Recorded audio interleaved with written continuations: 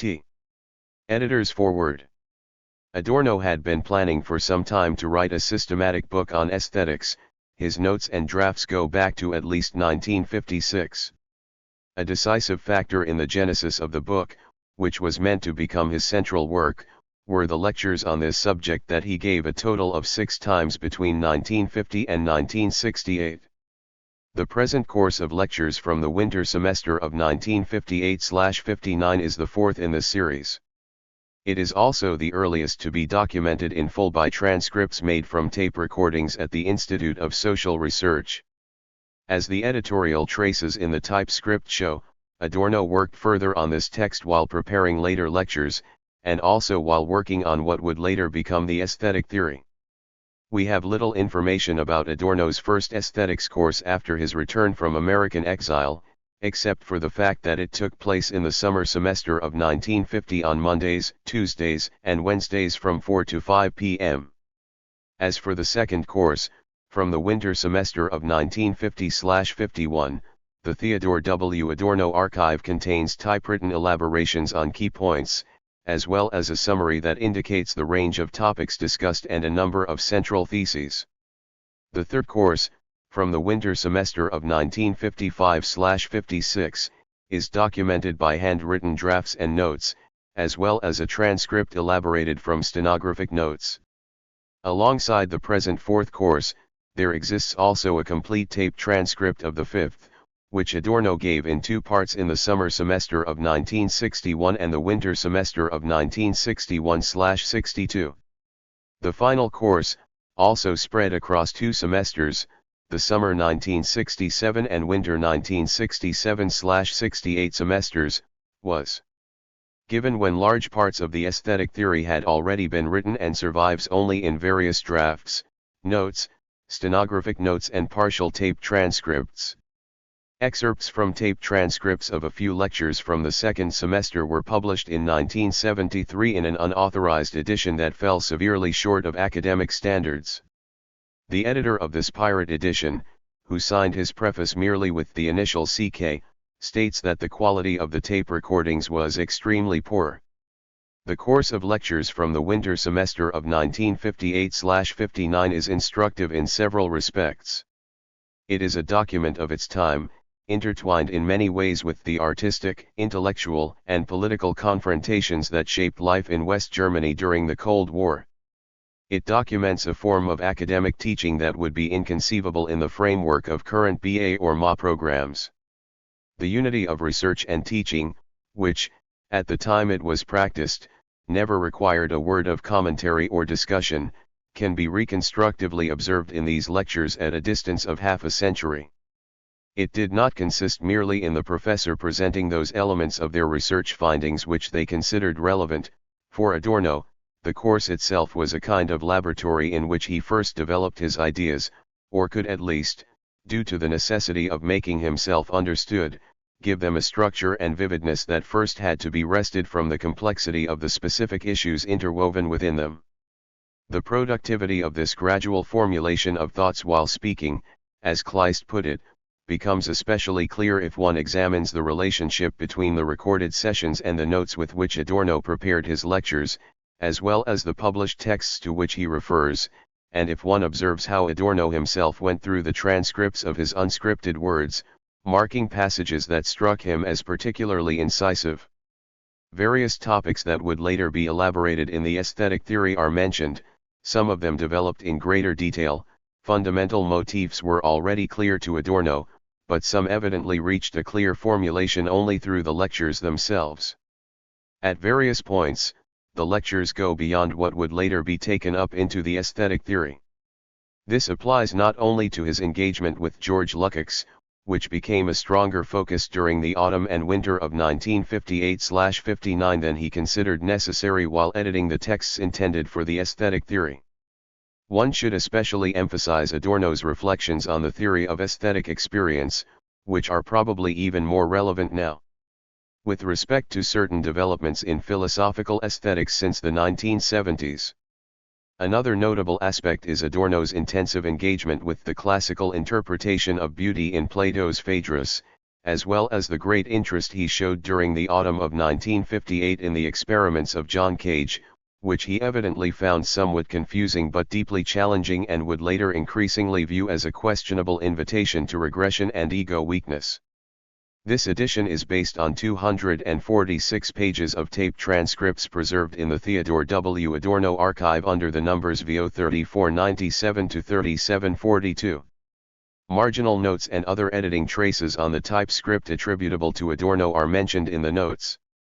While editing, care was taken to preserve the character of unscripted speech as well as Adorno's stylistic, lexical, and syntactical idiosyncrasies. Obvious transcription errors were corrected as far as the content dictated. In a few cases, and only when there was no nuance of meaning involved, repetitions and phrase markers such as and, so and now, as well as gap fillers such as actually or if you like, were removed. Occasionally, for the sake of readability, run-on sentences meandering via various associations had to be separated into two or more sentences. The punctuation, which had to be inserted by the editor, served primarily to make the structure of the sentences as clear as possible despite their occasional interruptions by passing thoughts. Gaps in the text owing to changes of tape or technical problems are marked with and mentioned in the notes. Occasional omissions from texts quoted by Adorno are likewise marked with. Additions to the text by the editor are indicated by square brackets. The notes are intended essentially as explanations of names, works and events mentioned in the lectures, as well as concepts which can perhaps no longer be taken as understood. In cases where a complex issue is touched on only in passing, or where Adorno's meaning does not become clear, references are given to correspondences in his published writings. The lecture transcripts are followed by attempts to reproduce, as diplomatically as possible, the handwritten notes and structural outlines preserved in the Theodor W. Adorno archive under the numbers VO 4235 to 4255. The material comprises 19 consecutively numbered sheets as well as 2 structural outlines without page numbers. The sequence of pages does not always correspond to the order in which the respective topics are treated in the lectures. Some things were initially passed over by Adorno and taken up later. Accordingly, some pages show several layers of editing, indicated with smaller type and a restriction to the free space in the margins or between the lines. Dates in the notes usually refer to the day of the corresponding lecture. 2 points where individual words or abbreviations could not be deciphered are indicated by. The overview provided is intended simply as an aid to the reader, not to impute a construction, much less any systematic approach, that is not actually there. I extend my thanks to the Hamburg Foundation for the support of science and culture and to all those who provided help and advice in the course of my editorial work. I would especially like to mention Michael Swartz, Tilman Borsche, Lydia Goer, Andrew Bowie, Christian Thoraw, Maren von Koppenfels, Nikolaus Urbanek, Martina Sieber, Andreas Haug, Gesine Palmer, Christoph Ziermann, and Michael de Groot, as well as Raymond Gross and Alena Gartner. Lecture 1. November 11, 1958. Philosophical Aesthetics, which you will learn various things about in this course of lectures, I almost said, of which I hope to give you a few samples in these lectures, has a difficult time, especially in the field of philosophy. It has, in fact, fallen a little into disrepute and, compared to the development of a large number of other philosophical disciplines, has received only a desultory treatment during the last 30 years. If you pick up Fisher's recently published Encyclopedia of Philosophy and consult the entry for aesthetics, which, as far as I know, was contributed by Ivo Frenzel 1, you will find some explanation of the reasons for this. For we are told there that, on the one hand, philosophical aesthetics is infinitely dependent on prior assumptions, that it depends on the respective overall philosophies underlying it, especially the epistemological ones, and that it is swept up almost without resistance in the changes affecting these tendencies, but, on the other hand, that it never entirely penetrates the work of art in its concretion and, in a sense, always falls short of the work. Philosophical aesthetics, the author states, lacks the secure foundation of other philosophical disciplines. Now, I would argue that the secure foundation of the other philosophical disciplines is a somewhat precarious matter too, if you look at how many things are mere assumptions there, with the exception of the most formal and, I would say, the most meaningless logical theorems, one will surely encounter no less of a vacuum point too. I think that the peculiar situation of aesthetics is due rather to the fact that there is not truly an internally continuous tradition of aesthetic thought of the kind found in the area of epistemology and logic, at least in connection with the theory of science, that aesthetics has generally followed a more or less erratic course, and that it fluctuates between attempting to develop aesthetic theories from particular philosophical positions or, conversely, simply leaving the works of art to themselves and perhaps expressing descriptively what is the case in these works, and arriving at such an aesthetics in this way. Although I cannot promise you that I will present anything resembling a fully developed aesthetics here, for the very simple reason that my own aesthetic thoughts are in flux, and by no means in a state today that would permit such a codification, but also for the simple reason that an occasion like this course of two-part lectures would, for reasons of time alone, not allow me to provide you with such a fully explicit theory. I do think that these lectures can at least give you an idea of how a theory of aesthetics, of philosophical aesthetics, is possible, even today, that it is required, and, using some models of aesthetic problems, at least to elaborate on what the nature of such an aesthetics should be. The course is ambitious, to the extent that it seeks to expound the possibility of philosophical aesthetics, which I feel is a very urgent matter today. On the other hand, it is not ambitious at all, to the extent that it does not presume truly to carry out such a philosophical aesthetics. As far as the dependence of aesthetics on great philosophy is concerned, and hence the connection of different philosophical aesthetics on philosophical theories, I would like to explain this briefly right at the outset in order to give you an idea of the problem that exists concerning precisely the connection between philosophy and aesthetics. Kantian aesthetics, the Kantian definition of beauty, or one of the Kantian definitions of beauty, at least, is, as many of you will know, that of disinterested pleasure. 3, that is to say, some objects or other give pleasure to us as subjects without the involvement of any interest on our part, in the sense of our appetitive faculty or will. For example, as soon as we have the intention to eat a tasty apple, we no longer act aesthetically but rather animally or naturally, thus violating Kant's definition of the aesthetic. This is surely clear enough. As clear as it is, however, and as little as philosophy can dispense with such a definition as this Kantian one, it necessarily stems from a series of definitions that are truly specific only to Kantian philosophy. That means it first of all contains what one could call transcendental subjectivism. The nature of beauty is recognized here from the perspective of the relationship between beauty and us as subjects, while the thought of something inherently beautiful, with a beauty that is independent from our specific forms of perception and only faces them autonomously, is not envisaged at all in this definition of beauty. Point 4, and it is, furthermore, a definition of beauty in which a formal criterion such as enjoyment, where some forms exist which our need for sensory perception views as satisfying rather than unsatisfying, is presupposed. I think you need only a second to consider whether the things we understandably call beautiful always have this sensually pleasing element, or whether this concept of the sensually pleasing, at least, does not perhaps undergo such incredible refinement and complication that nothing is left of this originally plain idea, and to call to mind that, because of this precondition of Kantian philosophy, so plausible a definition of beauty as the one he provides here ultimately loses much of its plausibility. This means, then, that aesthetics is here indeed swept up in the entire problems of philosophy. By contrast, I will now give you the definition of beauty found in the Aesthetics of Hegel 5, which, alongside Schelling's Philosophy of Art 6 and the Third Book of the World as Will and Representation 7, is one of the most significant theoretical achievements in aesthetics that followed directly on from Kant under the banner of German idealism. Hegel defines beauty thus: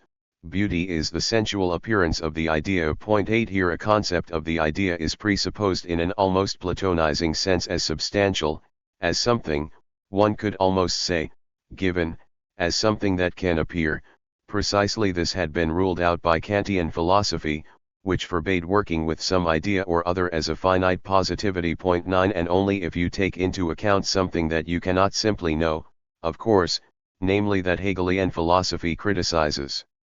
Exactly this Kantian doctrine, that Hegelian philosophy claims the ability to construct and adequately recognize the idea or the absolute after all, only then does something like this assertion that beauty is the sensual appearance of the idea gain meaning at all.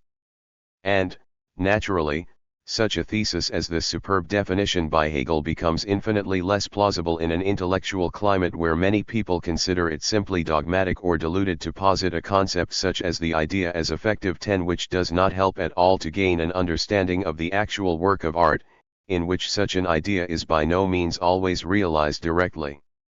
I would like to say now, at the very start of this course, that I feel extremely close and indebted to the Hegelian approach in one respect at least, for when the aforementioned definition by Hegel mentions this appearance of the idea, or of the absolute 11, it is already referring back, and this is once again due to the fundamental difference between the two great philosophies, the Kantian and the Hegelian, to the fact that beauty itself is not merely a formal thing, or merely a subjective thing, but rather something in the matter itself. There is no reflection on me as the observer or the effect that the art has on me. 12 On the contrary, in his Aesthetics, Hegel treated this entire view of aesthetics as a doctrine of art's effect, which was still inherited from the 18th century, with withering disdain, and, I would assume, with good reason. He starts from the assumption that beauty is something objective, something substantial, something in the matter itself, in the idea, which necessarily, to use the term in its traditional, Platonic meaning for a second, possesses such a form of objectivity compared to mere subjective consciousness. Let me begin by saying that I will attempt to align the deliberations on aesthetics we are carrying out here with this notion of aesthetic objectivity, the notion that not only the nature of beauty but all aesthetic categories, and beauty, I would add, is only one aesthetic category that, in its isolation, is by no means sufficient to open up the entire realm of the aesthetic 13, must be disclosed in their objectivity, not as mere effects on us as subjects.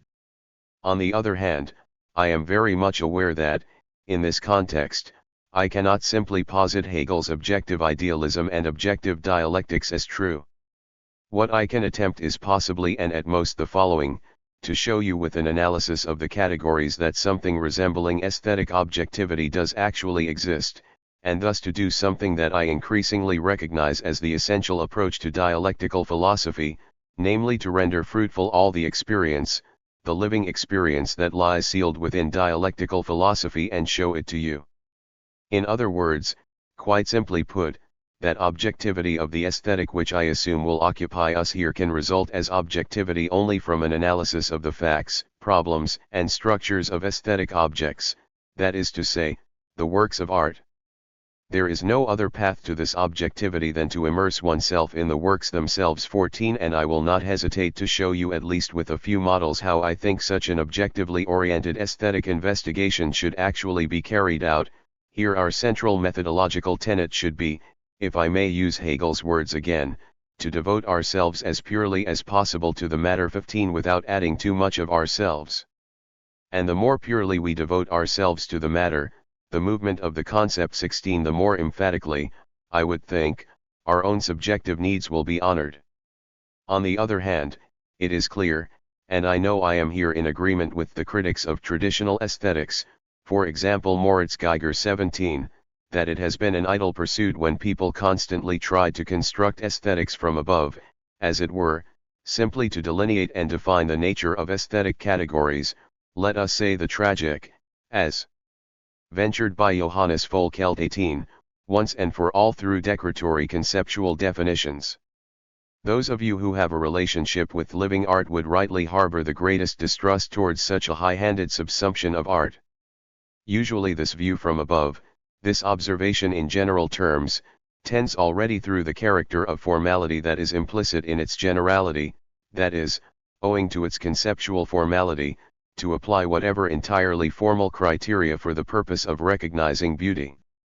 For example, we are told that particular mathematical proportions dominate in art, or that the work presents itself to us as something gratifying in a particular manner, perhaps in the form of a surface line, as Hildebrand termed it 19, and thus on the basis of whatever formal rules. I think I can advance the opinion, in agreement with Hegel, that all of these categories have something extremely inadequate and something extremely superficial about them in comparison to the living work of art. But please do not misunderstand me. I do not mean to say, for example, that these aspects do not matter, and when, later on, we turn to the problem of formal and contextual aesthetics, we will have to engage thoroughly with the fact that these two categories are mutually conditioned, that the so-called forms are sediment content, and the aesthetic content, for its part, is something that is affected to its innermost core by the form, and by no means the same as what one appropriates as raw material from the empirical world and somehow stuffs into the work of art. It is undoubtedly the case, for example, that all the problems which have current relevance in today's art under the name construction, and which are now asserting themselves very energetically in all artistic media, would be inconceivable without something of these formal constituents, perhaps even mathematical proportions.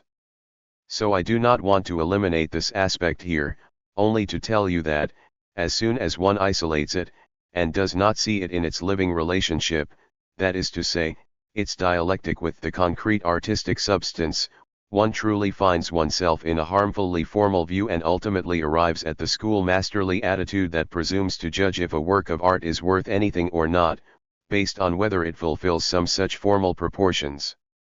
To be sure, there will always be something of these elements in great works of art, but only in the way these elements present themselves in the specification of the aesthetic substance with which they are respectively dealing, and not as an abstract definition that can be separated from it and applied once and for all. I would also like to tell you that it is not my intention to say a great deal about methodological matters in this course of lectures or to reveal much about the epistemological foundations of aesthetics. I could comfortably fill these lectures with such observations, and I know that there is no lack of philosophers who, when treating a matter such as aesthetics, would feel they were violating some standard of purity by going beyond the so-called preliminary considerations. Nor do I wish to underestimate this temptation, but I do wish to resist it.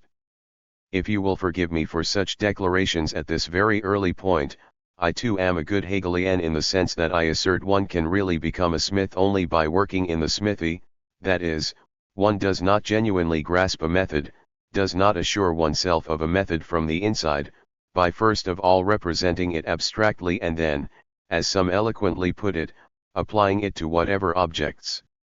This is already a dubious procedure in any area of knowledge. In relation to art, it also opens itself up to the suspicion of Philistinism, and I will be sure to avoid doing any such thing. For here, in aesthetics, there is indeed no method that could be presented in isolation from the matter itself. I will attempt to acquaint you with the method I am using by explaining the individual aesthetic categories. Instead of placing this so-called method abstractly at the start point 20, I do not rule out the possibility that some of you might have the impression of something rhapsodic and haphazard, as I am not laying out and applying this method fundamentally, once and for all, but all I can do to counteract that is to point out that, in my little books, I attempted to defend myself against precisely this separation of method and matter and to develop this motif, which, incidentally, is already prefigured in Hegel, from the perspective of contemporary consciousness. You can find these things, if they are of value to you, in the Introduction to Against Epistemology 21 as well as in the study the essay as Form 22, which probably goes furthest in this direction. But in these matters, too, I am not a rigorist, nor would I claim, of course, that I am simply drawing all the categories purely from the matter itself, purely from the works of art. Rather, as long as there exists a difference between subject and object, between the perceiver and the matter, there is naturally also no absolute or perfect coincidence of matter and method of the kind I have, with a little exaggeration, just stipulated.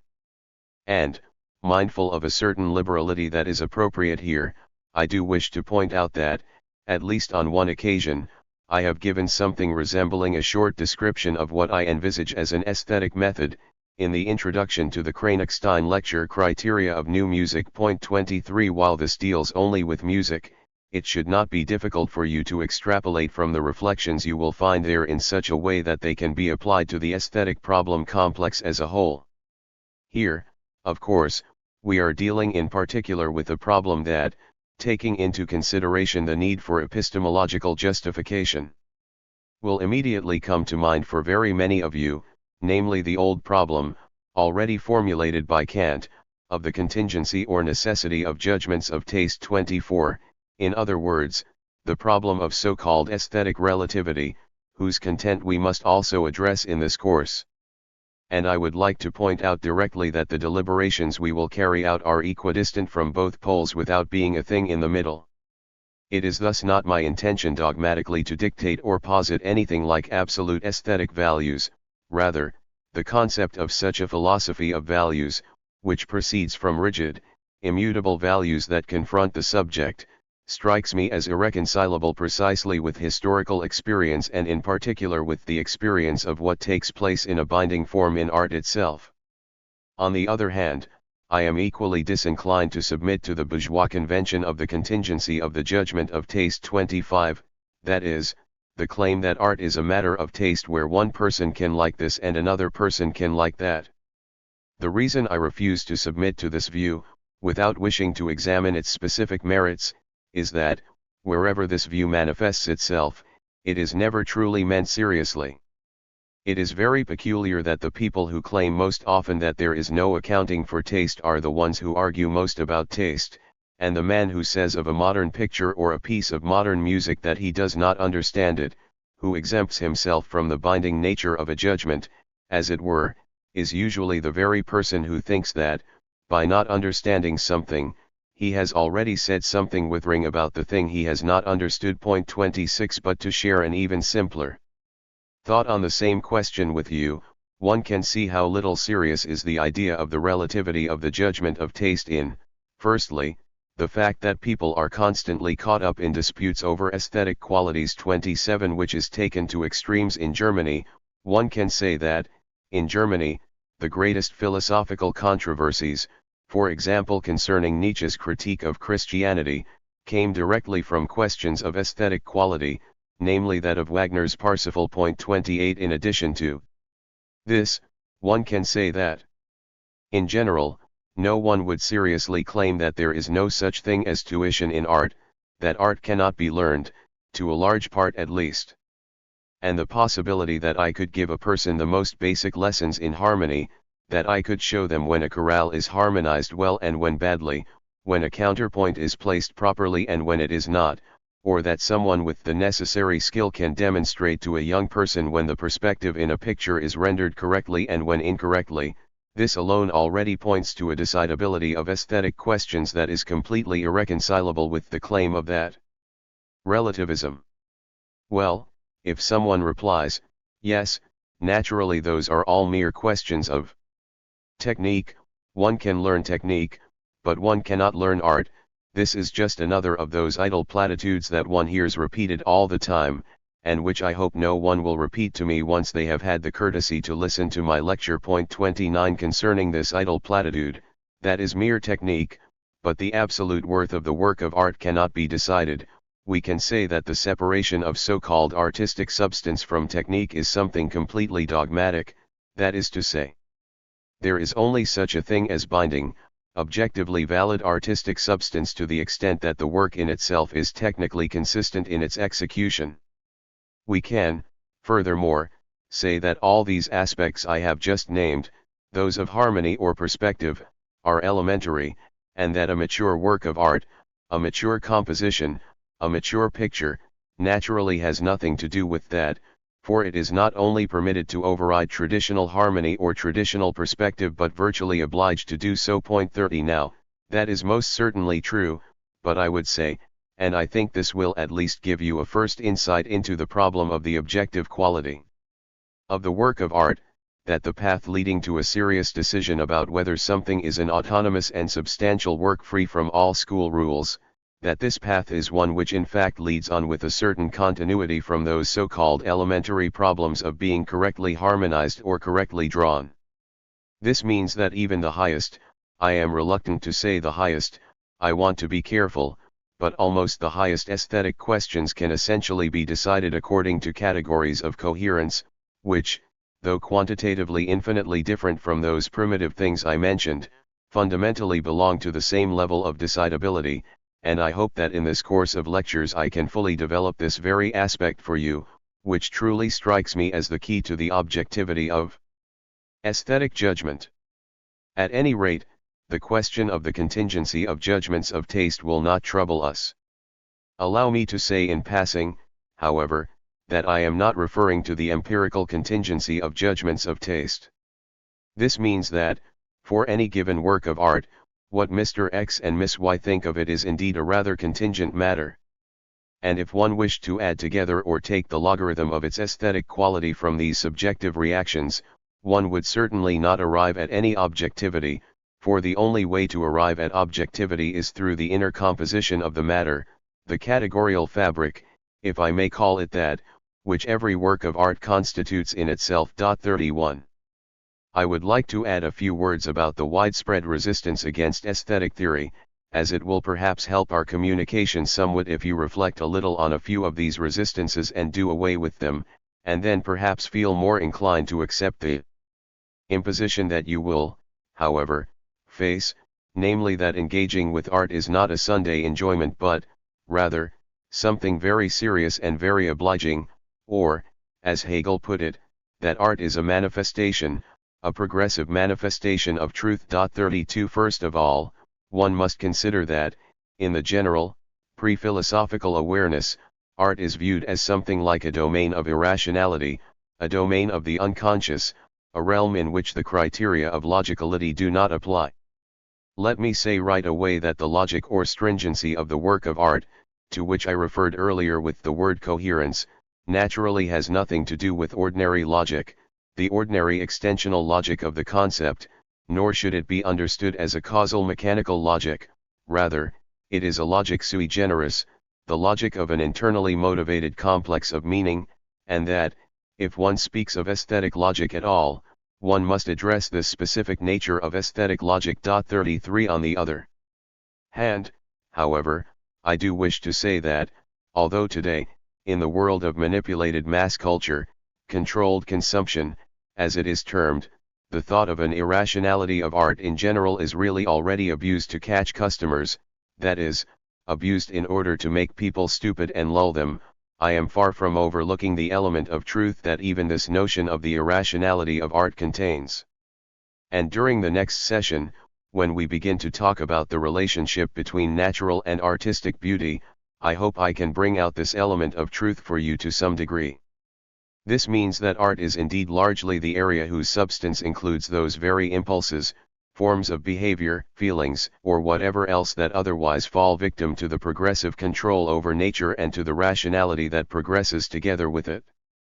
Art, then, cannot simply be subsumed under the concepts of reason or rationality but is, rather, this rationality itself, only in the form of its otherness, in the form, if you will, of a particular resistance against it. 34. But, having conceded this, I believe that the fact of this element of irrationality in art itself, or, if I might indulge in a little pathos for a moment, the riddle character of all art. 35, to which we will return at the end of the lecture, does not automatically rule out a theoretical, reasonable engagement with art. This is no more ruled out than, for example, the irrationality of our inner lives initially rules out our examining, as reasonable people, our inner lives, that is to say, practicing psychology. I believe that you can embark on theoretical aesthetic investigations productively only if you free yourselves from the fear, a fear that is certainly not limited to art, but which could be said to crystallize through art, that the fact of becoming aware will destroy the thing of which one becomes aware, that it is ruined, that, as soon as you gain insight into a work of art, this work will cease to give you anything, as people say, or to make you happy. It may then lose certain qualities it has for the naive awareness. 36 For example, those qualities of so-called sensual enjoyment of which I have already spoken, and to which countless people cling. But it will gain other qualities at the same time, and whatever qualities it has must, if a philosophical awareness is appropriate to it, then be held, indeed truly preserved, in this philosophical awareness, not simply destroyed by it. For reflection on a matter does not immediately turn the matter itself into something reflected. 37 Some time ago, I had to give a lecture in Hamburg about questions of contemporary opera theater. 38 And during the discussion someone rose to speak and said with great fervor that all these reflections I was engaging in were certainly not what guided Mozart. He never thought about any of all that, and, anyway, could I compose anything as beautiful as Mozart? 39 I replied to the man that unfortunately I had been asked to give the lecture, and that, if someone had invited me to speak theoretically about art, I could not be reproached for doing so. But I think that the fervor found here is genuinely so strong that the mere theoretical reflection on the work of art is already misinterpreted from the outset, as if it somehow referred to what had been going on inside the artists themselves while producing the works. For this reason, I think it is important, as banal as it is, and although I am almost embarrassed to say so, to point out to you in these lectures that, in my deliberations on art, I never say anything about artists, about the psychology of artists, unless some context expressly demands it, that I generally do not intend to speak psychologically here, not even in very specific contexts of a historico-philosophical character, and, above all, that none of the aspects I attempt to highlight as the objectivity of the work of art are the same as the so-called intentions harbored by the artists when they created them. 40 For the work of art becomes something objective precisely by asserting itself to the composer as an independent and internally organized thing. And I am almost inclined to say, the more fully it succeeds in this, the less it is a mere document of the artist, the more it is something that speaks in its own right, the greater the value of the work will be in general. But I would add one more thing, namely the naivete stipulated time and again in relation to art, which, largely because of the famous controversy between Goethe and Schiller, documented in Schiller's highly significant essay on naive and sentimental poetry 41, is almost a dogma. 42 Historically, this naivete has probably always been something quite problematic if one reflects on it in absolute terms. The artists were generally far cleverer than the operetta composers imagine when they speak about Mozart. Incidentally, the man who raised the objection was not an operetta composer, as I initially suspected, but was in fact the leaseholder of an operetta theater, so I had not been far off in my guess about him. 43 That is to say, the view that the work of art is a pure expression of human naivete is one that directly augments the interests of commerce or the administered world, or of the world dominated by mercantile interests. But whatever the case may be, perhaps I can still say something to justify an examination of such theoretical questions as the one we intend here, in the current artistic situation, where literally all the conditions for artistic material have become problematic and there are no longer any substantial givens in art, where every artist instead finds themselves vis-a-vis terrene, one could say, the kinds of things one would describe as basic research in a field such as physics are urgently needed in the realm of art too. And I think it is better if such a theoretical consideration of art is carried out by people who imagine they know something about art and theory than by artists alone, for example, who do not, in fact, have the conceptual apparatus entirely at their disposal and consequently very often merely set up some apologetic support structures for their own practice, often drawing on rationalist theories that fall far short of what one actually finds in the works of art. Lecture 2. November 13, 1958. To facilitate your access to theoretical aesthetics, I promised to say a few words about some of the forms of resistance against this discipline whose existence I presuppose as widespread. Here I proceed from the conviction, hardly unknown in the field of psychology, that very often such resistance is overcome when one reflects on it oneself, that is to say, through a certain form of self-reflection. After the resistance I addressed last time, namely that against a theoretical consideration of art as a form of nature reserved for irrationality, I would like to discuss a second kind. But perhaps I can first add that you should not, of course, take the theoretical consideration of art or with aesthetic questions directly as a sort of instruction for how to act towards works of art, or as an immediate help in understanding difficult works. If these lectures are at all successful, I hope they will contribute something to this by removing certain blinkers and shaking up certain conventions, but, at the same time, you should not simply take that as a formula for how to view works of art. Although the question of one's individual response to the work is ultimately determined by the objectivity of the matter itself, it is certainly something different from the treatment of this objectivity, which is also clarified by a fact that I will still be addressing today in a different context, that some of the greatest theoretical achievements in aesthetics come from people who were quite distant from an immediate experience of art. So theoretical reflection on art and the direct understanding or perception of art are not the same thing, and theoretical reflection can perhaps contribute something to this living relationship, but must not be misunderstood, as some of you are perhaps doing because you know that I have a very close connection to certain elements of modern art, as if one were receiving a kind of instruction manual for difficult modern music or difficult modern literature here, otherwise you will be disappointed. The second prejudice faced by the theoretical consideration of art, that is, theoretical aesthetics, is what one could perhaps call the individualistic one, and it finds its starkest expression in the belief that art is something which depends substantially on both the talent of the one who produces it and that of the one who approaches it with some form of understanding. And if art is linked to this aspect that is contingent, and evidently beyond theoretical definition, individual talent, it seems as if, in the face of this individuation, any attempt to pursue more general reflections on art is something arbitrary. In response, I would say that, first of all, the deliberations on objective questions in the works of art and aesthetics we are carrying out address the matter, not the relationship of individual persons to this matter. Point 1. The tendencies of the observation found here are simply of an objective aesthetic, not a psychological kind, otherwise I would be giving a lecture on the psychology of art, not a lecture on aesthetics. If I cannot rigidly separate the two categories, there are good reasons for this, and I dare say you will soon realize why that is the case. At any rate, the emphasis of what I am doing here, let me say it in advance, is, in contrast to the bulk of aesthetics, especially from the late 19th century, on observing the problems of aesthetic objects, not on reducing aesthetic objects to some way of viewing them.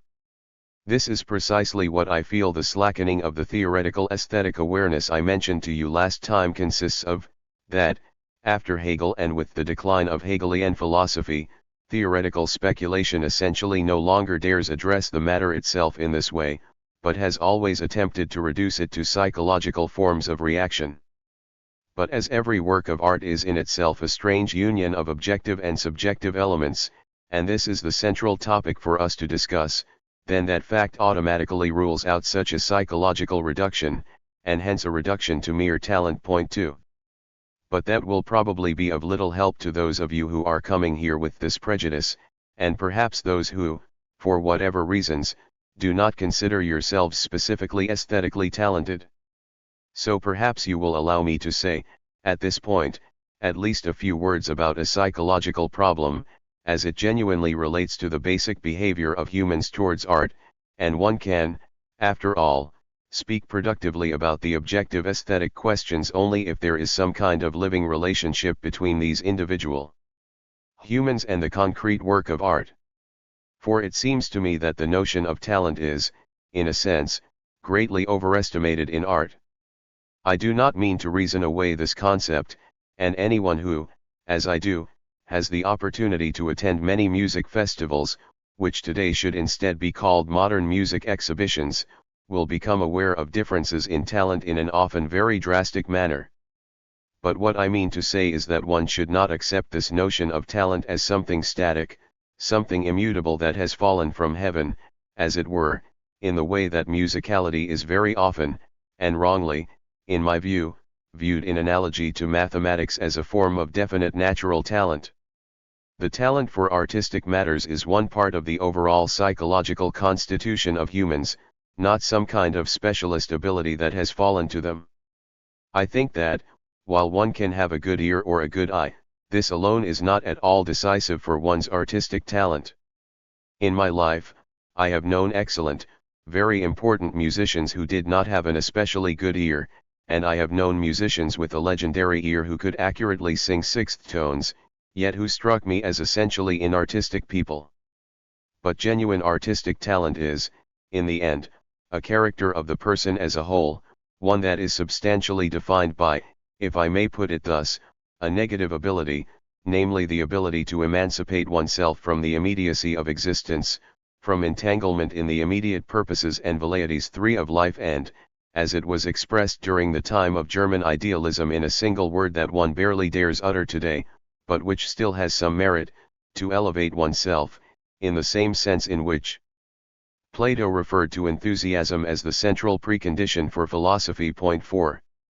The one mode of behavior absolutely ruled out by the relationship with art is the concretist approach, this being what I would call a damaged confinement to that which is and which places practical demands on us, and which exerts such dominance and provokes such feelings of guilt that, in a sense, one forbids oneself to partake of the happiness that is found where one does something that cannot claim any such purpose in the business of the individual's and society's self-preservation. It is not, however, as if a mere reflection on this condition for artistic talent were sufficient to cure people who feel a lack thereof. But perhaps this is enough to make them investigate the factors that make artistic experience foreign to them in the first place, and thus, perhaps in a form of self-reflection, to lead them to the deeper cause of that lack. Generally speaking, it tends, if I could just say this much of a psychological nature, to lie in the fact that they are people who somehow had the principle of reality, that is, the practical activity of self-preservation, drummed into them by some strong authority, usually the father, in such a way that they have a sort of fear of anything which goes beyond that, they forbid themselves to venture there. And this fear is then often compensated for and rationalized by a certain kind of false arrogance towards what they now call tomfoolery and nonsense, and supposedly means nothing to them, an arrogance that has more than a whiff of sour grapes about it. I have very often ascertained that people who were extremely unmusical, incapable of learning to read music, for example, or simply repeating a sung melody correctly, that these were people who had somehow had it truly driven out of them by a strict father in early childhood. On the other hand, I have often observed how certain changes in a person's mode of existence can suddenly change their receptiveness to art. I know cases of people who, after growing up in a very musical but simultaneously authoritarian milieu, initially considered themselves unmusical, or were considered thus by their surroundings, and who then suddenly discovered their musicality, one could say. And these things in general are not so rigid or static. So that is what I mean when I warn you not to overestimate the question of so-called talent with regard to art.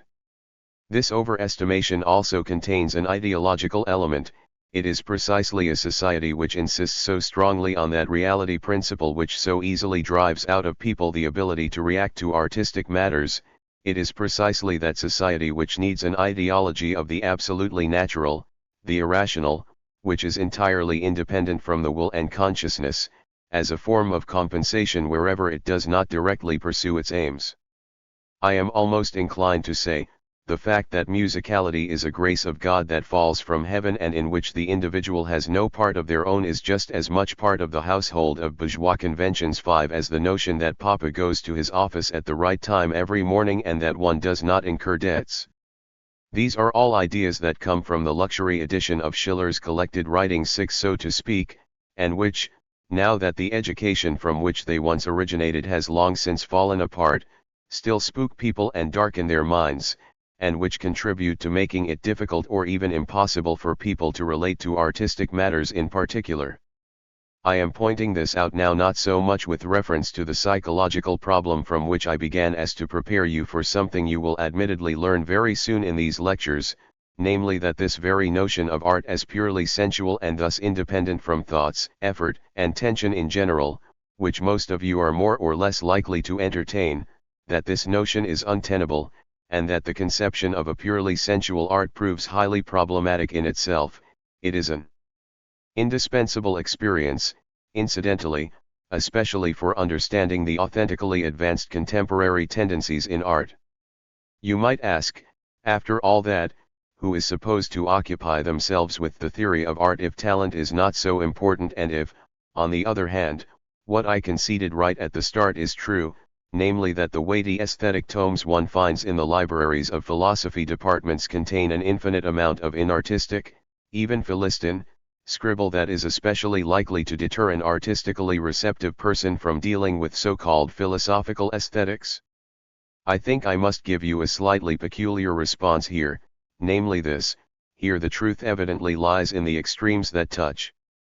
I have the impression that there are two sources of aesthetic insight, as it were, or perhaps I should say two poles, where the spark sometimes leaps from the one to the other.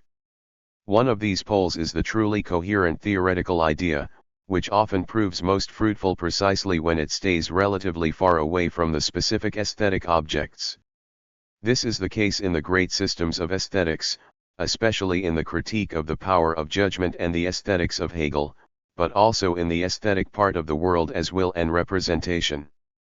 These three philosophers were surely not what one would term artistic people in a strict sense. They were surely not what one calls refined, but the power of their experience, their intellectual experience, was so profound that it also pulled other areas into itself, as it were, whose content was not yet so clear to them. 7 In fact, the most staggering thing about Kantian philosophy, if one is truly able to read it as expression, not merely as epistemology, is how, with Kant in particular, the power of the idea itself always extends, almost independently of the contingent nature of his person and even his specific experience, to all sorts of things which, if you will, he did not actually know in that sense. In other words, how far Kant's knowledge actually extended beyond his own knowledge. That, one could say, is virtually the proof of Kant's genius, and at times it seems to me that things are not so different with Hegel, whereas in the case of Schopenhauer, strangely enough, whose entire perspective on life was probably more that of someone who enjoys art, this power of specific insight into aesthetic problems does not strike me as being developed in the same way. On the other hand, at the other pole, one finds the people who are themselves involved in specific artistic work, who have specific experience of the material and may perhaps reflect upon it to themselves. There are people in modernity for whom this process of reflection goes so far that it can no longer really be distinguished from the process of artistic production. As many of you will have guessed, I am thinking especially of Paul Valéry. 8 So undoubtedly an engagement with art from within 9, which always means an engagement with art according to its technological categories, that is to say the categories of its immanent production, is an equally legitimate source of artistic insight, albeit with the obstacle that it is relatively rare for artists with these experiences also to have the conceptual tools to make them theoretically fruitful. Yet, at the same time, this ability is not quite as rare as it might seem. So I would think that a fruitful relationship with theoretical aesthetics actually consists in the communication between these two approaches, those of the highest height, as Goethe put it, 10, and the closest nearness. 11. But I would warn you with the utmost urgency of what can be termed the sphere of refinement, the sphere of the aesthetic aficionado, the sphere of the so-called sensitive man who collects Chinese engravings and is terribly fond of chamber music as long as it is not too serious. The deterrent example of this kind of middle-level refinement, which seals itself off from genuine, primary aesthetic experiences precisely because it refers from the outset only to what has already been transmitted to him through his education, is the oeuvre of Wilhelm Dilthey 12, at least where it relates to aesthetic matters. I do not intend to deal with it any further, only to encourage you in this context to have a look at Poetry and Experience, an enormously popular work among the teachers of the previous generation in particular, in which, among other things, he states in all seriousness that Hölderlin's language wraps itself in a purple cloak with deep folds, and more of the like. 13 We will simply avoid these things entirely and actually keep to those extremes which, to make them touch, we will try to bend. towards each other.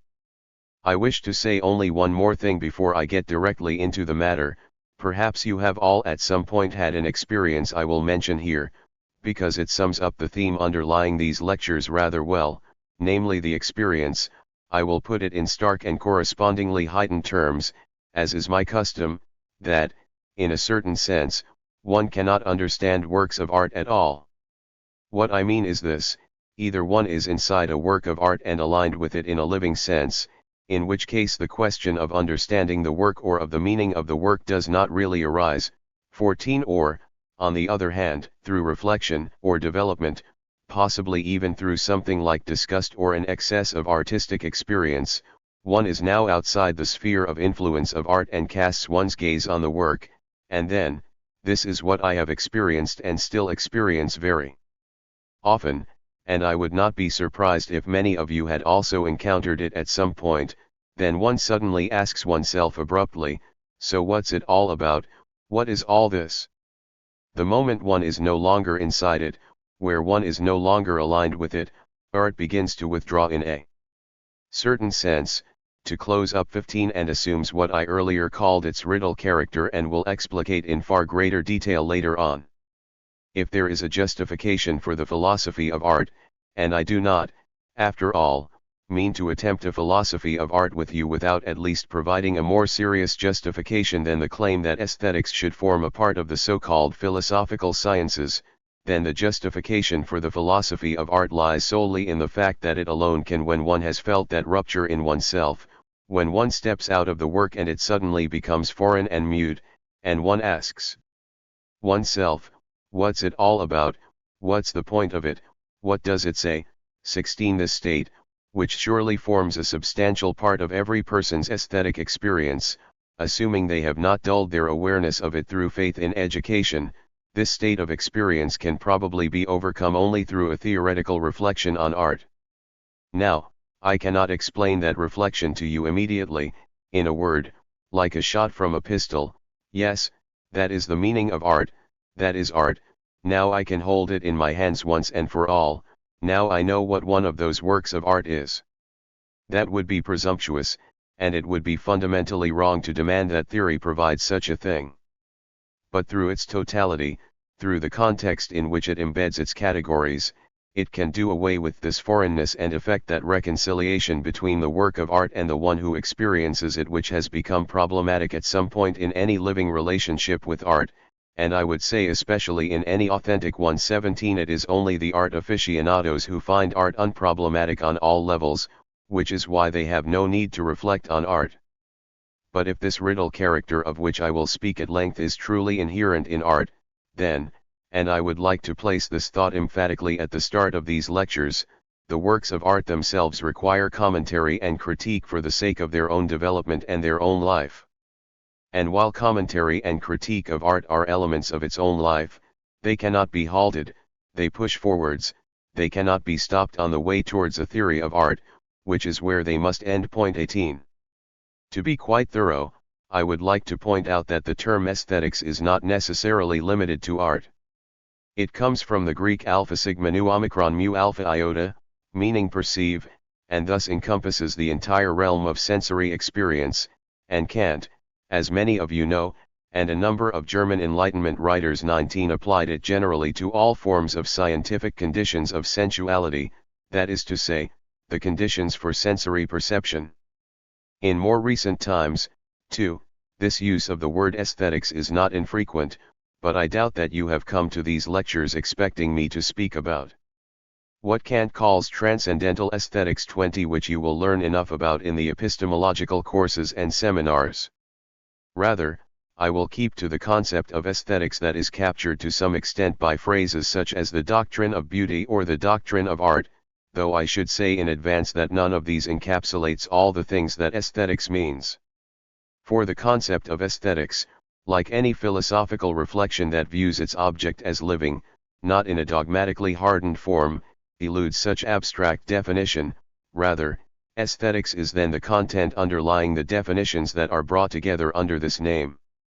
This correlation is really what constitutes the name, not some individual verbal definition. 21 That one need only give for a hand to be raised and say that there is also something else that is aesthetics, but which does not fall under this definition.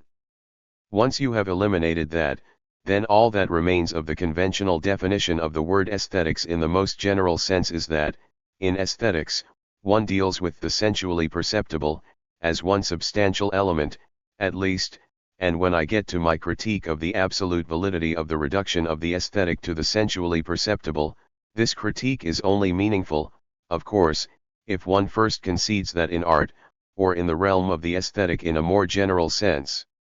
one is not dealing with knowledge in the literal sense 22 as used in the sciences, nor is it a practical behavior, as I ruled out in my brief psychological excursus. For now, this sparse definition of the concept is all we hold in our hands. If we continue looking at what the history of this discipline has produced in the way of important divisions, then the most extensive one we find is the difference between natural beauty and artistic beauty. The very strange thing here, which has perhaps not yet been recognized in its full scope, is that the relationship between these two disciplines has shifted in a peculiar fashion since the 18th century. 23 Kant still treated natural beauty and artistic beauty as having the same level of dignity. And, in Kant, one can even make the astounding observation that some of the deepest aesthetic definitions, indeed, that precisely those of his aesthetic definitions that point the furthest beyond his own time, and of which I will expound a few, are arrived at not in the aesthetics of artistic beauty but, rather, in the realm of natural beauty. This means that the second part of the critique of aesthetic judgment, the analytic of the sublime, going by his own words, refers purely to natural beauty and not to artistic beauty, and thus, for Kant, only nature, not art, can be sublime. 24 This has now been reversed in a most peculiar fashion, and this reversal probably found its first conclusive manifestation in Hegel's philosophy. 25 The reason for this is the progressive spiritualization of the awareness of art as such, which began with the overall European movement of Romanticism, in which art increasingly moved away from the aggregate of mere sensual enjoyment to become a carrier of spiritual meanings, or, to put it in the words of that philosophy, was viewed as the expression of an idea. At the same time, the formal aspect, which is connected to the idea of mere sensual pleasure or appreciation, necessarily receded. It is no coincidence that the transition from an aesthetics dominated by the concept of natural beauty to a theory of artistic beauty coincided with a critique of formal aesthetics, of the formal rules of the enjoyable, in favor of a content-based aesthetics, although, as I will say in a moment, even in these philosophies, the notion of what constitutes content in art is generally presented only in a rather raw and inadequate form. 26 And I would like to note right here that one of the themes we must examine is to reach a more thorough assessment of the contentual aspect, which stands in opposition to mere formal aesthetics, than is the case in the traditional systems. 27 In order to give you a taste of this climate of turning away from natural beauty in aesthetics, I would like to read you a few passages by Hegel that I consider quite characteristic, and which I can perhaps follow with a few very brief thoughts. So, in the first, general part of his Aesthetics, Hegel writes, "Now as the physically objective idea, life in nature is beautiful because truth, the idea in its earliest natural form as life, is immediately present there in individual and adequate actuality." 28 Naturally this presupposes, as I already told you in the last session, that, for Hegel, everything is essentially idea, and that therefore, as the idea and beauty coincide for him, nature in its immediacy also has a piece, an aspect of idea to it and, in so far as it has this, is beautiful. But Hegel immediately qualifies this. Here, following on from a discussion at the Hegel Conference 29, allow me to say that it would constitute a complete misunderstanding of Hegel to view him as uncritical, as a thinker for whom everything is grey in grey, for whom the mill of thesis, antithesis, and synthesis goes clickety-clack. Rather, the true substance of this motion in Hegelian philosophy is precisely, to an eminent degree, critique.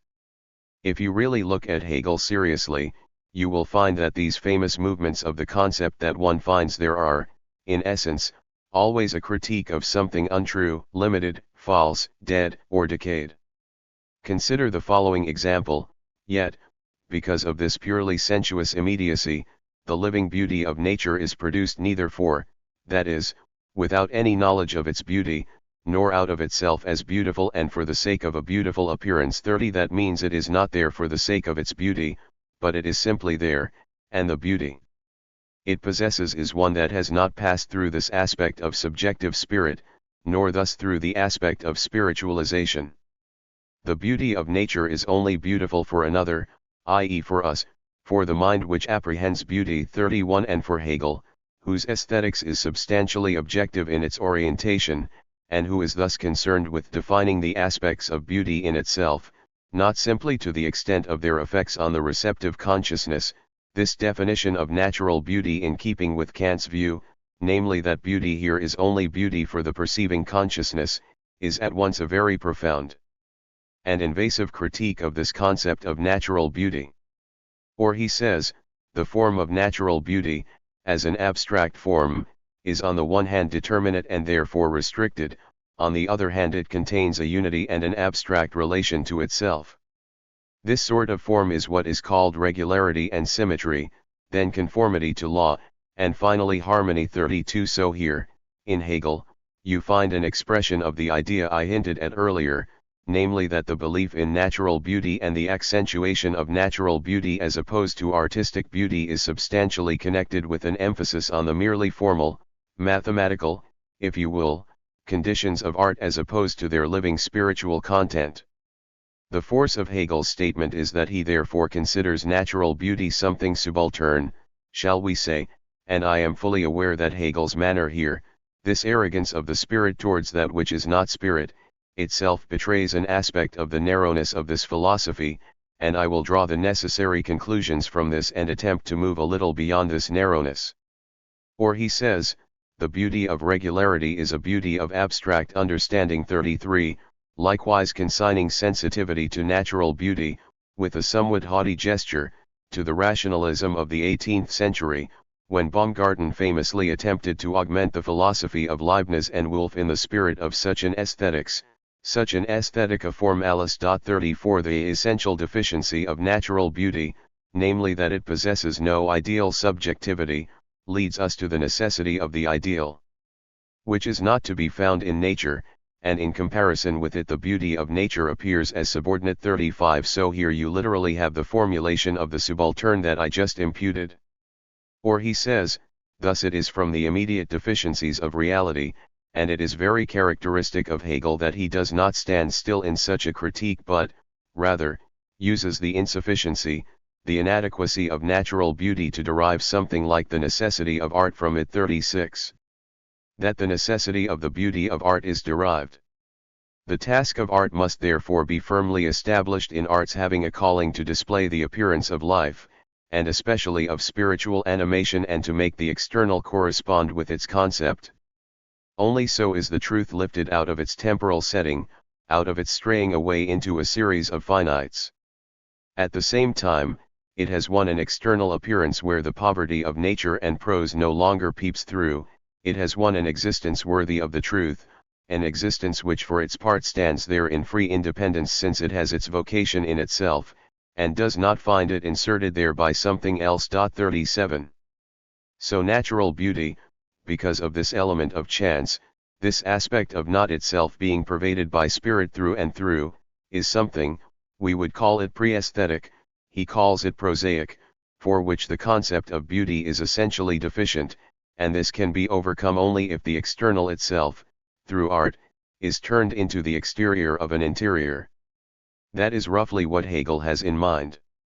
Now, I do not intend to revoke this development which Hegel's theory set off, nor do I wish to present you here with a theory of natural beauty, primarily for the simple reason that I myself have no such theory. 38 And because I have my doubts about whether it is possible, or whether all theoretical definitions of natural beauty, if one occupies oneself with them, would not lead inevitably back to that homeliness which the 19th century had in mind.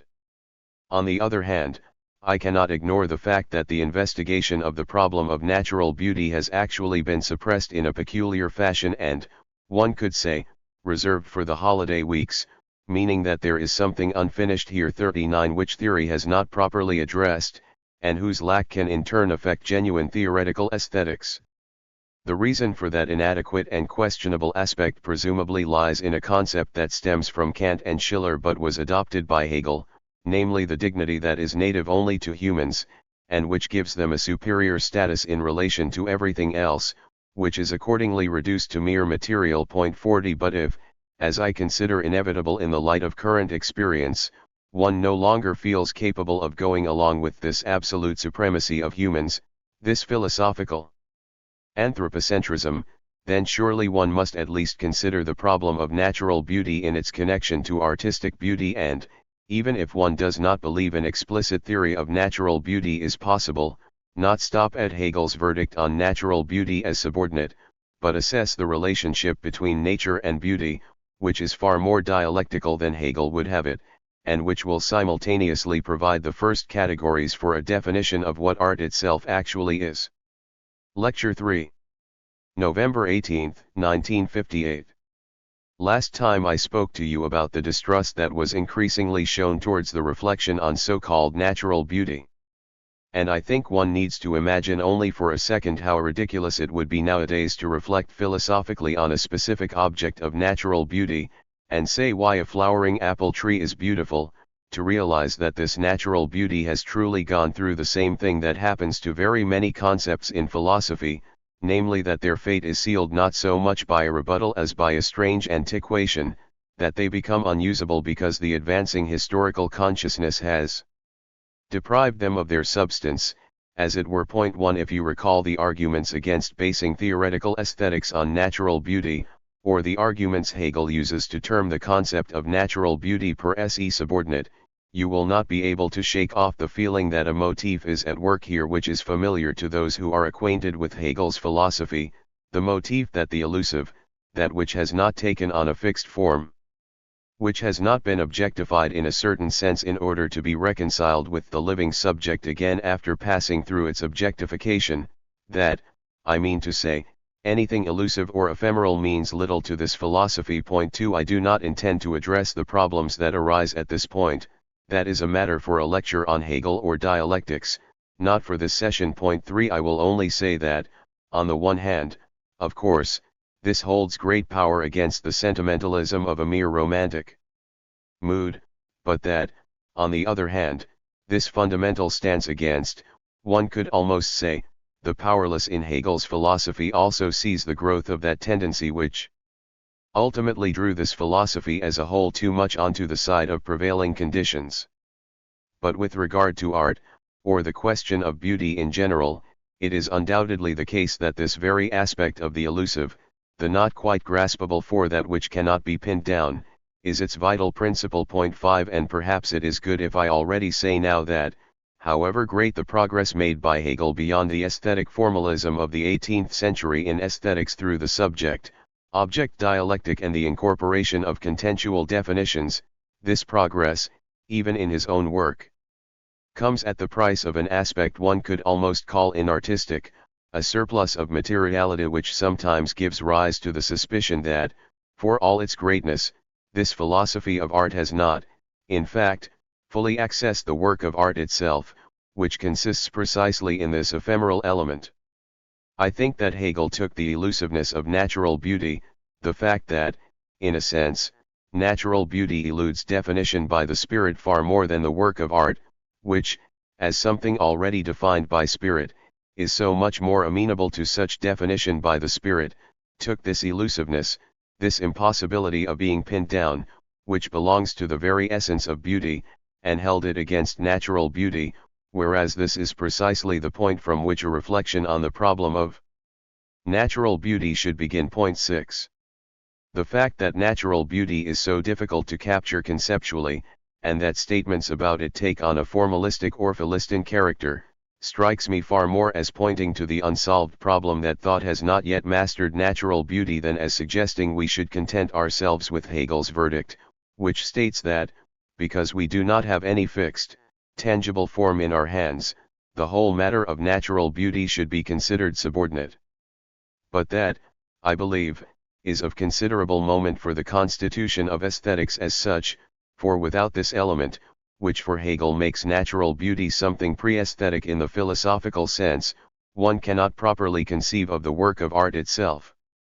I do not wish to dwell on pointing out to you that someone who is unable to perceive natural beauty, that is, who is not capable, already in the experience of nature, of that peculiar separation from objects of action from practical objects that constitutes the aesthetic, that such a person is probably not genuinely capable of artistic experience either.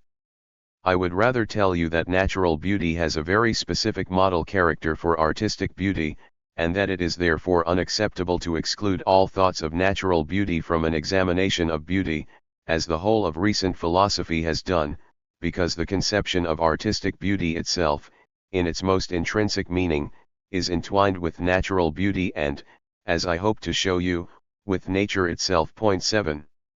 Let me demonstrate this using two examples. Those of you who took part in the seminar on the sociology of art heard the presentation on Benjamin 8, which discussed Benjamin's concept of aura as the special character of the here and now, the unique, that forms around a work of art, and which ties to the cult value of the work of art, and which he assumes was certainly decisive for the traditional work of art. I cannot believe it a coincidence that this concept of aura, which Benjamin introduced in his study on the work of art in the age of its technical reproducibility 9, is explained using not a work of art but something in nature, that is to say, the phenomenon in works of art that he means to describe here is actually a phenomenon that is revealed in the observation of landscapes. Point 10. Let me read you the lines that refer to the aura, a passage that also points to natural beauty, without pursuing it very far. Perhaps we should illustrate the term aura as proposed above for historical objects by the concept of an aura of natural objects. The latter we define as a unique manifestation of a remoteness, however close it may be. Lying back on a summer's afternoon, gazing at a mountain range on the horizon or watching a branch as it casts its shadow over our reclining limbs, we speak of breathing in the aura of those mountains or that branch. Point 11. This concept of aura, which is thus very close to what you all know as the atmosphere of a work of art, or what was later, borrowing Heidegger's terminology, termed its attunement, this aura is hence itself a natural phenomenon, namely the special character of distance even in what is closest. This character of distance even in what is closest is undoubtedly connected to the special element of the transient, the ephemeral, the impossible to pin down, and the not quite graspable, which forms a substantial part of both the work of art and our experience of nature. And in these two aspects, the normally so opposing categories of nature as an object of our perception, I am not speaking of nature as an object of the natural sciences, and the idea of artistic perception seem to be in agreement. Point 12. Let me add a second thing. I think that what is also central for accessing a work of art, for experiencing a work of art as a work of art in the first place, is that one is met with an experience of, how should I put it? Meaning as something objective. I understand a work of art at the moment when, I almost followed on from a different Benjaminian expression and said that a work of art lifts up its eyes. 13. I understand what it is itself saying as something it says to me, not as something I am projecting onto it, something that has come only from me. One could almost say that this is the threshold between the pre-artistic experience of works of art, like the housewife who reads a novel so that she can identify with the figures in it. I once knew a monster who said she could not read Proust because there were no figures in Proust with whom she could identify, whereupon one of her people said very aptly that this was not the idea. I would say that this is precisely the threshold on which the artistic experience of a work of art sets itself. Apart from the pre-artistic or merely material experience, when one becomes aware of that quality in the work that inheres in it as an objectivity, as something spiritually objective that does not extend beyond the subject viewing the work. Point 14. But the primal phenomenon of this, the source from which we can gain this possibility of aesthetic experience at all, and a form of behavior that probably remains fixed for each work of art, is likewise found in the relationship with nature. Point 15. I think only someone who understood, and I would almost think, in their childhood, that when one says, it is a melancholy evening, it is a mood not of the observer but rather of the evening itself, admittedly in a constellation with the observer, that is melancholy 16, that someone who has never had this decisive experience, this freedom to the object 17:1, could say, this experience of self-forgetfulness before the object, has no idea what a work of art is.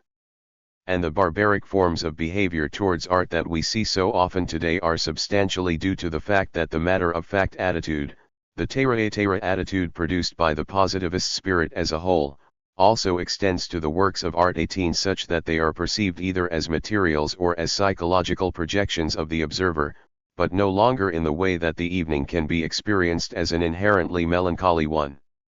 Let me add that this same objectivity of spiritual content, that which is not limited to the subjective reflex, strikes me as providing the deepest reason why concepts such as mood, which come from judge and still or a form of impressionism already somewhat corrupted by journalism, seem so thoroughly questionable and suspicious in their current philosophically rehashed form too, of which, in aesthetics, Commercial 19 has not been innocent, because they dissolve into a merely subjective definition.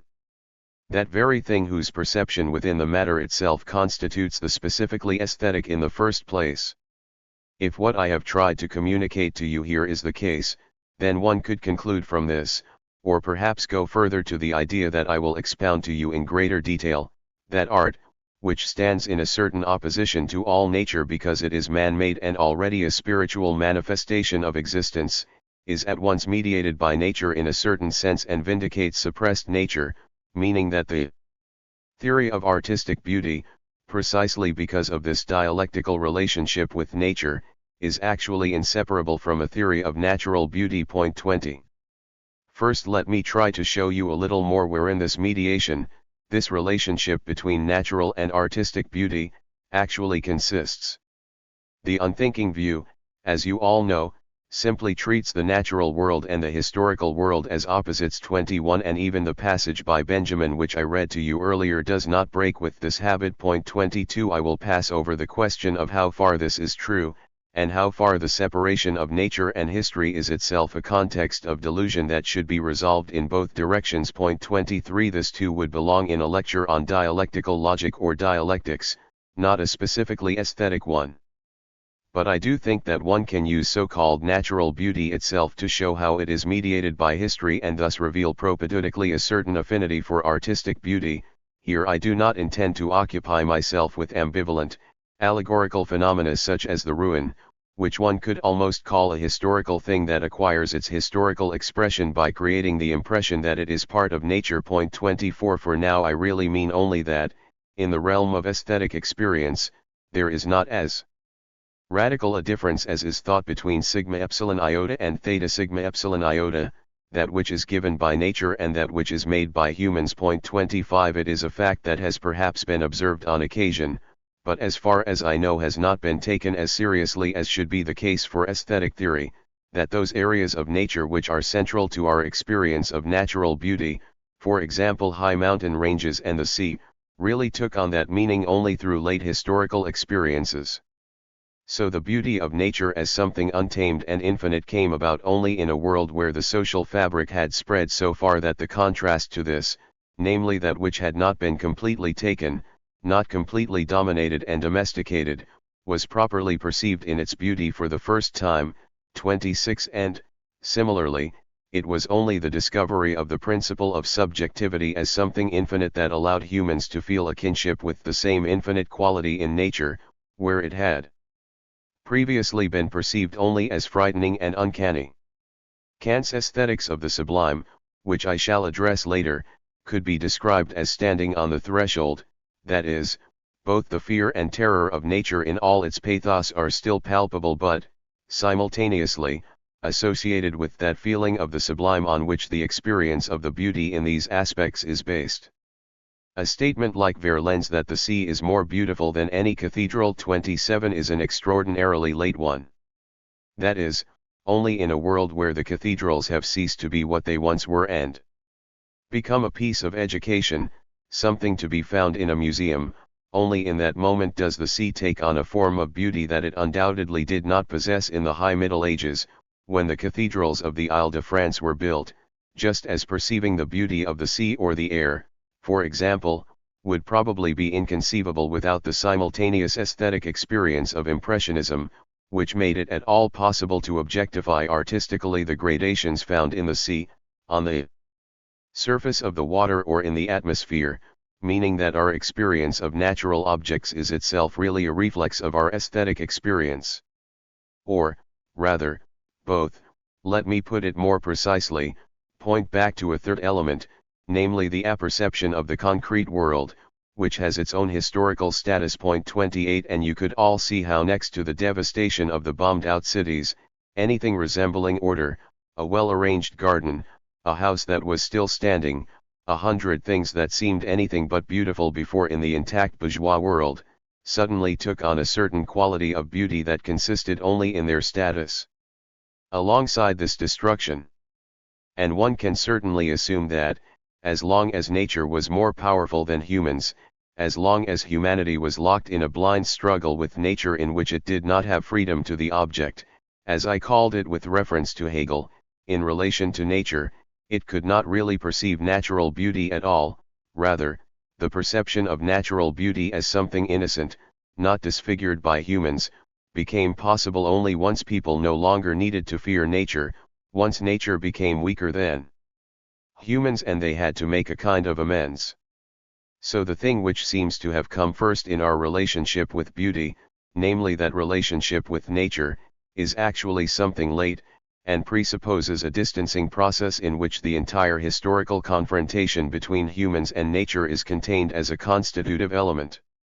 In this sense, it is no coincidence that the theory of natural beauty draws significantly on theories from the artistic domain. Point 29.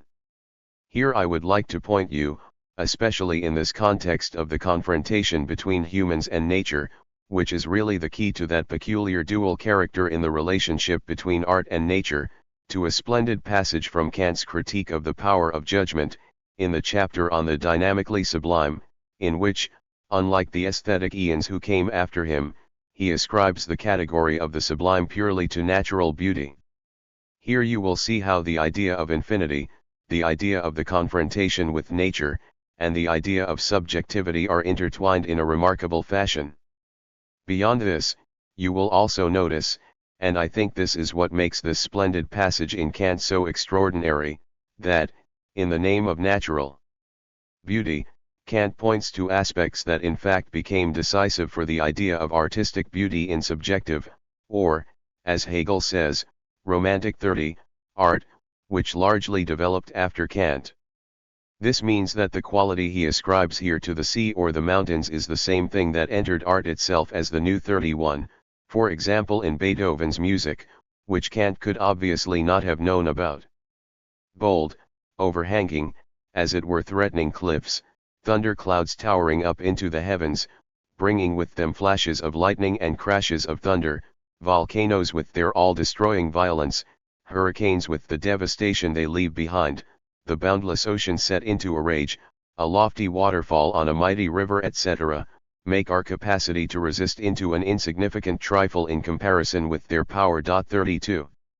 One could say that this is the phase in which nature is so much stronger that a feeling of beauty does not arise. But now, when the viewer pauses for thought, we see the strange dialectic to which Kant refers, but the sight of them only becomes all the more attractive, that is, it is now beautiful, the more fearful it is, as long as we find ourselves in safety, and we gladly call these objects sublime because they elevate the strength of our soul above its usual level, and allow us to discover within ourselves a capacity for resistance of quite another kind, which gives us the courage to measure ourselves against the apparent all-powerfulness of nature. It is notable, furthermore, how much, I say this for the literary historians among you, Kant's language, which is usually taken simply as part of the language dimension of the Enlightenment, approaches the Sturmuende Drang movement in such passages. But the central element to which I want to draw your attention here, and which I think should indeed be incorporated into a philosophical aesthetics, is that of resistance. Says that the feeling of the sublime, and what he means here would meanwhile be considered fundamental to the constitution of the aesthetic, actually consists in the party which is destined to be the weaker, the human being, as nature, is nonetheless capable of resisting the stronger by becoming aware of itself as spirit and, as I tried to express earlier, becoming aware of the similarity between the infinity of the spirit and the infinity of nature, as it were. One can perhaps extrapolate and go a step further, and say it is an objective part of all beauty that we feel the happiness of beauty wherever we feel that, through the purpose of the spirit, even if we stay within a picture, within the realm of semblances, we are free, and stronger than the context of mere nature in which we are otherwise embedded. In other words, this feeling of resistance against mere existence actually contains the utopia where mere existence does not have the last word. And this pictureless picture of utopia, this expression of a utopia that does not utter itself but conveys itself only in the feeling that something is stronger, or that we feel stronger than the world as it is, that, at any rate, is one of the categories which I would like to think are generally characteristic of beauty. 33 Directly after this, Kant writes, in this way, in our aesthetic judgment nature is judged as sublime not in so far as it arouses fear, but rather because it calls forth our power to regard those things about which we are concerned. This is very reminiscent of the hymn by Luther. You can see how certain theological categories, let goods and kindred go, this mortal life also 34, could be said to have migrated into the basic categories of aesthetics, as trivial, and hence to regard its power, to which we are subject in the light of this, however, as not the sort of dominion over ourselves and our authority to which we would have to bow if it came down to our highest principles and their affirmation or abandonment.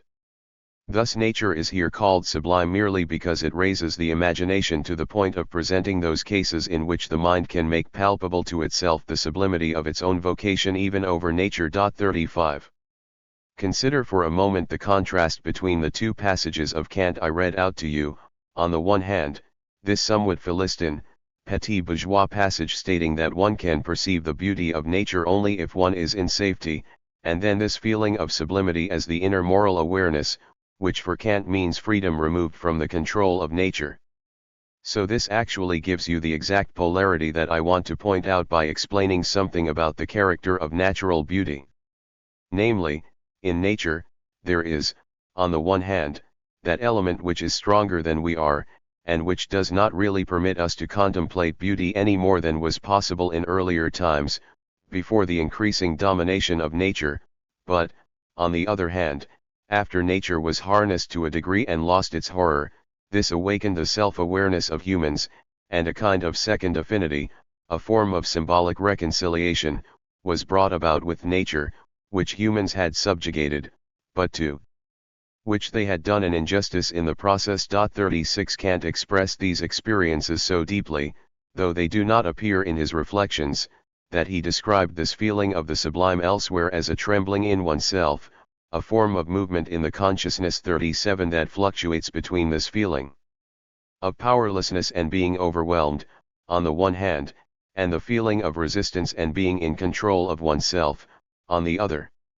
And, in so doing, he unwittingly expressed the fact that aesthetic experience, the only kind that is still possible after that time, is actually dialectical in itself, that is, it is not simply the harmonic experience of something sensually enjoyable, as he formulates it in his Aesthetics of Artistic Beauty, rather, it is caught within such a tension, such a coincidence or balance of opposites, namely that between something stronger and something weaker. And if all art since then, in order to be beautiful, to give any happiness at all, has necessarily and inescapably had to include dissonance, then this fundamentally dissonating character of all comprehensively modern art is in fact an expression of the dialectic which Kant encountered in natural beauty, because it was not yet present in the art of his time, but which already transcends the realm of natural beauty and points to the realm of artistic beauty, which is its only proper one. The stance Kant demands for art as a whole is that of disinterested pleasure, and this is echoed in his definition of the sublime. This means that, as he so touchingly writes, only if we are in a degree of safety, so if there is no reason for us to have a personal interest in the overhanging rock not falling on us and the waves not consuming us, only then are we, according to him, at least, at all capable of experiencing natural beauty. This view of the disinterested experience of natural beauty has dominated the entire aesthetic discussion. And I think it is very difficult to avoid adopting it, for I believe that, as soon as one enters a practical relationship with an object, as soon as one, simply put, wishes to consume or possess it, then this specifically aesthetic relationship is either completely non-existent or fundamentally disturbed. But it should give us pause to think that there is such a severe taboo on this relationship with the desirable in art. I do not consider that this view falls prey to psychologism, but rather that it lends genuine expression to an aspect that explains, in a veritably dialectical fashion, the strength of this ban on showing direct desire towards the aesthetic. What Freud once said of the uncanny, that it is only uncanny to us because it is all too familiar 38, surely applies equally to all so-called disinterested pleasure. The quality that makes the works of art seem beautiful to us, and which, in its very beauty, simultaneously keeps immediate desire at a distance, is intimately connected to the fact that desire is contained in them as a necessary but subsequently devalued condition. And perhaps I may close today's lecture by saying why I consider a renewed reflection on the concept of natural beauty so extraordinarily important for aesthetics, because only thus can one become aware of that strange interplay of forces between desire and the prohibition of desire which, in fact, essentially encompasses all beauty, since Plato's definition in Phaedrus. 39 and if this element of desire is not contained within the idea of beauty in a negated form, then the concept of beauty itself becomes stale and empty. Furthermore, I will show you in the next session that this establishment of the aesthetic sphere as one lying beyond desire is always precarious, and that the tension between these aspects is actually present at every moment of an aesthetic experience and keeps concerning us anew. So it is from this perspective that we must understand in what sense nature cannot be driven out, even out of artistic beauty, with a pitchfork. 40. Lecture 4. November 20, 1958. In the last session we turned to the problem of the relationship between the realm of natural beauty, and thus, in a broader sense, nature as such, and that of artistic beauty and art. And we had arrived at a thought that is perhaps central to this complex, how artistic beauty, in the sense of disinterested pleasure, is connected to natural beauty in the sense of a desire. We had emphasized the observation that the very thing which arouses disinterested pleasure is something that had originally aroused the very greatest interest, namely the object on which desire, the capacity for desire, directed its most immediate focus. And I think there is no sensation of beauty that does not, with a special kind of pain, have an element of that separation between the desired and the desirer that is originally expressed in the experience of beauty, but perhaps even of the pain that lies in the concept of beauty because, in order to be perceived as beauty at all, it is pushed away from desire, withdrawn from desire, and thus gains that character of inauthenticity, of a special aesthetic sphere, one that inhabits everything one usually refers to as aesthetic semblance. 2. Now, I would not want you to misunderstand what I have said about these things as espousing a psychologistic theory of art, that is, as if I simply viewed everything aesthetic, or even beauty itself, as nothing but a somehow modified or diverted sexuality. Certainly the formulations used in psychoanalysis have, at times, created such an impression. 3 But that not only stems from the inartistic character of most psychoanalytically oriented doctors who have spoken about these things, but is connected a priori to the psychological angle of inquiry, the fact that, when a psychoanalyst examines artistic questions, they are simply interested most in the psychodynamic elements contained in the experience of beauty, in the aesthetic realm in the sense both of the observer and aesthetic production, and this direction of their interest does not tell us anything about the objectivity itself. Perhaps we can come a little closer to the matter at hand by saying that only this strange removal of immediate desire from the object provides a clear view of the specifically aesthetic quality, or that this aesthetic quality contains in itself, one could almost say, that liberation from objects of action which is described in the Kant passage 4 as the feeling of resistance against the compulsion of sheer nature. Perhaps one can say that, on the one hand, the sphere of the aesthetic object is only isolated, only leaves the totality in which it was originally a mere stimulant, through this strange withdrawal of desire from the object, but that, on the other hand, the energies resulting from such a transformation themselves also enter the perception of beauty and constitute the special aesthetic element. One can say that precisely in the taboo placed on desire by the work of art, precisely in the refusal of every work to be touched, consumed, or in any way appropriated, lies that element of nature which was present in desire, but now sublated in its negative form. In other words, the energies that originally wanted to take it, absorb it, and directly possess it now actually serve to posit, to constitute, beauty as a form of special sphere in relation to the sphere of mere immediacy. 5. If I may say one more thing about the psychological side of this phenomenon, to be sure, the drive energies that need to be transformed in order to arrive at something like an experience of beauty are essentially of a sexual nature, there is no doubt about that.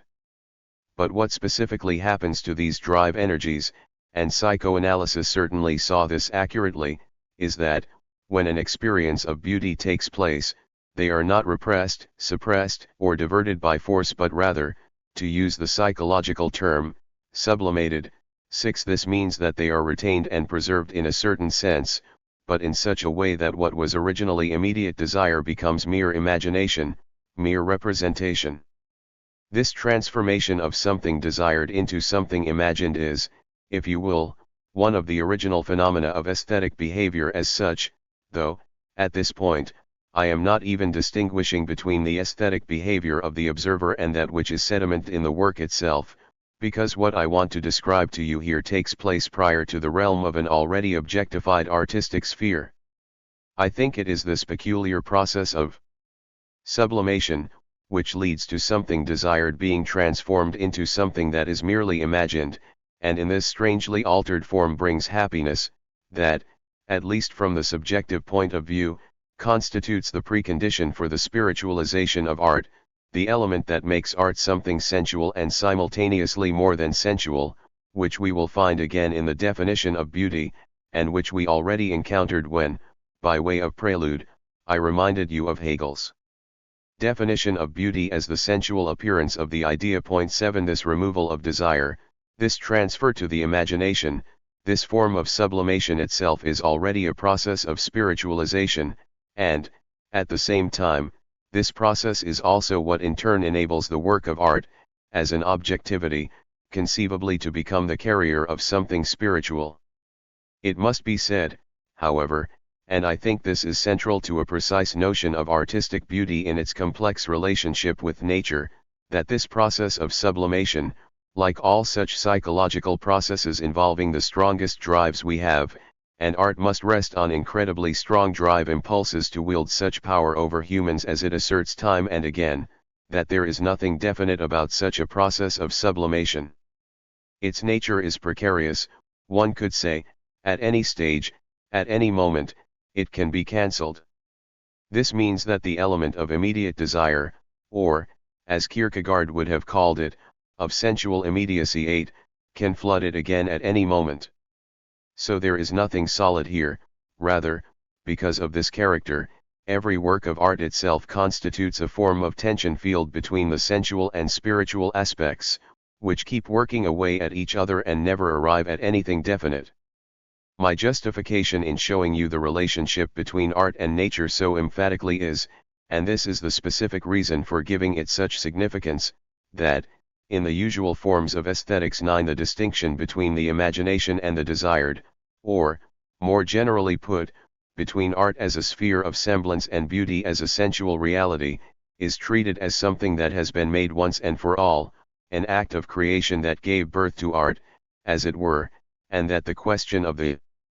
relationship between art and nature can now be considered settled and is no longer of concern. 10. But the saying that nature always returns, even if one drives it out with a pitchfork 11 seems to apply here too.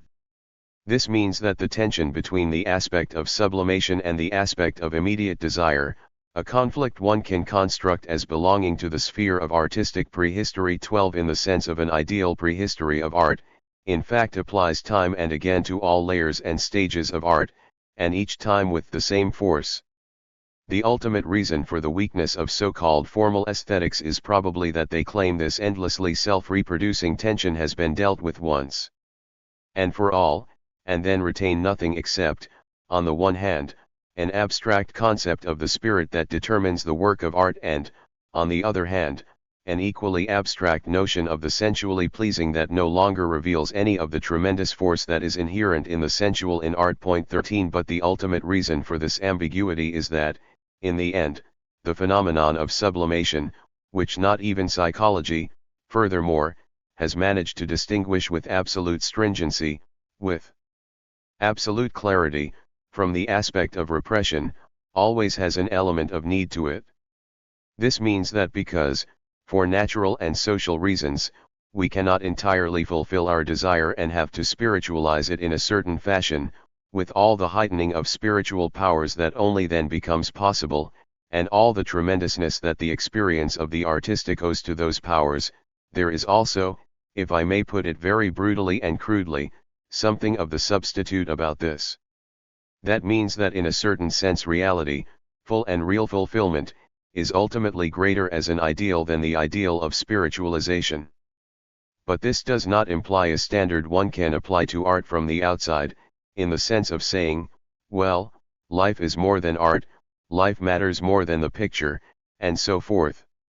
Such choices between two options are rather unfruitful, whether it is more important for Reims Cathedral to be left standing or a certain number of soldiers to stay alive. 14, they are choices of whose fruitfulness I am scarcely convinced.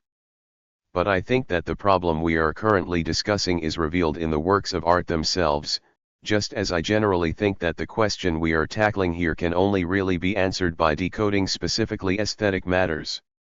And then one encounters a very peculiar phenomenon: the dignity of the works, in fact, always depends on something living inside them which is more than merely art, that they are neutralized, and become impoverished in a sense, if they are not, by fulfilling their own formal laws, always simultaneously more than form, and thus do, in a certain sense, refer after all to that aspect of reality that they have excluded and to which they can refer only by exclusion. 15 In the critique of Aldous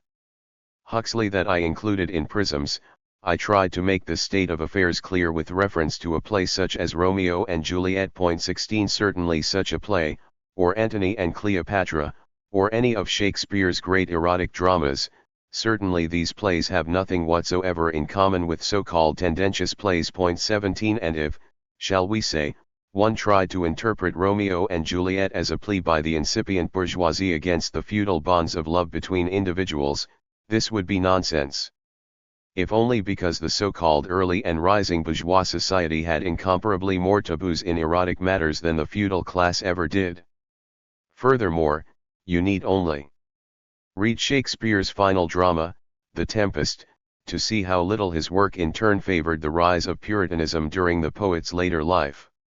18 But even in Romeo and Juliet, on the other hand, the Song of the Nightingale and not the Lark. 19, the last great obot in medieval poetry. 20 And, one could almost say, the first great love poem in modern literature, would be inconceivable, it would lack its sweetness and indescribable power, if this play did not, in spite of all, hold the living utopia of something like boundless fulfillment, like a love that is undomesticated, untamed, and unblemished by objective conditions. This is not part of Shakespeare's agenda, it is not espoused by the play does nothing except to follow its own internal law, namely to show with a voila gesture how things are for love, how love and immediacy fare in a mediated world. But if this aspect were missing, if, with this, something more than aesthetic had been posited in the play itself, then the play as such would still be aesthetic, and not what it is.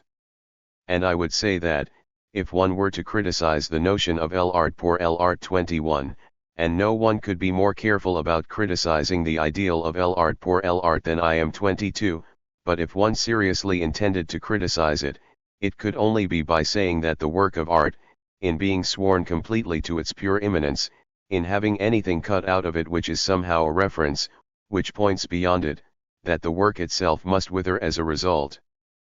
But one must immediately add that in a world where precisely that connection between works of art and the capacity for desire has in turn been manipulated by the market, and in which the sensually pleasing, that which appeals to people, has long served to devalue the works of art and cheat them of their utopia, that, under such circumstances, a concentration on the pure immanence of form, namely the principle of l'art pour l'art, has been extremely justified. Point 23. Nonetheless, one can say that art, by distancing itself from nature and thus no longer making itself the immediate object of desire but, rather, transferring the happiness of immediacy to the mediation of the imagination, always tries through this very act of immanent constitution to come to the aid of nature, to preserve something of nature, to give back to nature some of what belongs to it and is taken from it by the historical world. I am well aware how significantly these two elements, nature and history, or the human and the artificial, are mediated by each other. Let me add, however, that, even if two categories are mutually mediated, any thought that simply rejected these categories because of their mediatedness would be invalid, for only if they are retained in their determinacy, only, to speak of nature and art, if one holds on to their ideas as such, is one capable of correctly understanding their mediation, the way in which each produces the other. And I therefore consider it right if I now leave aside for a moment the mediatedness of nature, which I told you enough about in our last session, and say that art in particular is no less mediated by nature than vice versa. Point 24. I hope I have given you an accurate impression of this aspect. I think we can draw a conclusion from this which may be indispensable for the experience of modern art, contemporary art. What I am talking about is the aspect of sensual happiness. You all know that, in a very broad sense, modern art has increasingly moved away from what is sensually pleasing. In painting, one could perhaps date that back to Manet 25, where the pleasing harmony of colors is ruptured by the extreme contrasts of color. One can see it above all in music, in the increasing predominance of so-called dissonance over consonance, which ultimately means that this preponderance of the dissonant renders the old, traditional distinction between dissonance and consonance, one could almost say, between beautiful and ugly in general, extremely problematic. At this point, where the concern is to apply the question we are addressing to genuinely concrete matters of artistic experience, I would like to say, and I reject the option of postponing this application until hell freezes over, I believe in making hay while the sun shines, and aim to carry out the application as it results concretely from our deliberations. I consider it a mistake to attribute this predominance of dissonance in the very broadest sense simply to the awareness of suffering, or the abstraction and spiritualization of art. If what I said earlier is true, namely that the separation of art from nature is nothing definite, but that the confrontation, let me call it the dialectic, between these two aspects is reproduced at virtually every historical moment and in every partial aspect of the work of art itself, then this also means that the aspect of the sensually pleasing does not simply disappear but is, rather, sublated and preserved in the work, though now in the form of that dissonance. Let me put it like this: the harmonization of a work that dispenses with everything that, according to the traditionalist, now outdated rules of harmony, is considered beautiful, euphonic, or consonant does an incomparably greater honor to its own idea through the consistency of this renunciation, that is, by excluding, by negating this beauty in the traditional sense, than if it were simply to produce this pleasing quality in an immediate sensual form, for one can truly say that it has long since degenerated into a commodity brand and a factor in the mere manipulation of humans. The ears and eyes of artists register the phenomenon I am referring to very accurately with the label kitsch. Whenever we speak of kitsch, it refers precisely to the experience of that layer, namely that sensual happiness is preserved. In art where it is negated by it, not directly striven for, but that it is betrayed where art itself presents it as such. It has often been said, and I have no intention of denying it, I think I have said so myself too, that the dark, shocking, alienating and in many ways repulsive aspect of today's aesthetic forms is connected to the constant threat of disaster under which we all live, and that, in the face of this threat, a harmonistic art, an art that simply idealized existence with its forms, would inherently take on a quality of impotence and nullity which any art seeking to be a genuine manifestation of truth must rebel against with the utmost vehemence. 26 But it would be a disastrous misunderstanding and a highly dubious restriction of the experience of modern art if one were to take an approach like that of the late Klaus Mann 27 when he wrote in an essay, a very reactionary one in aesthetic terms, incidentally, that, well, the world of today is ghastly, and it is surely not the task of art to be even more ghastly than the world and merely imitate this ghastliness of the world, rather. The task of art is to depict what is better and more beautiful. 28, though, as transpired from one of his own biographical novels, his ideal of the better and more beautiful was represented by the symphonies of Mr. Tchaikovsky. 29 You can see from that how questionable a matter such ideality is. No, that is not how things are. The experience of the artist who draws on dissonance, to apply this oft misused word, and to try perhaps to give it a slightly more decent meaning, the experience of what is dissonant or pleasing, is infinitely multi-layered. If an artist, for example a composer, places their dissonances today, they are doing so not in order to duplicate the horror of the world, though something of that horror is always present in these dissonances, their exclusivity and their constructive treatment, but rather, first of all, because every such dissonance, merely through its deviation from established contentions, and far more through its unused quality, its newness and expressive charge, also has an element of happiness. I told you that one of the substantial intentions of important works of art is not only to push nature away, to distinguish themselves from the merely natural through sublimation, but also to give nature back what belongs to it. In a sense, this happens in every dissonance, using the term in its broadest sense, beyond its limited musical meaning. One could say that every dissonance is a small remembrance of the suffering which the control over nature, and ultimately a society of domination as such, inflicts on nature, and only in the form of this suffering, only in the form of yearning, and dissonance is always substantially yearning and suffering, only thus can suppressed nature find its voice at all. And dissonance therefore contains not only this aspect of an expression of negativity, of this suffering, but always at the same time the happiness of giving nature its voice, finding something not yet taken, drawing something into the work that, if I could use the word again, has not yet been domesticated, something akin to fresh snow, which thus reminds us of something other than the ever-same machinery of bourgeois society in which we are all trapped. That too, I think, should already show you at this stage what the whole purpose of the dissonating aspect is. The dissonating aspect is pain and happiness at once, like the stroke of genius in the Lilac monologue from Die Meistersinger, where Hans Sachs sings Lenz's Gebot, Die Süß not over an indescribably poignant and sweet dissonance. 30 Now, the need has certainly increased, but perhaps the sweetness has increased with it, that is how it seems to me, at least. And perhaps I could also add that the widespread belief that the dissonant element in art is identical to the sensually displeasing, the sensually ugly, is itself a form of superstition. For it is part of that dynamic between nature and history or art which I am describing to you in these sessions that the aspects of so-called sensual pleasure are also revolutionized, that they are in a state of constant change.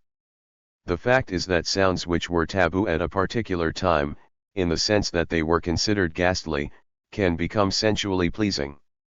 Furthermore, it is part of the composer's art, the technical mastery of a great composer, to deploy even the most dissonating chords, when they are required, in such a way that they indeed possess this sensually alluring aspect, this element of happiness, which is precisely what most people say they lack. And I think that understanding truly current art, and a lecture on aesthetics can hope to be more than an antiquarian affair only if it tackles the questions raised by the most advanced art. In God's name, a truly adequate experience of modern art does in fact require that one also understand the complex of the dissonant in relation to all these aspects. 31. To the extent that art too, with all the traits I have tried to unfold for you today, is a manifestation of natural behavior, it is something older than rationality and embodies or represents that which, in the meantime, has essentially given way to the rational. And this perhaps leads us to something like a philosophical prehistory of art, the kind that, in my view, would have to replace mere verbal definitions, which remain arbitrary and non-binding. Let me point you here to the theory of art as mimetic behavior, which Horkheimer and I formulated in depth in the Dialectic of Enlightenment, in the introductory chapter on the concept of enlightenment 32, and which I shall refrain from expounding here because our time is awfully short. But I think it would help you to look up these things, which, to a certain extent, actually give the theoretical answer to what is at issue at the point we have now reached. Art is a mimetic behavior that is captured, preserved in an age of rationality. 33 There was a time in the history of mankind when mimetic behavior, that is to say, direct imitation in general, was one of the primary behaviors.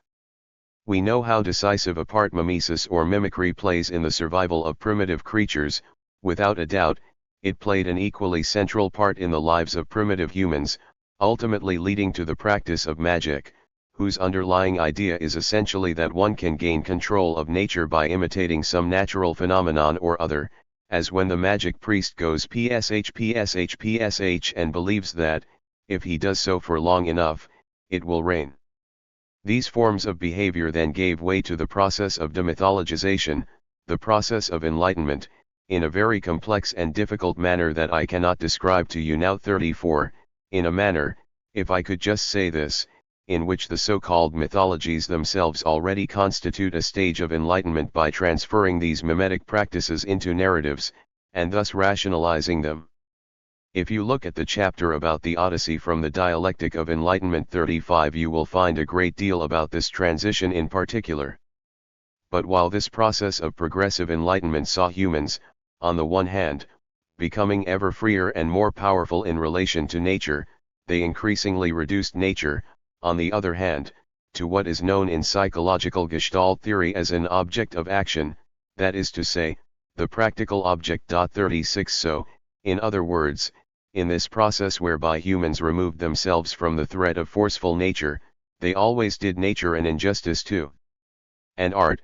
by clinging in a certain sense to the mimetic process, to this archaic, older phenomenon rather than the rational one, and, in this, I would almost say that all art is childlike, infantile, because it truly still has the notion that it can take full control of reality through the image, not by intervening in reality with thought and action. By clinging to this aspect, art always tries at the same time to do justice to that element of suppressed nature.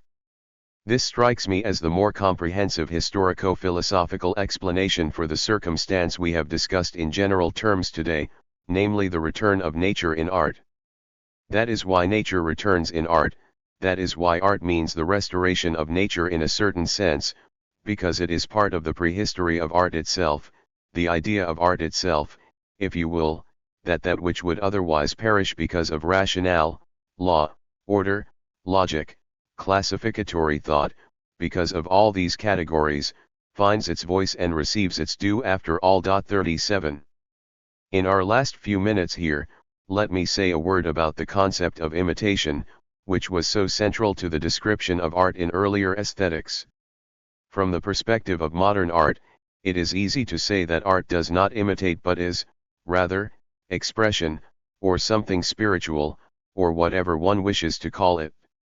On the other hand, if you read an author such as Vasari and see what tremendous significance this great historian of Renaissance painting still assigned to the element of imitation 38, and he was surely no fool, then one does feel a little ill at ease dealing with this problem of imitation too quickly.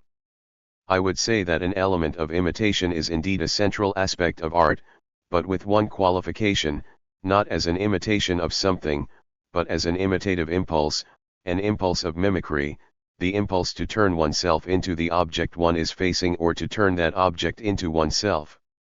In other words, art is imitation, but not the imitation of an object so much as an attempt to restore through its gestures and its overall attitude a state in which the difference between subject and object did not really exist, where instead a relationship of similarity and thus kinship prevailed between subject and object, rather than the antithetical separation of the two elements we find today. 39 Schoenberg's apt statement in his preface to Anton von Webern's Bagatelles for String Quartet.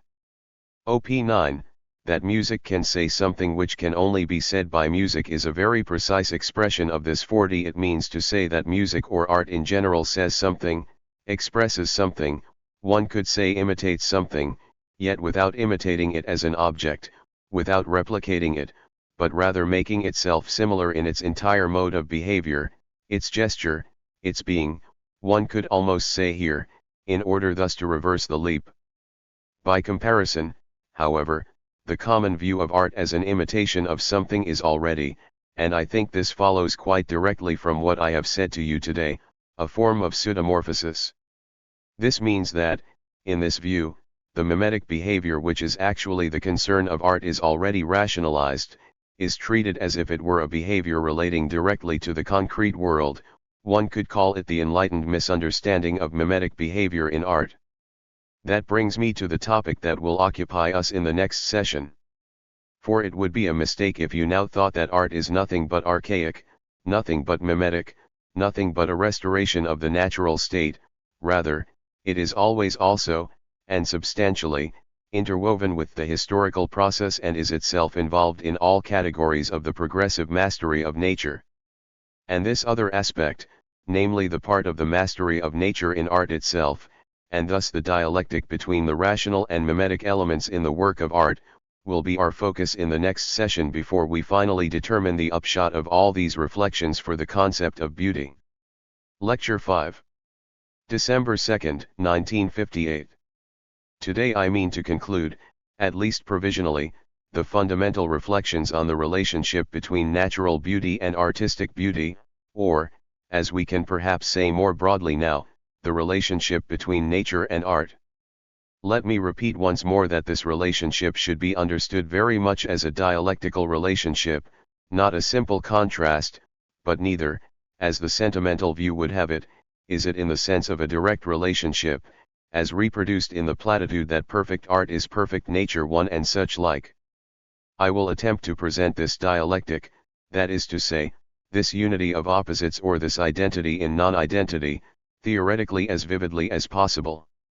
Art, at least in the way we have experienced the concept historically, initially stands in contrast to nature, in so far as it is taken out of the natural world and occupies an area that does not coincide directly with the real world. Indeed, we consider it a failing in works of art if this line of demarcation from empirical reality is not drawn.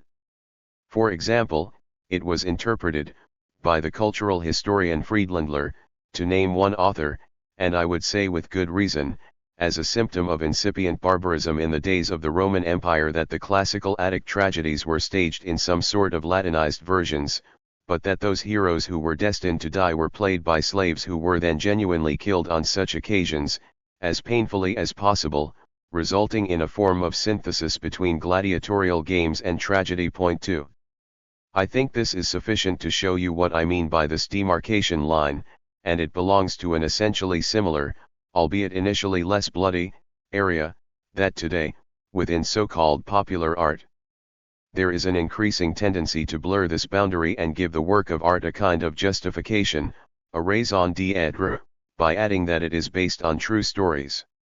On a side note, I think that this decline in the ability to observe a sphere without this sphere identifying itself directly in relation to empirical reality is also the reason for the unspeakable poverty of so-called biographical novels, which were originally associated with the names of Emil Ludwig III, Herbert Eulenberg IV and Stefan Zweig V, but have meanwhile become such a lucrative business that there seem to be few people who, after losing their posts as journalists at some point, would not try their hand at looking for a great man to use as the subject for such a hybrid product of art and reportage.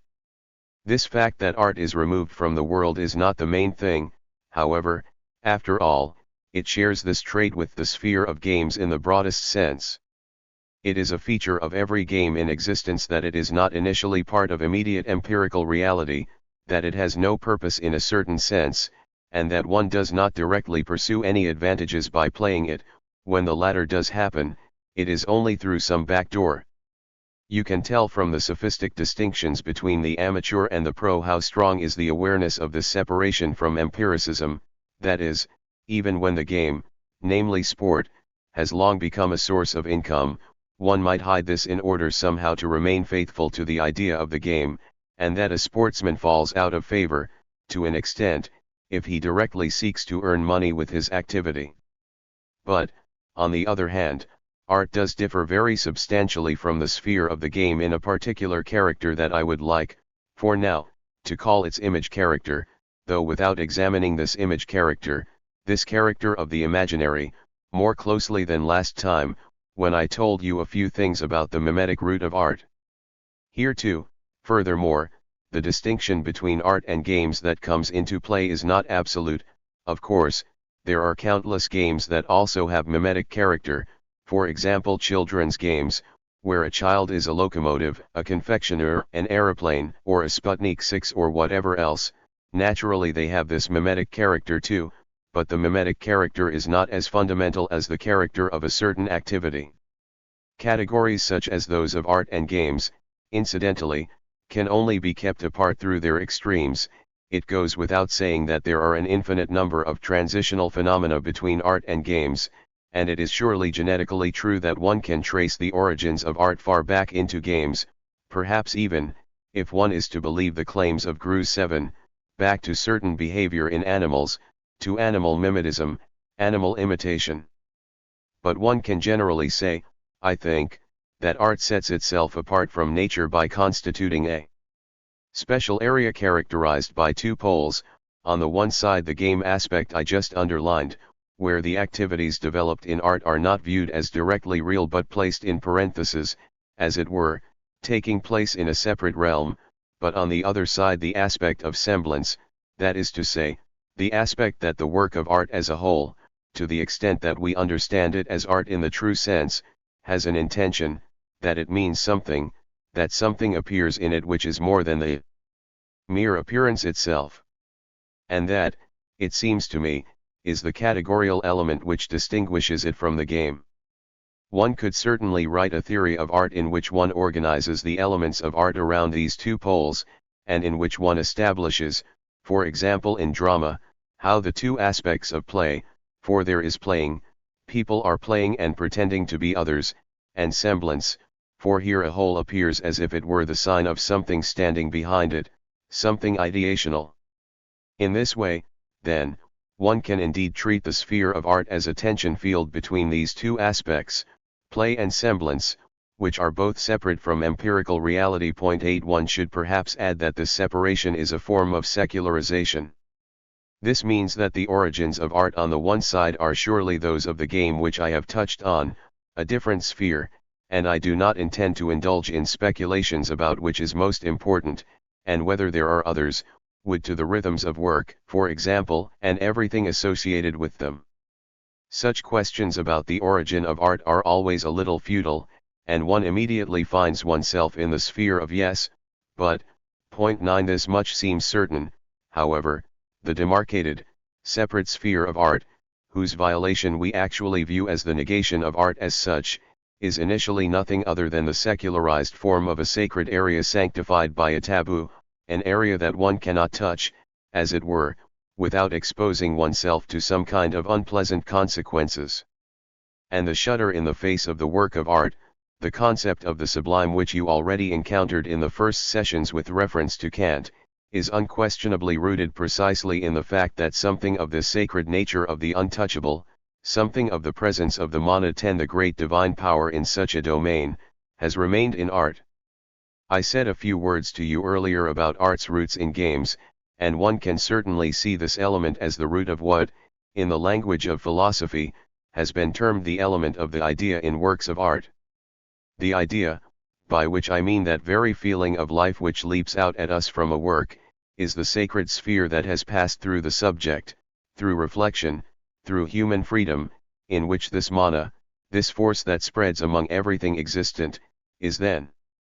concentrated. 11 At the same time, however, this aspect I am describing to you, this aspect of the shudder, which is connected to the separate sphere of art that must not be touched, as it were, this element of recalcitrance in every work of art against communication with empirical reality, this aspect also contains something else.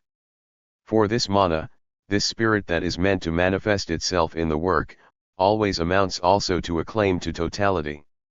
I think one can say that every work of art, even the most wretched, even one produced for the most pitiful profit, always seeks to be something like the whole, the absolute, the totality, the absolute fulfillment, objectively, by its own structure, even against its own will, even if its maker's consciousness would not dream of any such thing. And only this aspect, the fact that every work of art essentially promises us it is the absolute, under all the conditions of empirical thought, as it were, to which we find ourselves chained and of which we will speak later today, in an entirely different context, as an antipode of art that must be taken from us, and that we must, to a degree, be able to experience the unfettered, boundless whole, this aspect, and here too, you can see how much the same side of art I am emphasizing to you. Here is connected to the side of semblance, is what Schopenhauer, with particular reference to music, spoke of in art as the world once again. Point 12 Every work of art is, in a certain sense, the world once again, namely the world cleansed of immediate purposes, in relation to the sacred sphere. However, it is at once a secularization, in that, as I once called it, the separate sphere of art, removed from the empirical realm, is freed from the lie it contains in the sacred sphere. The lie that there is any claim that this special, separate area, which is set apart in the world from the world, is actually real. Point 13 In this sense, one can say that precisely the aspect of aesthetic semblance, which, compared to the immediacy of the game, entirely suspends reality itself, in turn honors reality, especially because the mythical belief in the omnipotence of the idea, namely, that the idea is directly one with reality, that it even exerts a magical power over reality, that this aspect is negated from the outset in art. And thus we come across a state of affairs that will still occupy us a great deal, and which strikes me as decisive if one is to avoid overly primitive notions of the conception of art.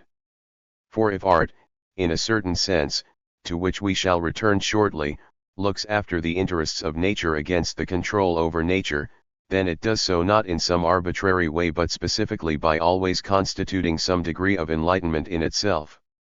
So this fact that, I would like to repeat this, for I believe it is central to understanding what one might call the nature of art, the special area, the aesthetic circle, as it were, no longer appears as a magical agency, but as something distinct from reality. Does preserve, if you will, the memory of the old taboo and thus the memory of the stages of the relationship with nature that humans, in their history, left behind, but, at the same time, one no longer wears the countenance of the magic priest and behaves, within this separate sphere, as if one had any direct power over the world. In this manner, the semblance is freed from the lie of being real. And with this, the semblance also has what is initially an entirely immediate relationship with the truth that, as Hegel splendidly puts it, keeps on unfolding, for Hegel said that art is neither a pleasant nor a useful plaything but, rather, itself an unfolding of the truth. 14 And I think you would do well to measure what I am putting forward to characterize the aesthetic against this statement by Hegel, which, in a certain sense, I have taken as my canon. So now I have already touched on the opposite of what I demonstrated to you first of all, namely that art is separated from nature as the world once again and stands in opposition to it. For it is precisely by opposing the entire workings of the empirical world, and this applies in an additional sense to the one in which I spoke to you just now of the relationship between art's semblance and the claim to magical truth, that it acts in the interest of nature in a certain sense. This should be understood in the sense that the social process as a whole, and allow me to remind you of some thoughts from the dialectic of enlightenment that you will find expounded particularly in the first part about the concept of enlightenment 15 and which I will therefore restrict myself to hinting at, takes place primarily under the banner of the progressive rational control of nature. The old mimetic behaviors are replaced by a progressive alienation from nature, and, because the knowledge of like by like, to use the classical metaphor 16, is increasingly replaced by the motif of knowing. Like by unlike 17, the control of nature becomes possible to an ever higher degree. And it is precisely this process that, in a very broad sense, one calls the process of enlightenment, or, if you prefer, the process of rationalization. Every conceivable thing falls victim to this process, starting from the actually and genuinely suppressed natural world mangled by humans, and extending to the infinite abilities of humans themselves, such as all the abilities that were once mimetic abilities and which we perceive in ourselves only in a scattered, fragmented state. One could say that art is an attempt to do justice to all that falls victim to this ongoing concept of control over nature, to give nature its due, albeit for now only a symbolic portion, namely the portion of memory, the memory of the suppressed, of that which becomes a victim, and also the memory of all those internal human powers which are destroyed by this process of progressive human rationalization. Point 18. To that extent, there is even an element of truth to the Philistine platitude that art addresses the emotions rather than the intellect. It is very easy to mock it, and if one considers how cleverly petty bourgeois art has exploited this aspect in particular, how much it has lent itself, out of people's craving for what the ongoing process of rationalization has expunged from them, one could say, to carrying out a rationalization of its own, namely supplying commerce and people with heart-warmers, then, God knows, one can approve of the hatred towards the conventional view that art serves the emotions. I certainly do. But there is also some truth in it, in the sense that art is the sphere in which those behaviors that were destroyed in us are kept and preserved. Now this is very closely connected to the aspect of art's removal from empirical reality. For in empirical reality, that is to say, the world in which we live as active, practical people, pursue goals, use other people to achieve goals, and commit God knows what other atrocities, this world is indeed ruled by the reality principle, namely the principle that one behaves in such a way as to master this reality as comprehensively as possible. And the behavior of art is fundamentally a negation of this reality principle, fundamentally in the sense that it constitutes a sphere whose ambition is essentially to be the semblance and the representation of a total area that is certainly independent from the reality principle, and hence an area one cannot get something out of in the same practical sense as with most things in this world. And whenever people invoke the platitude of the liberating quality that inheres in art, I think this is not so much because of the so-called exhilaration which some crusty classics are meant to awaken in us with their virgins, it is far more probably because art promises through its mere existence to exempt us from the omnipotence of that same reality principle, the omnipotence of a mechanism of self-preservation at the expense of everything else that exists in the world. This is, of course, closely connected to the fact that great art, as so many individual cases illustrate, could be said to stand with the victims, that history goes against the grain. 19. That it is not history from the perspective of the victor, one could say, but rather the unconscious historiography of the ages, historiography from the perspective of the victim. 20. And that what calls out from works of art is in fact always the voice of the victim. 21. And that there is no art which cannot truly do this. Point 22. So, because of its very principle, it is primarily on the side of whatever is suppressed, and it thematizes the suppressed time and again. I think that the element one generally terms expression in art, which has a very difficult dialectic that I do not wish to hide from you, that this element is connected precisely to the fact that art is the voice of what is suppressed, for, essentially, expression always amounts to an expression of suffering. Point 23. Compared to the significative rational element, the mere sign, expression itself is a mimetic residuum from the outset, an aspect that is left over from an otherwise tamed nature, yet manifests itself vividly there in a remarkable fashion and can thus be included in the process of progressive differentiation. In that sense, one could say, if you will permit the dialectical exaggeration, that, on the one hand, art exits the realm of nature, and in that sense constitutes the absolute opposite of everything merely natural. If one watches a play and there is a smell of apples on stage, then this is essentially already the negation of the work of art itself, to put it crudely, and anyone who has first not experienced the antithetical position of art in relation to the natural world is a barbarian, just like people who go to see a play and then talk about it in the past tense as if it had been a real event, as they do not grasp this contrast. On the other hand, art is itself the manifestation of nature in a world where nature has alienated itself through a mighty and irreversible process. It is, one could say, the self-alienated manifestation of nature, but this also means that, in keeping with such alienation, art is more loyal to nature, not because it panders to it in any way or behaves as if it were nature but, on the contrary, because it dispenses with the semblance of the immediate, the merely natural, at least in the guise we find today. 24. I do, however, want to protect the definitions I have given here from a very logical misunderstanding. This misunderstanding would be to take what I have just told you as a sort of phenomenology of the relationship between art and nature, as if it were like this once and for all, and that, if one follows the definitions I have given, one knows what art and nature are. I am sorry that I must once again behave in the way that evidently befits this idea, that I first attempt with some effort to expound the concepts clearly and distinguish between them, and then once more take away what I have gone to some lengths to give you and must tell you, that things are not so simple after all. What I mean is the following: this relationship between nature and art which I just outlined to you is not a static thing. There is not once and for all the sphere of nature on the one side and the sphere of art on the other. Rather, these two aspects are constantly in a state of mutual tension, and probably will be for as long as there is such a thing as art, and the relationship between these two aspects keeps changing at every stage of art history.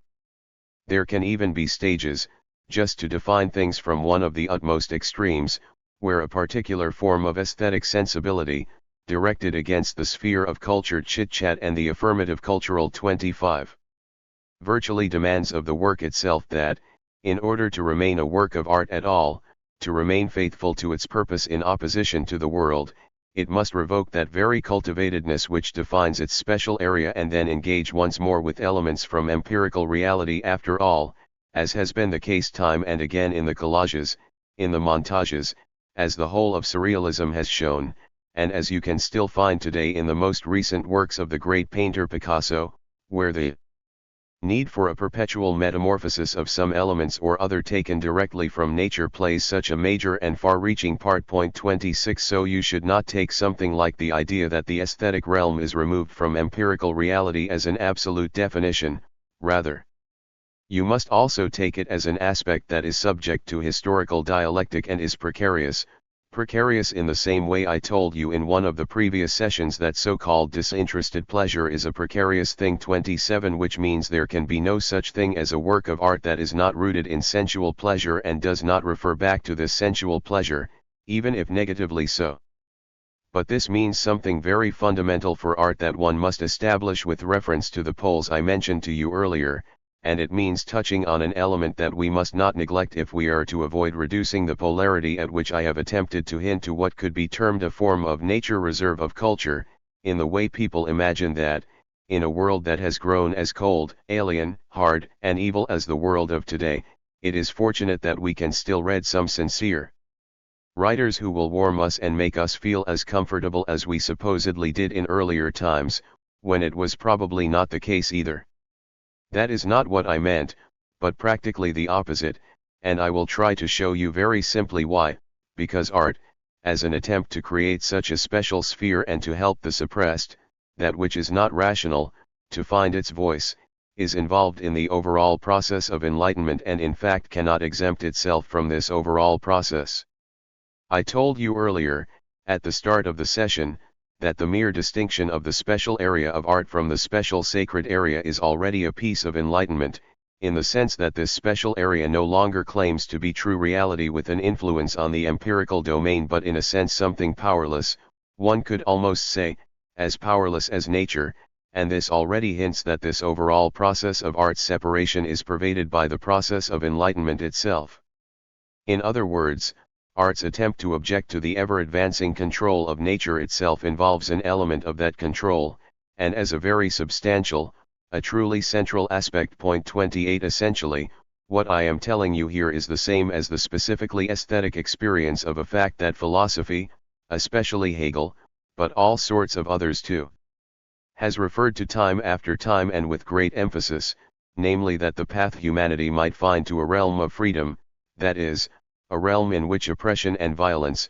both towards humans and against nature, finally cease, that such a domain cannot be created through some retour through a return to something that supposedly existed once, as first formulated programmatically by Rousseau in his famous prize essay, 29 rather. Both art and social development are only defined by the idea of nature to the extent that humans learn to control nature just enough so that they no longer blindly obey it. Point 30. So what I mean is that a work of art approaches the idea of giving a voice to suppressed nature only once it manages to free itself from the heteronomy of nature, that is, once it is no longer dependent on some materials that stand outside the artistic process as something unilluminated, blind, and unpenetrated, and which exercise a power over humans that they perceive as heteronomous, as foreign, as other. In other words, then, and I would say that this is really the true dialectical key to the relationship between nature and art, the aspect that nature is salvaged in art is inseparable from the fact that art is increasingly able to control nature, yet, as long as it is blind and powerless in the face of whatever materials, it lacks the power to make nature as a whole speak within itself. Then it falls victim to something blind and unilluminated, to a kind of mythology. And I would say that the tension between these two aspects, the idea that the progressive control of nature can at once help it to achieve freedom, this is the tension that truly distinguishes the artistic process and thus defines the meaning of the work of art in the first place. 31. The concept that is responsible here, and which I must introduce at this point, which is as constitutive of all art as it was in Greek times, when one word applied equally to two things, is the concept of technique. No art that can seriously be termed art is without a technical element, that is, without the aspect of molding its material sufficiently that, by the very fact of being removed from its natural form and melted down into an intention, into something human, it becomes the bearer of this intention, which in turn essentially belongs to nature. It is in this inescapable necessity of technical accrual that art's fundamental intertwinement with the process of enlightenment lies, precisely in the name of lending nature a voice, as I attempted to describe to you. 32. Incidentally, it is probably a sociologically plausible consideration that art, whose special sphere remains a special sphere within the whole, that is, within the totality of society, cannot somehow remain static in itself but must rather, in so far as it has an interactive and antithetical relationship with this reality, take part in this reality. I think that these reflections allow us to say a few words about the concept of progress in history. Supposedly there was once a so-called naivete about progress in art, a naive faith in progress, though, for the most part, I always heard more squabbling about this faith in progress than expressions of this faith in progress itself. I can only say this: it would have been better for the general aesthetic awareness if there had been a greater faith in progress, namely faith in the development of technique and craft, especially here. And, on the other hand, we keep hearing, yes, it is simply a naive Enlightenment attitude to assume that art is making progress. And a number of very significant people, for example Hegel 33, then independently of him Carl Gustav Jachmann 34, and also Karl Marx, have repeatedly said with great emphasis that there is actually no such thing as progress in art. This means that, for us, as Marx writes in one famous passage, Homer's poetry is just as canonic, and in Marx's view we are just as capable of enjoying it, as was the case when it was written, and it is impossible in the age of gunpowder to place anything alongside the Iliad that equals it. 35. Nowadays such thoughts seem worn out, for example in arguments that are occasionally wielded against me when people claim that, when it comes to music, I simply have a faith in progress, but that there are powers of being that remain natural and untouched and have nothing to do with dialectic. I will refrain from discussing these things now. But I do think that we can say a few things here, I would indeed say, with good sense, on the basis of what we have clarified for ourselves. Namely this: there is such a thing as progress in art, but only in a very specific sense, namely the progressive control of nature. This process of progressive control of nature, progressive control of material, progressive technique, is irreversible in a very peculiar way. 36 In a way that can be fully understood only if one has something resembling first-hand artistic experience.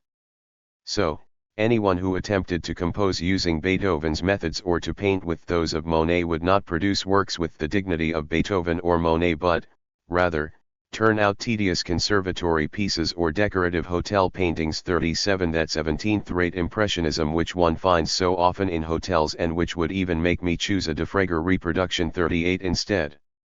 But, on the other hand, the quality of a work of art, the truth content of a work of art, is by no means directly connected to this progressive control of material. There are works from earlier phases in which the control of the material was not developed to a remotely similar extent, but which nonetheless stand their own through a particular unity between their content, namely the truth they express, and the manner of their formation, though. This does not mean that any person can turn back the clock of that progress in the control of the material, for it has a peculiar, I would almost say demonic, power which the individual will is powerless to defeat. In this sense, one should really speak of a progress in art, the control over its material and the absolute necessity for every artist to be capable of using the most advanced techniques of their time.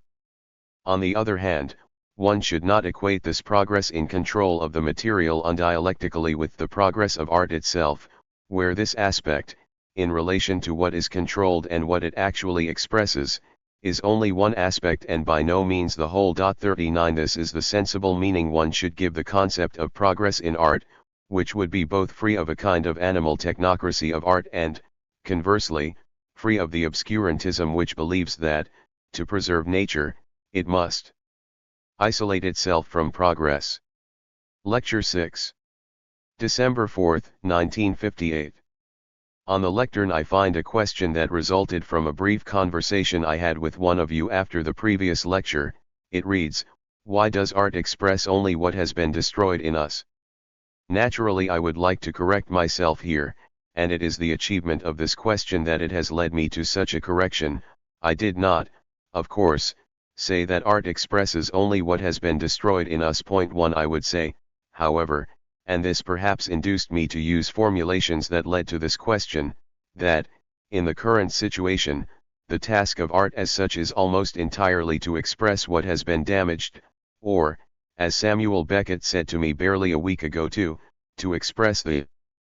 powerless and oppressed parts of humans, not the power and glory with which, at least on the surface, official and officially recognized art has usually occupied itself. But I do not, of course, mean that art should express only what has been destroyed in us. That would result in a narrow view of art as such that would, in its way, be no better than the narrow view roughly corresponding to the classicist or academic concept of beauty. I meant to say, and I would like to define this a little more precisely, only that there is really no art that does not have, as a substantial element, the aspect of giving a voice to what has been muted or suppressed, not necessarily destroyed, in the process of the progressive control of nature. It is only really through this perspective of the radically destroyed or damaged that art in our time proves it is worth taking seriously at all. And, to avoid any misunderstandings on this point, I would like to say and repeat what I attempted to expound to you in the last session, namely that art cannot be reduced undialectically to a catchphrase like the voice of nature. If, as I told you, art opposes the immediacy of nature largely through the constitution of its special area, then it always already contains the opposing force, that which controls nature, in a certain sense, the triumphant element. And if one is very sensitive to these matters, one may even suffer due to the fact that the might of lordly rule is greatest precisely in the most authentic works of art, namely the works that hold the greatest power over humans, and, in these so-called authentic works of art, this might turns into a certain suggestive force, a certain element of not letting one go, of coercion, that to some extent mirrors the coercion to which humans have subjected both external nature and internal nature. That is to say, themselves.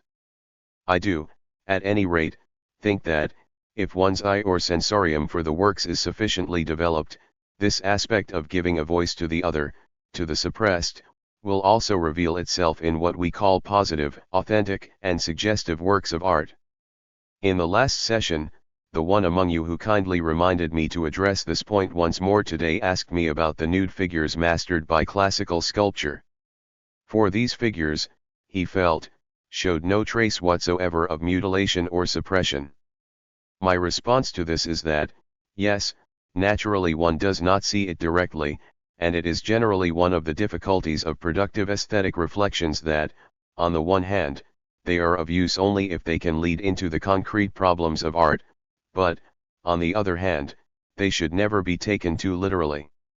In other words, what we are dealing with here, this aspect of helping to give the suppressed a voice, should not simply be imagined as something material, as if every work of art somehow expressed advocacy for something suppressed. Rather, this aspect can potentially lie, and usually does, in fact, in the principles of artistic design, not in the immediate material substance.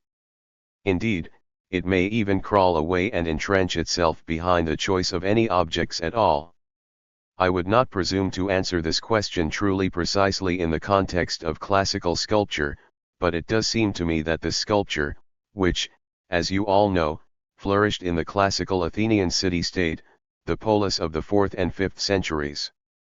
BC, was connected to the urban citizens to the extent that it incorporated, one could say, the protest against, how shall I put it? The harming of the human body within the civil process of life. It is certainly true that the free citizens of Athens at that time did not perform manual labor themselves, and that they consequently remained free of the bodily deformations that the work process so easily inflicts on other humans. At any rate, that was precisely the period in which the great philosophical movement of sophism truly worked out the opposition between that which is settled, made, artificial, that which is theta sigma epsilon iota, and that which is sigma epsilon iota, that which is naturally meant to be. The whole of sophism, after all, essentially rests on voicing the protest of this suppressed nature against the human rules imposed on it. There is certainly something of this assertion of physis against thesis in the restoration of the body that was aimed for in the great Greek sculptures, and then attempted time after time. I was asked how it is with situations like a battle, did people not fight naked too, and was such a situation not restored? I would say, that generally speaking, battle is not exactly the authentic situation in which suppressed nature receives its due, on the contrary, it tends to be damaged there in quite a literal sense. What is true, however, if I am correctly informed, is that the Spartans, the hoplites, namely the heavily armed Spartan soldiers, cast off their clothes during battle and fought naked. But, in doing so, they would have exposed themselves to considerable discomfort. Moreover, this was far more a kind of archaic ritual, one could say the symbolic restoration of a state preceding civil conditions, than an expression of the actual historical situation at the time of the Peloponnesian War, for example. So one could almost say that the Spartans, who did not especially distinguish themselves in matters of aesthetic sublimation, attempted to realize with their own bodies, if only symbolically, what the great art of the same period was trying to achieve in its representation of the naked body. I think that precisely the transition to a form of representation which faithfully captures the anatomy of the body is a function of suppression that this same body experienced in the conditions of the Greek city-state through civil conventions and clothes and everything connected to that, in other words, that the progress found in so-called realism, which one usually observes in the classical rather than the archaic period of Greek art, is on the one hand a progress of rationalization, of the more faithful and precise control of means, but on the other hand it also corresponds to a protest against the suppression of that very body whose voice is found here, whereas the function of representing the body, namely the body as the bearer of a divine purpose, or whatever else it might have been, was something completely different in the archaic period. I would like to remind you of what I told you in the previous session, the opposition between the aspect of nature and the aspect of art, or the relationship between nature and art as both opposed and identical. This relationship should not be understood as a static one, it is not fixed and immutable once and for all, as if some form of treaty long ago had removed art from nature, and it could now settle down comfortably in its little garden until the end of time. Rather, I attempted to show you how it is a central feature of art that, at all stages, it keeps developing anew the tension which I have sought to describe. I think it is useful, and I like the idea of it, to give you now a concrete model of this kind of tension, to attempt to show you how, in a particular artistic development, the aspect of nature and that of the control of nature interlock and enter a form of dialectic. For this, I will go completely against academic customs and choose a model from the present, the most immediate present. Let me briefly justify this choice, because it so radically contradicts most of what you will learn if you read one of the philological tomes. For it is quite normal in the writing of these so-called aesthetic interpretations to stop at contemporary artistic products and more or less to assume that one cannot know exactly how things are with modern works, while the view of older, traditional art, by contrast, has become clearer, and one can thus make value judgments about traditional art comfortably and with a point. 3 In no way do I agree with this widespread view. If one holds the view, as I described to you somewhat dogmatically, but which I hope you have been able to develop much more concretely, that art is genuinely an unfolding of the truth, as Hegel states, for then this naturally means that the truth content itself also unfolds. In other words, even the content of those works already created is not a static content, not something we gaze upon once and for all as a finished object, but rather something that transforms itself and even reaches a certain threshold at which we can no longer experience it at all. In this sense, I would say the notion that one can understand older works of art better than new ones either expresses a fear of overly exposing oneself in modern matters, and saying something that conflicts with the rules of the game, or simply points to an already reified relationship with art, that is, a relationship that only really includes those works that have already been codified and removed from any living connection.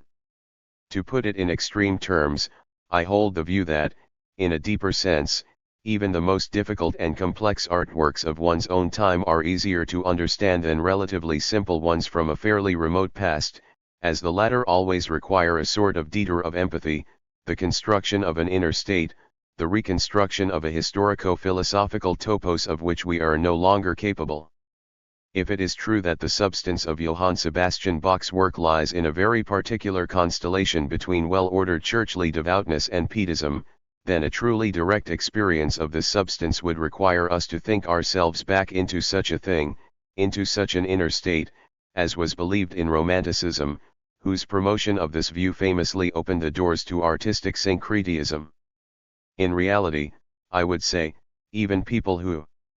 are incapable of appreciating a very difficult modern piece, let us say by Boulez 5, in the way that they think they can appreciate a piece by Bach because of its relative simplicity, can nonetheless, simply by having the same historico-philosophical conditions, as the young Lukács would have said, the same transcendental place 6, meaning those a priori inner preconditions of any experience at all which it shares with such a modern work, grasp this work, which they believe they cannot understand, incomparably more accurately than the older one. Comprehending the older work, on the other hand, is burdened with never-ending problems, as shown by the fact that histories of literature attempt to acknowledge famous works of the past, let us say the 17th century, think of a novel such as the Asian Bana 7, because one no longer has any use for them, because they have become unpalatable, crudely put, and to think that, in doing so, one can arrive via an educational detour at what, to use a highly questionable term, one calls aesthetic pleasure. I think that the entire view which is manifested in this attitude is fundamentally wrong. And I think that, if engagement with theoretical aesthetic questions is to have any purpose, and not simply to remain a professorial matter in the worst sense, then it must draw on the most immediate experiences of the most advanced art corresponding to one's own level of awareness, rather than spending its time measuring how exactly the golden section was applied to some or other Renaissance picture. Now that I have said this, I shall address the dialectic of nature and art within art itself, as currently in 2 for modern art, and I am taking music, the art closest to me, as a model, namely the categories of expression and construction. Point 8. Let me first say a few words about the specific concept of expression with which we are dealing in this dialectic. Naturally, art has expression in infinitely many layers and at every possible stage. The gesture in a drawing by Manet can be as expressive as a phrase in a Beethoven quartet, or probably as much as some gesture in a Hellenistic sculpture. But if we speak of expression in the way that has truly become relevant and concrete in modern art, we are thinking first of all of the movement of Expressionism. I would say, incidentally, that, in opposition to the widespread habit of inveighing against isms 9, I consider terms such as Expressionism quite good and useful, because they testify to the fact that even seemingly extraordinarily individual and specific manifestations of artistic consciousness have their own historical status. This means that they are in reality collective movements sustained by collective powers, however much they might stylize themselves as merely individual. If you think of the expressive ideal of Expressionism, that is, the art which, especially in Germany, dominated painting and poetry, as well as music, almost exactly 40 years ago, and which, I would say, is still more or less open to direct experience by us, then you will find that, here, expression always means exactly what I was referring to in the last session, when I said that, in a certain sense, art helps what is suppressed and suffering to find its voice. Expressionism consists first of all in the protest against hardened social and conventional forms, both the social hardenings in the fabric of the state, or even the apparatus of war, and the hardened forms of art itself, which were viewed as no longer binding in the face of the immediacy of human suffering. The attempt has been made to let suffering itself speak directly, as it were, without placing a third element between expression and artistic manifestation, without inserting a form of stylizing principle, a mitigating or surrounding factor. If I might take the liberty of a dialectical remark here, I am pointing, if I am not mistaken, quite precisely to the threshold between two artistic movements that also, from today's perspective, have far more in common than a superficial view would suggest, namely the threshold between Jugendstil and Expressionism. For, in a sense, Jugendstil is also an art of expression, and suffering because of convention is infinitely strong in it. The attempt to assert the status of the free, autonomous human being, the free noble man, as Ibsen puts it, 10 against conventions, could be considered the innermost motif of Jugendstil, except that this motif of expression in Jugendstil remains tied to the notion of some supposedly universally binding, predetermined formal categories, precisely those categories which, after the expiry of the academic ones, people thought they could discern in the pure ornament. So, in other words, people thought at the time that, through pure will, they could discern something resembling a style for this expression of suffering, the emancipation of resistance to convention, while the shift from this movement to Expressionism took place at the very moment when people discovered that, as a language of expression, as a word for what one suffers, even those formal elements far removed from prevailing conventions, for example the expressionist flower ornament, which seeks quite directly to emphasize suppressed nature in opposition to conventions, were no longer entirely viable. The specific aspect for the concept of expression in Expressionism is an element that it now, if you think for a second of the problems of Jugendstil, and if you are not bothered too much by expression, shares with another, earlier movement, namely naturalism, to the extent that, as I just told you, the principium stylizationis is essentially discarded 11 in favor of an attempt to derive something like aesthetic form purely from expression itself.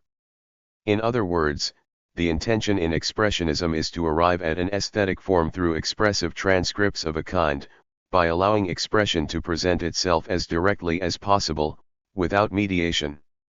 The most authentic documents of Expressionism are probably those which express this idea without anything intermediate, and which come closest to shaping form from expression itself, without drawing in any external categories. To the extent that it aims at producing documents, transcripts, the Surrealists later spoke of automatic writing 12, of emotional states. Expressionism strives for the ideal of a pure immediacy. In that sense, one can say that expressionism constitutes an extreme in the attempt to give suppressed nature, that one pole of which I spoke to you before, its due. And this, of course, is connected to the fact that, through the overall social dynamics, the notion of a secure bourgeois canon of forms in the social and aesthetic sense had come to an end with the close of the Edwardian and Wilhelmine eras. But now, and that is the dialectic between this aspect, that which is sigma epsilon iota and states once again, humans are good, and that which is theta sigma epsilon iota, the aspect of construction, if I might introduce the term here, the aspect of control over nature. Between these two aspects one can already see, in pure and stringent expressionism, a very specific kind of tension. Here one can think of several problems in which this tension is manifested, first of all, in artistic work, for which, in modernity, it is central that it must not rest on its laurels, and which has become incredibly sensitive to any form of reification. It is constitutive that it remains itself only by changing. What I mean is this: for this type of sensitivity, which really forbids repetition and must modify itself, it transpires very quickly, very early on, that it is impossible to stay at the sheer point of expression. The pure this here, the art that seeks to present the pure this here, the pure moment of expression, the absolute sound, so to speak, as absolute nature, this art approaches in an almost literal sense, one could say, the threshold of silence. It cannot unfold in time or in space and cannot actually objectify itself at all. In fact, all it could do would be what Dada, which is rigorous on this point, utters in its name, namely to say da, really just to take a breath. For everything beyond that would be a kind of betrayal of this pure sound, and consequently the need is aroused, if one is not to fall silent entirely, to go beyond this pure there, a need that was felt as early as around 191,213 among the most radical expressionist artists, for example Anton von Webern, and which, I am trying to be cautious, was probably also one of the impulses for what was termed synthetic cubism. 14 But it is those artists, and precisely the most profound and important ones, and, when I speak of experiences, I always mean the compulsion exerted by the matter itself, not the psychological experiences of the individuals. I am completely uninterested in the psychology of art here. At any rate, in this objective sense, it is precisely the most rigorous and inte artists who experience that this absolute immediacy they pursue in expressionism is a form of illusion. You can see that in a number of aspects. One of these is what I once tried to define using the term dialectic of loneliness 15, which actually already applies to Eugen still, that the situation of loneliness so characteristic of this whole atomistic consciousness in the late bourgeois phase, that this situation of loneliness is itself a universal situation, that everyone is so lonely, and that what one considers the absolutely immediate, the individual persons being only for themselves, that this is itself mediated, which means it is something that actually contains the law of a totality which presses for atomization. 16 A further aspect of this kind is that, and it is one of the strangest aspects one can encounter in the experience of modern art, an aspect that gives the philosophy of art a great deal to think about, that this anti-conventional art, which expressionism was everywhere, must evidently produce something like certain conventions from within itself. At the moment when expression becomes art, where it is truly not just the immediate, living sound but strives in some way for objectification, it is evidently possible only through the development, the sedimentation of a language based on the agreement that certain colors, certain gestures, and certain configurations are carriers of one expression and no other.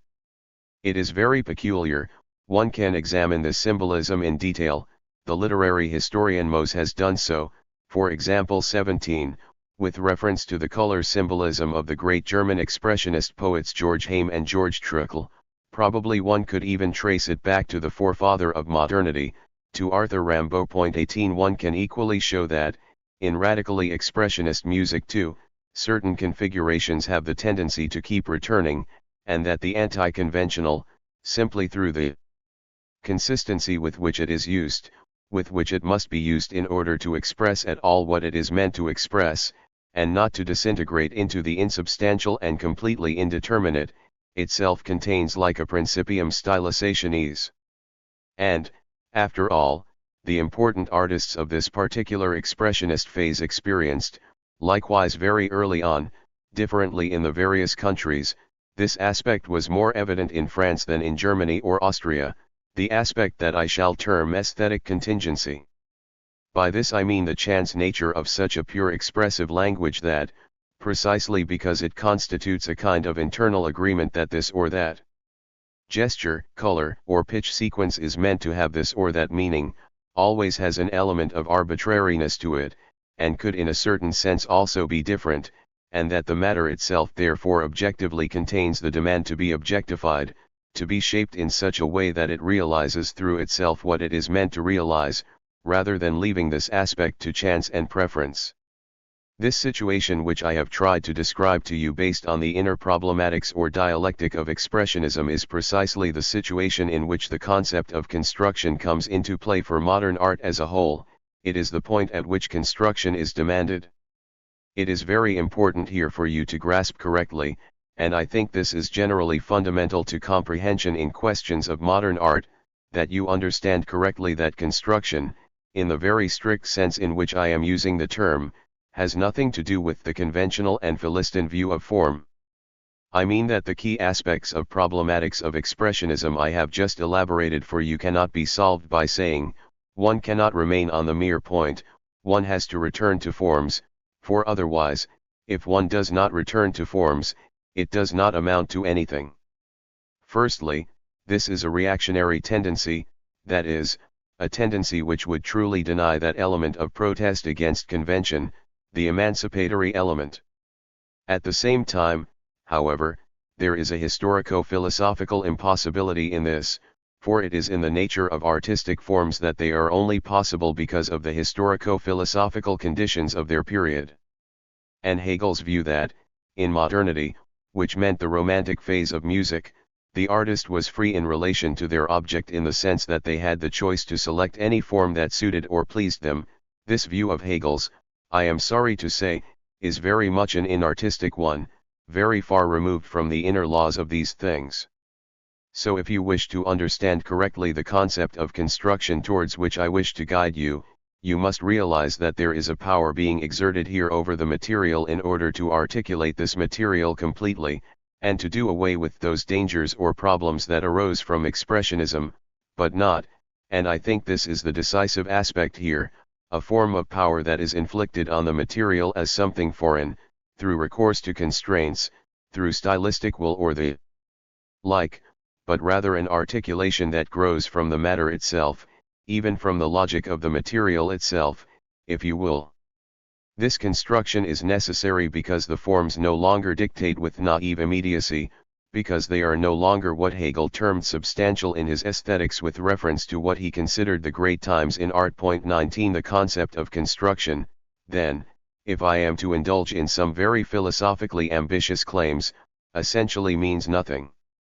other than the effort to extract, purely from the matter and purely from the postulates of the matter, but through all efforts of the organizing artistic awareness, that objectivity which was once guaranteed by the established forms dictated to artists, whether truly or only supposedly, without borrowing from anywhere else. The term construction, which means that the artist or the subject must by construction complete the organization of the material, in contrast to the concept of form, which dogmatically presupposes this act as already performed, one could say, points very clearly, if we examine this linguistic fact a little, to what I wish to express here. But the result, if one can call it that, of expressionism, in fact, itself supplies the precondition for this transition to construction. For, on the one hand, expressionism cleansed the material, in a sense, of all merely conventional bonds. The material is now at the direct disposal of the subject.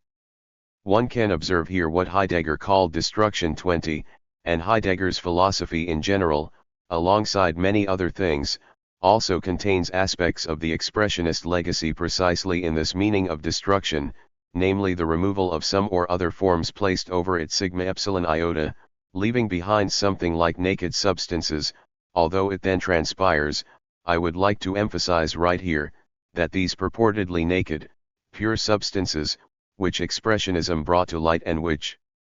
subsequently became available for construction in all the arts, are not naked or pure at all, rather, they always already contain an infinite number of mediations, philosophically put, that is to say, an infinite amount of spirit, of sediment human elements.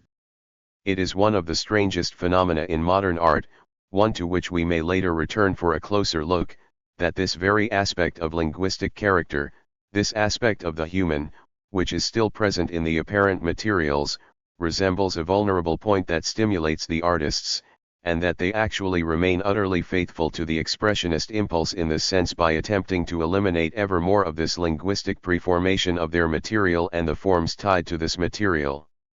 Because the technically immanent state of procedures arrived at today no longer corresponds to this predictated linguistic element.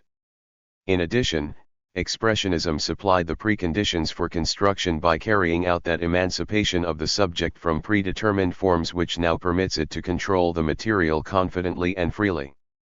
Here you can really see quite precisely how seriously the concept of dialectic must be taken in aesthetic matters, that it is not some turn of phrase I use because I am accustomed from philosophy, alas, to thinking dialectically, but something that actually comes from the matter itself. In what can broadly be termed expressionist art, the subject attempted to express itself purely, without making art merely a semiotic language of its inwardness or its stirrings. It need not even be inwardness, one could almost say its nature, and, in so doing, to eliminate everything that heteronomously obstructed it. Thus, as I stated at the beginning of the lecture, one could say that it represented the cause of suppressed nature. By representing this cause, however, precisely by investigating this relationship with nature, by attempting to turn art directly into nature, namely the nature of the subject, it became autonomous in relation to its material and, through this autonomy, that is to say, by breaking down the heteronomous and everything standing in its way, gained a freedom or a new ability, the control over nature, the opposing aspect within the parallelogram of forces that works of art simply constitute, to highlight this opposing aspect all the more by reducing its material to the pure sound, the pure color, the pure expressive value. By making it pure nature, simultaneously turned it into the pure substance which they, as the artist, now have more or less at their disposal, hence the very fact that, in the expressionist movement, nature gains such a pure voice became the precondition, indeed the force, which demands and makes it possible for the opposing principle, namely the principle of construction, to take effect from within nature itself. Lecture 7. December 9, 1958. In the last session, we attempted to address the problem of the relationship between nature and art, or, rather, the return of the natural aspect in art and the specific engagement with this aspect, by way of a central problem in contemporary art, namely the relationship between the aspect one can call expression and that of construction. In general terms, we had described the aspect of expression as a returning aspect of nature and that of construction as the artificial, as what one does to nature. I think that, after everything we have already discussed here, I do not really need to point out to you, and do so only out of conscientiousness, that, when I say expression is an aspect of nature in art, I do not mean that it is a piece of static, untransformed nature that remains as it is. Rather of course, this aspect in art is itself also subject to a historical process, indeed, one can virtually retrace, and that is what I was primarily doing in the last session, how, in modern art, this expressive aspect, this aspect of nature, this aspect of the not quite grasped, and also of the mimetic, hence the direct announcement of a feeling, went through an extraordinarily long and difficult process before it became capable of manifesting itself at all.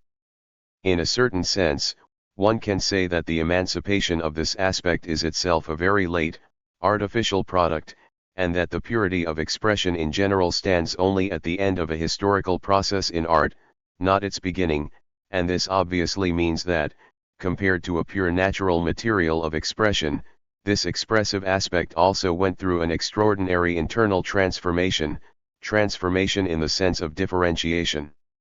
What distinguishes this natural aspect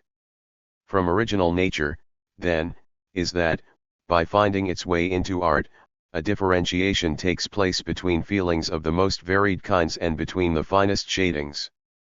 Indeed, it seems as if the restoration of what can be interpreted as the voice of nature is essentially tied to this differentiation process. This means that, only when art is capable of the utmost specificity, of that which has not yet been mangled through classificatory impositions and generalization, when it truly attains specific difference, and that is only a very late result, does it actually become capable of being the voice of nature. And it means that the pure sound or the pure color in art creates itself as a carrier of expression only when it is simultaneously defined, in a sense that will not be pursued at all, as a here and now, as something that is here and is unique. And perhaps that also gives you a sense of that idea of nature, the nature which, in the dialectic of art, is dominated and simultaneously restores itself, which differs entirely from the superficial concept of nature lyricism, for example, from nature painting, and from the superficial notions of what is termed natural art. For, in reality, these traditional ideas of the natural in art presuppose certain conventions, certain generalities, as valid. Usually they refer, just think of all the bad nature novels, to the concept too of nature in the abstract, instead of yielding to that impulse which I have tried to show you is in keeping with the true ideal of expression. Hence one could practically say that the concept of nature in art, as I developed it for you in the previous session, is the precise opposite of the notion of an art deemed close to nature, as cherished by the cultivated Philistine and displayed time and again by the enemies of modern art, although, on a side note, I think their basic reasoning error is that they view some states, whether forms of artistic expression or some prevailing conventions in art, as if they were themselves sigma epsilon iota, as if they were naturally there, instead of recognizing their own historical character.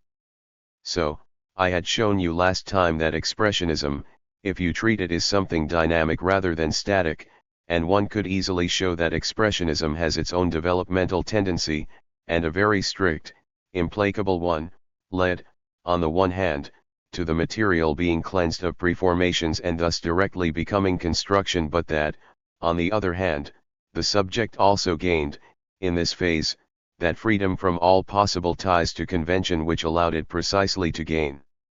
construction. Here we had arrived at a concept of construction which stood in a certain opposition to that of form, in its traditional character. This means that construction is in fact the liberated form imprinted on the material by a free and, if you will, sovereign subject, whereas traditional form is one in which the separation of subject and object, and hence in this context the emancipation of the subject, has not yet taken place at all. Although, on the other hand, one certainly can say retrospectively, from the perspective of the artist's constructive freedom gained today, and I want to add this too, so that what I am showing you does not become too simplistic, that great artists of the past, such as Mozart or, as I just read in a very fine article published by Oxent 3 Raphael, used forms from tradition yet were at once great constructors. So this form, aside from its traditionalist air, from those aspects in which it does not yet appear imprinted purely by the subject upon its content, is internally structured in such a way that, beneath the shell of convention, it already exhibits everything that one must demand from a liberated and autonomous construction, except that, back then, these forms were initially predetermined and the construction took place within the forms or beneath the surface, whereas today the problem of construction has become absolute. No forms are predetermined, and the form is consequently supplied purely by the subject that controls its material. At the same time, this control of the material by the artist, I tried to show you this too, consists simply in leaving this material to itself as far as possible, gaining freedom to the object and thus, one could say, completely becoming the executor of what the material demands in every single one of its aspects. Perhaps I can use this opportunity to tell you that, among conventional notions of art, from which it is rather important for someone who reflects theoretically on artistic questions at all to emancipate themselves, one of the more important is the idea of the artist as a creator essentially independent in relation to their work, somehow drawing everything out of themselves. Some secularized theological notions then found their way into this idea of the creator-artist.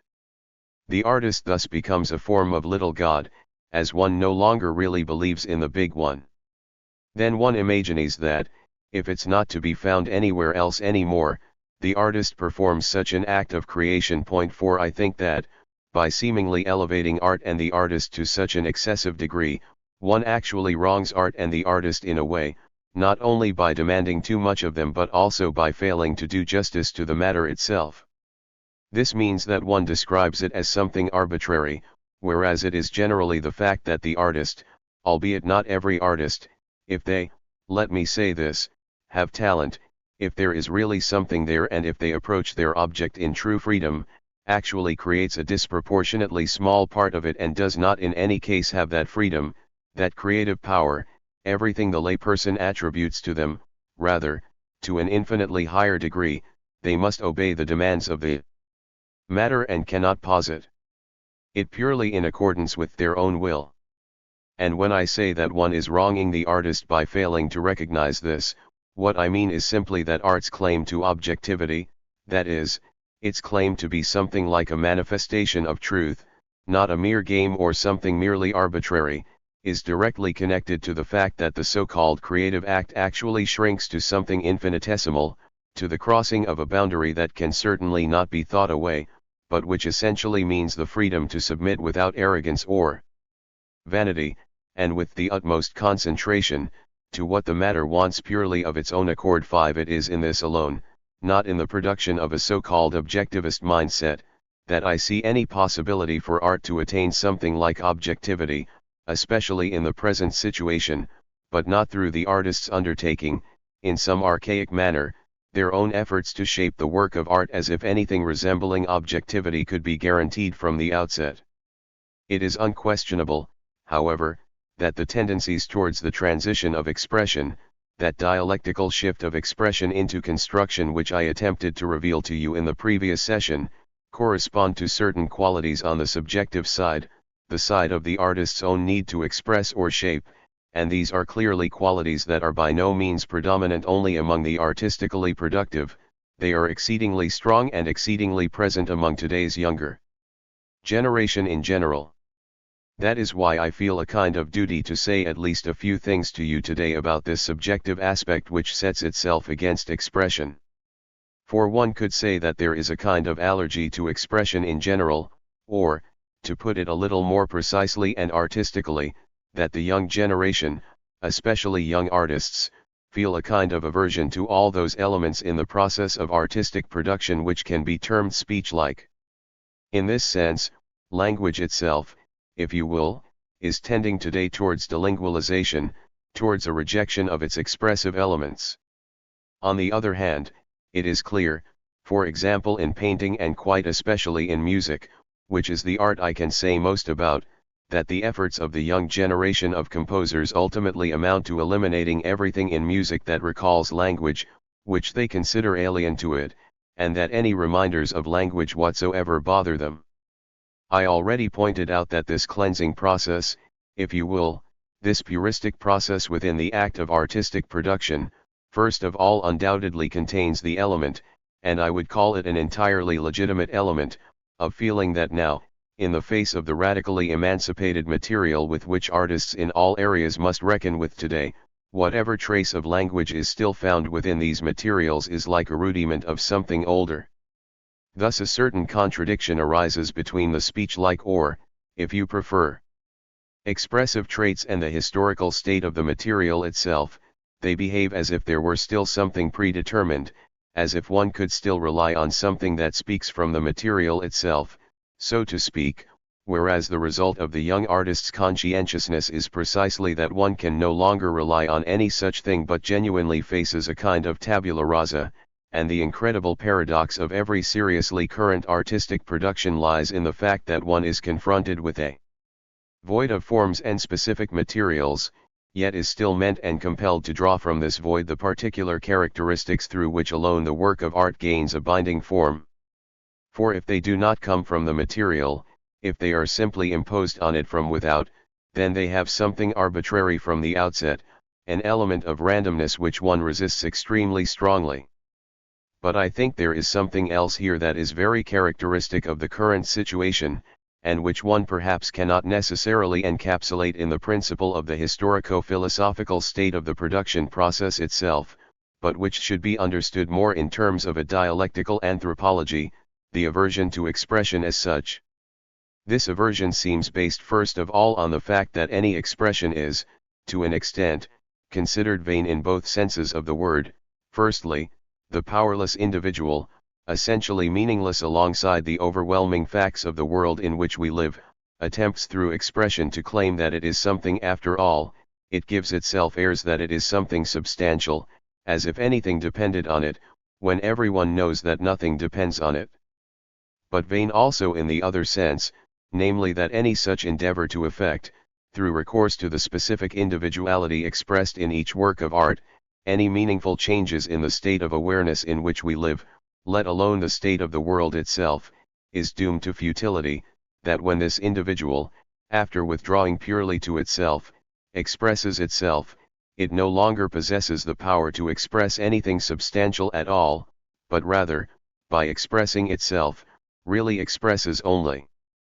something entirely transient, entirely ephemeral and insignificant, to which it clings only because there is nothing else, because, without relation to anything objective, individuality in itself is always null and void. That, I would say, so first of all this aspect of shame, if you will, is a central component of the hostility to expression. 6 But I think one should not make things too easy for oneself with this aspect. Do not forget that, and this is explained at length in the Dialectic of Enlightenment 7, part of the signature of our entire civilization from a very early stage has been to place a sort of taboo on stirrings of expression, that, compared to the claims of the rationality which controls nature, every mimetic feeling that to an extent from the straight path of the rational, which famously always views the shortest paths as the only and true ones, that everything which strays from this is essentially another fall of man, something uncivilized, one could almost say, something cultureless.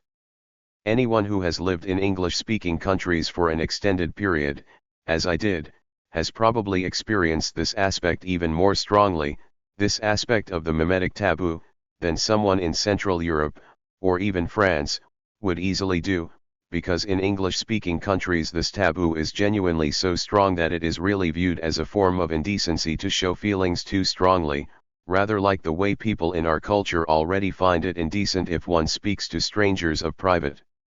matters too quickly, too willingly, too uninhibitedly. Just as every expressive gesture, every sign of strong grief, especially every sign of pain, and the stirrings of expression are really always stirrings of pain, is subject to a kind of taboo, that isn't done. It is essentially always the gesture of that famous governess who, when Gustav Mahler reached port in New York and his children became terribly excited, called out to them, "Don't get excited. Don't get excited." 8. Because, from this governess's point of view, mere excitation was already a sign of bad upbringing. Getting excited is something for common people, so to speak. Those who are brought up properly, the gentleman and the lady, do not really get excited. But this aspect, this fear of expression, and one must surely think this through here, is clearly present in the current allergy to expression, and it seems to me to indicate, although this aversion to expression also contains those elements I tried to present to you as legitimate, that there is something harmful about it. This means that this civilizational consciousness, which art probably has a greater duty to protest against in the administered world than ever before, is suppressed, and that people thus have an allergic reaction to expression only because it reminds them of things that, under the current dominion of the civilizational principle, can hardly come to life properly anymore. It is as if one can only bear it if one avoids speaking about it, if it does not even manifest itself in a sign. Firstly, I would quite simply say here that the strongest aspect of this allergy to expression prevalent today is fear, real-life fear, which has become so great that any art which reveals too much thus becomes unbearable to people. The objectivity demanded today contains both, the attempt to avoid all now illusory expressive elements and connections, and also, negatively, the fear of letting in some of what is usually kept beneath the surface. The greatest works of art today will probably always be those in which the construction principle is very radically taken to its conclusion, yet which, often through the very hardness of the construction principle, no longer submit to this ban on the expressive sphere. 9. But we must also recall the problematics of the concept of individuality. If a great many people show a tendency to view this individuality as something meaningless, random, and purely private, for example, upon encountering some picture or daring music, my goodness, that expresses his feelings, but it cannot really objectify them, cannot transform them into something general or convey them to me, he cannot communicate it, it is his private affair, and why should the expectorations of such a private person concern me? It is really simply indecent for him to bother me with that. Then, I would say, such a notion of the self-expressing subject in turn also rests on a certain naivete.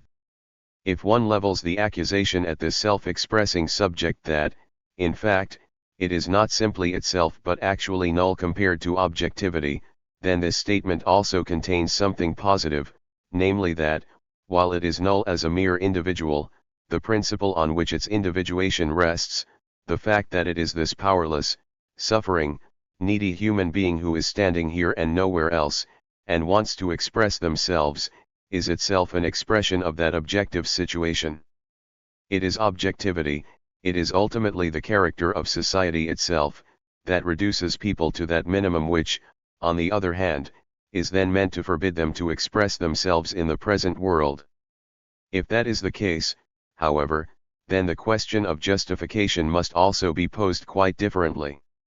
That is, the expression of this minimum, this very reduced thing that remains of each person at all, and is really little more than what Anatole France meant when he said that humans are born, suffer and die. 10, then that is itself brought to a certain kind of objectivity, and by virtue of this objectivity it has the right to exist after all.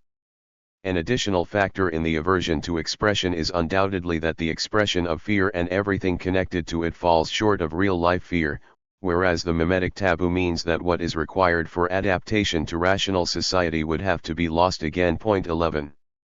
When I refer to the aspect I have just mentioned, namely of artistic fear falling short of real-life fear, I am thinking of something like the embarrassing, scarcely bearable nature of certain attempts to deal somehow with the horror of the Third Reich on the theater stage. 12 attempts that, however well they are meant, and although I do not wish to deny that they may have some humane effect, namely to remind people of some of the things they repress, fall so short of what happened that the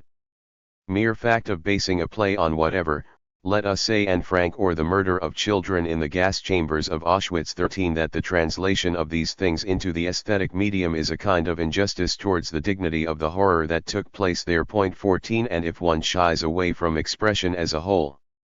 today, then surely an element of this is that, in fact, one feels that one should be ashamed of any expression in the face of what happened in our world, and no doubt continues to happen,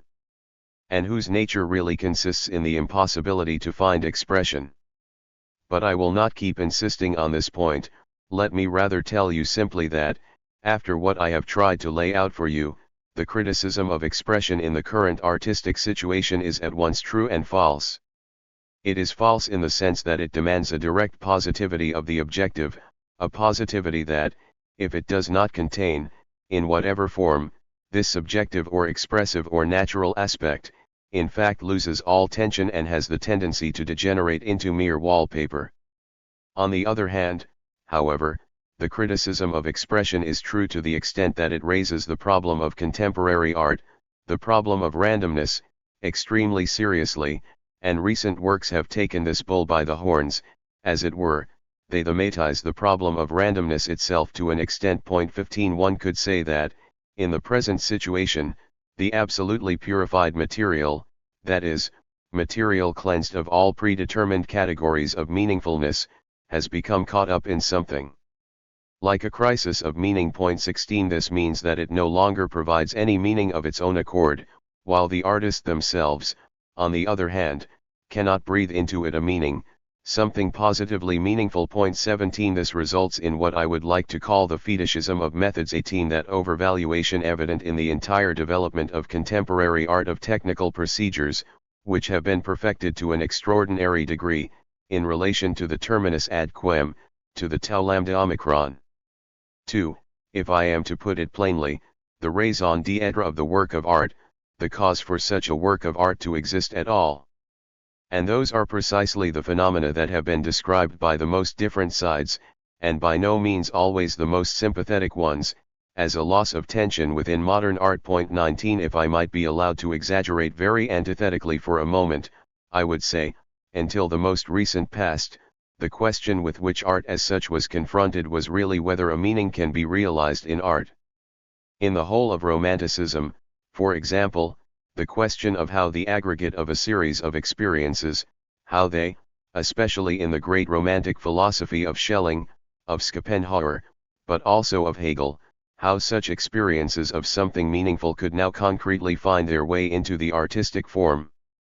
And the fragility of most things in this period of art lies in the fact that it stopped at meaningful ideas more or less inserted into the artistic form from outside, without these ideas becoming substantial on their own terms, in the sense of organizing the work of art completely of their own accord. Then the result is something like the worldview art, let us say, of the highest standard, of Richard Wagner 20, but also someone like Hebel 21, or, if you will, even in a certain sense the worldview art of Flaubert 22, who was certainly infinitely superior to either of these in purity of design, but in whose work the rupture between intention and the actual material content nonetheless emerges, although this rupture itself is really one of the main thematic elements of Flaubert's writing. In comparison, the situation faced by contemporary art today has been radically inverted. For it precedes a critique of the illusory nature of aesthetic meaning, as it were incorporating the liquidation of all these romantic and worldview-based conceptions. It no longer asks, how can a meaning realize itself aesthetically, truly realize itself completely, without infiltrating art as a worldview? Today, by contrast, it asks this, how can pure material processes then become meaningful? 23 So the question of the relationship between idea and appearance. 24, if I could use these two terms here for a moment, has been radically inverted in contemporary art. For art today, the point is no longer how an idea can be made to appear, that was really a dominant notion from German classicism until expressionism and beyond, but rather the opposite, how can the appearance, by virtue of the artist leaving it to itself positivistically, as it were, without reserve but also without adding any meaning, how can such an appearance, and thus all organized material processes, become meaningful? 25 I would say, however, that it is very easy to mock this line of questioning. It is very easy to say that a fine art is one which starts from its material, but which must then also ask how this material can become meaningful. A spiteful person could say, so it is an art that says something but does not know what it has to say, and which is really always in search of what it actually has to say, whereas, in supposedly better times, art always knew what it had to say and was only unsure at times how to say it.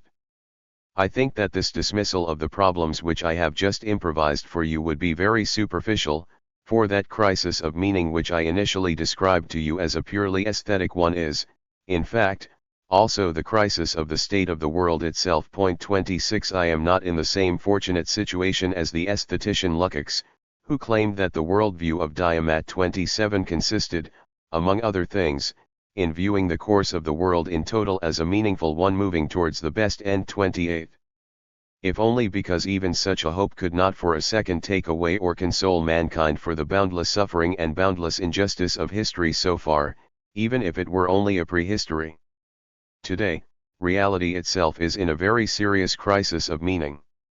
So there is not only no longer a binding order, a binding worldview or anything similar which is given so that one could react by searching, with greater or lesser success, to find another such binding worldview to hold onto, rather, the very meaning through which the experience of existence would organize itself has become as problematic as the hope that this disastrous course of the world could one day be changed. In this, the situation today is radically different from the situation formulated historico-philosophically by Hegel and Marx. Point 29. And if art finds itself in the absurd situation of having to search for a meaning in its material processes, as it were, where, if I may repeat this, it says something without knowing what to say, then it is in fact expressing the current state of the world spirit with absolute purity. 30. And if it has the possibility to go beyond this state, to transcend it at all, it is probably only by expressing itself in this way. 31. In that sense, I believe, this crisis, as absurd as it might seem today, and however much it provokes the resistance of the critical awareness, is an inevitable consequence of the historical philosophical state of things. On the other hand, however, it must be said that the attempt at a pure construction, the attempt to breathe meaning into the material purely by surrendering to it completely unreservedly, seems itself doomed to fail, primarily because this material one is dealing with is not like some. That is indeed the error made by many material fetishists among my young artistic friends, who think this material is itself a natural material, and that one need only make it speak, as it were, for nature itself to speak purely. 32. This marks the limit of construction, for construction, as I told you, is the attempt to surrender completely to the material by, if you will, crossing out the subject. But because, not being nature, it does not produce the material in a pure state of its own accord, because this material is also historical, such attempts to yield unreservedly to the material themselves display an element of the arbitrary, the random. They treat as a pure natural force something which is only a human will concealed from itself. In this way, it is the extreme anti-subjectivism of today's constructivist art that finds itself especially caught up in a form of subjectivism. This means that the self-unaware subject overlooks its own presence in the material, as if it were the actual force that posits meaning. 33. The material itself is never pure and entirely material, nor does it guarantee any meaning on its own. So this is how the problem of randomness has entered art today, a randomness that concerns not only the individual aspects within the works of art but also the construction, the formal principles themselves, in which, the more rigorously they are executed, the more there is also a degree to which they could equally well be different. And that is why the problem of the aleatoric, and thus in a sense a purely scientific category, if you will, the idea of statistics, has now infiltrated art. 34. And that is the present state of nature in this dialectic of art and nature. Lecture 8. December 11, 1958. I was posed another 2 questions by members of your group today, and I am glad to be able to answer them, despite receiving them only just now, and hence lacking the necessary time to think through the problems touched on, which are certainly not very simple. The first question concerns what I mean by the crisis of meaning in reality, and especially by the change in the situation of art with reference to this problem of the crisis of meaning.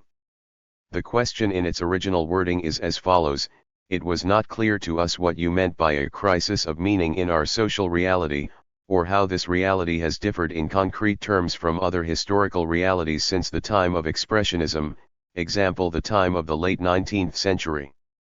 I think it would be too much for me if you expected an immediate historico-philosophical analysis of the change in the objective historico-philosophical situation since that time. I could not provide that.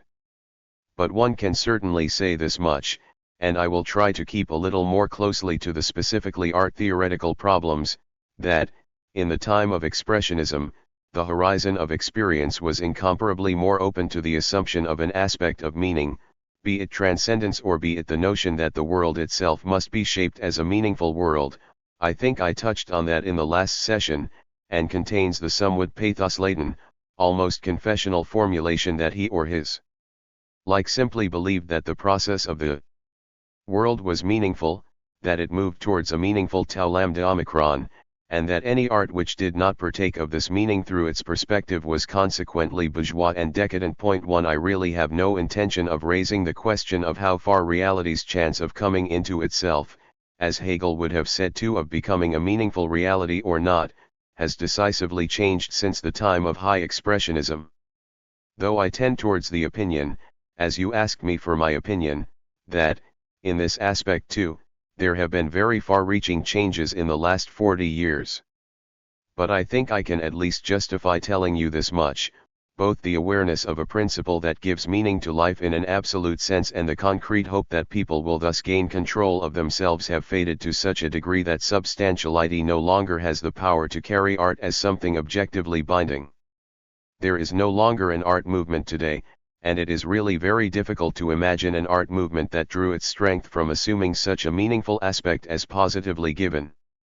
As in all historico-philosophical cases, the situation is hence that, in retrospect, one can also observe elements of the problematics we face today in the previous, the older phase. 3 This means that, if one looks at how the name of God is bandied about in Werfel's work, for example,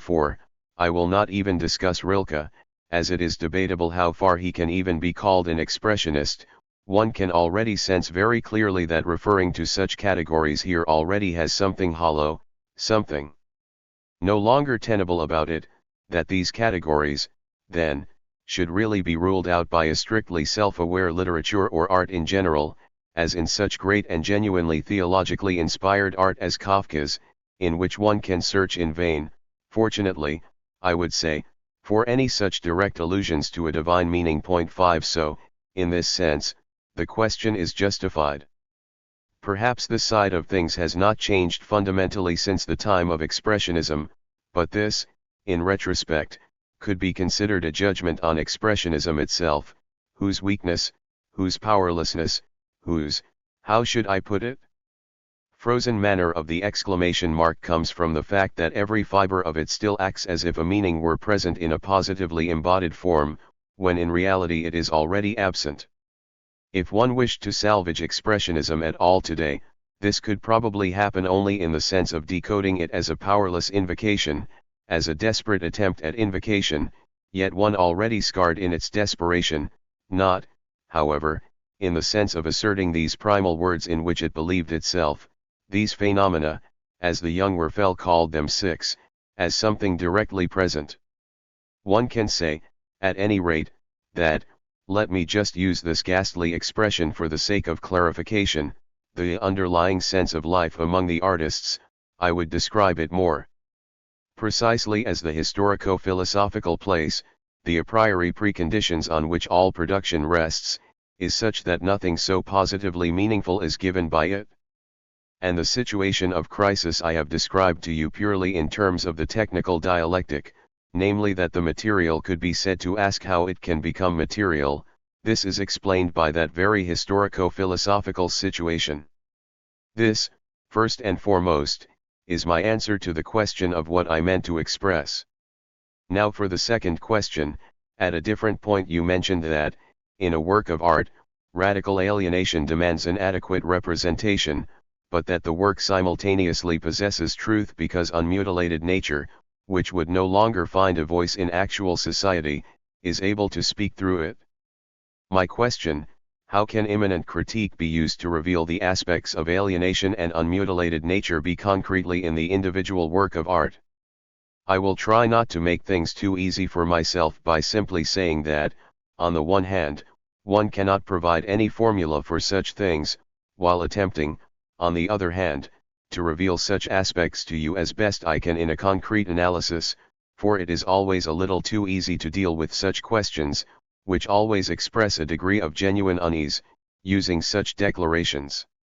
So I would rather attempt, even if the question itself does not seem entirely to identify precisely what I meant, to do justice to its intention and thus answer it nonetheless. If I said that the task of art in every period is to allow unmutilated nature to speak in actual society, then this was genuinely a slip of the tongue, a mistake, and I must apologize to you for it. One cannot make unmutilated nature speak, for this unmutilated nature, a pure nature, that is to say, a nature that has not gone through the mediation processes of society, does not exist. On the other hand, I believe I tried so emphatically in my lecture to tell you this, in the last one too, where I warned of all attempts at a direct representation of the natural, that I dare say you can easily correct this misunderstanding yourselves if I made any such misleading statement. I would rather say that it is the task of art to give a voice to mutilated nature, meaning nature in the respective form in which it exists through its historical mediations at a particular stage in history, not that it should dwell on the chimera of such a pure form of nature. Now you say in your question, and that really strikes me as very rigorously thought out, I am actually demanding two contradictory things of art. On the one hand, I claim that art must articulate the state in which we, humans, mankind, every individual finds themselves historically, and this state simply happens to be that of alienation. On the other hand, however, I demand of art that it give a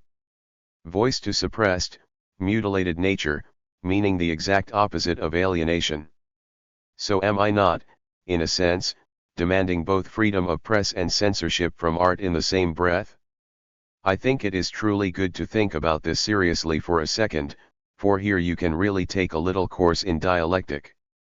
You see, I would say that, if what I tried to lay out for you in the last session, that pure, untouched nature in its immediacy can neither be recognized nor crafted by art, then the only possibility to give a voice to this suppressed force is negativity, that is to say, the very expression of alienation itself. 7 So what I mean is not that one can give a voice directly to nature in its manifestations, however they may be transformed, but rather that only by casting a veil of silence over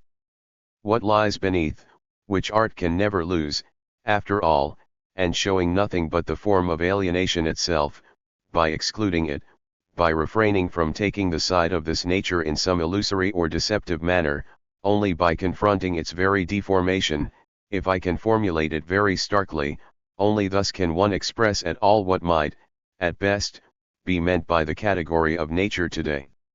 If you recall the concept from philosophy of determinate negation 8, meaning that the abstract form of truth is not given to us, not verum index sui et falsi, but rather falsum index sui et veri 9, that is, by measuring and confronting every phenomenon with what it claims to be, we can thus arrive at its untruth and, by negation, if we want, also at its truth.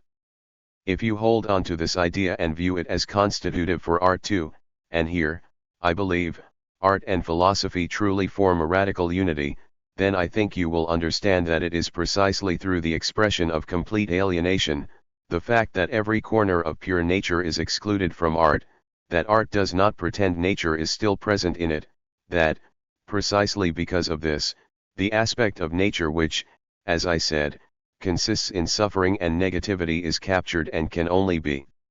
expressed at all in this manner. Perhaps I could characterize this idea a little more closely for a second in the way that befits aesthetic reflections, namely with a technical examination, through the concept of defamiliarization. 10 For the alienation of the world can be clearly reproduced only in the work of art, and I think that Brecht, as a theorist, saw something very significant here, that one refrains from presenting the familiar, because it is something conventional and preformed, as familiar. 11 The task of art is, in fact, to defamiliarize the familiar, which allows it to be seen from a perspective that is the perspective of its essence, no longer the mere appearance. Through this aspect of defamiliarization itself, however, something happens that communicates, if you will, with the concept of nature in an extraordinarily profound sense. For this dismantles the conventional, it dismantles everything that mediates between the matter itself and consciousness. So, through the fact that the object is defamiliarized, through the fact that the artistic formulation does justice radically to the actually existing alienation between the subject and the object is, in a certain very delicate sense, changed back into nature, not into an ahistorical nature that faces us once and for all. You know I ruled out such a notion very thoroughly, but rather changed back into that which is, one could say, freed of its ideological ingredient. Very close to what I meant when I said that mutilated nature, namely, what the world has largely done to us and to nature 12, is meant to be given a voice in this manner in the work of art. So one could genuinely say that, on the dialectical level of estrangement we inhabit, the consistent technique of aesthetic defamiliarization somehow restores the view of nature. And it is no coincidence that very important artists using the defamiliarization technique, like Brecht, but above all Samuel Beckett 13, by taking this process of defamiliarization extremely far, by completely doing away with the self-evident certainty of what one terms realistic experience, end up with something that, in a sense, natural conditions, eating, drinking, sleeping, illness, physical harm 14, that a kind of naked nature remains in these works, but that this naked nature is precisely not the mythicized, idealized, eternal, so-called all nature 15, but rather that to which humans, in keeping, one could almost say, with the process of historical mutilation to which they are subjected, are ultimately reduced. 16 I think this does perhaps give you a concrete idea, which I readily admit I did not provide adequately in the lecture, but you can see here how the dialectic also refers in a very particular fashion to the categories I myself presented to you. This means there is not nature over here and alienation or defamiliarization over there, rather, the categories of nature and alienation are themselves mutually mediated, they necessarily refer to each other and necessarily depend on each other in the situation of contemporary art. I hope this answers the question to some extent. Should this not be the case, I would ask the gentleman who posed it to say something about it. 17. In the last session, while dealing with the concrete dialectic between the aspects of expression and construction, which here stood in for the aspects of nature and spirit in art, we came up against a particular limit, namely the limit which is imposed on construction and which today applies in artistic experience per se. Hence this limit to construction, perhaps I could just repeat this, comes from the fact that construction itself is not literally construction in the realm of art. It is perhaps good if one examines this idea, which I swallowed up somewhat in the last session, more precisely. The term construction was taken up into art theory from the language of technology, and, in technology, construction refers to a rational standardization of a number of given elements, and its law is quite simply that the object in question which is constructed in this manner functions correctly. The construction is good if it adequately fulfills the task assigned to it in reality with the smallest possible expenditure of power, with the smallest possible use of material and with the most durable results, and whatever other criteria there might be. If you recall, which you must not overlook for a second if you are to avoid falling out of aesthetic reflection, so to speak, that art does not serve this kind of real practical purpose but is, rather, separate from the realm of purposes, then you will immediately find that no such literal construction exists in art.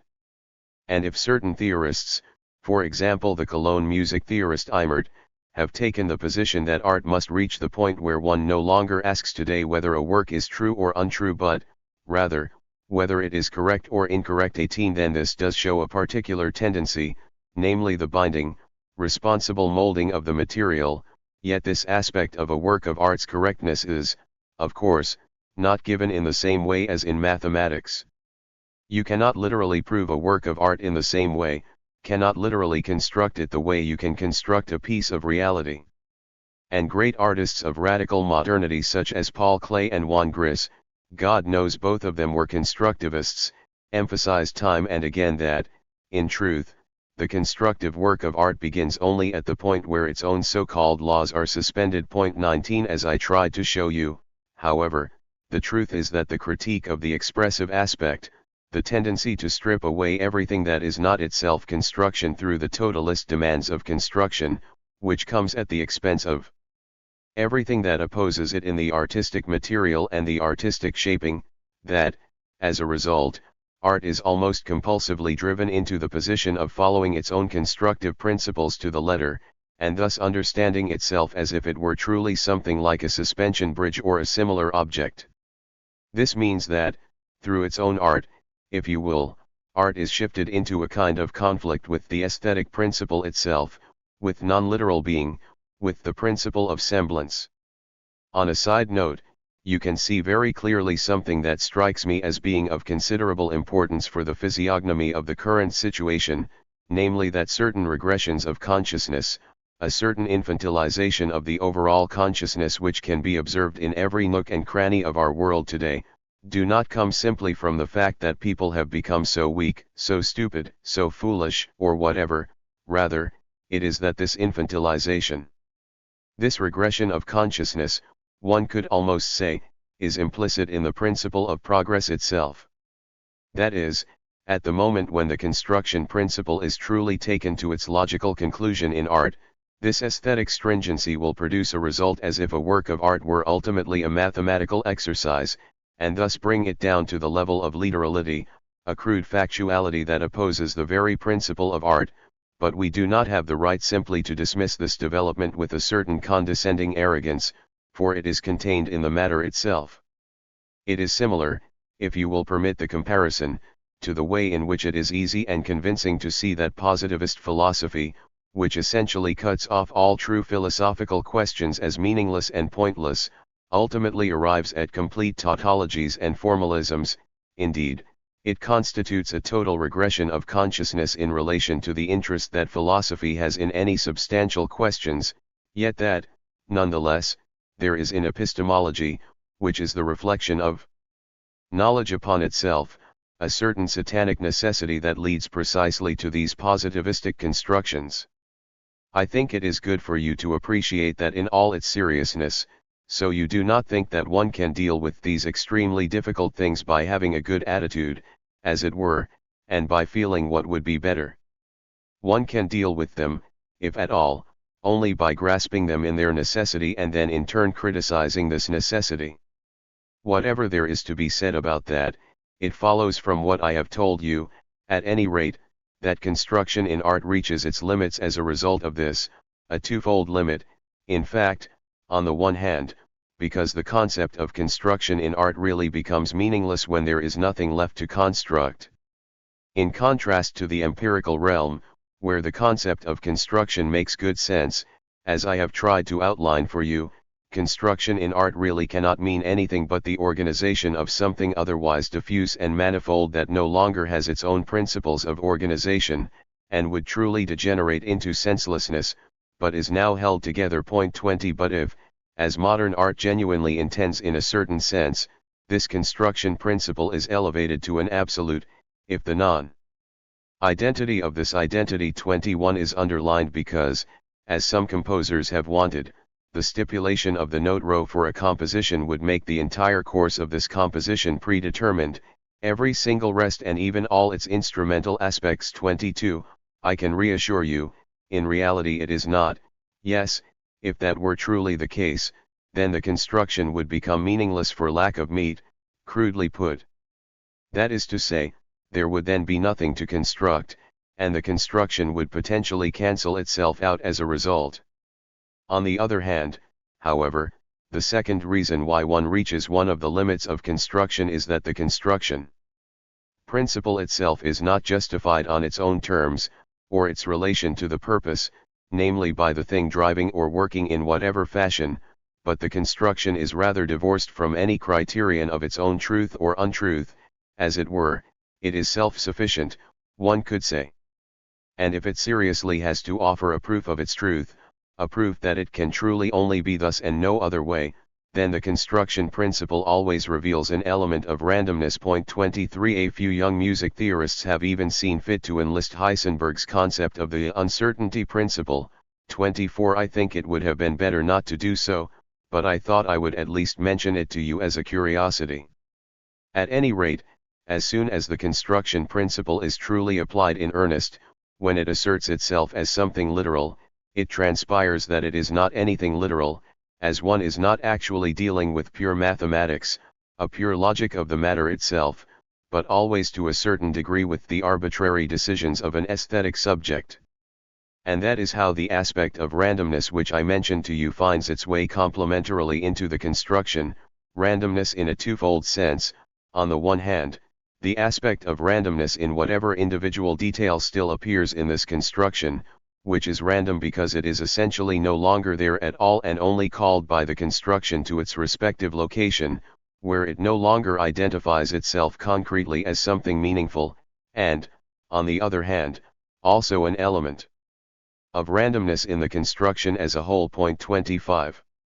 I think that the most recent efforts of a so-called aleatory 26 approach, which you can observe in music in the most peculiar fashion and the most diverse places independently of one another, in America with Cage 27, in France with Boulez 28, and in Germany with Stockhausen 29, though the American Cage deserves priority, that this aleatory principle is really a form of self-awareness of the state that, in art, any use of rules that is driven to the absolute and fetishistically exaggerates itself simply turns into something random. Point 30. But I would like to share a few deliberations with you that might contribute to unsettling you with regard to a number of concepts we have to work with here, but in which I must also unsettle you for the sake of a defamiliarization, namely the defamiliarization of art itself.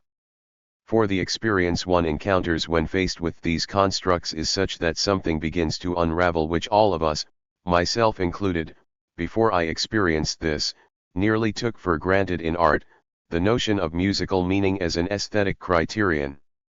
Though I can at least cite the extenuating circumstance that I have already treated very extensively with the crisis of meaning in Philosophy of New Music 31, and that at the end of that book I even raised the question of whether music might ultimately have to forfeit the aspect of its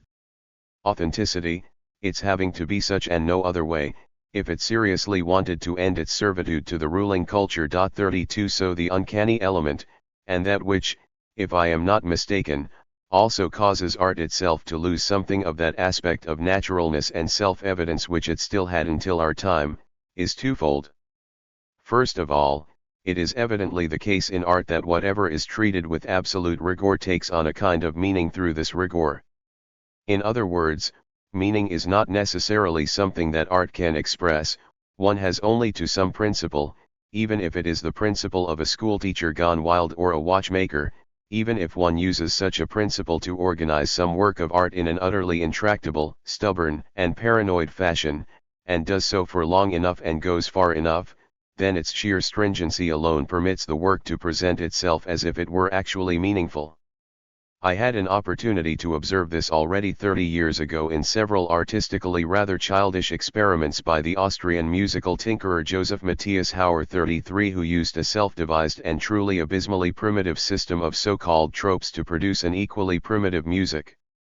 But because he did not depart from this principle for even a second, these constructs did exude a certain kind of suggestive power, and naturally this is the case to an even higher and more extreme degree with the incomparably more advanced organization of the constructions one can encounter in contemporary music. For now, this really means only that the compelling force, the suggestive element, the element in a work of art whereby one can define its meaning in the first place, that it constitutes a kind of context with a kind of logic one cannot escape, that this element itself should, in fact, probably never be taken entirely literally in art, that no work of art is a real complex of meaning, but that every work of art is actually only the fiction of a complex of meaning, that it pretends to be a complex of meaning, that it evokes the semblance of a self-contained and integral whole but cannot really preserve this integral wholeness in itself. And now it is called to order for this, as it were, by these aleatory structures, it gets its comeuppance. So it transpires that, if one now dispenses with this semblance of embodying a meaning, and instead focuses purely on stringency, that something resembling meaning will nonetheless arise, except that this meaning is itself cursed with the aspect of randomness of which I tried to show you how it finds its way into these things in the first place. 34. On the other hand, however, and this is one of the experiences I have had with the works of John Cage in particular, whose quality I do not even intend to assess, as their nature is such that the question of aesthetic quality would truly be out of place and would miss the point entirely. In a sense, they do not aspire to be works of art, and indeed they are not through composed pieces.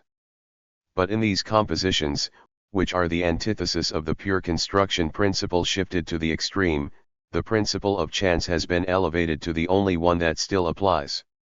This means that, in the instrumental parts of a composition such as his Piano Concerto 35, which are really only sketched and arbitrarily recorded, there is no rule, no structural connection except for the absolute prohibition of any relationships, thematic or otherwise, between the elements that appear in it.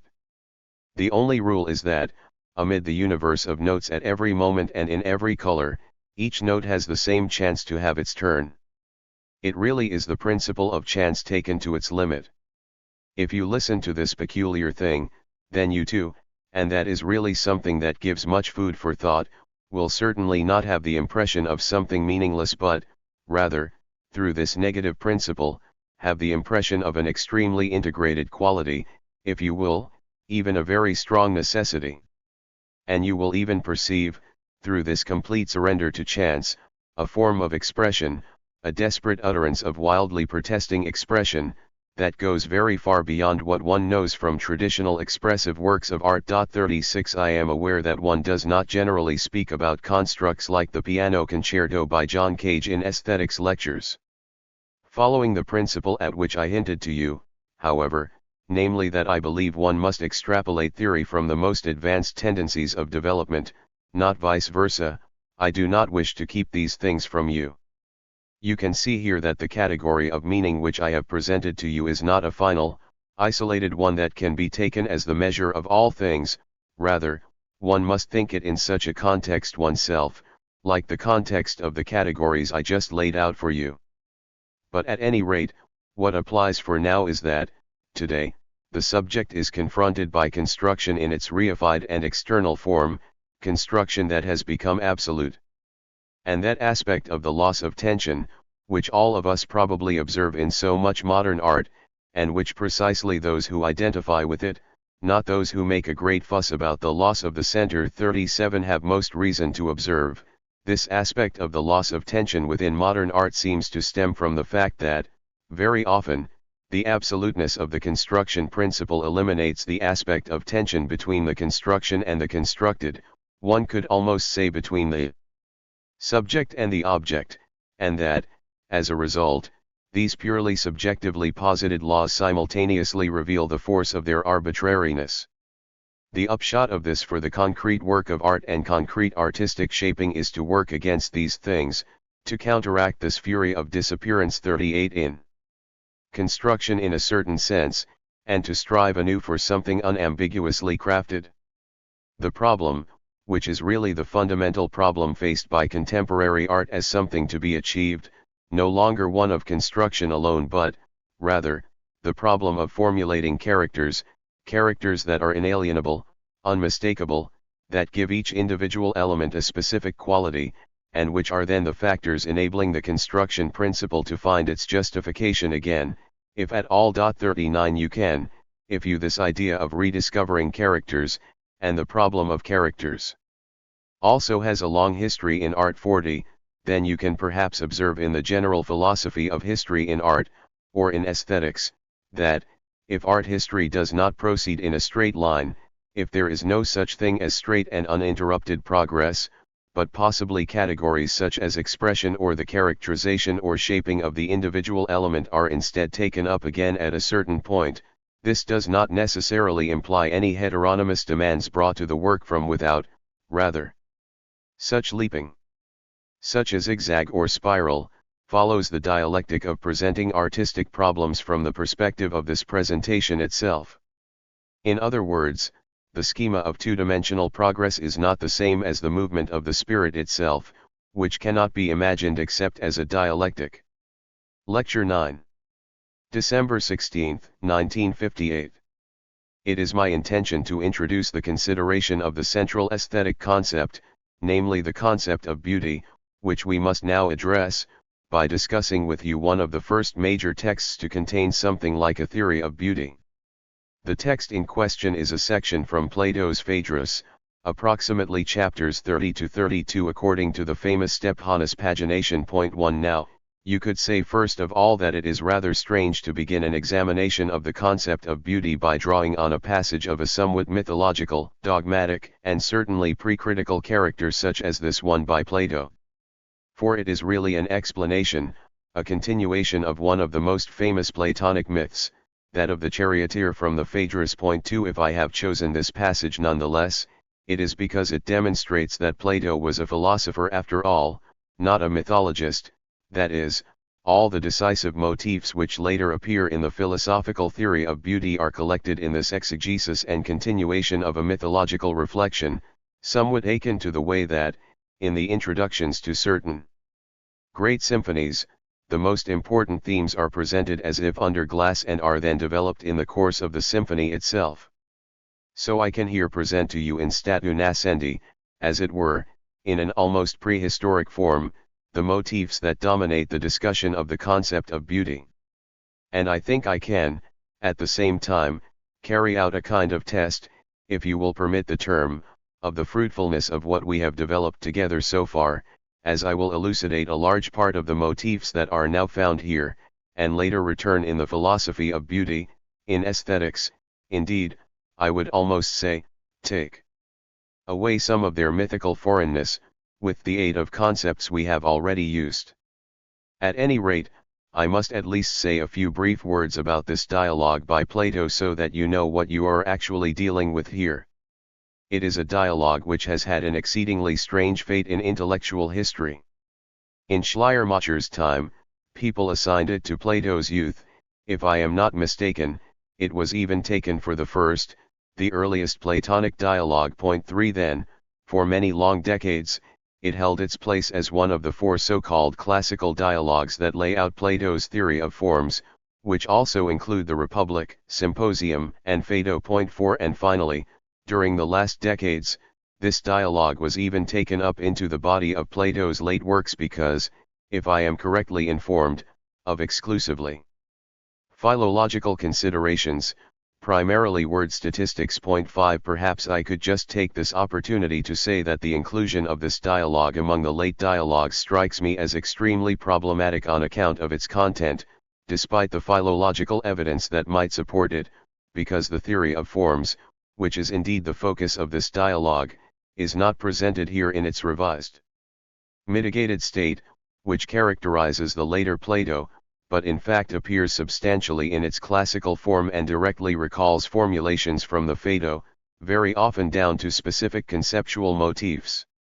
Otherwise one would be confronted with the extremely peculiar fact that the aged Plato, as it were forgetting the revision evident in such dialogues as the Statesman or the Laws, had fallen back on his middle period, classical, starkly dualistic theory of form. 6. It seems more likely to me that this dialogue is composed of several layers, that it was originally one of the so-called sophistic dialogues, the critical confrontations of subjectivistic atheism, and was then merged with the theory of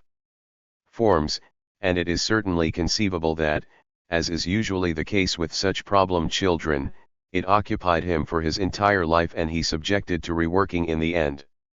In its structure, at any rate, the is one of the thinker's most complicated and enigmatic works, so complicated that it is almost impossible to point to a general theme of this dialogue.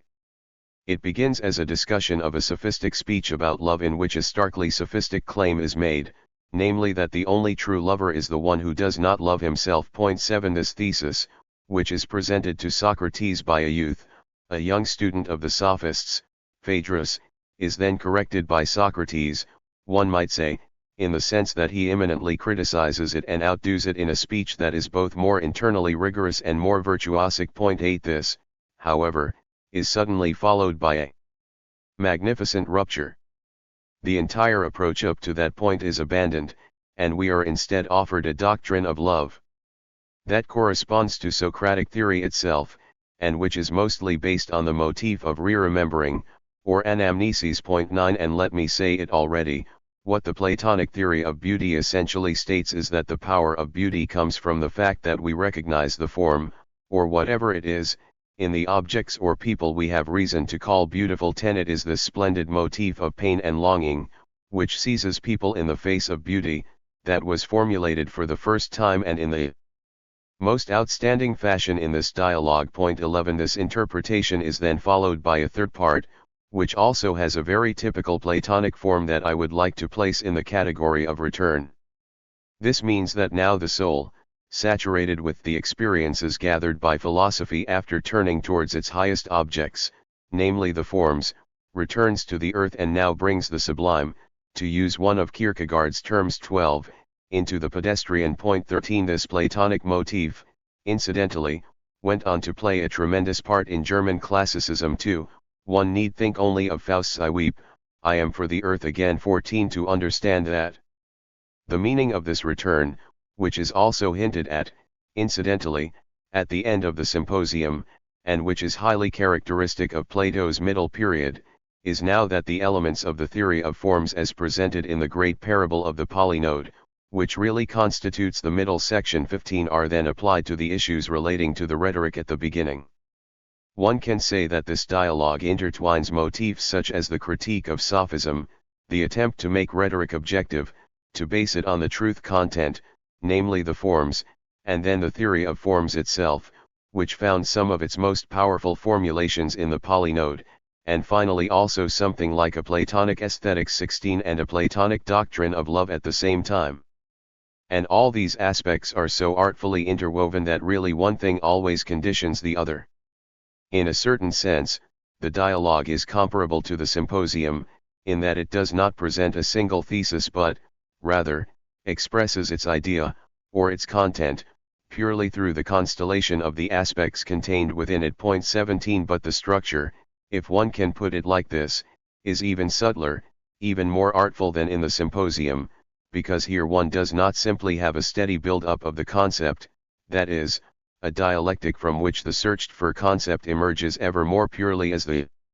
result. Rather, these elements are all treated separately at their respective points and actually reveal their content far more like threads of a carpet 18 than as things which can be understood through such a uniform process of development. I would strongly encourage all of you, if you occupy yourselves at all with aesthetics and the matters we are dealing with here, to read this dialogue, the Phaedrus, in its entirety, for one must simply recognize it as one of the greatest basic texts in the whole of Western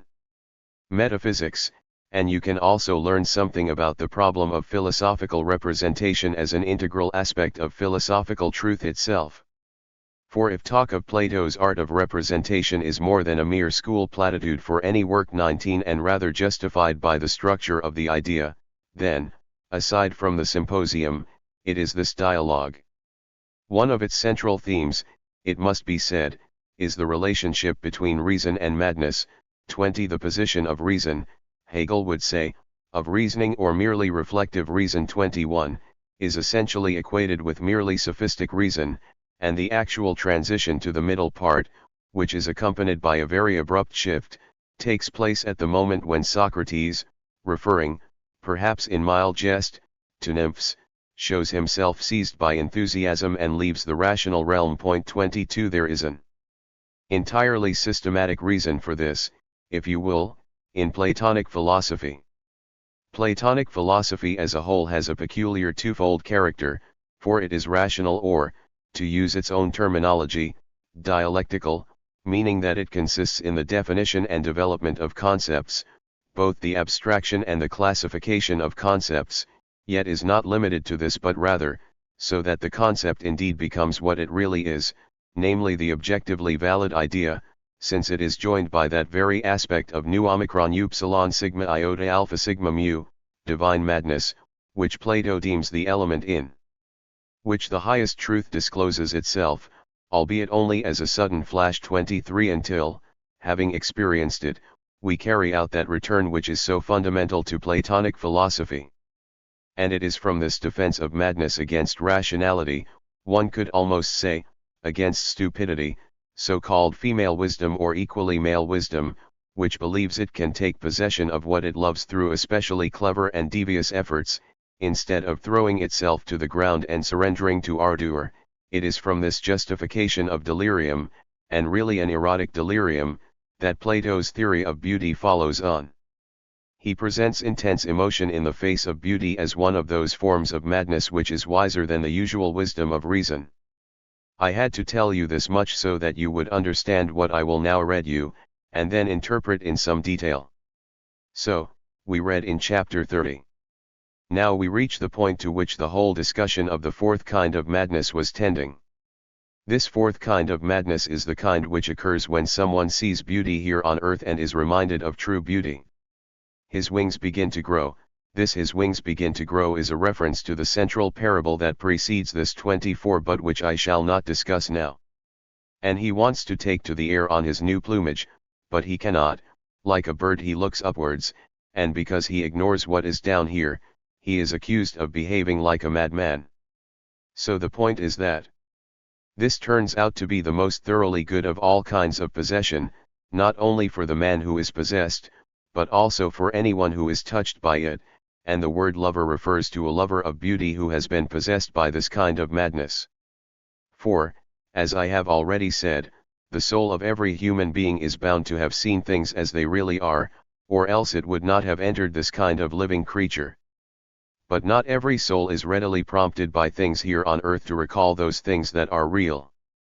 This is not easy for a soul which caught only a brief glimpse of things there, nor for those which after falling to earth have suffered the misfortune of being perverted and made immoral by the company they keep and have forgotten the sacred things they saw then. That almost sounds like Hölderlin. 25. When the remaining few, whose memories are good enough, see a likeness here which reminds them of things there, they are amazed and beside themselves, but they do not understand what is happening to them because of a certain unclarity in their perceptions. But although the likenesses here on earth, in the catalogue of Platonic virtues, these are among the cardinal ones, delta iota kappa alpha iota omicron sigma nu eta, justice, is the highest virtue, and sigma omega rho omicron sigma nu eta, which is here termed self-control, is really the ability to maintain a balance between the extremes of the other virtues. 26. Lack all luster, and only a few people come to them and barely see, through dim sense organs, what it is that any likeness is a likeness of, yet earlier it was possible for them to see beauty in all its brilliance. That was when, we as attendants of Zeus and others of one of the other gods, as part of a happy company they saw a wonderful sight and spectacle and were initiated into what we may rightly call the most wonderful of the mysteries. When we celebrated these mysteries then, we were not only perfect beings ourselves, untouched by all the troubles which awaited us later. That is, on earth, but we also were initiated into and contemplated things shown to us that were perfect, simple, stable, and blissful. We were surrounded by rays of pure light, being pure ourselves and untainted by this object we call a body and which we carry around with us now, imprisoned like shellfish. 27. The final parable, incidentally, is a kind of aesthetic variation, one could almost say, on one of the most famous passages in the Phaedo, to which the whole of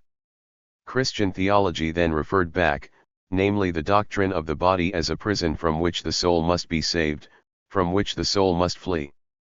I will now try first of all to highlight a few aspects of this exposition. Beauty appears here as a form of madness.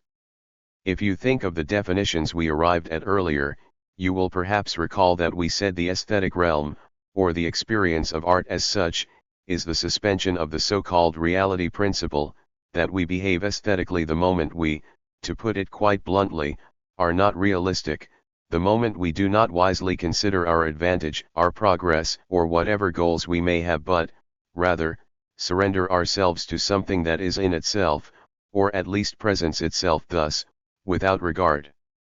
for the context of purposes. It goes without saying that this behavior, which I had characterized positively to you, always has the aspect of folly as its negative, of that which falls short of reality, and when a well-known politician, namely the Interior Minister of North Rhine-Westphalia, recently saw fit to warn of aesthetic experiments which the majority of people consider over the top. 28. This phrase over the top in fact encapsulated precisely the very element which gives life to art. So as soon as what appears here as madness, that aspect of not staying on the middle path of reason, is not suspended, as soon as there is no enthusiasm that elevates itself above attachment to purposes and where people are concretist, then something like art does not actually exist.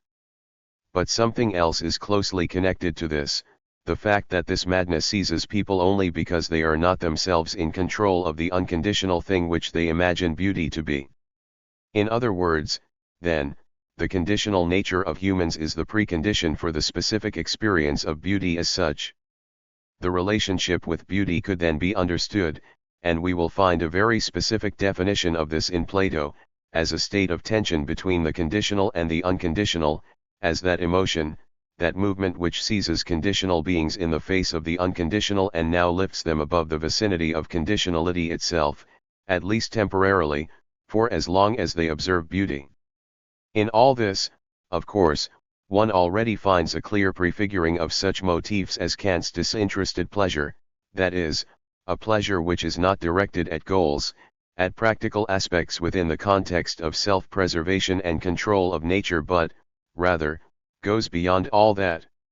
And if I mention here the aspect of pain, which is one of the fundamental components of any experience of beauty, then the reason for this pain in the sense of Plato's theory, and this too is a very intense experience, is that, in the face of beauty, namely in the experience of the possibility of something unconditional, humans become aware of their own conditionality, their own fallibility. This pain and suffering is, in a sense, the only form in which we, as conditional creatures, can think, feel or experience utopia at all, for, as Plato says, we are not in control of it. If we were to see beauty in its primal image, our entire life would be suspended. We can experience it only in a state of yearning, only in the form of the rupture separating us from it, and herein already lies, beyond a substantially dynamic aspect to the experience of beauty, precisely this, that suffering, pain, and dissonance are fundamental parts of beauty, not simply accidental. You can see from this how far a classical thinker, and if the term classical was ever rightly applied to a philosophy, it is surely Plato's, is superior in the impulses of his thought, how far beneath him are the things one generally associates with the notion of the classical. I would also like to point out to you that Plato does not define beauty at this point, and I can already tell you now that the passages I will subsequently read to you and interpret further likewise contain no such definition. With a philosopher who took the art of separating, forming, and defining concepts to such a high level as Plato, this is already extremely notable, though here too I can perhaps add the general philosophical observation that, if one looks at the Platonic dialogues, including those from his earlier period, which seem to move towards definitions, one will always find that they ultimately withhold the definition and end with a non-liquet, with an element of openness. So Plato's faith in definitions was evidently not remotely as great as the definitory method he chose would suggest. One could almost suspect that, with certain exceptions, of course, like the definition of courage as the midpoint between foolhardiness and cowardice, Plato's definitions are geared more towards thwarting the definitory procedure than affirming it. If things were indeed as I am hinting to you, then Platonic philosophy would be a dialectical philosophy in a sense that already goes considerably beyond what one usually has in mind when speaking of Platonic dialectic, by which people generally mean little more than a method for acquiring insight. 29. But nonetheless, and this strikes me as decisive, and of the utmost import for the theory of beauty in particular, such a concept does not remain vague in Plato's work, not indeterminate, rather, he brings together a wealth of aspects through whose constellation one could say beauty sustains itself. I have told you about a few of them, such as self-elevation, madness or all these things. There is another crucial element referred to here in the text I read to you, known as being initiated. 30 This initiated status, and here I can reuse something we developed earlier, quite simply means that the realm of beauty is characterized by being a secularized magical realm, that is, it removes itself from the everyday context of effects into a form of taboo area and, in this context of effects, it is something autonomous that one needs to have experienced, needs to have entered, to see at all what is going on in a work of art. Anyone who approaches a work of art directly with the categories of everyday life, with the thoughts, feelings, and impulses one has at some moment without, I would almost say, carrying out a kind of reduction, without entering the circle and leaving their jacket outside, as is rightly expected of us at the theater, will thus deny themselves the experience of art as such from the outset. What I mean to say to you is the following: which is perhaps quite important for Plato and the theory of forms in general, the form, or rather the idea 31 in the very emphatic philosophical sense in which Plato uses it, and which actually still clings to it if we are speaking truly philosophically and not using the term in a completely debased fashion, is not a concept that can be defined simply as the entirety of however many objects encompassed by it that share one attribute. Rather, it draws its life from within. It is the life of the matter itself. 32 And the things which are named in order to concretize this concept, to fulfill it, are not the defining qualities that distinguish it, rather, they are all elements of this movement that takes place inside it, which I have already mentioned and which we will hear much more about, which forms its true substance. Plato defines beauty here by its, if I should speak of definitions at all, let me correct myself, Plato seeks to determine the concept of beauty at this point by its effect, namely the effect it has on us. You could call this paradoxical, and say that Plato, in that sense, belongs to the domain of aesthetic subjectivism, the critique of which we will pursue in detail in the next sessions, because I feel that this critique is the most decisive element in a reformulation of aesthetics as such. One could think that Plato was here already at the start of that tradition which seeks to define art by explaining the affects and emotions it causes, and which we still encounter in the critique of the power of judgment, where the starting category is meant to serve an understanding of aesthetic beauty, of artistic beauty, of the enjoyable. Now, Plato certainly does not lack this subjective aspect in the explanation of beauty, and I would say this is because the idea of beauty itself eludes definition and can, in a sense, only indirectly through this effect. 33. But on the other hand, and you must take this into account too, if you want to understand this theory of beauty we are dealing with here as a complexion of aspects, not as a definition of beauty, this very fact that we feel beauty only through its effect must be shown. With reference to its objective nature, its character as an archetype and its special position within the realm of ideas. What I have just told you, and what initially sounds like a rather philological observation, namely that, on the one hand, Plato seeks to explain beauty only in terms of its effect, but, on the other hand, beauty is supposed to be nothing but the imitation of the idea of beauty, and that is what you will hear later. This seemingly merely exegetic remark on the Plato passage is, if I am not mistaken, of the most central imaginable significance for the establishment of an aesthetics. For it means that neither can we explain the idea of beauty or the idea of art as such in directly objectivist terms, that is to say, without reflection on the spirit, without reflection on humans and their attitude towards objectivity, nor, on the other hand, is this idea of art or this idea of beauty limited to the context of effects that it imposes on us, rather, it is essentially objective and has an objective aspect.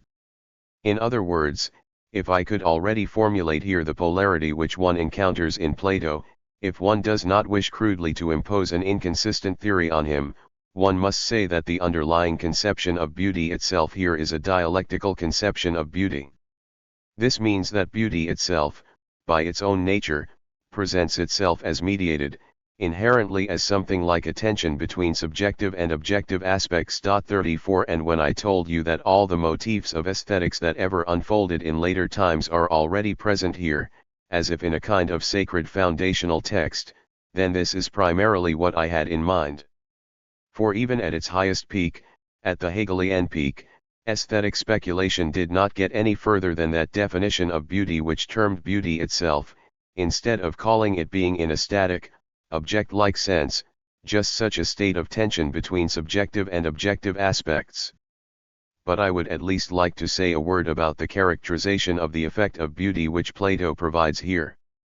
For this description indeed differs fundamentally from the modern, Christianity-based description of beauty in that it does not similarly make disinterested pleasure, that is to say, the elimination of desire from the object of beauty, a self-evident precondition for the experience of beauty. 35 In this, Plato is simply closer to certain primary experiences of beauty, which withdrew ever further and, if you will, were repressed ever more in the further formation and development of art, such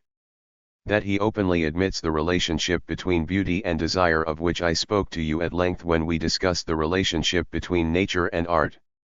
First of all, beauty for him is directly an object of desire, and only the result of a process that takes place within the concept of beauty itself, if you will, which at the very least takes place in the experience of beauty, namely that sublimation occurs, that abstention of the experience of beauty from immediate erotic appropriation, which is already predetermined for us when we believe we are acting aesthetically. So here you gain insight into a piece of the hidden prehistory of beauty, one could say, into a process that is present in the later conceptions of aesthetics. I am thinking primarily of Kant's, of course, in a congealed, an object-like form, in a sense only in the form of its result. If I said to you that, with the supposedly static, ontological Plato in particular, the theory of beauty is substantially dynamic and, indeed, envisages beauty as something trembling or in internal motion, one should not least consider that he describes the experience of beauty itself as, one is inclined to say, an inalienable and constantly self-renewing process of sublimation. At the same time, you can see here whence that aspect of danger comes that plays such a large part in Plato's theory of beauty. It is seen in what I hinted at in very different words, and very harmless ones, if you like, when I told you, albeit in agreement with contemporary psychology, that the sublimation which characterizes the realm of beauty is a very precarious one, that it never fully succeeds, and that precisely that taboo domain separated off from reality which we experience as the domain of beauty is problematic, for the most profound reasons, namely due to its inner character, and that it can end again at any time. In a sense, at that moment of sublimation, in its distancing from the realm of the immediacy of purposes, the potential for collapse is inherent in the idea of beauty itself, that the aesthetic distance is not maintained, and that the aesthetic subject either falls back into the sphere of the merely existent, the sphere of self-preservation, of immediate desire, or that it indeed loses itself in that madness of which Plato very rightly says that it is an integral aspect of the experience of beauty as such. Lecture 10. December 18, 1958.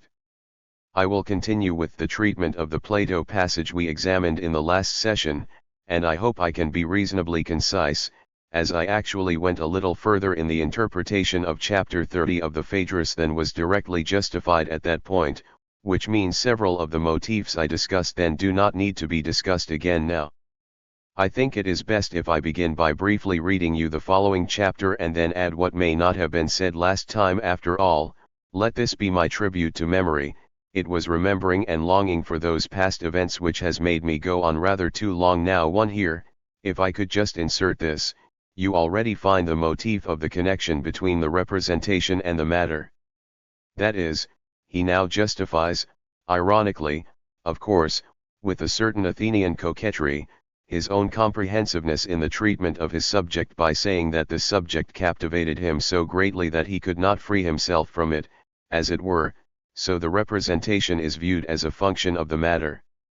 But turning to beauty, it shone out, as I said, among its companions there, namely the archetypes which the charioteer with his team of horses espied once on his heavenly journey, and once here on earth we found, by means of the clearest of our senses, that it sparkles with particular clarity. Here refers to the return, namely to earth, and now we find a sort of hierarchy of sensory organs that is probably not the last reason why the theory about the essential visual character of Greek culture developed.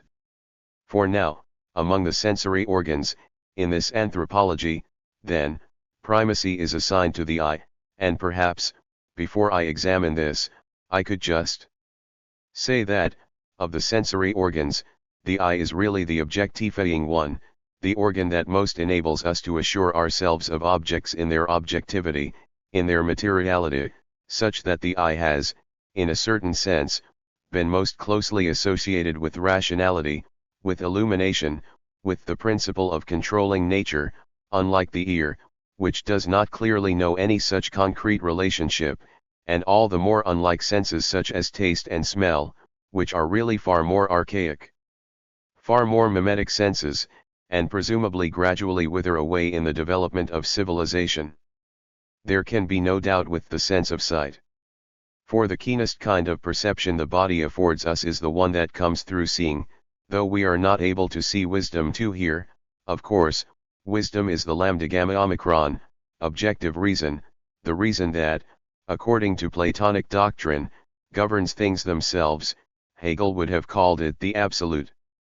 The German word Vernunft, of course, like all terms in modern languages for what is meant here, is so subjectively inclined that initially it seems odd that reason is not visible to us, and yet it will set off mighty pangs of love. If, for example, one recalls Logistics 3 and imagines it setting off mighty pangs of love when it becomes visible, that is asking a little too much. But what Plato means here, of course, is this: if the objective in itself of reason, the reasonable nature of things themselves, essentially, the true order of being, were to become visible, humans would be seized with such longing that they could no longer bear to live in the conditional world. In general, if I may add this, whenever you encounter such terms as reason in Plato, you can understand what is meant only if you bear in mind that we are dealing with an essentially objective concept of reason, that for him the concept of the reasonable is always something objective, judged with reference to the idea of truth, and that reason here is thus not the same thing we usually mean by reason as the instrumental reason of our mere consciousness. In Plato, this is complicated somewhat by the fact that this reason also has its subjective, one could say its subjective shadings, for that it is conveyed to us through subjective reason, through our thought, but this thought is ultimately legitimized only by partaking, only by the mu epsilon chi iota of scattered things in the objectivity of reason itself. 5 This is simply to make that slightly odd-sounding passage a little clearer to you. As with everything else that is an object of love, wisdom would cause terrible pangs of love in us if it presented some kind of clear image of itself by approaching our organ of sight.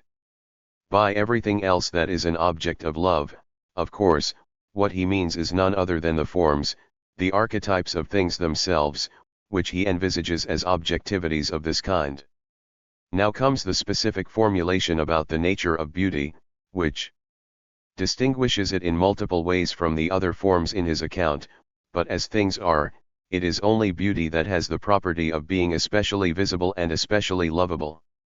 And here the words only beauty naturally refer once again to the archetypal. Of all the forms that exist, then, and this is the essence, if you will, of Plato's aesthetics, of all the forms there are, the only one that is directly observable, the only one that possesses this intuitive nature is the form of beauty, and, if I may anticipate, everything that is beautiful, every individual beautiful thing is a mimesis, an imitation of the idea of beauty itself. If you wish to understand my subsequent interpretation, keep this in mind for now as the true center of this theory.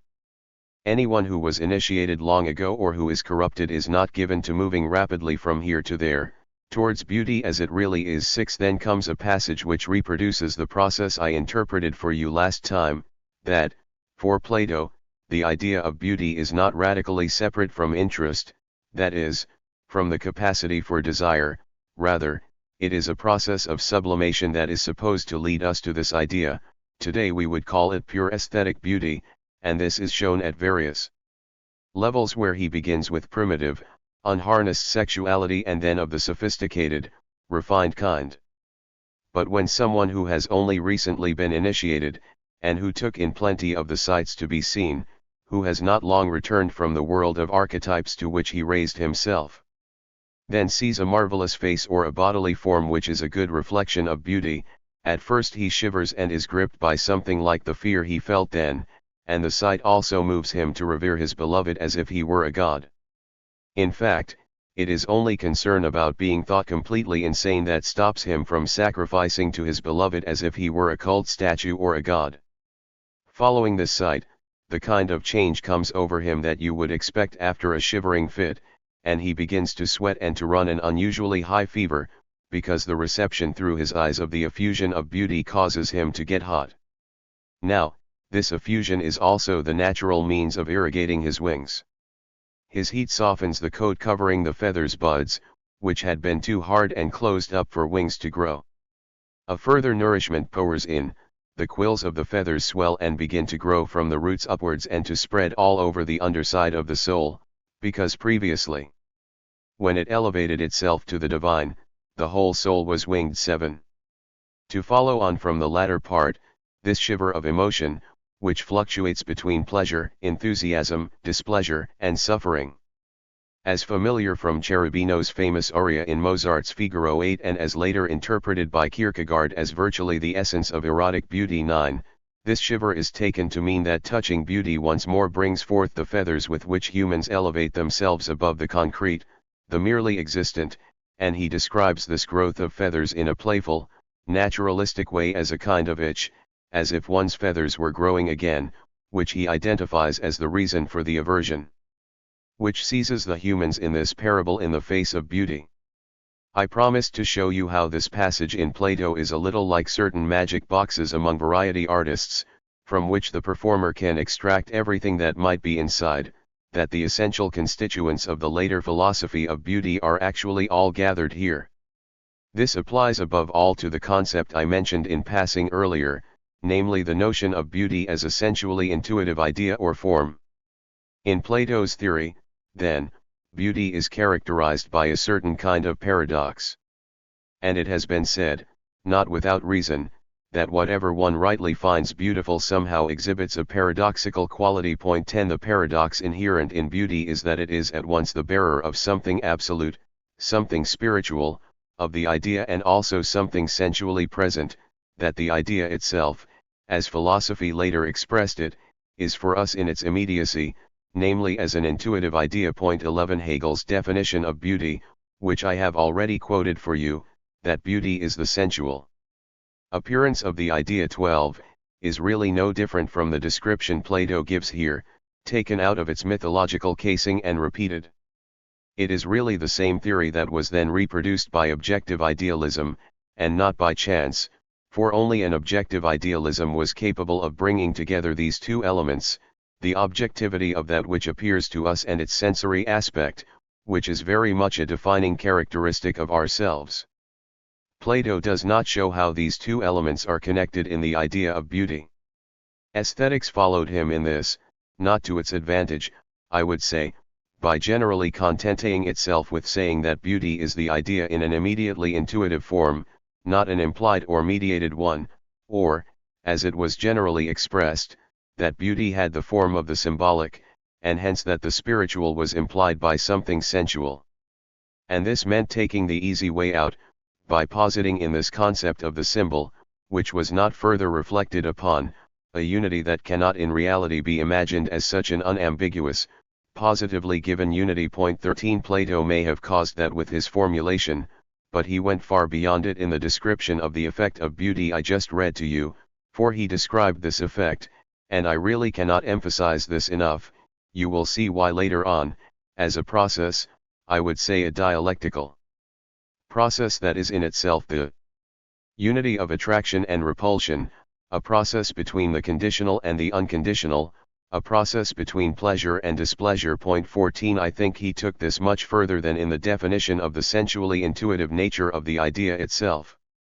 For this sensual intuitiveness of the idea is not something that simply is, and faces us as such, rather, this thing which confronts us in the form of the beautiful is in itself always in motion, it is in itself a process, just as the genuinely aesthetic form of behavior, namely so-called disinterested pleasure, the amor intellectualis of the idea, as I showed you, is described by him as the result of a process. I would like to draw your attention to the somewhat paradoxical quality of the formulation that the beautiful is an image of beauty.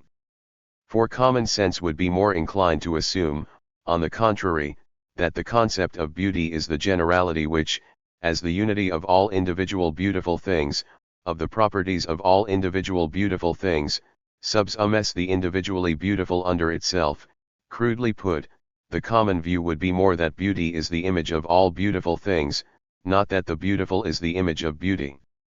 But I think you should here recall an aspect that I attempted to develop theoretically for you first of all, and that would have been incomparably more natural for a semi-archaic philosopher like Plato, or at least one still on the threshold of the archaic, than for us, who require strenuous philosophical reflection to revive that aspect of the aesthetic at all, namely the aspect of the mimetic.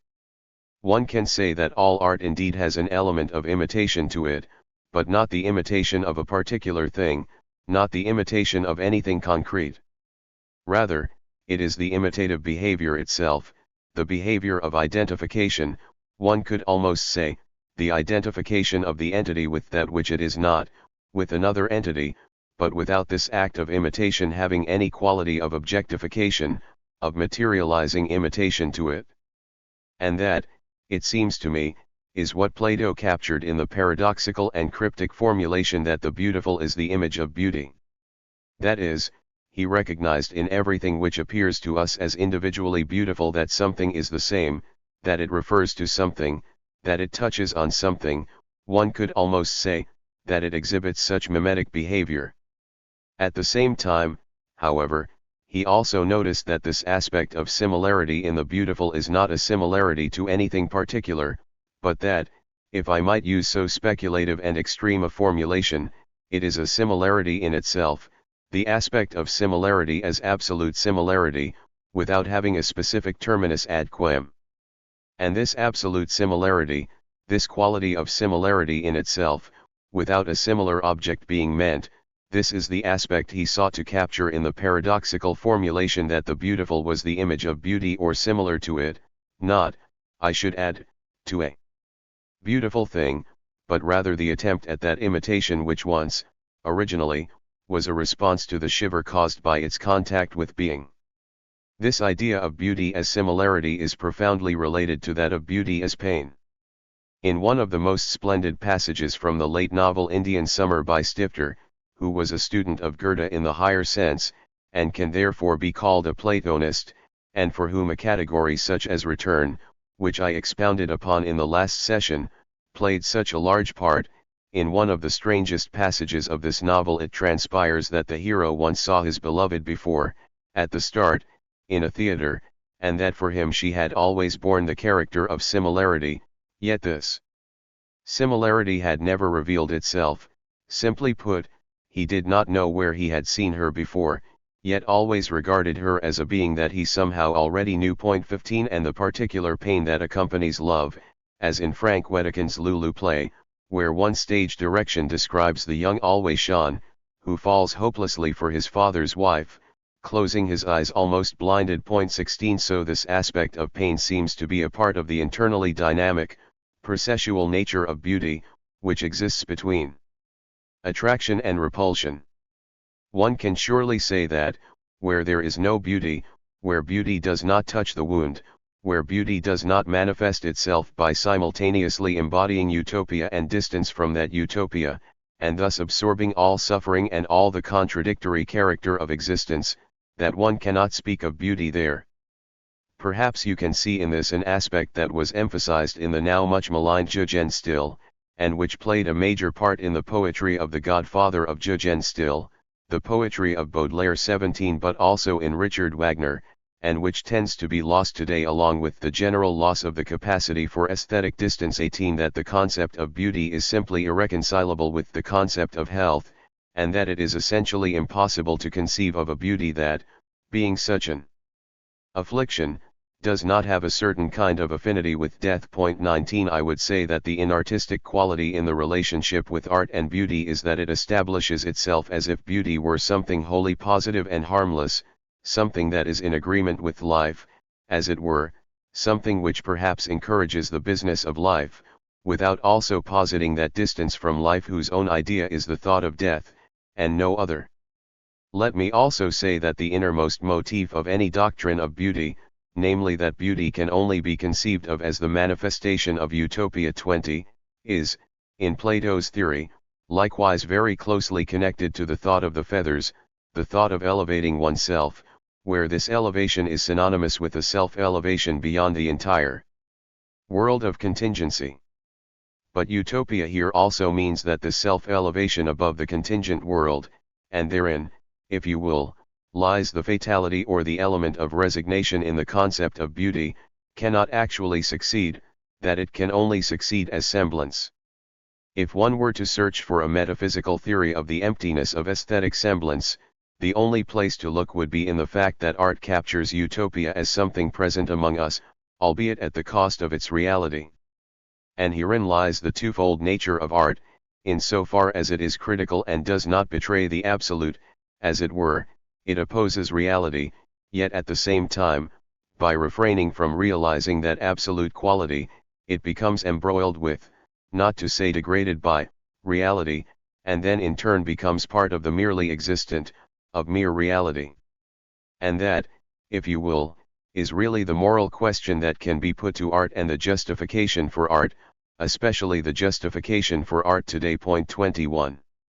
The theory of unease is developed further by Plato in the following chapter, which I will not read to you now, where he describes the particular character of the itch as the unity of pleasure and displeasure in the face of beauty.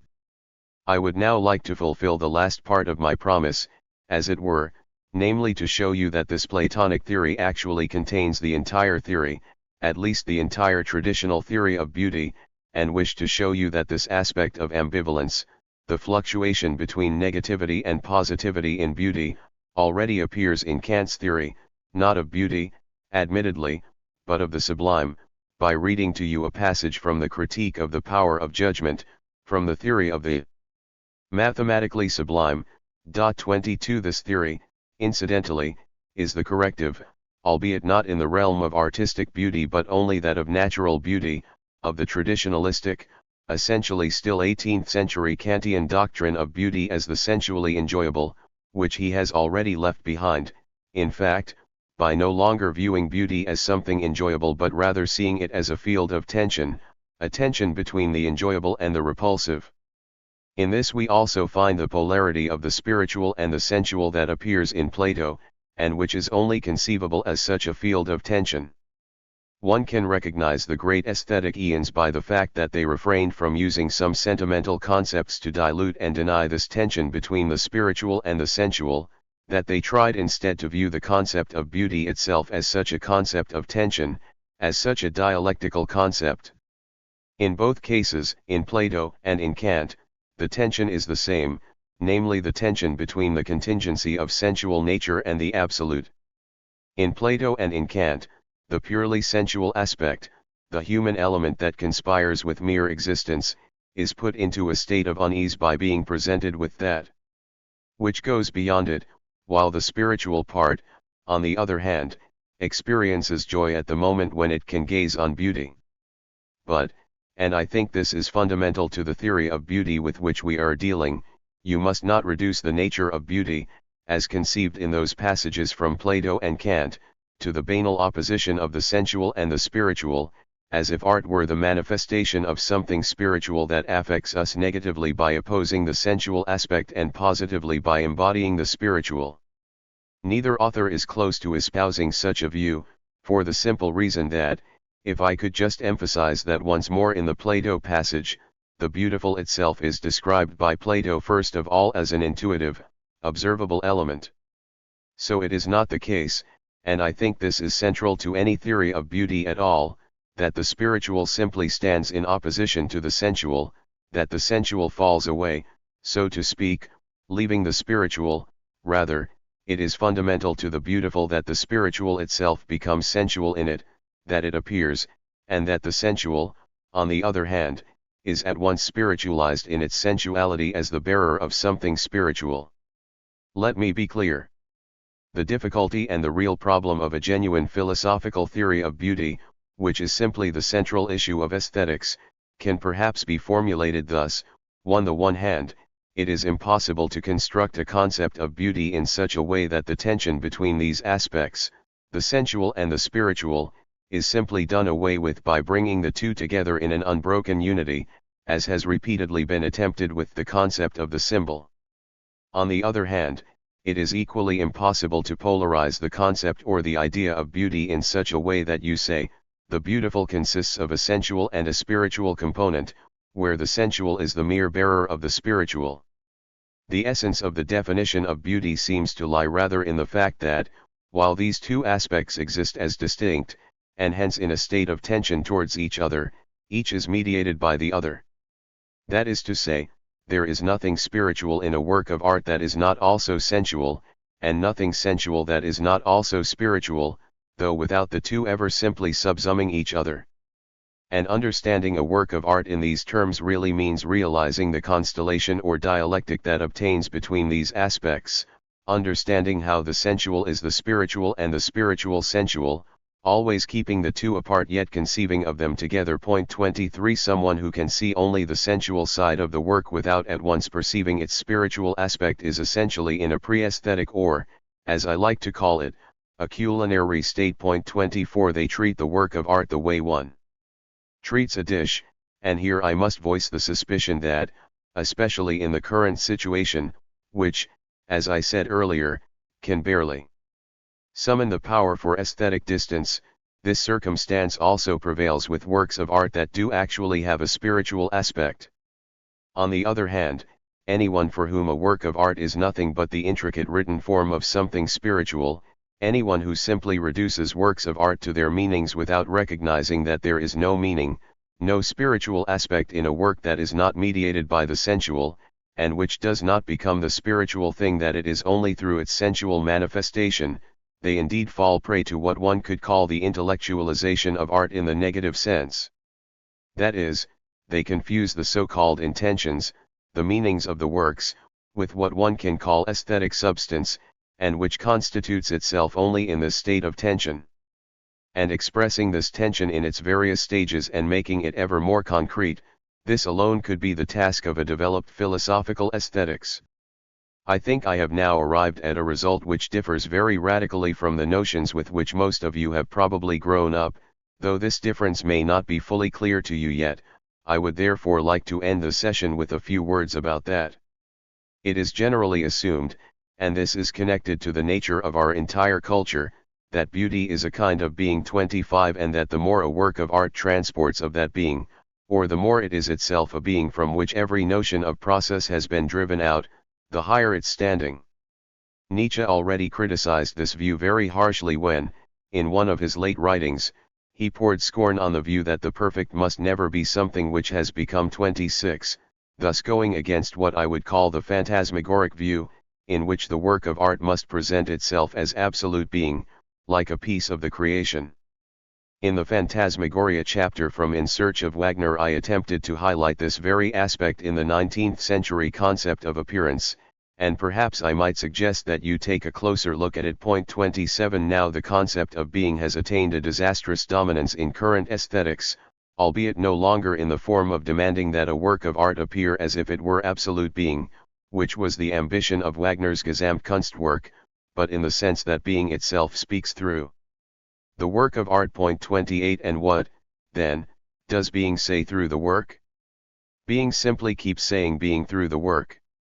I will refrain from discussing the decisive objection to this theory of art, namely its indescribable meageriness, which truly equals that indifference on Schelling's part of which Hegel once said that, in it, all cows are black. 29. Meaning that all art simply says one and the same thing over and over again, and that this one thing it says cannot be defined, that it actually has no content. Naturally such a claim is impossible to disprove on account of its complete generality.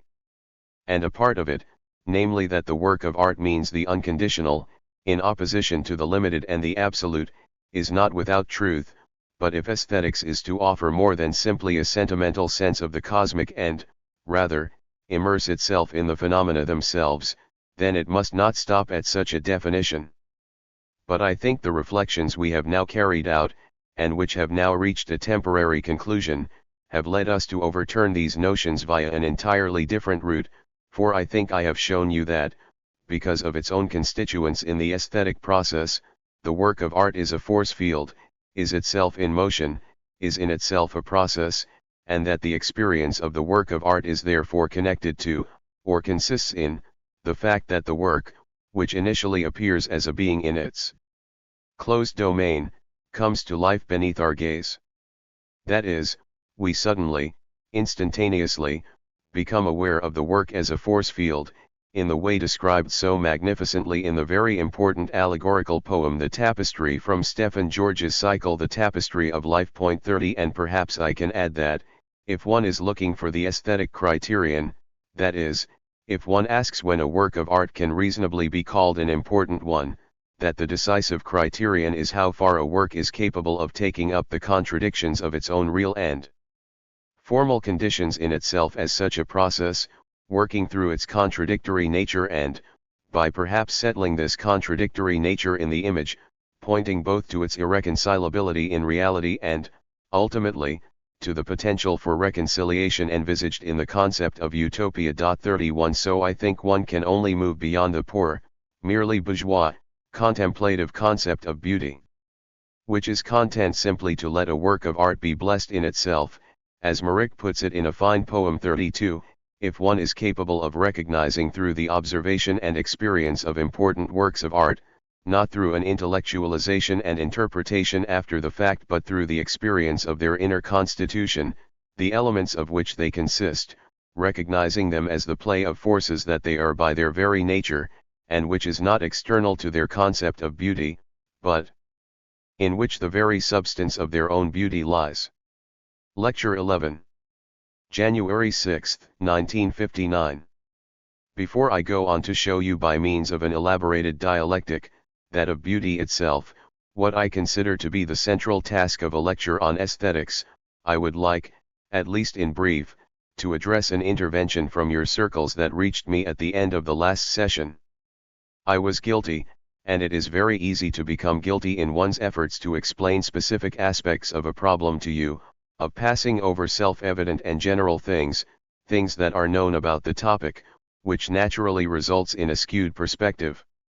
I am referring to Plato's view, and I was rightly told that I had presented, one could say, a radically dynamic or dialectical interpretation of the view of beauty in the Phaedrus, whereas the first tenet of the idea of beauty, and of all the ideas, or forms, in Platonic philosophy, is that it is eternally self-same and unchanging.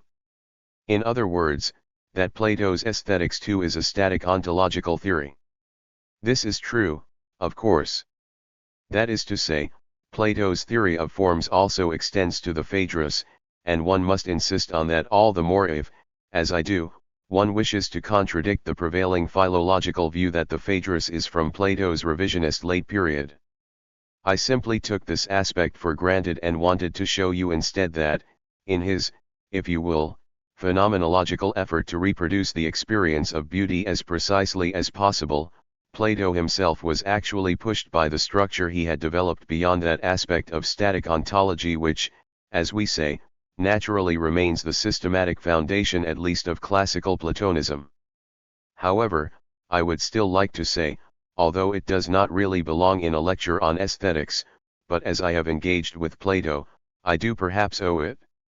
to you to say a little about it, that one must not label philosophers too easily, and accordingly one should not believe that the whole of Plato can simply be subsumed under the category of a static ontology. For while it is true that this character of eternal self-sameness and immutability is ascribed to the forms, Platonic philosophy nonetheless, despite its doctrine of objective reason, the objective being in itself of the forms, was always dealing also with the problem of mediation, the problem of how these objective forms, the forms in themselves, Hegel would say one, become something for us, and how, to use a Platonic expression, albeit taken from a different context, we can participate in the forms. Point 2 And because he views the nature of humans as a fragile and imprisoned one. 3, today we would call it finite and problematic, that faces the infinite nature of the forms being in itself, there is already a dialectical relationship between these forms and our knowledge of them. In Plato, however, it is a dialectic that takes place largely on the side of the subject, not of objectivity. So it is no coincidence that, in keeping with the old division of educational disciplines, Plato refers to the theory of knowledge, which for him is synonymous with the theory of forming concepts, as dialectic. Point 4 In his own view it constitutes a movement, one that is not even absolutely continuous but which, as I have just attempted to show in the Phaedrus, contains an element of a qualitative leap, a sudden transition, that same aspect which Plato describes with such categories as frenzy 5 or divine madness. Point 6 I do think, however, that because we can only know about the forms by means of our own knowledge, through those aspects of concept formation that Plato highlights. Plato's ontology is not as indifferent, compared to this so-called Platonic dialectic, as one usually and trivially imagines, rather, because we cannot know about the being in itself of the forms, unlike their being for us, according to Plato. And as we ascend to them through the mechanisms of our own knowledge, by which he always means our own thinking, they are actually affected in their being in themselves by the process of appropriation, as Kierkegaard calls it. Point 7. And that is what I really wanted to show you in the last session, how far the subjective aspect of the experience of beauty, as represented in that passage from the Phaedrus, does also concur against the official static ontological doctrinal content of Platonic philosophy, so to speak, affect the objective concept of beauty itself. I am telling you this today because I think it may not be entirely irrelevant to the questions with which we must now begin our main reflections. For now I will focus mainly on laying out the problematics of the concept of beauty for you, insofar as it is a problematics of subjective behavior towards the beautiful, and I think that this will lead me to emphasize the objective aspect very strongly in relation to aesthetic subjectivism. This makes it all the more important, so that you do not shift towards the opposite extreme, namely a dogmatic objectivism, for you also to recall the subjective aspect necessarily connected to aesthetic objectivity which I highlighted in those passages from Plato, but with the addition that I have made today at your suggestion. So I would like to start by saying something about the concept of beauty itself, and about the relationship between beauty and art. Now this is a peculiar matter. On the one hand, if one were to be roused from one's sleep and asked what the nature of art is, based on the education one has fortunately or unfortunately received, one would be inclined to say, my goodness, art, that is the area of beauty as a whole, and not just natural beauty, but rather that special area which developed from the magical one and which we have discussed in such detail. On the other hand, especially if one has one's own aesthetic experience of works of art, and we are now emphatically referring no longer to natural beauty but, indeed, to art, and in the second half of the lecture we will occupy ourselves exclusively with aesthetic questions concerning, if one knows what a work of art really is, if one feels that, then one will be very uneasy about the concept of beauty, and what will happen, I cannot recall if I ever told you the story, is the same thing. That happened to me at the Hamburg Lecture 8 when a man energetically objected that, in all my very complicated reflections, I had forgotten the simplest thing of all, namely beauty, the eternal beauty of works of art, to which I responded that this sort of criticism was chiefly voiced by operetta composers. It then turned out that the gentleman in question, though not an operetta composer, was in fact the retired leaseholder of an operetta theatre. In telling you this, I mean to sketch the sphere in which the current experience of the concept of beauty generally takes place. I dare say that, at first, unless we come directly from the countryside, we would all resist equating the experience of art with the experience of beauty. The idea of doing so would call to mind the toothpaste faces from advertising pillars, or even the grinning of advertising film stars, and we would tend to feel cheated of the main substance of the work, whatever it might be, when it confronts us directly with a claim to immediate, sensual beauty. I would like to point out that the experience to which I am referring is by no means as new as it seems to each subsequent generation, rather, it has come about countless times throughout history in an ever-changing fashion. I would like to remind you above all that dialectical philosophy, even Hegel's school, highlighted very emphatically the concept of ugliness as a necessary aspect of beauty, and that one of the most talented and important of Hegel's students, whose work, unlike that of most others, continued to have an effect well into the 19th century, namely Rosenkranz, expressly wrote an Aesthetics of Ugliness. 9. Yet I also wish to tell you that, if one is well aware of the limits of the concept of beauty in art, a certain historical differentiation is necessary. It is not as if so-called ugliness, whatever that might be, always simply constituted an aspect of art in the same way, as the meaning of this aspect itself significantly changed. I think it is also important, if you are to understand what we will subsequently develop concerning the critique of the ideal of beauty as something sensually pleasing, to understand this change in the relationship with ugliness as a historical one. Think of the importance of so-called ugliness in the great Dutch paintings of the 17th century, for example Frans Hals's Malbob, which, if I recall correctly, used to be exhibited at the National Gallery in Berlin. It is a depiction of an ugly, grinning and laughing old woman, but the depiction itself shows such a mastery of antithetics, it highlights this ugliness so humorously, one would say, it distances itself so strongly from this ugliness through its expression, that this ugliness is, in fact, indirectly taken up into a harmonistic ideal of beauty. Naturally, this is also evident in the picture's composition, in what one generally terms the formal elements of painting, which in this work, as in countless other Dutch depictions of so-called ugliness, integrates this aspect, takes it up into the form, and in this way precisely reinforces the victory of the beauty principle by showing that it can also incorporate the aspect of ugliness. If you look at contemporary depictions of ugliness, for example those found in virtually all of Samuel Beckett's work, which almost exclusively contains repulsive things, the most primitive bodily functions, physical defects, semi-putrefaction, dementia and the like 11, then you will, of course, no longer directly have this feeling that the shadow of ugliness here serves merely to underline the triumph of the self-possessed shaping mind all the more strongly. Nor do we find here any compositional approach that points beyond this ugliness and has a kind of affirmative meaning in relation to it. Rather, the aesthetic element here lies in the power to endure those utmost experiences captured in the images of ugliness without glossing over them. I think it would be an undertaking that I can mention here, in order to prevent references to the significance of ugliness in art from being limited to an inferior generality, to trace the changes in the ideal of ugliness undergone by art. 12 But, on the whole, aesthetic eons and cultural historians only like to chatter about the changes in the ideal of beauty, instead of pursuing this aspect. Further, however, I would like to take on the critical question of beauty after all, and start by attempting to unfold its negative aspect for you. Generally speaking, the concept of beauty we resist in art is indeed a subjectivist concept. This means it is synonymous with the sensually pleasing, be it the mere harmony of some formal properties that are meant to accommodate some primal need for harmony in us, or the sensually pleasing in the sense of the attractive, the enticing, the enjoyable, or an image removed from erotic beauty in the widest sense. What I aim to undertake here, and what I shall now begin, is another attempt at immanent critique.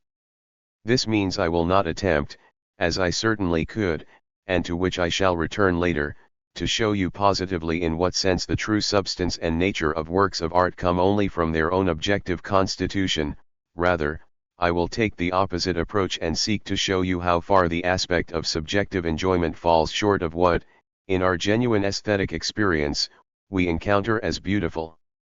In other words, I intend to take aesthetic subjectivism at its word. First of all, I will truly keep to the subjective experience of beauty or art and examine it a little more closely than is done in the usual forms of aesthetics, and I hope that, in so doing, I can also point out some things regarding the concept of beauty that would not otherwise be apparent. Allow me to remind you of what I attempted to show in my explanation of the difficult and by no means stable concept of disinterested pleasure, that works of art, the important works of art, do not lack aspects of sensual stimulation, but rather, as the sphere of art as such is a product of this interest in sensual stimulation, which never stands rigidly and abstractly opposite the sphere, that, at all its stages, time and again, it is always in a state of tension with this sphere. I would ask you to note this first of all, so that you do not lapse into the opposite extreme of, how should I put it? Cheaply spiritualistic aesthetic observation. But here you must also bear in mind that, in true works of art, these sensual stimuli appear only in a scattered form.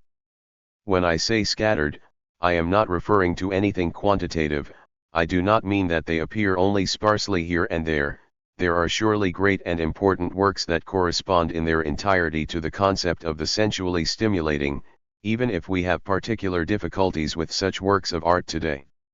What I mean to say is rather that, even where these aspects of sensual pleasure appear in the works, they are actually accidental, they do not constitute the nature of the work itself but are only scattered in comparison to that element which actually carries the work, namely its organization, its unity of meaning. In specific aesthetic experience, we will only really find those sensual stimuli adequate, we will only be able to identify with them as aesthetically experiencing individuals, if we see them in relation to the meaning they carry, but not if we view them as such in isolation, as valid in themselves. Point 13. So if a work such as Albenberg's Lulu 14 constantly strives for a very particular form of sonic beauty and, one can certainly say, achieves it, this is connected to the fact that, in this work itself, if I can put it like this, the idea of sensual beauty and its allure, that entire dialectic between nature and control of nature, is at the heart of things, and that sensual beauty is here essentially the carrier of this idea and by no means a thing that stands in itself. Point 15. I think it is relatively easy for me to make this plausible to you. I told you that the sensual elements of art as aspects of stimulation and pleasure become false and questionable the moment we isolate them. All this means, however, is that they then become culinary elements, values of taste. We then literally approach the work of art in the way we approach a good dish, or perhaps I should say a very fine wine. We consume the work as if it were physically real, so to speak, and thus violate the taboo which is the very law of art, namely, and here, too, I can refer to what we have already studied, that it constitutes a sphere which is removed from the sphere of mere empirical existence, which is not directly one with our own existence but separated from it like a sort of magical area. What follows from this is something that I may not yet have told you in so simple a form, and which you are all the better equipped to understand at this point, that the nature of art as spiritual is, in fact, in direct union with that removal of the aesthetic realm from the empirical realm. Because we do treat works of art not as physical aspects of our existence but, rather, as aspects which are separated from us in a certain way, which are not directly part of our existence at all, and we can only experience them in a special way, namely through what has been called aesthetic attitude. 16. This already removes them from the sphere of mere sensual immediacy. And this removal from empirical immediacy is itself necessarily an element of spiritualization, meaning one can say, and I think this is very important, that the spiritual aspect of art already lies in the immediate perception of a work of art as a work of art, and is not added afterwards through some spiritualistic act that only considers the so-called spiritual content of works of art post festum. By taking up the distance that accompanies my decision to view a work of art rather than eat an apple, I have already brought into play that entire process of spiritualization which reaches completion when I face a composition by Anton von Webern or a picture by Klee. Point 17. By comparison, the culinary is always the atomistic, by which I mean that individual stimulus which becomes something physically real and sensually pleasing, and which is spiritualized precisely through its relation to the whole as defined by the formal law. And if I might adopt a schoolmasterly tone for a moment and provide you with a rule or a little aid to your own aesthetic experience, I would say this: it is really the decisive aspect in the experience of works of art that they understand the individual sensual element never as an individual sensual element but rather in relation to the whole, which makes it more than merely the isolated sensual manifestation as which it appears in the here and now.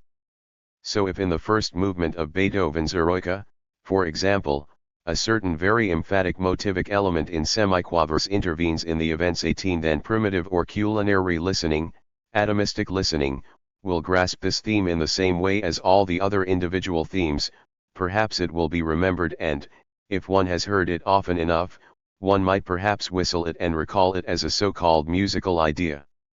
I have no wish to denigrate this. And I believe that, if one has not gone through the stage of sensual atomistic behavior towards works of art, if one perceives the work purely as an abstract whole, so to speak, without ever abandoning oneself to these individual sensual aspects, then one certainly does not know what a work of art is. but you will only understand the eroica at the precise moment when you do not hear this intervening motif as one idea alongside however many others but, rather, related to the totality. That means noticing that a kind of heteronymous force here intervenes in the movement's progression, that you really experience this specific theme as an intervention rather than a mere continuation, and hence that you are really capable of experiencing the difference between an exposition that progresses and develops and one that is antithetical, in which an element appears that seems not to have been planned and first obstructs the interplay of forces, but is finally reintegrated through the ongoing development of the whole. I think that, in so far as you are being trained in individual philologies or in musicology, you will be made aware of such individual phenomena. This is certainly the case in recent literary history, and then be given these as categories of stylistic critique and shown how individual aspects of the works of art relate to the respective whole. But what I wish to teach you here is actually something less harmless.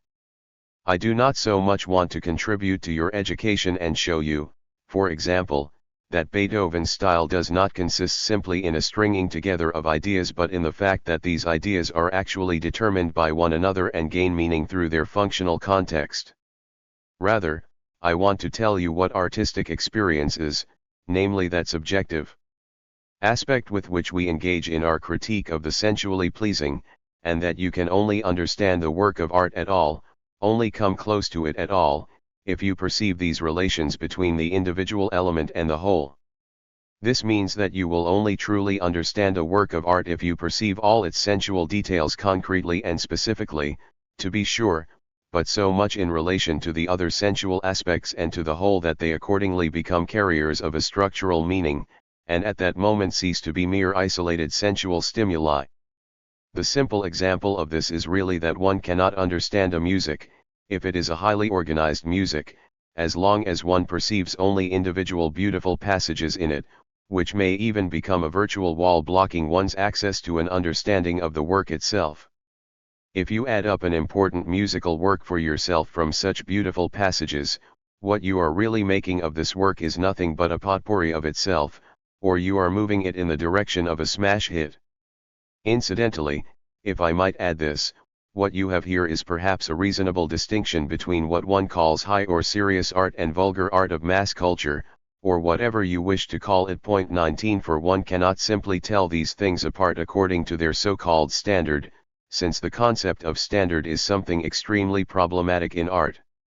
There are works of art that were once located at a very high standard but can no longer uphold this standard at all, while others were not at such a high standard objectively speaking but managed through the unfolding of some inner forces to leave so-called high-class art far behind. I need only remind you of Johann Peter Hebel 20 in this context, then you will know what I mean. But the less one can rely on the dogmatic notion of standard in such distinctions, the more important it is to find such criteria within the matter itself, as I have attempted to do for you in one such case.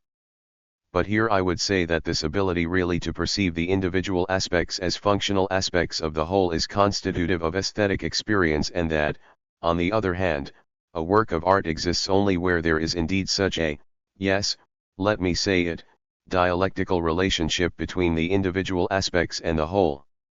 And when I speak of a dialectical relationship, what I mean is precisely that the whole comes together from such relations as the one I attempted to show you using the example of the eroica, while, on the other hand, each individual element gains its meaning only from the whole. This reciprocal production of the whole and its parts in a dynamic progression, then, is the meaning one can assign to the dialectical form of the work of art in itself. I would say that this aspect of breaking apart into so-called beautiful passages or individual sensual stimuli has, in fact, accompanied art time and again, that it could be seen as the constant temptation to which the works have always been subject, and that this aspect inheres in art as an element of danger just as, on the other hand, the element of abstract or idealistic unity can also threaten the work. Point 21. Regarding this aspect of the individual sensual stimulus that threatens to breach the work of art, however, one can say that, because the works of art have only rarely developed as autonomous constructs in the world we inhabit and have almost always been to some degree elements of the market, The market has always asserted itself in a certain preponderance of these aspects.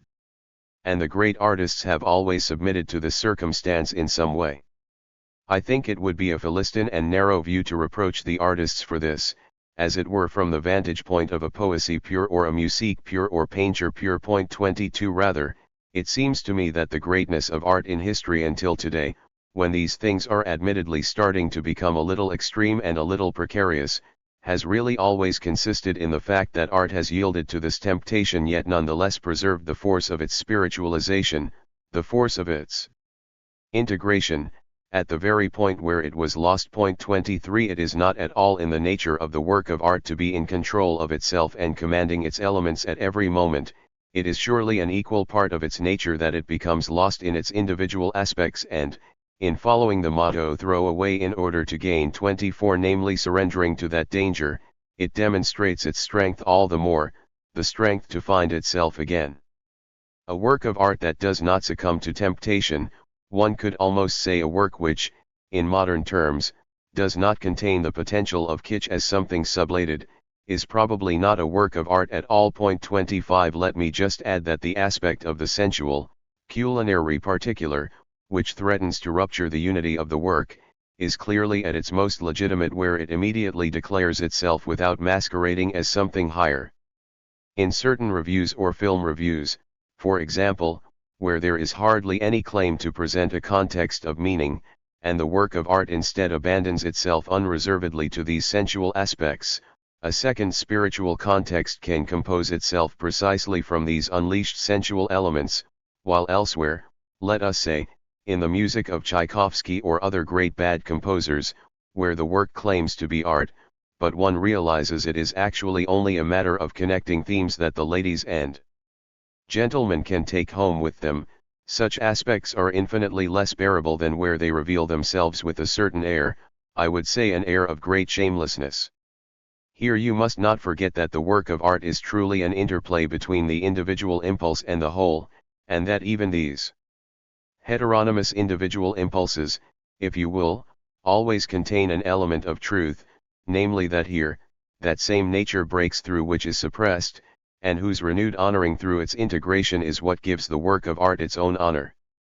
But if I now return to our own aesthetic experience, it must be said that the whole constituted by the work of art, the context of meaning, that element which can be termed the carrier of the work's spiritual aspect, is initially its concealed side, that which is not immediate, and that therefore, at least for us in our situation today, the path of aesthetic experience is largely the path to the whole, and that one must not misuse the things I have told you about the retrieval of the sensual individual stimulus as an ideological justification to stop at that sphere, unless one wants to end up appreciating works of art in the manner of the provincial uncle who takes a trip to the Metropolitan Theatre. I would argue, then, that a work of art is experienced by someone who experiences the whole, for it is only the whole that lends meaning. And this experience tends to be an experience that leads away from the individual sensual phenomenon. Here you come across a strange paradox in the experience of art, just as the sphere of art in general, I have tried to elaborate for you as to why this is so, is the sphere of paradox par excellence. For the more adequate the sensual experience of works of art, the more perfectly you will perceive a work of art sensually, and the more you will also distance yourself from the merely sensual element of the work of art. That is to say, if you truly listen to a complex symphonic movement in such a way that you genuinely relate all its sensual aspects to one another, that you hear and sensually perceive them in their unity and their mediatedness, if you thus hear what you hear not simply in the way it appears to you now but also in its relation to what has already passed in the work and to what still lies ahead of you in the work, and finally to the whole, then this is surely the highest degree of precise sensual experience that can be achieved. By the same token, however, you also distance yourself from sensual experience because this mode of perception takes you away from the mere this thing here, the mere moment in which you hear the individual element, because, in other words, adequate aesthetic experience is always one that simultaneously transcends the mere given, the momentary given of which it is composed. And from this necessarily follows the question of the nature of aesthetic experience itself and the question of whether, after what I have told you here, the correlate of the subjective concept of aesthetic beauty is tenable at all or, to formulate it very radically, whether it is actually possible for the enjoyment of art to be an adequate aesthetic experience. Lecture 12. January 8, 1959. Our train of thought had developed in such a way that, in order to come closer to the problematics of the concept of beauty, we had attempted to follow on as directly as possible from grasping what aesthetic experience means, and here my prime intention was to show you first of all in what concrete ways the concept of beauty is problematic in the representation of art. I decided to show you this through an analysis of so-called aesthetic experience itself. When we are finished, however, I will carry out the opposite exercise with you. I will try to show you that, on the other hand, aesthetics cannot dispense with the concept of beauty, and then attempt to show how these two opposites can be unified. Now, our investigations will not merely have this methodological value, as must be the case in any dialectical procedure. I will try to ensure that the ideas necessary in order to make this central train of thought clear to you also convey something about aesthetic questions that is vaguely worthwhile and substantial in its own right.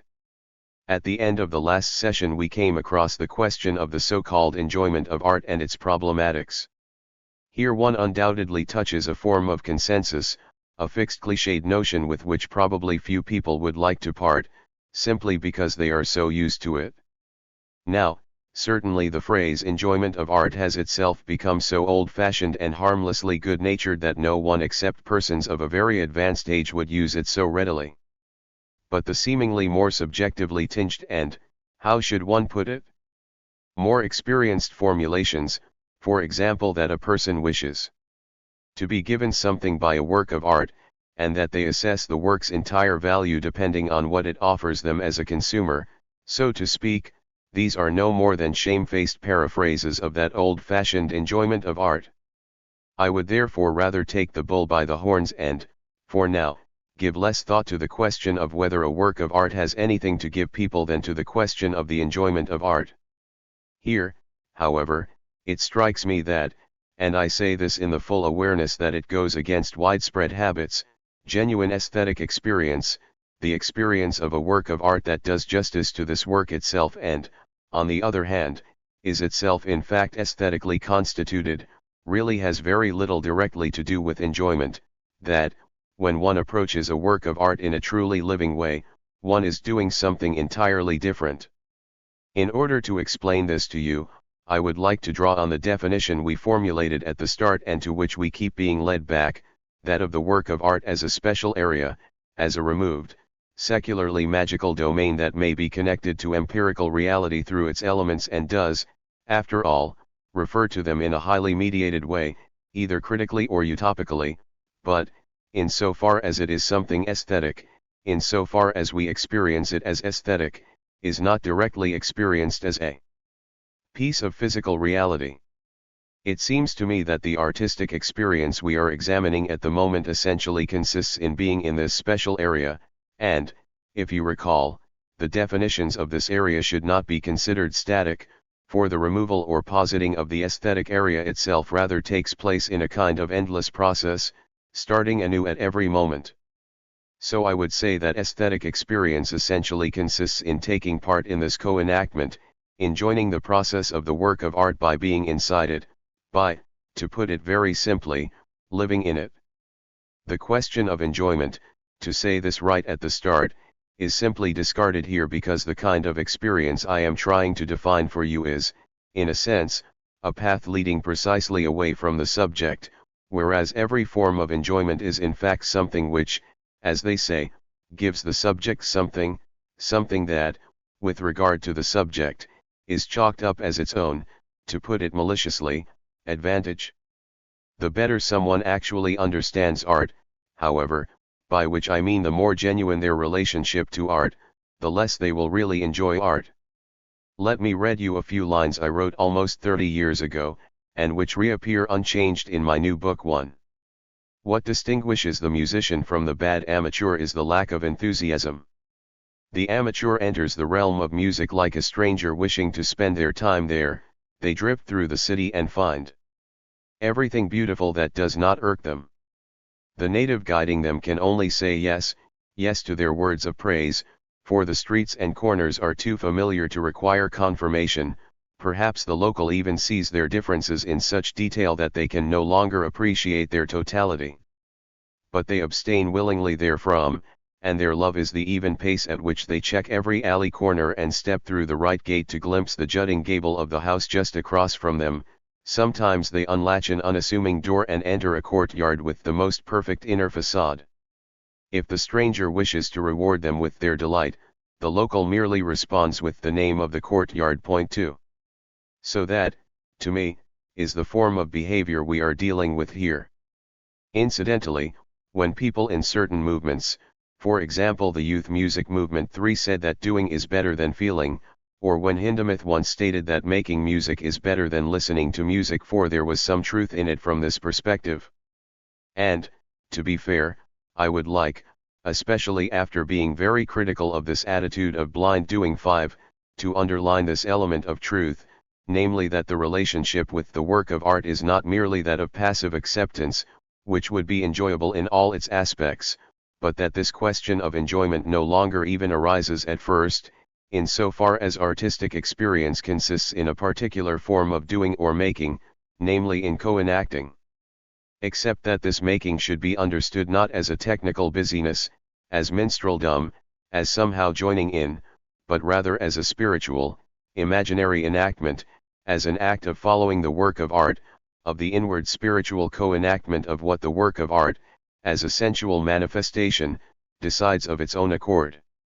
By contrast, the form of behavior towards art that generally parades itself as the so-called naive and immediate approach, based on enjoyment, in a word, actually strikes me as the opposite, namely an alienated form of behavior borrowed from that of the consumer, the customer who experiences the world only in categories of commodities and, as commodities happen to be exchanged with their equivalents, asks with each such commodity whether it is worth its money, 6 whether it returns as much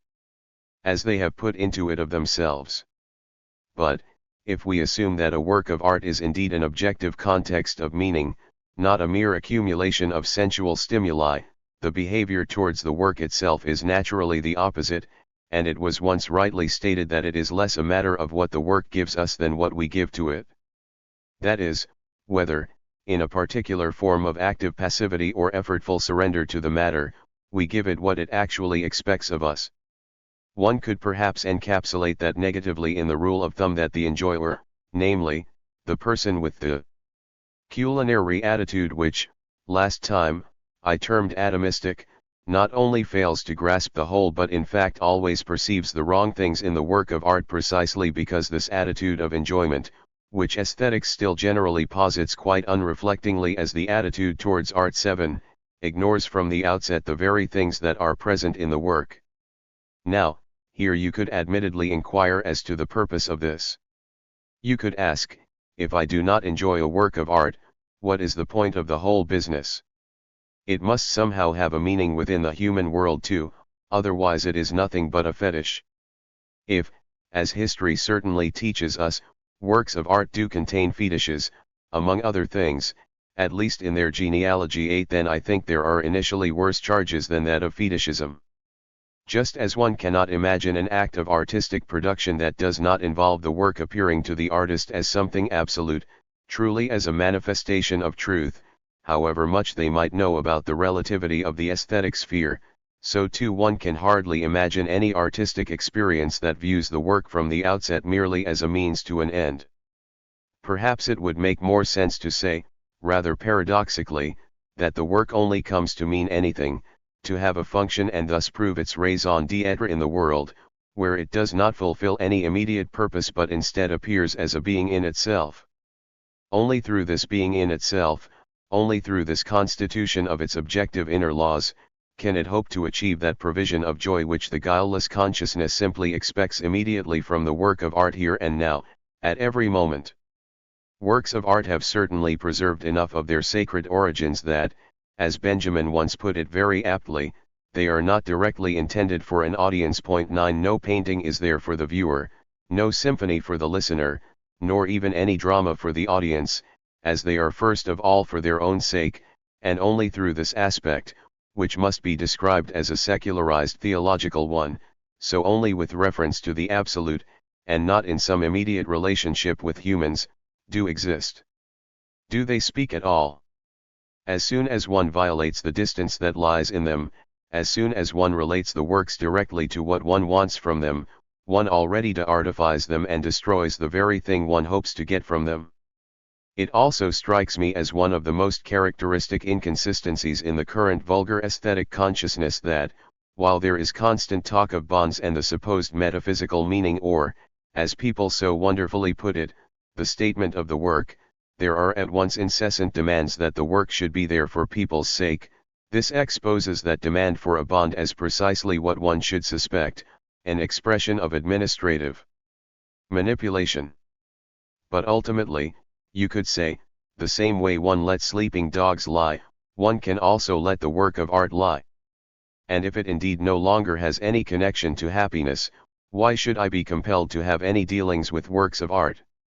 I spoke to you earlier of such a connection, using the example of Romeo and Juliet to show that, even in negativity, and especially in negativity, every work of art contains the idea of the complete fulfillment of utopia.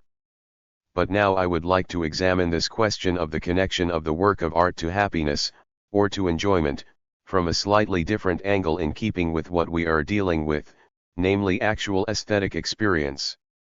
Certainly there is something resembling happiness or enjoyment derived from works of art, and it would go against the simplest common sense if one simply denied that based on the metaphysical speculation I have carefully touched on, and indeed idolized the works quite primitively as absolutes.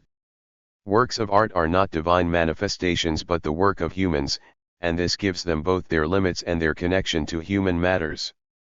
What I wish to say, however, is that the happiness emanating from works of art, or I suppose even the enjoyment they provide, is not directly one with the aesthetic experience of them. This aesthetic experience itself does not directly provide enjoyment in its individual aspects, as imagined by the amateur and the bourgeois, who turn the work into a plate of pork rib and sauerkraut. Rather, the work of art offers happiness because it succeeds in drawing us into it in the way I have tried to show you, that it forces us to accompany it on the paths it traces within itself, and that, at the same time, it thus alienates us from the alienated world in which we live, and through this very alienation of the alienated in fact restores immediacy or undamaged life. If there is such a thing as happiness coming from the aesthetic, or aesthetic enjoyment, then this enjoyment therefore lies in that to which the work succeeds in subjecting us by absorbing it, by the fact that we enter it and follow it. But the work's aesthetic quality plays a substantial part in this achievement. Point 10. Now you might think, well, what you are telling us, happiness through a work of art, is something rather abstract and general, so this means that the removal from the everyday sphere applies equally from the most inferior light novel to the greatest works of art, and what you are serving up here is really pretty stale, abstract, and empty stuff. But I think it would be a little too hasty if you argued in this way.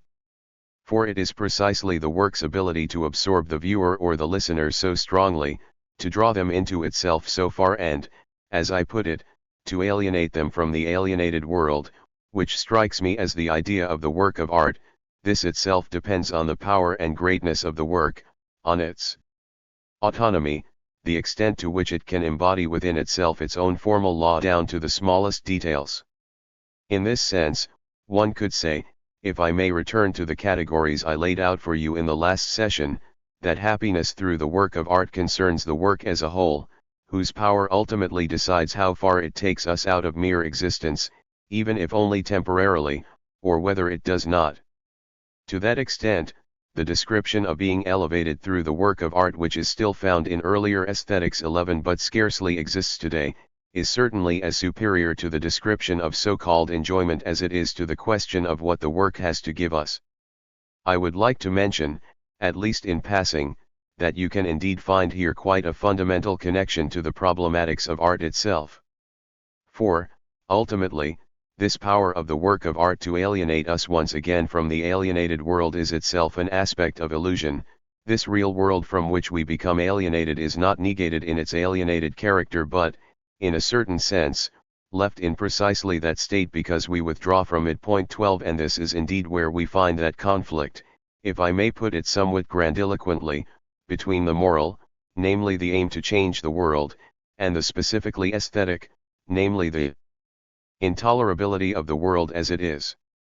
If I correctly understand Tolstoy's novel The Kreutzer Sonata, which, despite certainly somewhat embarrassing ascetic tendencies of his, I consider an extremely important creation, then the idea essentially developed in this novel, and it is a theoretical novel concerned with the critique of art, and great art in particular, for he very consciously chooses a highly significant work of art, and what he says about this work, incidentally, testifies to an extraordinarily penetrating and subtle understanding. So what Tolstoy says in this novel about the work of art amounts to the statement that, the more significant a work of art, and the more adequate the artistic experience, the more the context of delusion is reinforced in a sense, and the more one leaves reality in the ghastly state one intended to flee through all this. Point 13. I think that this antinomy must be named, at least, and that we are indeed dealing with a phenomenon of which, if one wishes to avoid burying oneself in a kind of naive aestheticism, especially in the current period of restoration, one must say that there are periods in which art has exactly this value, that it pushes itself, and does so all the more serious and perfect it is, as a substitute in front of other things that are ruled out in such a situation. And especially if one espouses what are termed avant-garde and very extreme positions in art, as I do, then one must also be aware, and tell those who trust one, that this radicalism also contains something very unradical, one could almost say something resigned, and that there are situations in which precisely such radical art can become an alibi for an estual of an interventional practice. Point 14. But I do not consider it my task to pursue this argument further here. I only wish to tell you, as nothing is isolated, as there is no sentence that, in the world we inhabit today, cannot be transformed into a lie through the function it assumes, no matter how true it might be, that even this idea I am touching on has become a lie in the entire Eastern area, for example, where all art is being subordinated to so-called practice, which means being reshaped into a practical tool. And what this does to art, namely the obvious insufficiency and stupidity and primitivity of the art thus produced, at least shows that the problem I have described to you does not involve a simple duality in which, as it were, the moral human could simply triumph in Kierkegaardian fashion over the aesthetic. 1,15 But that what we have is rather an antinomy that probably cannot be resolved in the world we inhabit, and where all one can do is to take it into account. But, to remain on the subject of aesthetic experience, I would argue that, even with what I have said to you, that the so-called liberating or elevating quality one attributes to art lies in the totality of the work and in its power to remove us from the immediacy of a bad and questionable existence, that even that does not truly describe the whole but is still something abstract. I think some of you will already have been bothered by this abstractness, and rightly so, bothered that the experience of the concretely aesthetic and that liberation which is only meant to follow indirectly through the whole do not face each other as directly, as simply as it would seem.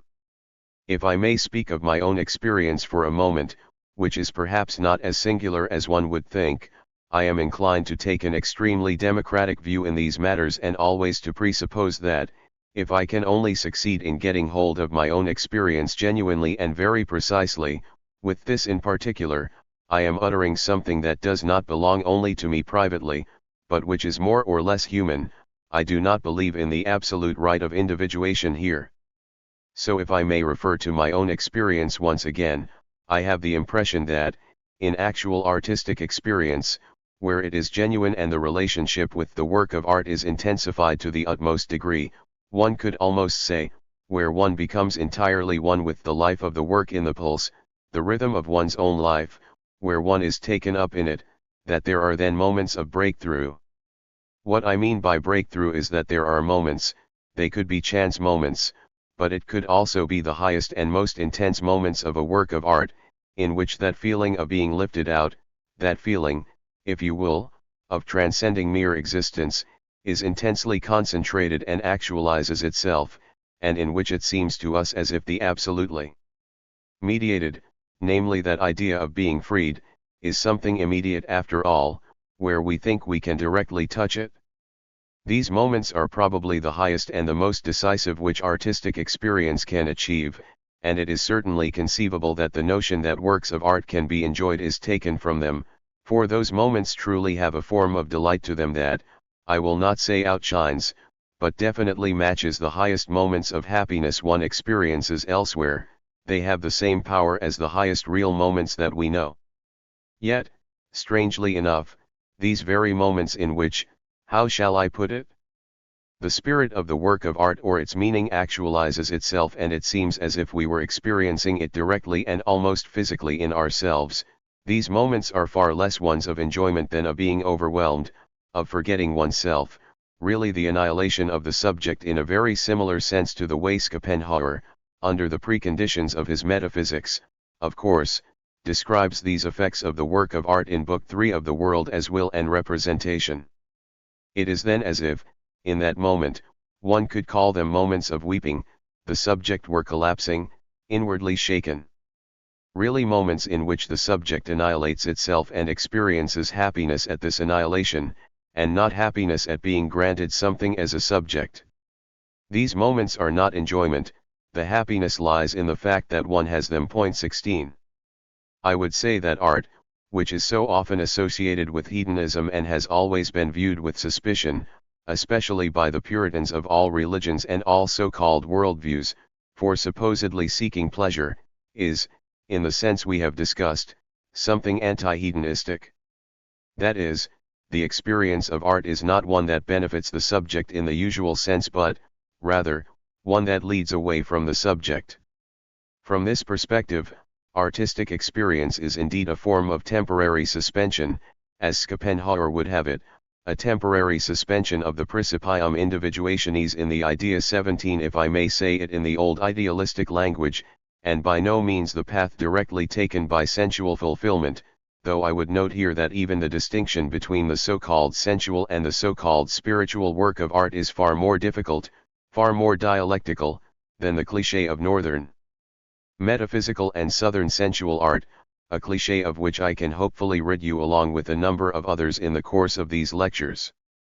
I do not want to occupy myself with this tempting task now, however, but wish rather to follow on from what I explained to you about the concept of enjoyment by saying something about the concept of understanding works of art, insofar as understanding works also means establishing some relationship of appropriation or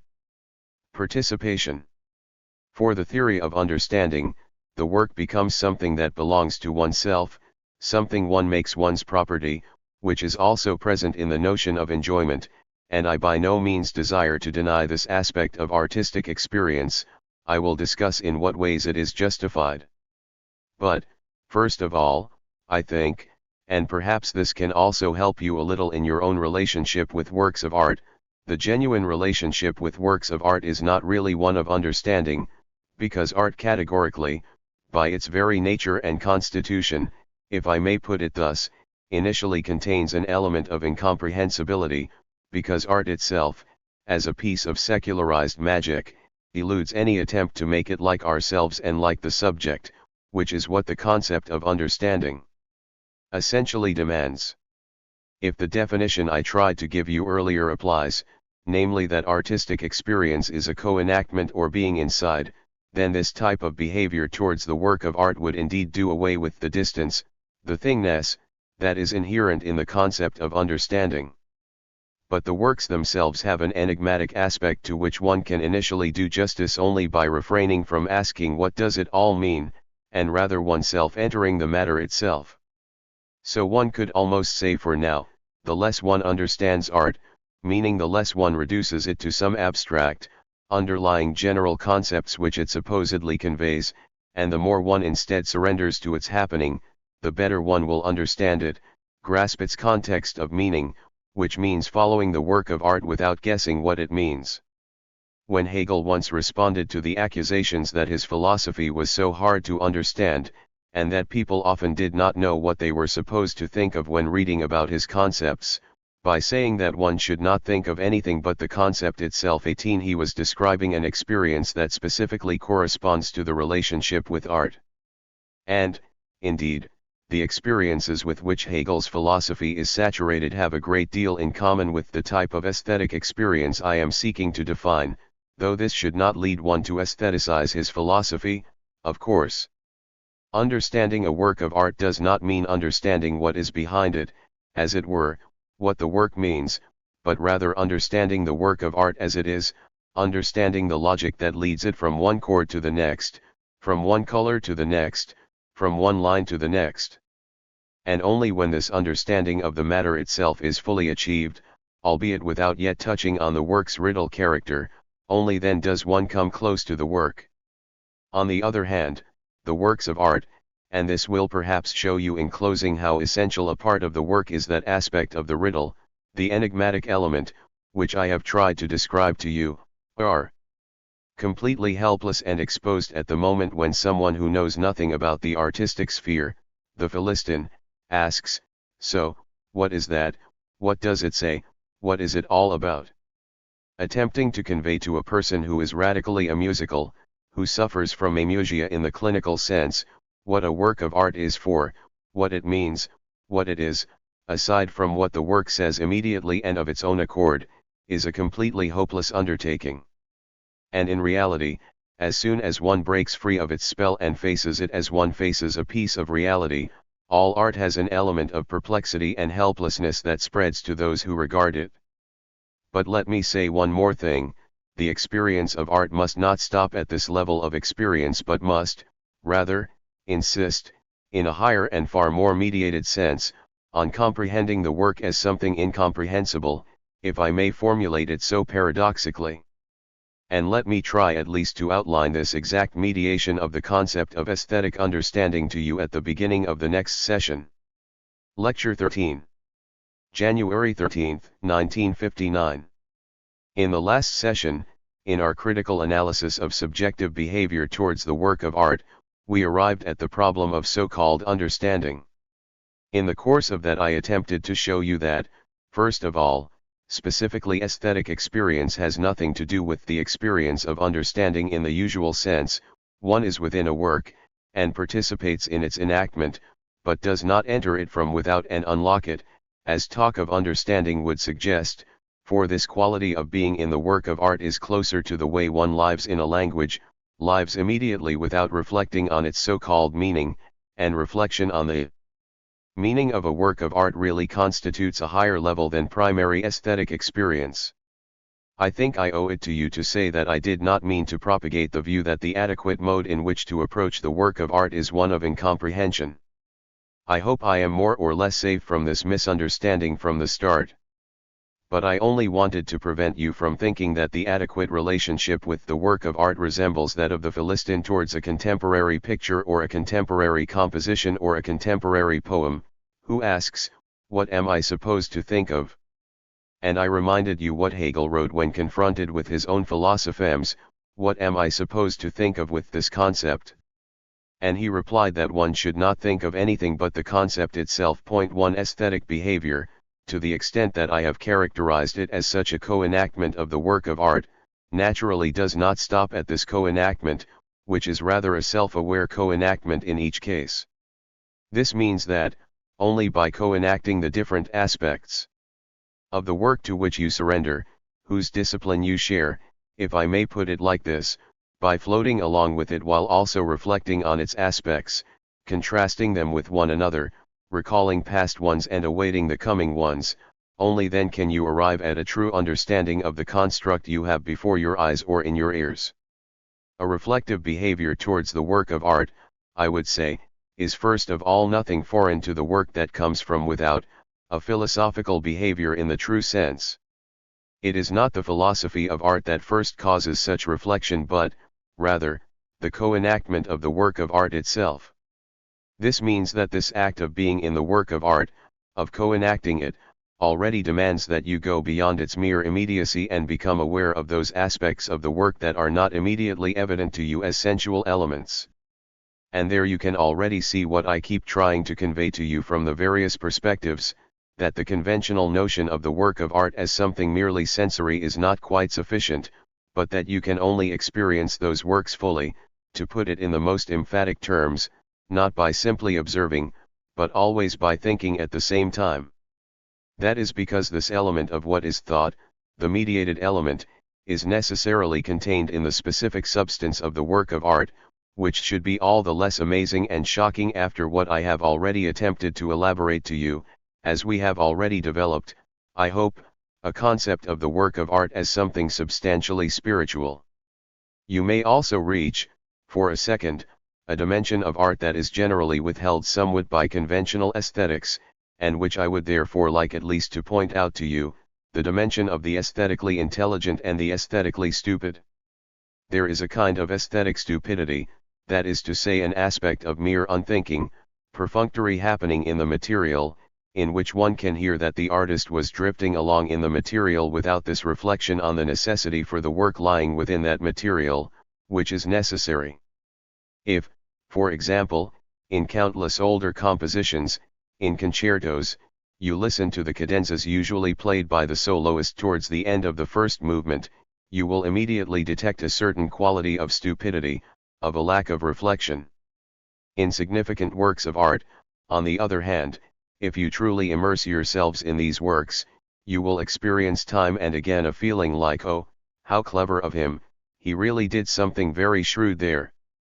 In some passages in late Beethoven, for instance, where he uses a zygmatic approach, that is, having the end of one phrase overlap with the beginning of a new phrase, to create an especially concentrated and abbreviated effect, a stretto effect, that falls precisely into this category. Point 2. You can perhaps get an idea of the dimension in question, which, as far as I know, has scarcely been examined in theoretical aesthetics, if you think of the journalese term minstrel-like, which is constantly attached to some composition or other, and even as praise, what is meant is that a composition is unreflecting in itself, in its material, and in a sense just rattles off its notes. And that the respective composer simply yields blindly to the piece by abandoning themselves to the mere direction of their material. And on closer inspection, I might add, this material does not transpire so much as does the direction of the material itself, but rather the direction of convention, which has already preformed the material in one way or another. This minstrel-like quality, and there are certainly analogous things in a particular quickness of the painter's eye. 3. And in language there is an analogy in that ghastly phenomenon which used to be praised using phrases like fluent style, consists in the fact that exactly this congestion process of reflection which enables the work to become a work of art at all did not take place in the work itself. And I consider it a substantial aspect of aesthetic quality as such that it possesses this aspect of congestion, of self-reflection, but that, on the other hand, it does not stop at this self-reflection, for this reflection in turn translates into the pure logic of the matter, the pure enactment of the work. But once such a concept of reflection is brought into play, and I think I am touching on something that by no means applies only to art but is much more far-reaching and applies to all rationality, then this process of reflection can no longer be stopped, one cannot somehow force it to a halt, rather, such a reflection process necessarily leads further. So if you enact this process in the work of art itself, these reflections in the matter itself of which I have provided a few examples, a few models, or for whose absence I have given you various such models, then your experience will necessarily turn into a reflection on the work of art itself and its meaning.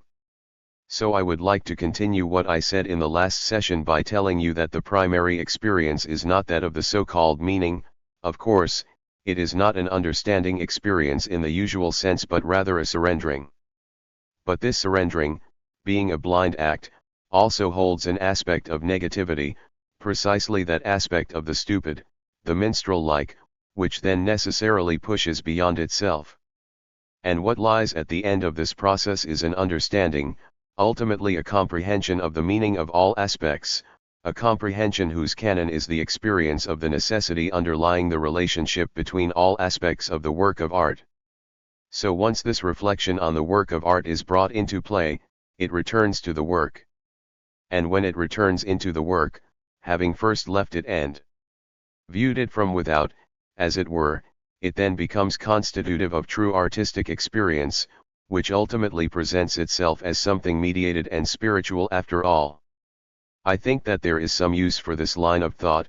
because it points you to the fact that certain forms, such as that of translation, but most of all commentary and critique, are not parasitic forms that proliferate like weeds growing on art and exploit the primary elements, namely the works, but that these forms too are actually constitutive of art's essence. Point 4. This means that only through commentary and critique, only through the reflection brought into play by the work of art through its own logic, is a full experience of the work possible, and only through these aspects does the work of art return to itself, or only through them can you really understand the work of art. Point 5. Accordingly, you must imagine understanding the work of art as a process that is demanded by the work itself but does not take place in the sense that one faces it and suddenly, as if by a wave of a magic wand, this understanding is realized.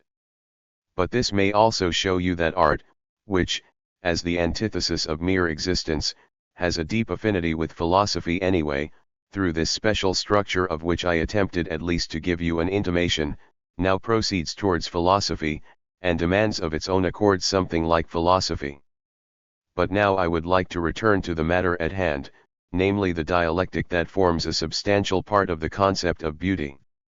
With reference to the deliberations about the experience of the work of art, in which I showed you that these experiences are not hedonistic, that one therefore does not directly enjoy the work in a culinary sense, as it were, that the concept of enjoying art is generally very questionable, I tried first of all to introduce you from the perspective of the matter itself to the growing allergy, the increasing sensitivity to the concept of the pleasurable in art, meaning the allergy to an internally unbroken, in terms of what I explained before, one could also say an internally unreflecting, concept of beauty.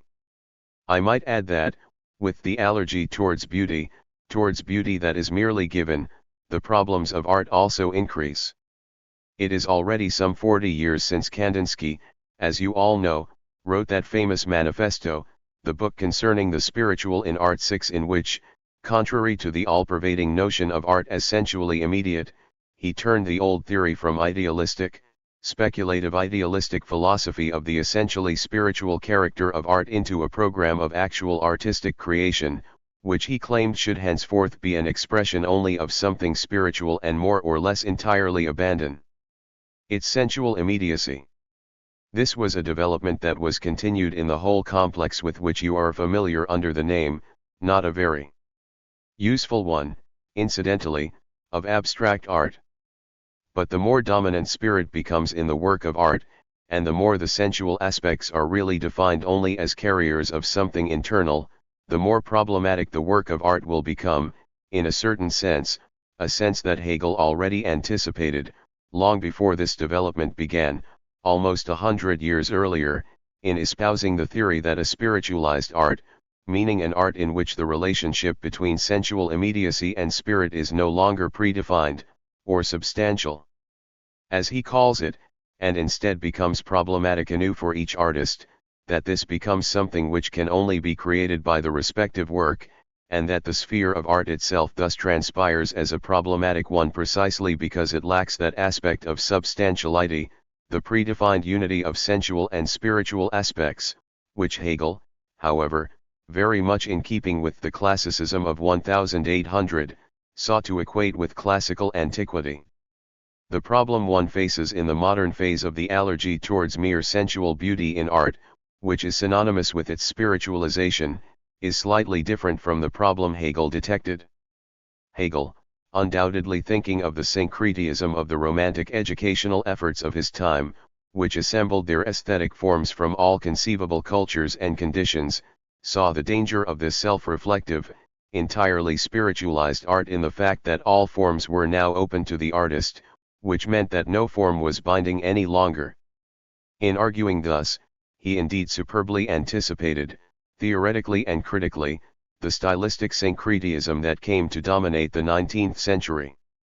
And I also want to use this opportunity to point out that dialectical philosophy is not, as the ignorant would have it, a night in which all cats are grey and nothing is really true or untrue. Rather, it is a critical philosophy in an eminent sense and, in this respect too, represents the fulfillment of Kant's philosophy. But this syncretism has most certainly continued into our own time. Yet the problems faced in the precise area we are discussing by new art, whose experiences are our fundamental point of departure in these lectures, are of a slightly different and even more serious nature. For one can say that the artists themselves have become aware of this danger, even though, God knows, there is no lack of artists in our time as well, and by no means all of them bad, who thought that the artistic spirit's mastery of its material allows one to play with and make use of every conceivable form. What has become clear today, however, and I think this indeed touches on a very advanced point of artistic development itself, in all areas of art, in so far as I am entitled to pass judgment, that this openness is a questionable matter. The decisive lesson which artists have learned in the last 30 or 40 years is that this arbitrariness, as still found recently in the influence of exoticism in the most diverse forms on modern art, is a questionable matter, that it genuinely amounts to a non-binding state, and everything depends on the fact that, today, when this substantiality, the predefinition of a formal canon in the whole of culture, has been lost, the only thing that can help art is if every single work immerses itself unreservedly in its own formal law, without glancing outwards, that art, precisely in the face of the harmful abundance opened up by education, the harmful wealth of possibilities, limits itself and abstains from these abstractly possible things in favor of what its own specific conditions demand concretely, here and now. But, even then, this does not solve the problem for art that we encountered here.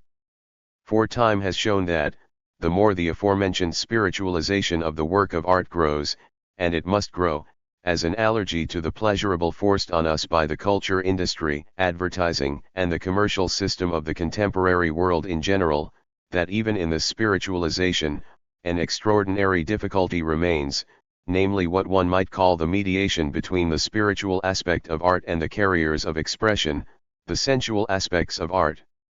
What I mean is the aspect that emerged so clearly in the early manifestos of modern painting, where people spoke of color symbolism, for example, and said, now colors, they are not merely sensual gradations, but all mean something as carriers of a spiritual element, and if I do not see this meaning, evil is red, while peaceful or even cosmic things are blue 7 or whatever else, then I am not really seeing properly.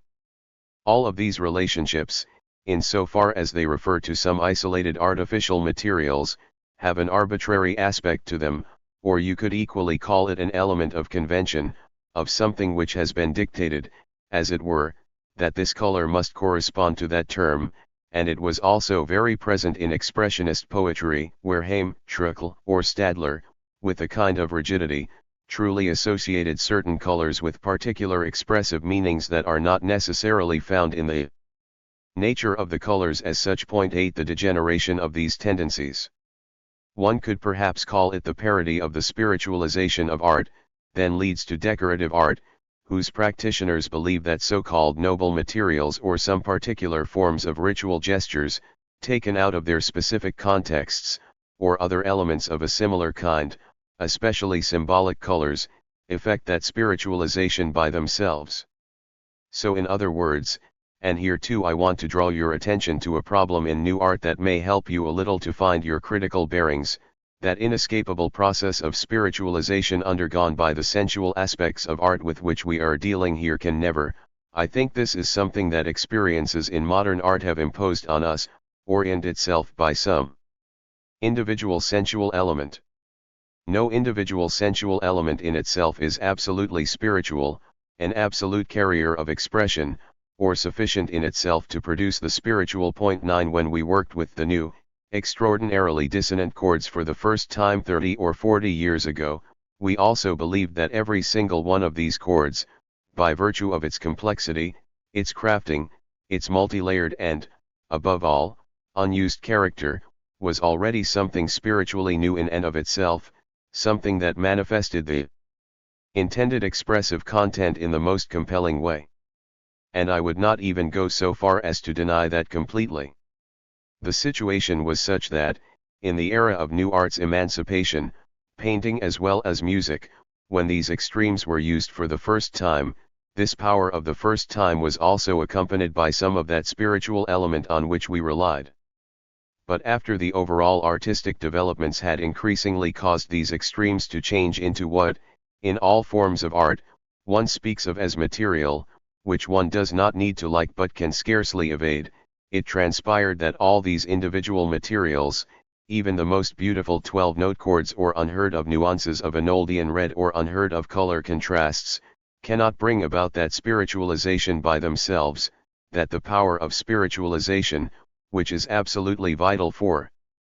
all art today if it aspires to be more than Coca-Cola, rather lies only in the configuration of these aspects, in the status these aspects have in the context of a work of art, and no longer as isolated phenomena. Point 10. I have added this reflection because here you can perhaps understand in a very simple fashion something that otherwise, if you do not specifically live in aesthetic contexts, sounds slightly outlandish and sinister, namely the problem of so-called constructivism in art. This constructivism in art does not mean some external transfer of construction ideals like those that have developed through the new objectivity and functionalism in architecture, with the result that now the purposeless, autonomous arts must behave in a similarly constructive way, as demonstrated by the functional arts, especially architecture, but also the genuinely technical disciplines. Rather, this demand for construction, which will surely cause very many of you, assuming you have not really thought these things through at a theoretical level, to say, my goodness, why should I be confronted by some absolutely constructed materiality, when what I really demand from art is for it to be my own voice, my native domain in which I myself speak. This necessity of construction, as I wish to convey to you, originates from the actual artistic problematics, from the intra-aesthetic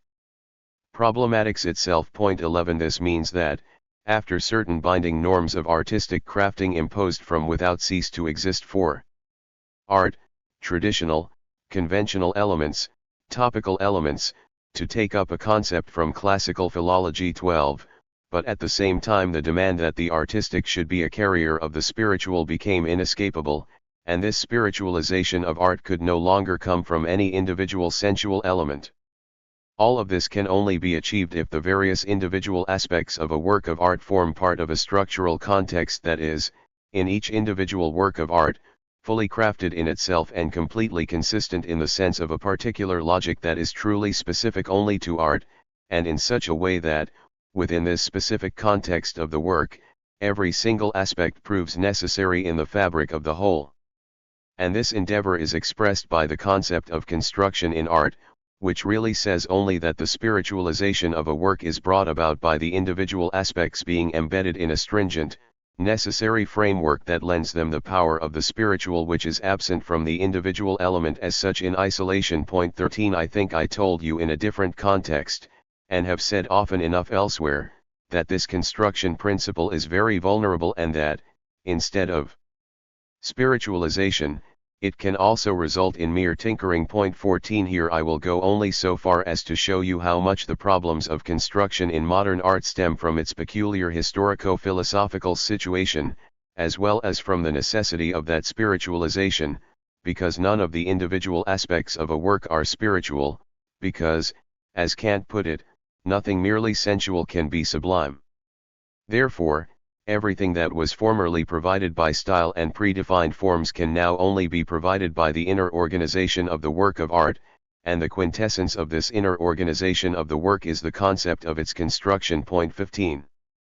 Let me add that the concept of the pleasurable, to which I told you that we are becoming increasingly allergic, but must never chase the aspect of sensual appeal out of the work of art entirely, has its own historical status and undergoes change. Recall, for example, that, when Manet first introduced the use of extreme color contrasts into painting, it was not yet taken in conjunction with the sometimes shocking, and at that time repulsive subject matter used by Manet, and was considered exorbitantly ugly and dissonant. For us, however, after all the aesthetic experiences we have had in the meantime, it is scarcely possible to imagine something more sensually appealing than the color compositions of Manet, which replaced traditional, so-called picture composition. 16 And that is exactly how it is in music too, with the individual sounds. There are countless such individual sounds that would still have been considered harshly dissonant 40 or 50 years ago, and which, because they are refracted in themselves, because of certain sonic qualities or all manner of technical things I cannot discuss now, today actually convey the impression of something sensually appealing. There are, of course, also other sounds that do not do this at all, and which are even in deliberate opposition to it. Which of these aspects are introduced into a particular work of art is entirely subject to the artist's autonomy, or, to be more precise, the autonomy of the artistic law of form which a work essentially follows. But I do want to add one thing, having spoken to you today, primarily with reference to the allergy to the pleasurable element, about the dialectic between sensual and spiritual aspects in the work of art, which ultimately became the focus of the lecture almost against my will. For you will very often hear, and it is a very widespread theory, that one can speak of two types of works of art, on the one hand the spiritual work, which one often ascribes to the North, and on the other hand the so-called sensuous work, associated with the South.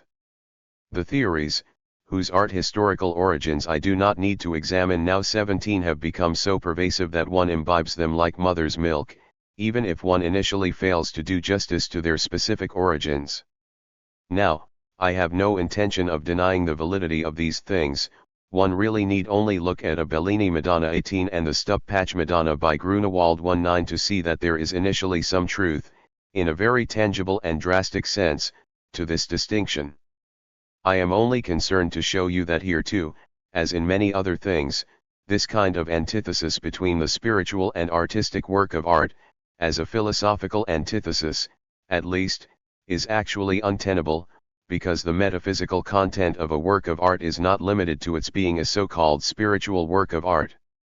To claim, for example, that a Nordic work is superior to a Southern work because the former has an immediately metaphysical content and the latter is based on a fundamentally sensual relationship with the world, that the metaphysics of art really applies only to metaphysical art, strikes me as an extraordinarily simplified view of the matter at hand. For it could be that precisely the absence of the spiritual aspect in art in a particular sense, a particular kind of immersion in the sensual and also a particular form of hedonism in the work, if you will, which cuts off any kind of spiritual transcendence, itself becomes an expression of a metaphysical content, an expression, if I might make a very bold claim, of metaphysical sorrow or God-forsakenness. And it is conceivable that precisely this metaphysical expression of sorrow, as found in the great so-called sensual works of art, might ultimately have a greater metaphysical content than the metaphysics manifested positively in works. I simply wanted to show you this possibility, in closing, so that, after I so emphatically underline the primacy of the so-called spiritual aspect, you would not assume that this offers a simple canon. 20. Lecture 14. January 15, 1959. 2 questions have reached me from your circles, and, let me say, from the most competent area, to which I would like to respond, especially because it is a matter of clarifying probably the most central concept with which we are dealing in these lectures. And although I have endeavored in the most varied contexts to articulate this concept to you, it is perhaps advisable for us to say a little more by way of summary. This is none other than the question of the spiritual content of the works of art. I think I am being a good Platonist if I begin by summarizing what, as far as I can see, we should not think of here, namely not what an author, a writer, a musician, a painter put into the work in the way of so-called ideas of feelings, or whatever else. Certainly those aspects which are placed into the work of art by the productive subject, whether by artistic intention or indirectly through unconscious processes, are also central, and certainly its objectivity is mediated by these subjective aspects. If one did not posit this, one would indeed arrive at the notion of works that fall from heaven, which is generally espoused by amateurs and Philistines in particular. What counts in the work of art, however, is only that which is embodied in the matter itself. And spirit exists in the work as spiritual content, as something binding, only in so far as it manifests itself objectively, without any consideration for its producer, through the work of art itself, one could say, in so far as it is realized by the work. By comparison, what the author places into the work, including so-called spiritual motives, whatever they were thinking, as the phrase goes, or whatever intentions they were following, yes, I must formulate it paradoxically, is really only a material aspect. In literary works it is the thoughts that appear in them, and nothing that takes place in language, and thus in the concept, is radically separate from the thought. The thoughts that are inserted so directly, however, are a piece of material just like the words that are used, or like colors in a painting or notes and note relationships in a composition. I think I can emphasize this aspect because I have the impression, and here I am addressing the Germanists among you in particular, that very many of the current interpretations of literature indeed modestly content themselves with working out what has been put in, so to speak. And the result is certainly a modest one, namely the insight that the author puts so many ideas, worldviews, and intentions into a work of art, and the interpreter or art scholar, the person who adopts the attitude of understanding towards it, takes out again what the author previously put in. One could ask as to the point of the whole enterprise, which is truly somewhat reminiscent of the story about the two farmers who both ate the famous toad. One should scarcely imagine that one can access the substance of a work of art by such cheap methods. This is by no means some dystopian vision of academia that I am entertaining, it is a description of a genuinely widespread state of affairs. If you look at the range of literature on Thomas Mann, for example, you will find that these interpretations are generally content to pick out neatly the philosophical motifs that Mann, shall we say, sprinkled into or embedded in his works. 2 And, having done that, people truly think they have grasped the work's substance. There are works, especially from Thomas Mann's later period, the second half of his productive phase, which starts with The Magic Mountain 3, in which, with very good reason, he did indeed engage with philosophical matters, and these are accordingly manifested there. Someone who is chasing dissertation material and determines these things more or less convincingly will be richly rewarded. There is no telling how many doctoral theses might be written as time goes on. 4 But this does not yet have anything to do with the real spiritual content of a work of art, of course, including that of Thomas Mann.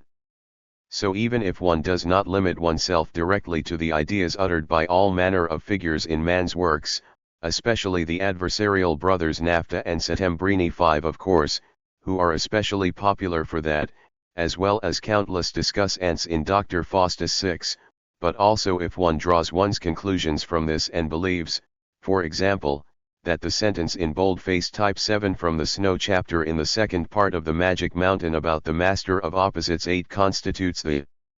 substance of these novels, then all this is essentially just a glorified piling up of information.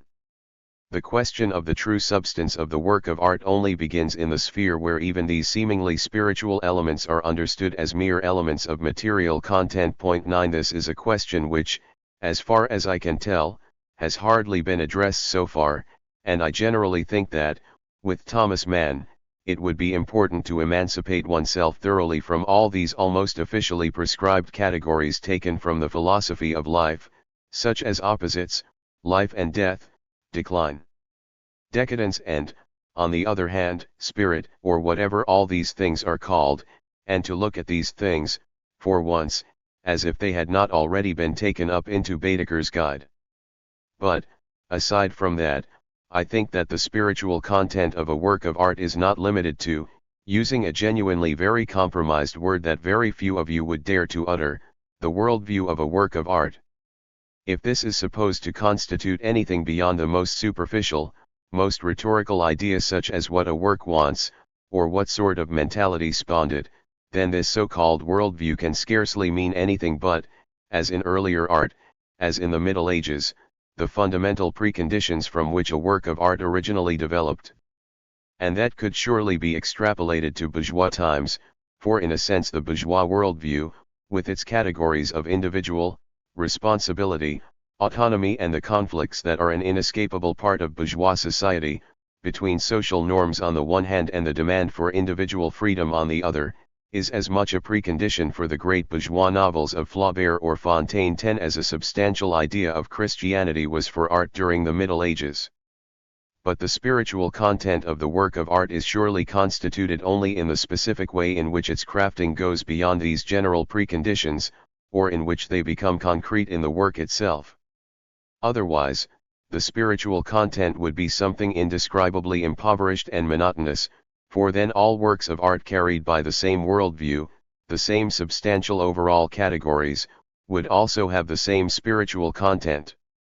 Then the question of the work's spiritual content would indeed be reduced to what the question of a spiritual element must never become, the question of the general concept underlying every one of its determinate manifestations in more or less the same form. But even if one speaks of worldview in the sense of the different so-called worldviews that exist in our time, such as the worldview of existentialism, as presented in the novels of Sartre or Camus 11 or a certain kind of Catholic worldview novels, which are also very common, I am thinking especially of Graham Greene 12, who is probably better known in Germany than in the countries where his language is at home, then. Here too, it will become apparent that, compared to something genuinely crafted, the so-called worldview is a supplement, something that is relatively external to the matter itself and is treated in the matter. In these novels, then, the spiritual content is not primarily a specific aspect of Catholicity, the authors simply like to talk about faith. Faith becomes thematic, one could say, and, in becoming thematic and being treated, it becomes something material. And I would add that, when it comes to this problematic, the difference in our time between the religious worldview novels and the irreligious worldview novels is really not as great as the daily debates and polemics on both sides would suggest. Even with a man such as Camus, whose creative power at the specific level I certainly acknowledge, his work is for the most part a kind of thesis literature where the worldview, even if it is not a particular one of his own, is nonetheless demonstrated by the things that happen there, rather than springing from the things themselves as a spiritual content and something substantial. In the work of 13 you find a great power of concretization, but still the work more or less illustrates the question, or the attempt at an answer, of how it is possible to act as a moral person even in a state of unbelief, to use an old-fashioned term. In all these matters, then, the spiritual content of a work of art is something far more closed up, something far less accessible. And if there is any sense in not surrendering to art as a mere experience but, rather, engaging in philosophical reflections about art, then I think this is precisely what justifies it, that the spiritual content of the work of art itself, first of all the definition of what such a spiritual content even is, does not simply present itself directly but requires strenuous consideration. I already outlined this for you in the previous session by telling you that interpretation and critique, and thus philosophy itself, constitute a necessary element in the objective unfolding of works of art, a point of view that, I can assure you, is not simply that of a philosophizer who has gone wild and been seized by hubris, but one that Paul Valéry espoused with the greatest possible force in the artistic process itself. Point 14. Regarding all this, I would argue that the content of the work of art, which is not abstractly separated from it, is constituted by the here and now of the work, by its specific configurations, by the aspects contained in the work, and by the totality which these aspects combine to form.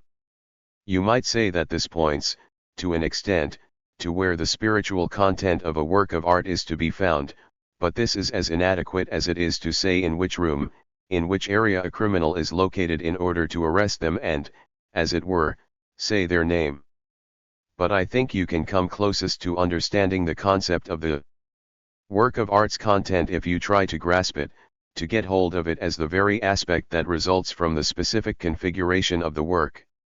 So what I am saying, and I will try once again to convey this to you as clearly as possible, is that the spiritual content of a work of art is not its mere appearance, not its sensual side, nor is it something expressed as intention through this sensual side, as signs generally convey a meaning to us in languages, in significative languages. Rather, the spiritual content of the work of art is the relationship between its sensual aspects in such a way that, through their connections, their relationship with one another, the material aspects or the sensual aspects of the work go beyond themselves. If one loves to speak in such abstract terms, one could also say that the spiritual content of the work of art is essentially the transcendence of all its interrelated sensual aspects. When one speaks of the structure of a work, after all, one does not really mean a description of the typical sensual forms being used, let us say a merely geometric underlying structure, or an impressionistic structure, or the like. Rather, what aesthetic eons were seeking to determine in the work of art with the term structural context, with reason and also from different perspectives, was really always defined as a context of meaning. In other words, when several different aspects within a work of art enter a relationship with one another that unites them and creates a synthesis, but also distinguishes between them and does not hide their contrasts, indeed, that might even place them expressly in opposition to one another, then the work of art is experienced directly as something meaningful. And the concept of the spiritual that is at issue here can genuinely, and concretely, I would almost say, be defined. For concerning this structural aspect, the reason why we can speak of something spiritual that goes beyond the merely sensual is that it cannot be pinpointed in any isolated sensual element, because it is not a matter of some sensual aspect of the work on its own, but because it is really a relational concept, something which only becomes tangible through the relationship between the different sensual aspects, or, as I love to say in the Hegelian language of philosophy, because it is something mediated. I think now you can see fairly precisely what is meant here. On the one hand, something that is not contained in the work of art as something separate and independent from the sensual form of the work itself, like the nut in its shell, but, on the other hand, also something that is not limited to the sensual appearance but rather that aspect which goes beyond the sensual appearance through the pull of that same sensual appearance. That is, it is the embodiment of the phenomena in the work of art, which is more than merely these phenomena, and hence, not pure immediacy.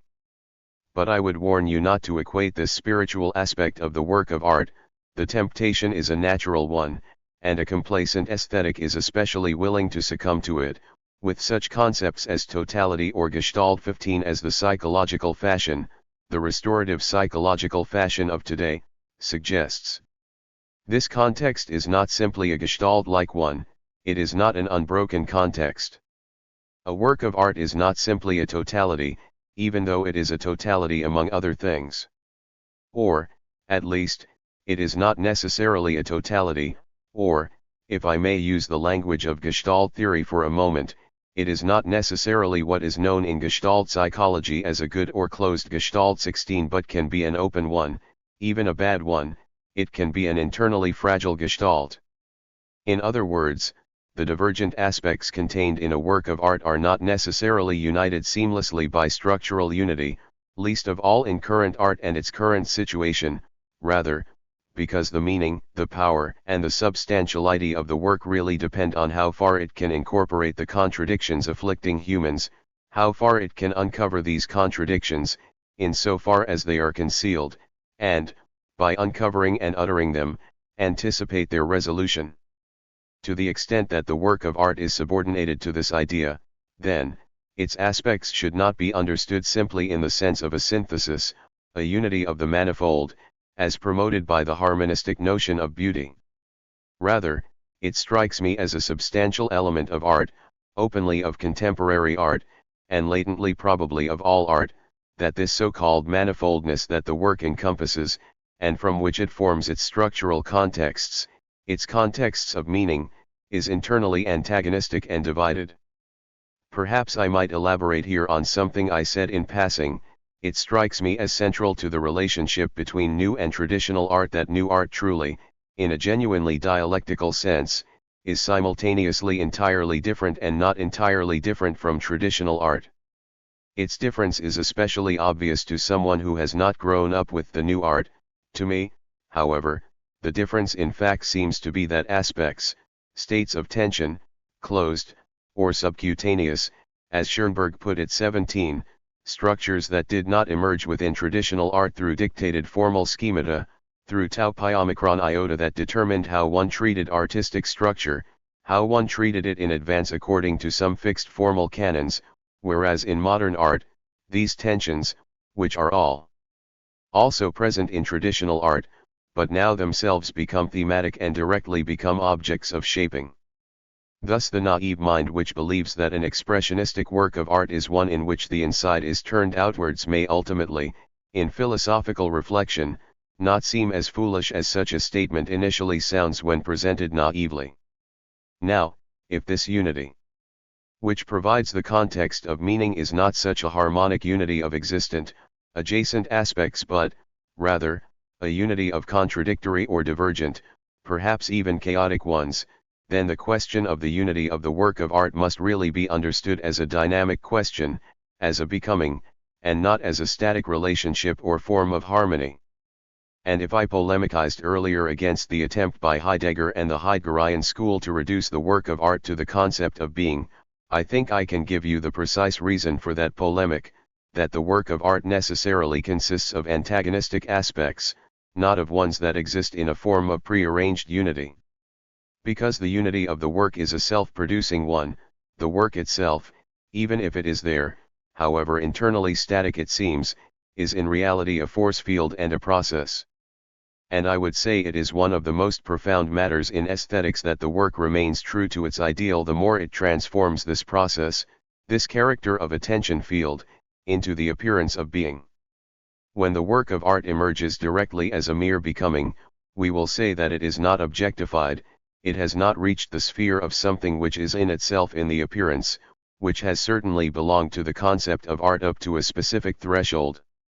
If this constitutive dynamic aspect is missing, however, then this unity itself is mere semblance and not binding at all but, rather, external to the work.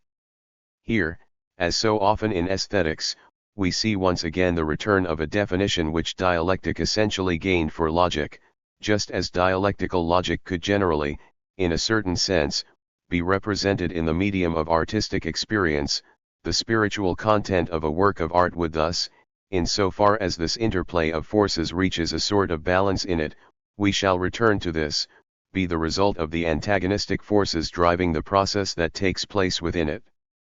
At the same time, however, it is always this process whose totality comes together to form the work of art. And the thing that strikes us time and again as the life of the work, which we experience as something living, and works of art are not creatures, after all, and the concept of life has only a refracted, mediated meaning in this context, is really nothing but the fact that, even in its congealed, objectified state, it utters the process contained within it, but that in a sense, by uttering it and rounding it off, by making it take its form, it in turn transcends it. To experience or co-enact a work would then mean no more or less than co-enacting in the work all these aspects of the force field which the work constitutes, which it simultaneously is and exceeds.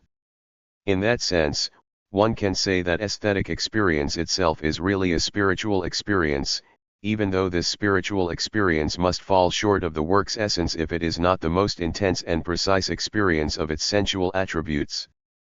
Now I would like to add something that takes us back to a category I treated in the previous sessions, but which perhaps gains new light in the context of what I have said today in order to grasp things more deeply and precisely than before, the allergy to the so-called sensual aspect, to the sensually pleasurable element of the work of art. The reasons I initially gave, perhaps some of you noticed this, namely the increasing resistance that the work of art has developed, for the sake of its substantiality and its truth, to being defaced by commercialism, transformed into a medium of communication and all such things, would, and here I must be self-critical, still be external to the work of art. Certainly, you could ask me, what does it matter to a great artist, a Picasso, Joyce, Schoenberg, or Kafka, what atrocities the culture industry commits. On the contrary, is it not beneath us to associate with these atrocities, and does it not constitute a kind of dependence on Mr. Disney 18 or Technicolor, if one imitates in one's own work the sweet colors and forms with which those money makers usually operate? But I think this aspect of an allergy to the sensually pleasurable does stem from the matter itself, and my reason for pointing out its increasing presence in relation to the increasing transformation of art as such into a consumer product was less to identify the inner motive for this allergy than to show you something that might otherwise have been unduly neglected in these deliberations, namely, that this allergy is something historical. For I think this allergy is quite simply a sensitivity to a particular kind of deception. Recall for a second that I tried to present the idea of the work of art as a force field that is both its own embodiment and its reconciliation. Then one could say that the sensually pleasurable falsely anticipates this reconciliation, as it were, that it pretends this reconciliation of contradictions, whose highest idea is surely that of the work of art as such, has already taken place here and now, such that the individual aspects of their work are already carriers of this resolution in their immediate form. It is precisely because the idea of the work of art is, if I may put it this way, utopia, meaning absolute fulfillment, that this idea is allergic, is sensitive in the extreme to any attempt at smuggling in its true meaning as something already here and now, as something immediate, thus smoothing over all the antagonisms and suffering which are to blame for this utopia remaining unfulfilled. The real object of the allergy to the pleasurable, the sensually pleasant in art, is the deception that the work of art, which is the image and sign, is a direct fulfillment in the here and now, the sensual fulfillment denied to humans by reality. So one could call it the sensitivity, if I may speak in psychological terms for a moment, to the degradation of the work of art to a substitute gratification. What I am referring to, by way of dissonance in the broadest sense, which is central to all our art, is consonance. But consonance is intolerable, for it mirrors nothing other than the yet unresolved dissonance of reality. The sensual aspect of art itself may, to engage in metaphysical speculation, be the very highest aspect that is possible in art, in the sense in which sensual fulfillment is that which comes closest to what one calls metaphysical experience, just as the deepest sympathies have rightly been observed between utopia and materialism. But that is precisely why it is no longer tolerated, and must no longer be tolerated, that this perfect utopia, which the spirit, which is itself always partly a pointer towards things sensual, not present, not yet in evidence, only anticipates, as it were, without claiming already to be it, that this utopia of total, unadulterated sensual experience be betrayed to something provisional, to something which it has not yet attained. After all I have said, I think you will perhaps find it less outlandish than you might have in the last session, now that we have established in detail and, I hope, with some degree of conscientiousness, in what sense art progressively opposes the concept of beauty, or at least does not restrict itself thereto, if I add that this cannot mean one should renounce the theory of art, aesthetics, and the concept of beauty. Otherwise one will truly arrive at the sphere that recalls catchphrases like psychology without soul, that is, a science which has really lost its own substrate. 19, a construction to which I was forced to add, in critical agreement, an analogous concept in sociology, namely that of a sociology without society. 20 It indeed belongs to the signature of the positivist spirit dominating our time that progressive enlightenment takes over the decisive concepts of individual disciplines and dissolves them, in a sense, but, in dissolving those concepts, it dispenses with the power that fueled enlightenment itself in the first place, meaning that enlightenment is in extremely grave danger of settling for a capitulation to whatever is merely the case. There is, for example, a particular type of positivist aesthetics that seeks to describe the aesthetic experience without even mentioning a concept such as that of beauty. 21 But the result of this would indeed be no more than a factual report on some relations between aesthetic objects and the subject, and would amount to an application of theory and a renunciation of spirit, which simply happens to be the medium of art, hence necessarily that of any theory of art. In all fairness, I must point out that this tendency of an aesthetics without beauty is not limited only to positivistic stupidity but is also found where subtle and sensitive nerves can rightly no longer tolerate all the chatter about beauty as harmony, the invocation of truth, beauty and goodness along with similar Sunday sound bites, and would rather resort to a kind of defiantly abstinent silence than enter that sphere. As close as these experiences I have described may be to me, I do think that one of the duties one accepts the moment one acts philosophically is to dispense with squeamishness about fixed concepts, not to have a mortal fear of cuts and bruises or of bringing some other misfortune on oneself when handling concepts, but rather to hold on to those concepts.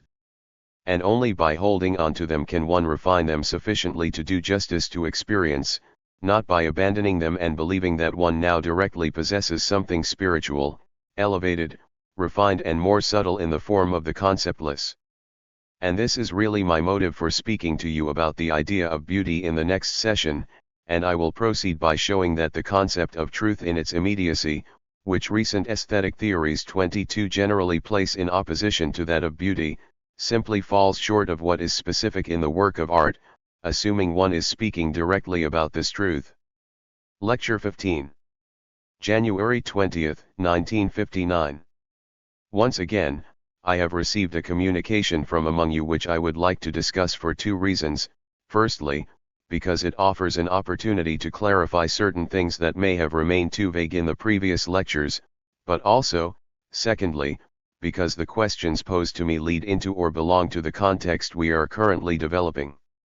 This time, however, they are questions specifically about visual art, and I would like to take this opportunity to say that I naturally cannot pretend to speak with the same experience, namely the same technical experience, about visual art with which I can speak about musical or, I like to think, literary matters. I am aware that the problems in the different arts are by no means as directly identical as is generally claimed.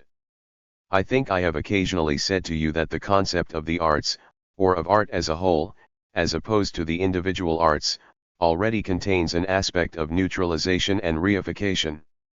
So it is quite clear to me that extrapolations from one area to another are problematic. On the other hand, however, it is unmistakable that, in a situation where the integration of everything spiritual has advanced so far, and where every art has ultimately become such a spokesperson or expression of certain historico-philosophical experiences, the differences between the artistic genres are reduced, even if they always remain insurmountable in the most radical sense. And after the very matter we are dealing with here was confirmed to me by someone I value a great deal, namely Daniel Henry Kahnweiler in Paris, one that the problems I examined in my study The Aging of New Music in Dissonances have extremely precise analogues in visual art, and after also having the opportunity to pursue these things to a certain extent myself, I do not think I am especially guilty of overstepping any boundaries if I attempt to say something about visual art in relation to these matters. I think it would be best for me to take up a few points from this note and treat them consecutively, as the complexes are so interwoven that one can only address them if one accepts certain preconditions underlying the overall view. The author writes, if the special meaning of a work of art is determined by the specific configuration of its elements, and if the meaning of visual art as such lies in the seeming and paradoxical individual and contentual realization of alienation suspended by the social possibilities of controlling nature, and so forth. Let me begin by saying, and I hope the interpellant will forgive my slightly schoolmasterly tone, that the definitions to which he is referring were not intended as such. I did not say that art is only a contentual realization of alienation, rather, I highlighted an aspect that I feel has withered away in traditional art theory, and which I therefore felt a particular need to underline, all the more because it is decisive for our own art to express exactly this quality of alienation and to overcome it through its expression. But that is not everything, of course. In addition, I always tried to tell you about a different, very elusive aspect, namely the utopian aspect of art. I said to you time and again that, because the elements of the alienated are moved into a context of meaning, they are transparent and structured as alienated elements but at the same time transcend the state in a certain sense. And I think it would not be good, and would indeed fall short of what I was seeking to tell you, if you now thought that art should be confined to such a definition, and that this could provide a kind of yardstick which can be slapped onto any given work of art to indicate its quality. I would say, however, that the relationship between the categories that really determine the substance of a work of art varies considerably, but also that it is historico-philosophically predetermined which of these categories is foreground, and that one cannot measure a work of art by any such abstract demand. Otherwise one would truly be regressing to the level of Gottsched's aesthetics in the 18th century, to which good old Lessing went to tremendous lengths to dethrone three, or would arrive at such definitions as Aristotle's notorious decree that tragedy must arouse fear and pity, for whereas it is precisely the imposition of such norms on the work from without that I want to lead you beyond through our mode of investigation. The point of what I am telling you, from this perspective, is that I am attempting to hold on to the idea of the objectivity of artistic quality, the idea of wresting the observation of art from the clutches of that everyday relativism which still withdraws to the argument that art is a matter of taste. At the same time, however, I am trying to do so not by applying some fixed criteria to art from the outside, but, rather, by developing this objectivity from the matter itself, the determinate and unique matter. And if you take anything away for your own relationship with art and understanding of art from the suggestions I am making here, then I would hope it is this, that you co-enact this peculiar movement of the idea, but do not ascribe to any individual observations I have made the authority of a fixed standard. It does not exist in this form, as every work of art has such a measure only within itself and in its own movement. In addition, perhaps I can correct a small misunderstanding. It is always good when such interventions give cause to check how much of what one says during slightly difficult reflections is understood, and to explain it where necessary. I did not say that society's possibilities for controlling nature do away with alienation. On the contrary, it would be more accurate to say that control over nature, along with the associated forms of domination in society, has actually increased the alienation of humans from one another and from nature, and that art, at every level, has the task of revoking this process. First of all, however, I wish to emphasize that the other aspect, namely the creation of a context of meaning, in the sense I explained very precisely, I hope, in the last sessions, is, as the intention of the works of art, at least as much or inalienably the same as the other aspect which we discussed, namely the relationship with the alienated. Now the interpellant continues, if this precondition which he posited, and which I tried to show you cannot be posited as a precondition in the sense he thought, would one of the preconditions for the possibility of this individuation not be the binding existence of a sensual materiality that we experience as identical, and which corresponds to the identity of the individual? If one puts these formulations and my own in slightly more down-to-earth 5 terms, and strips away some of their highly cryptic terminological character which I was originally guilty of using, and which I undoubtedly seduced the interpellant into adopting, then they surely mean the following, that the aforementioned aspect of the expression of alienation, or the resistance to alienation posited in the work of art, is really one with the social resistance that the work must express, and whose fundamental conditions include the fact that it contains empirical reality more or less as directly as each individual does. So what lies behind this, if I may take the liberty of this interpretation, is something like the question of the work's commitment, which was read into the theory of the resistance towards alienation.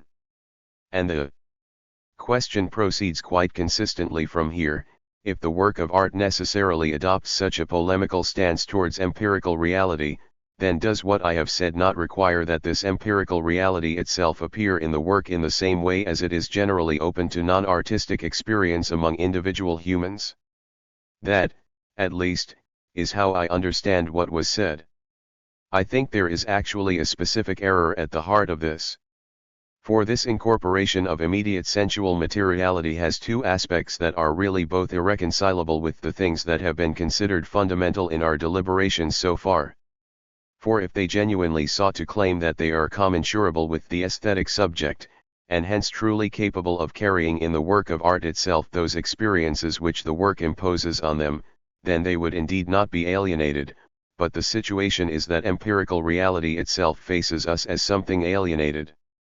Here I would like to recall a very eloquent formulation by Helmuth Plessner, who once said that the defamiliarization of the work of art is a response to the alienation of the world. 6. It is only because the alienated form in which we encounter the so-called natural world is suspended by the work of art itself and shifted into another form that it is likewise defined as alienated by the work, which thus teaches us, as it were, to look back with unfamiliar eyes at the world, which already forces us to look at it with unfamiliar eyes. And only thus, through this translation, can the groundwork be laid for us to experience the alienated after all. Owing to this experience of alienation, however, the empirical elements of reality that face us are heteronymous in relation to the formal law, and today, precisely because they are alienated, because in a sense they no longer reach our experience, in their present state, namely in their immediacy, they no longer enter the formal law and can no longer be mastered. The formal law demands that all facades, all superficial connections that we experience as seemingly closed, be dissolved and replaced by a configuration that is both a critique of this alienated superficial form and an attempt to build a non-alienated reality, a reality in which we critically find ourselves, out of the elements of that same reality. If the process of the history of visual art in the last centuries can accurately be described overall as a process of progressive subjectification, then this process of subjectification today, which cannot simply be halted by reflecting on collectives or objectivities, and cannot be sublated into a form of new objectivity through some arbitrary act, then this process means not only that the way things and objects are observed in art is changed and is subjectively shaped, it also means that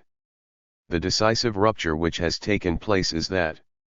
the essential, the matter itself, continues to be the matter itself in art only if it is mediated, if it no longer faces us as something defined first of all for itself but, rather, contains all its defining attributes through the things we do with it.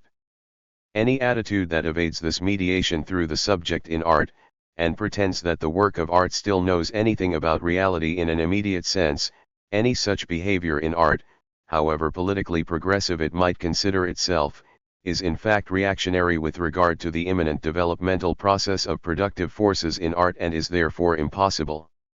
Art no longer interacts directly with reality, but only in the way in which it is filled with subjective experience, and only in the way that its elements then come together to create forms and constellations of forms. And that is precisely what leads to the circumstance that a consciousness which mistakenly considers itself socially correct by thinking that it can directly incorporate social aspects from reality is quite the opposite, namely the socially false consciousness, because it omits and undoes the very dialectical process that lies within the state of alienation between the subject and the object in society. Now the interpellant, whose interpellation deals essentially with the question of so-called abstract painting, continues as follows. I would, incidentally, like to take this opportunity to say that the term abstract painting is an especially foolish one, simply because a work of art, if it is indeed a work of art, is concrete, the picture I am dealing with is concrete in the highest sense, and if it is abstract then it is a bad picture. One must not confuse the question of a work's concreteness, which is one of the first demands levelled at a work of art, with the question of how far the work is identical to an objective materiality facing it, or how far it abstracts from this materiality. I think this term has contributed inestimably to the general confusion, almost as much as the word atonal, and the only positive thing about it that I can think of is that it at least has a certain shock value, a certain polemical force which has to a certain extent given it something good, something powerful at times, although today, in the state of general neutralization in which everything is swallowed up, this polemical blessing is also a thing of the past. The question posed here by the interpellant is this: would the dissolution of these topoi of sensual experience, more crudely put, that of the concrete world, which already seems technologically complete through the possibility of an unlimited manipulation and variability of this experience, which can be carried out beyond the sensitivity threshold, he is thinking of the objective construction, in contrast with the construction mediated by the subjective sensorium, and the consequence of this arbitrariness of the individual experiential world in the realm of visual art. Namely, abstract constructivism, reduce the idea of visual art to absurdity, as one can no longer speak of a particular, specific content here of aesthetic experience, as the individual sensual element of the aggregate system. The picture entirely becomes a function of the respective arbitrary construction principle. At this point I would like to anticipate something we will address in earnest only in the next sessions. Namely, that the true criteria for what we are discussing lie not in the subjective experience of works of art but, rather, in the nature of the work itself. And here I would mitigate the objection raised by the interpellant to the lecture, and, I would almost say, to his own artistic intentions as well, by saying that, in so far as we are dealing with the mere subjective modes of experience or reaction in relation to works of art, this aspect of randomness which he criticizes in abstract art is found everywhere. The seemingly established nature of reactions based on certain given objects is itself a superficial matter. And if one were examining subjective experiences of works of art, one would find exactly the same arbitrariness in traditional art that becomes apparent here in modern art. Indeed, it is generally the case, I am almost embarrassed to repeat this, but I keep returning to this one point, that modern art may be something different from traditional art, but it is simultaneously identical to it. The difference is that all the problems and difficulties which were previously subcutaneous, concealed by the closed surface of communication, now emerge actually and substantially. Aside from that, I think that the charge of arbitrariness in the constellations and the arbitrariness of their connection to the concrete world does not really bear scrutiny. I will deliberately pass over literature where the conceptual element, which it necessarily uses even in the most extreme manifestations, always draws a certain degree of determinate concreteness into the work of art. Here I will genuinely try to keep to visual art in the strictest sense, for it seems to me that so-called abstraction has certain boundaries. It is an error in artists' conception of themselves, a very widespread error for which I do not hold the artists responsible, as they are not inherently obliged to have a philosophical, theoretical awareness of what they do, that they keep thinking that the categories they employ, or the forms on which they base their construction, come from nature. That was the error made to a particular degree by Cubism, for example, which genuinely believed that the reduction to geometric figures constituted a reduction to certain very simple natural phenomena. In fact, contexts of the kind created by Cubist painters are found not in nature but far more readily, to the extent that there are any models, in a landscape such as that of Spain and the Moroccan cultural landscape, whose effect on Picasso can hardly be overestimated. But, quite aside from that, even in its so-called natural material, even where it comes as close to nature and circles, cubes and geometric figures, art is always dealing with something that is already eminently historical. This means that these cubes actually contain the history of all art, just as Picasso once said that Cézanne is the father of us all, and that all this had in fact come from Cézanne. 7. It is not my task to describe in detail the historical process that led from Impressionism via Pointillism on the one hand and on the other hand via Cézanne to Cubism and finally to abstract painting. There are more competent people who can do a better job. All I wish to say is that this historical process is nothing external to the works of art, for everything that happens in these works is a testimony, a trace, a monument to this historical process, and I would almost presume to indulge in a speculation that is not so far-fetched in relation to what I intend to tell you about these matters in other contexts, that the force, the substantiality, of modern art depends very significantly on how far it embodies this historical experience through its own forms, how far the forms it uses express this historical aspect even as they are objectified. The phenomena of loss of tension, on the other hand, which occupy us all and also worry the interpellant, are evidently very closely connected to the moment at which the materials and forms become so independent that the same historical experiences they document can no longer be felt but, rather, disappear from them. I think you need only look at pictures from Max Ernst's so-called abstract period. I mention a surrealist here simply because his name occurred to me in this context, and you will see to what an eminent degree the so-called abstract forms in his work all stem from the Eugen Still ornament.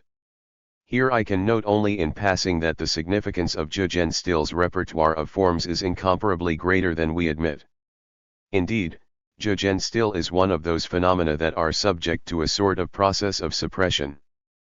People think they can deal with this very strange, traumatic phenomenon by smiling, but, in reality, this smiling shows precisely that one has not dealt with it. Point 8.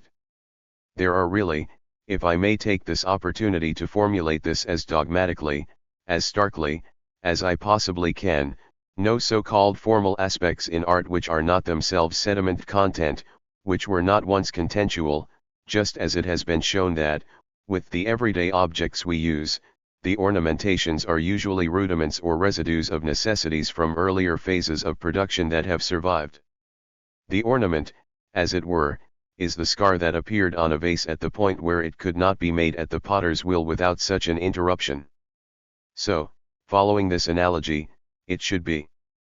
the case for all so-called artistic forms that they were once content and, through a process of sublimation, of spiritualization, which is after all the process of artistic development as such, took on that peculiar independence.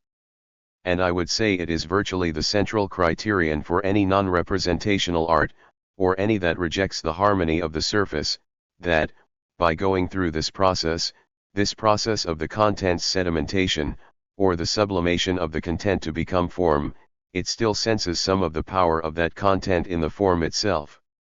When we artists speak of a sense of form, a feeling for form, that is what we really mean. We want to express that, in the use of formal means, we still register, realize, and take into account whatever contentual impulses once resided in them. And higher forms of critiques of works of art that do not follow abstract rules, only their imminent necessity, almost always end up asking for the hidden contentual justification for whatever seems to be purely formal about them. Point 9. So what I mean is that the interpellant definitely pointed out a danger, one that I had by no means hidden from you, namely that of a loss of tension, which appears wherever the aspects I have attempted to describe to you are truly forgotten, where they no longer assert themselves, or, in popular parlance, where art turns into decorative art, or where what I have called the danger of the dangerless 10 holds sway, where alienation from the concrete world becomes a wallpaper pattern. But I think we should be aware that all this is not something that can simply be attributed to the process of abstraction, and that could even be eliminated, as the Sittelmayers 11 and totalitarian guardians of culture 12 would like, by returning to the center, the concrete object or some such thing. For, in reality, we are dealing here with aspects within so-called abstract works of art that can very much be named by critique, primarily a certain lack of the power to create a true context of meaning between the elements instead of applying construction principles only mechanically and externally. Here, however, we reach the point at which I must confess to my technical incompetence in matters of painting. All I can do is to tell you that, where I feel most at home in terms of my skills, namely in music, I can point out very precisely those elements where the construction has been slapped on from the outside rather than developed from the matter itself, and that the same structures which exhibit this are also those that give the impression of lacking any tension. In addition, there is the aspect that those so-called abstract constructs in which we observe the loss of tension are generally those that have been removed from the dialectical relationship with tradition. Today I can give you only an intimation of this. To me, the great products of the new art almost always seem to have been those which still had tradition as an essential force within them and then negated it on their own strength. The great revolutionary artists of the period, such as Picasso, such as Brock 13, such as Schoenberg and so forth, were all within tradition, and, by locking horns with it, they essentially brought about something like an induction of tension. The loss of tension and the problems we are discussing here, and this is very closely connected to the lack of historical experience in the matters themselves, in the forms, appear wherever this resistance is no longer enacted and instead, in what Kafka calls the gay empty ride 14, one truly has at one's disposal those things that gain their meaning only with intention, in the act of art repelling themselves from tradition. Where tradition no longer exists as an aspect, however sublimated, the power of true revolutionary art does not really exist. But I can only hint at this. I would just like to note in passing, without drawing any grandiloquent conclusions, how thought-provoking it is that, let me be very cautious, precisely the most significant of modern painters stopped short of complete abstraction, of severing all connections to concrete representation, Klee as much as Picasso. And it seems to me that, in Klee's late period, when that decreased, but most of all in Kandinsky's development, this progression would not necessarily have been a blessing. This hesitation is not, as some of my Darmstadt friends occasionally charge, a hesitation out of cowardice or weakness or inconsistency. Rather, these great artists were evidently driven by the knowledge that it requires a kind of resistance to the heteronymous to make the concept of autonomy meaningful in the first place. This means that, at the moment when the autonomy of creation becomes absolute and idols, as it were, it cancels itself out and no longer becomes freedom if this freedom cannot exert itself in relation to something from which it differs.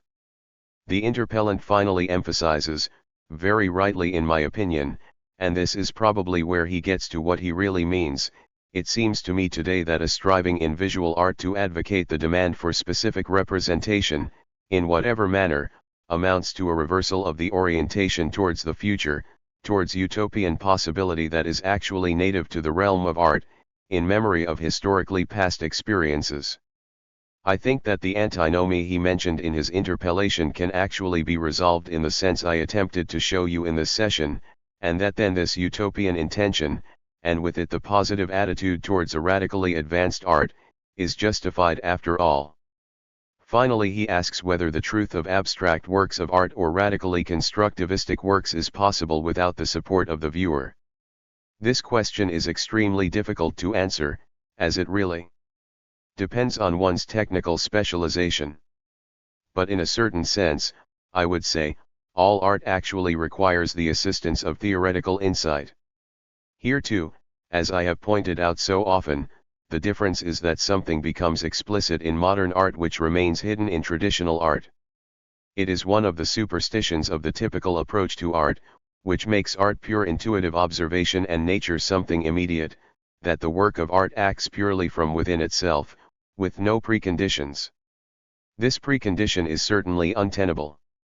There is probably no work of art at all that does not have specific preconditions, starting with the preconditions of the so-called cultural setting, if we accept such a term, in which a work is embedded. For example, it is barely possible for us to listen to, understand or realize Chinese music in any remotely adequate sense, but also in the sense that, in order to understand a work of art at all, we must speak its idiom, its language.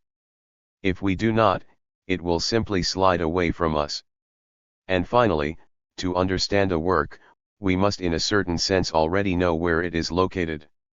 Benjamin once formulated this very provocatively when he said that he could only really evaluate a picture if he knew who had created it. 15 This is naturally a slap in the face of the usual notion that quality acts purely from within itself, but it points exactly to what we are dealing with, namely that a plethora of theoretical preconditions of all kinds, I do not mean historical, but genuinely theoretical preconditions, necessarily contribute to the experience of any work of art so that we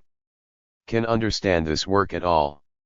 If we do not know something, however second-hand, about the concept of the human being, the concept of humanity, the concept of autonomy and freedom and such categories, then we can register all manner of sensual things in Beethoven's music, but it is completely out of the question that we might understand a piece of his. And just as we must say of this art, which is viewed within the pantheon as particularly vivid, that it has implicit theoretical preconditions, so too does this apply to all art. In that sense, modern art simply takes the bull by the horns, or embraces an otherwise ideologically concealed situation, by not being entirely vivid but also, as a spiritual thing, by having spiritual preconditions. I would therefore say the following: we should not find it daunting that one needs more than merely one's eyes and ears to understand modern art, For we cannot understand any art at all purely with our eyes or our ears. Lecture 16. January 22, 1959. 1. Take up the thread again after 2 extended interpolations. But let us try at the same time, if I may use this bold image, to skim the cream off the top of these interpolations, by which I mean making the things we have developed from them useful for our primary concerns. The overall course of the investigation was that I attempted to lay out for you the dialectic of the concept of beauty, which must be at the center of an aesthetics, and had started by showing you the difficulties to which the concept of beauty inevitably leads if it is introduced as a positive, dogmatic concept. In doing so, and this will be of no small significance for our method, I referred mostly to aesthetic experience, and we will have to return to this concept from a very different perspective. We then went on to reflect on what aesthetics means without a concept of beauty, and then in the last session we treated the objection or problem of the connection to the object in visual art. You will then, I hope, see that these reflections belong directly to the matter we must now deal with, namely the question of whether, and indeed in what way, aesthetic reflections can be carried out meaningfully without including the concept of beauty. One could start with this answer: if a work of art is not beautiful, that is to say, if it does not somehow justify itself before an observer, listener, or reader, however ideal, then what is the point of it all? If there is no standard by which to measure aesthetic experience, what good is any of this? Does art then have anything resembling a raison d'être? I think this objection does not hold water, because, as I could not help implying in my formulation, for it forced me to do so, it presupposes something like an observer who has to get something out of it, someone to whom, as they say, the work gives something. So the observer does the work of art the honor of devoting their time, their eyes, their ears, and the precious strength of their nerves, and they expect to receive something in return, whether as enjoyment, as an enrichment of their worthy inner life, or in some other form, a notion whose vulgarity should really exclude it a priori from aesthetic reflection.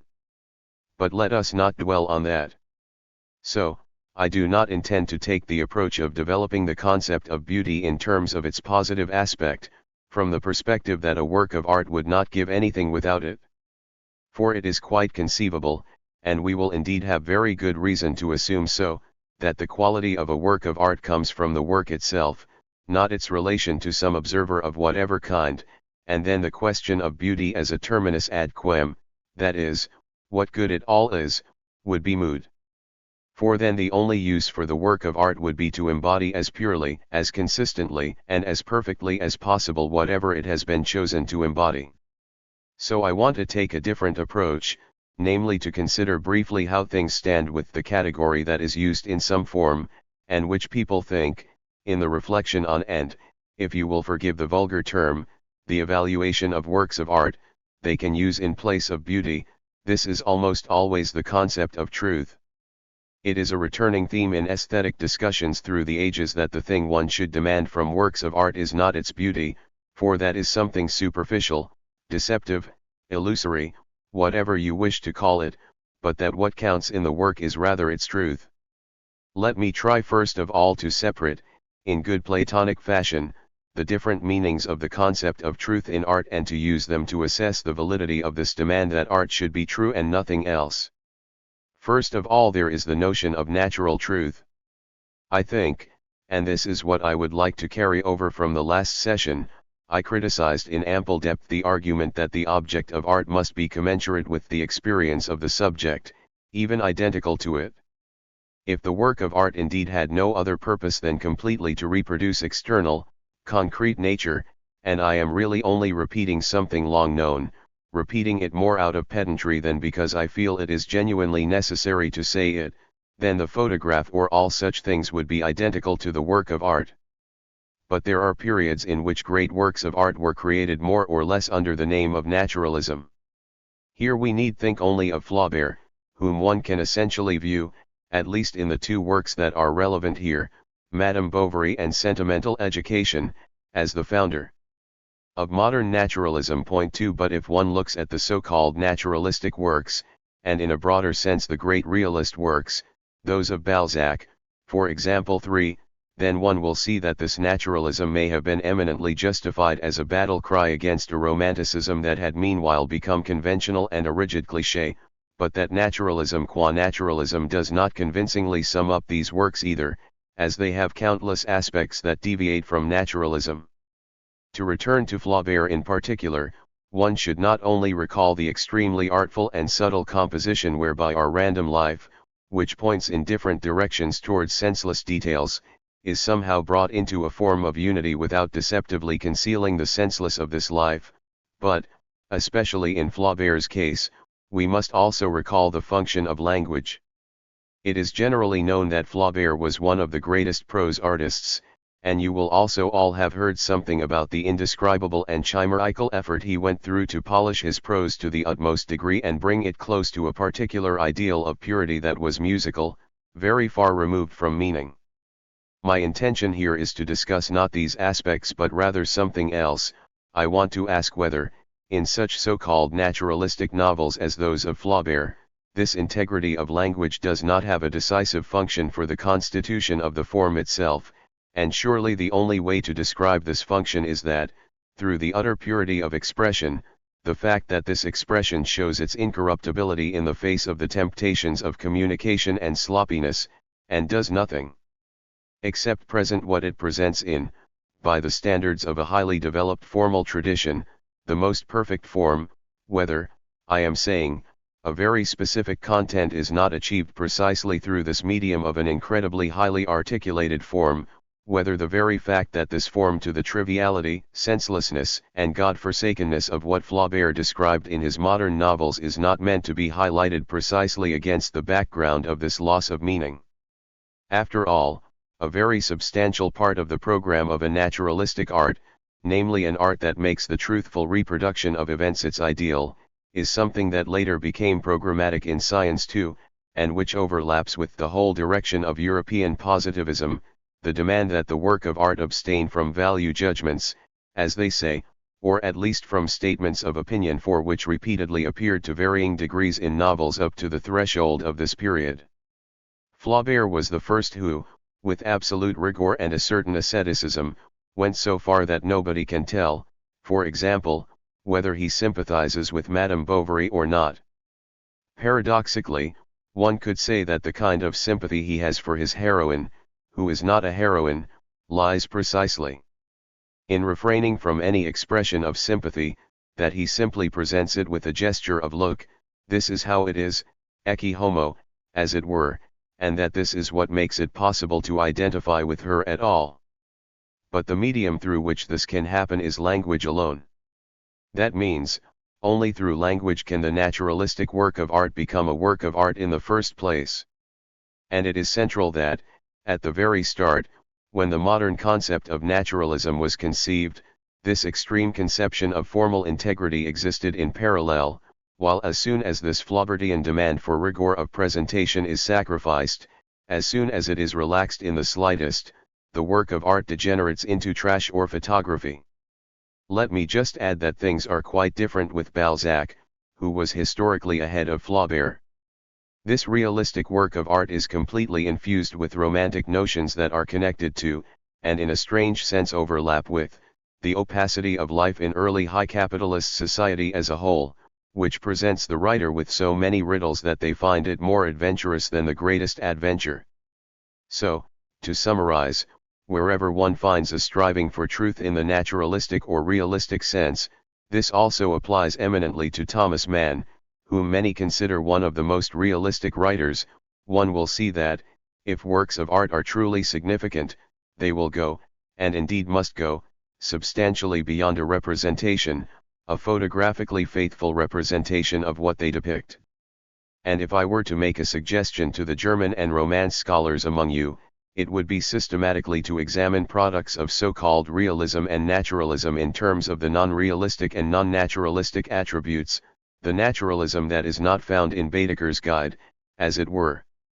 5 accuses a naturalist writer such as Gerhard Hauptmann of being untrue to himself and betraying his radical naturalistic impulses to neo-romanticism. 6 Then this is inconsistent, For one can show very easily that the decisive categories which appear in his work as romantic categories are also present in the naturalistic plays. For example, the basic habitus of a romantic historical drama, as Florian Geyer 7 could be considered to a certain extent, is really not so different from the Weaver's, a portrayal of the hopeless rebellion of the oppressed. In both cases, the formal elements result from this gesture. You can perhaps best identify the way in which naturalism moves towards so-called romantic elements, as well as the resulting aesthetic problems, in a play such as The Assumption of Hohnelade, whose first part incidentally strikes me as one of, or even the most ingenious thing Gerhard Hauptmann ever wrote, so, that is what I want to say here. Perhaps I can note in this context then an element, an aspect, of what one calls naturalism is also central to our contemporary modern art. And especially now, having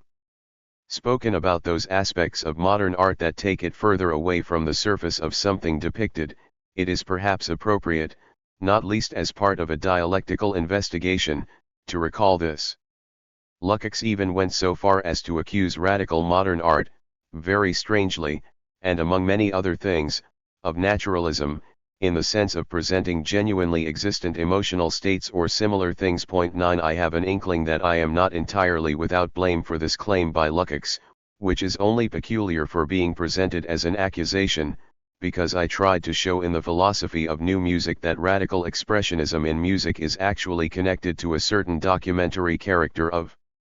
music, in that this radically expressionistic music, without feeling constrained by formal conventions, registers emotional states like a seismograph, as it were, and replaces a preconceived, merely formal framework with the framework of such emotional states. 10 And, if one likes, one can see the same documentary character, which is found in a great deal of modern art, for example the automatic writing of the Surrealist Program 11, as a sort of transformation of naturalistic elements. I would almost say, and I can really touch on this only briefly, that this is really where the dialectical salt lies, the materialistic salt that connects very radical art, the art that moves furthest away from the surface of real existence, back to this existence after all.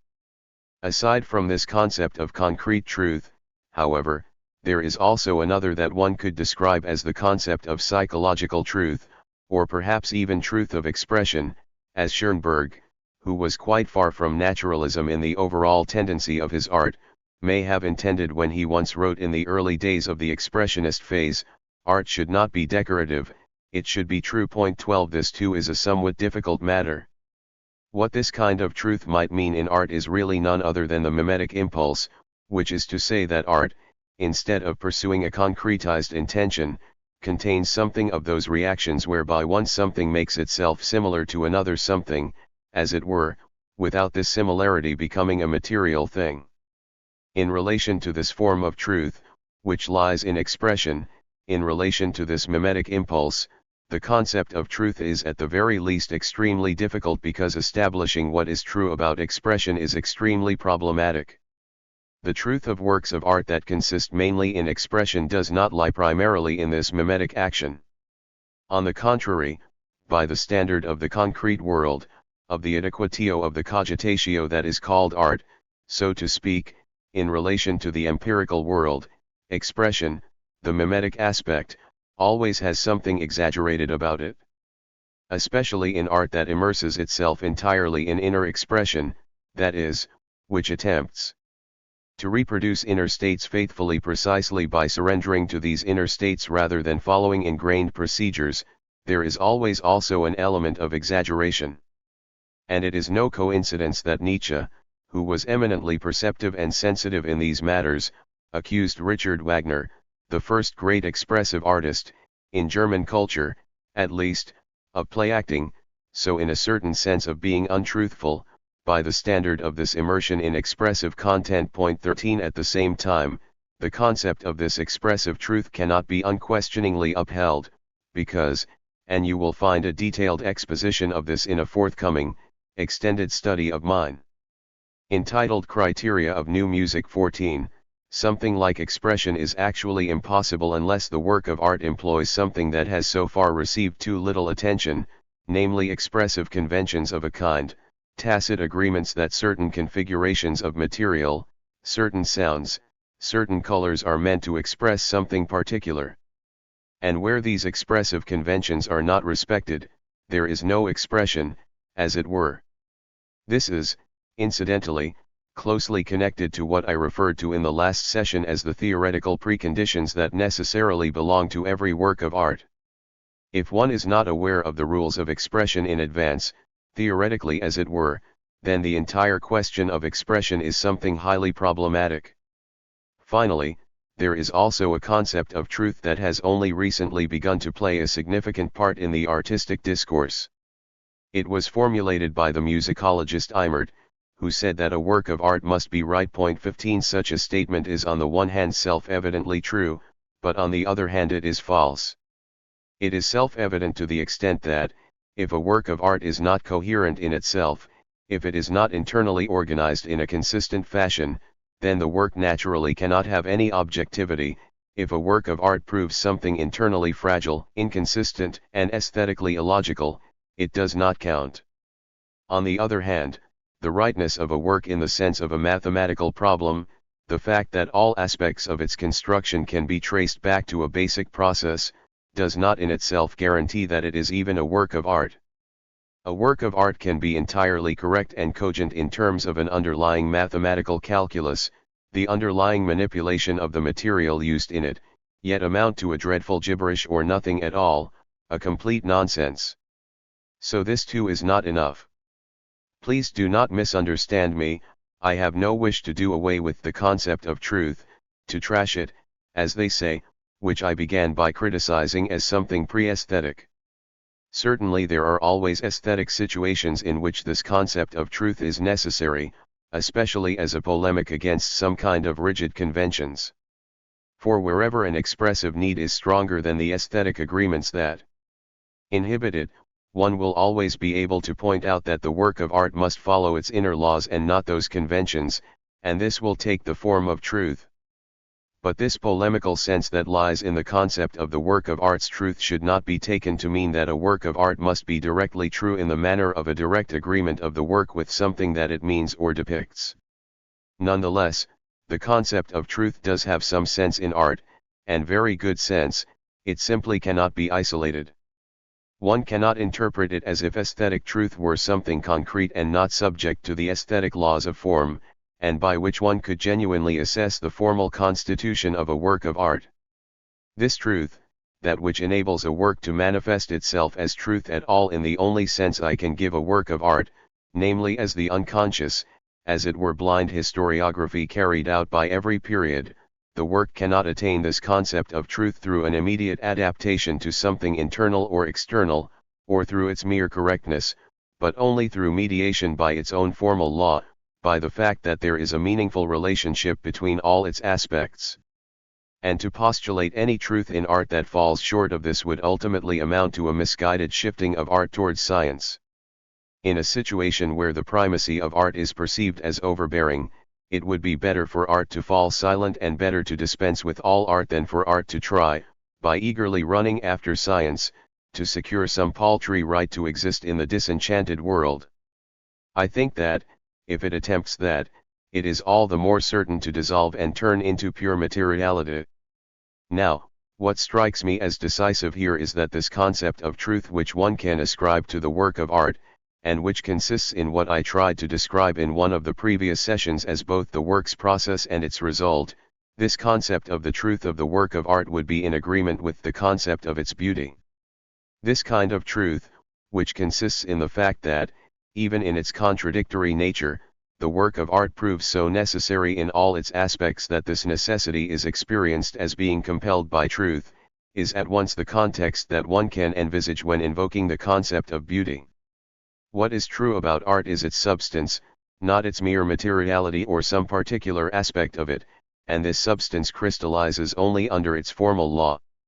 So the truth of the work of art, to put it a little more precisely, is perhaps not directly identical to its beauty, perhaps that was too hastily said, but the truth of the work is, at any rate, tied to the precondition of its being beautiful, in the sense of forming such a meaningful context as I have tried to explain to you. So we find ourselves in a somewhat paradoxical and difficult situation. On the one hand, I showed you that all finite, limited, so-called positive criteria for beauty fall short of the work of art, that they hedonistically confine it, degrade it to a mere source of pleasure, and that precisely this insistence on beauty introduces something inartistic into art that needs to be resolved. On the other hand, I hope I have shown you with a degree of stringency that a work of art is entirely inconceivable without the idea of beauty, whether because it simply falls back into chaos otherwise or because it tends towards science in a misguided, rash and primitive way. The conclusion to be drawn from this is probably that one must cling to the idea of beauty, but not as an ontological category, not as a particular form of being that emerges specifically in the work of art and comes into itself, but rather only as something dynamic, something in a state of becoming and always internally in motion. 16 Let me remind you, and I do so as an express polemic against an essay in opposition to modern music that Mr. Welleck in Mind 17 recently saw fit to publish. Let me remind you expressly that this concept of an overarching totality of beauty in contrast to particular beauty must not be equated with what, in a psychologizing manner and with a clever-sounding term, people like to call a holistic view. It is not dictated by reality that the contradictions in a work of art come to rest in a totality. I told you in one of the previous sessions that the aesthetic unit or the aesthetic phenomenon cannot be equated with the so-called good or closed gestalt, and that it quite possibly goes beyond that, because all these concepts are still too simple and, above all, much too static compared to the nature of the work of art. All I mean to say is that the work of art, at least in the state that strikes me as the only one still accessible to our experience today, is always an internally contradictory thing. 18.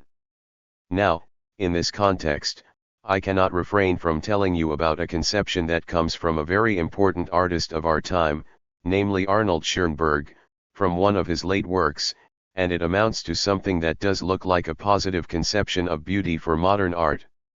I would like to refer to this concept of beauty with a term that Schoenberg did not use, but which I feel conveys the intention of his theory, as the idea of homeostasis. 19 What I am thinking of is the following, and allow me now to speak of music, simply because I am more secure here than in the realm of visual art. Schoenberg thinks, and this is initially very much in keeping with a dialectical theory, that a work of art, so in this case a composition, enters into a form of obligation. With its very first bar, its very first notes. 20 These notes create a form of tension. Through the very act of positing something at the start of a work of art, and you can take the musical work of art as an example here, I commit myself both to pursuing what I have posited and to following the contradictions or tensions. Implicit in this positing. 21 The idea Schoenberg formulated, and this is the last great theory of traditional aesthetics of which I am aware, and which is truly drawn entirely from the material. Schoenberg's theory is this: by entering into a form of obligation with the first bar, it unfolds, and this is a profoundly bourgeois conception, in an uninterrupted relationship of give and take. One obligation is fulfilled, another follows. The work of art is, in a sense, a never-ending exchange ratio. And only at the last moment, so to speak, do things work out in the achievement of balance. According to this theory, then, beauty would consist in the fact that, on the one hand, these tensions are developed as a facet of artistic truth, if I may introduce this concept again, but at the same time the work of art goes beyond the unresolved state by achieving a kind of reconciliation between these tensions, not merely an external reconciliation. This is what is new about it, not the kind that is described in the usual theories, where the reconciliatory idea emerges at the end of the work of art.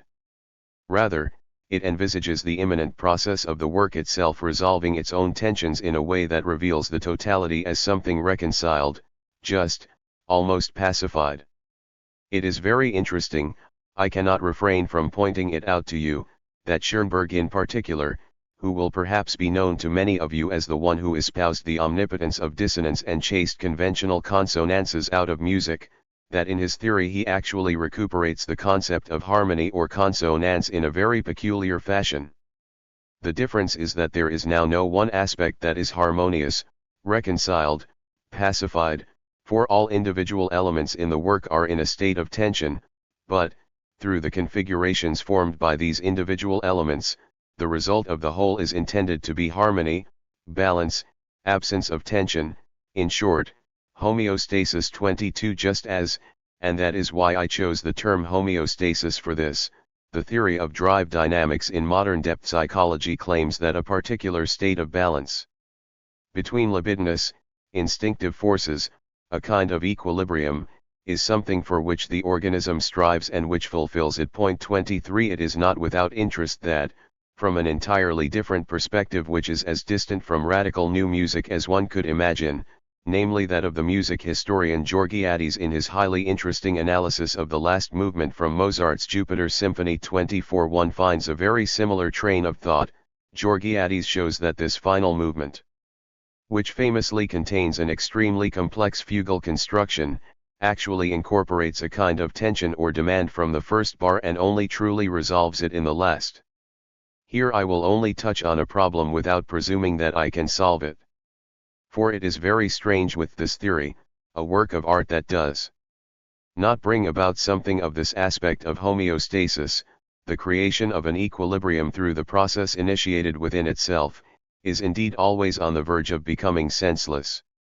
And when Schoenberg, referring to certain compositions that came after his own, asked, "But is that even music?" he meant precisely this fact that, in a work of art which does not succeed in bringing about this homeostasis, the concept of the context of meaning that I developed a moment ago itself becomes problematic, because something resembling meaning can only be constructed at all through the creation of this homeostasis, this balance of forces. On the other hand, this demand for homeostasis ultimately reintroduces a harmonistic, affirmative aspect even into dissonant, critical, and radical modern art. Whether this aspect is an indispensable part of the utopian, of that aspect of reconciliation which is meant by all art, or whether there is actually an adaptation to dominant notions behind it, and whether Schoenberg was not as much of a traditionalist in this regard as someone such as Einstein, who I am told is still a purveyor of traditional physics, this is a question that I do not dare answer here, but which I would at least point out as the most central and difficult question in modern art. 25 The dispute in painting between rigorous constructivism and surrealism, I would add, seems to me to boil down to exactly the same question, for all surrealist art strikes me substantially as art which even does away with the concept of homeostasis. Lecture 17. January 27, 1959. Perhaps you recall that, when we attempted to develop the dialectic in the concept of beauty as something at once problematic and indispensable, we drew on the concept of aesthetic experience.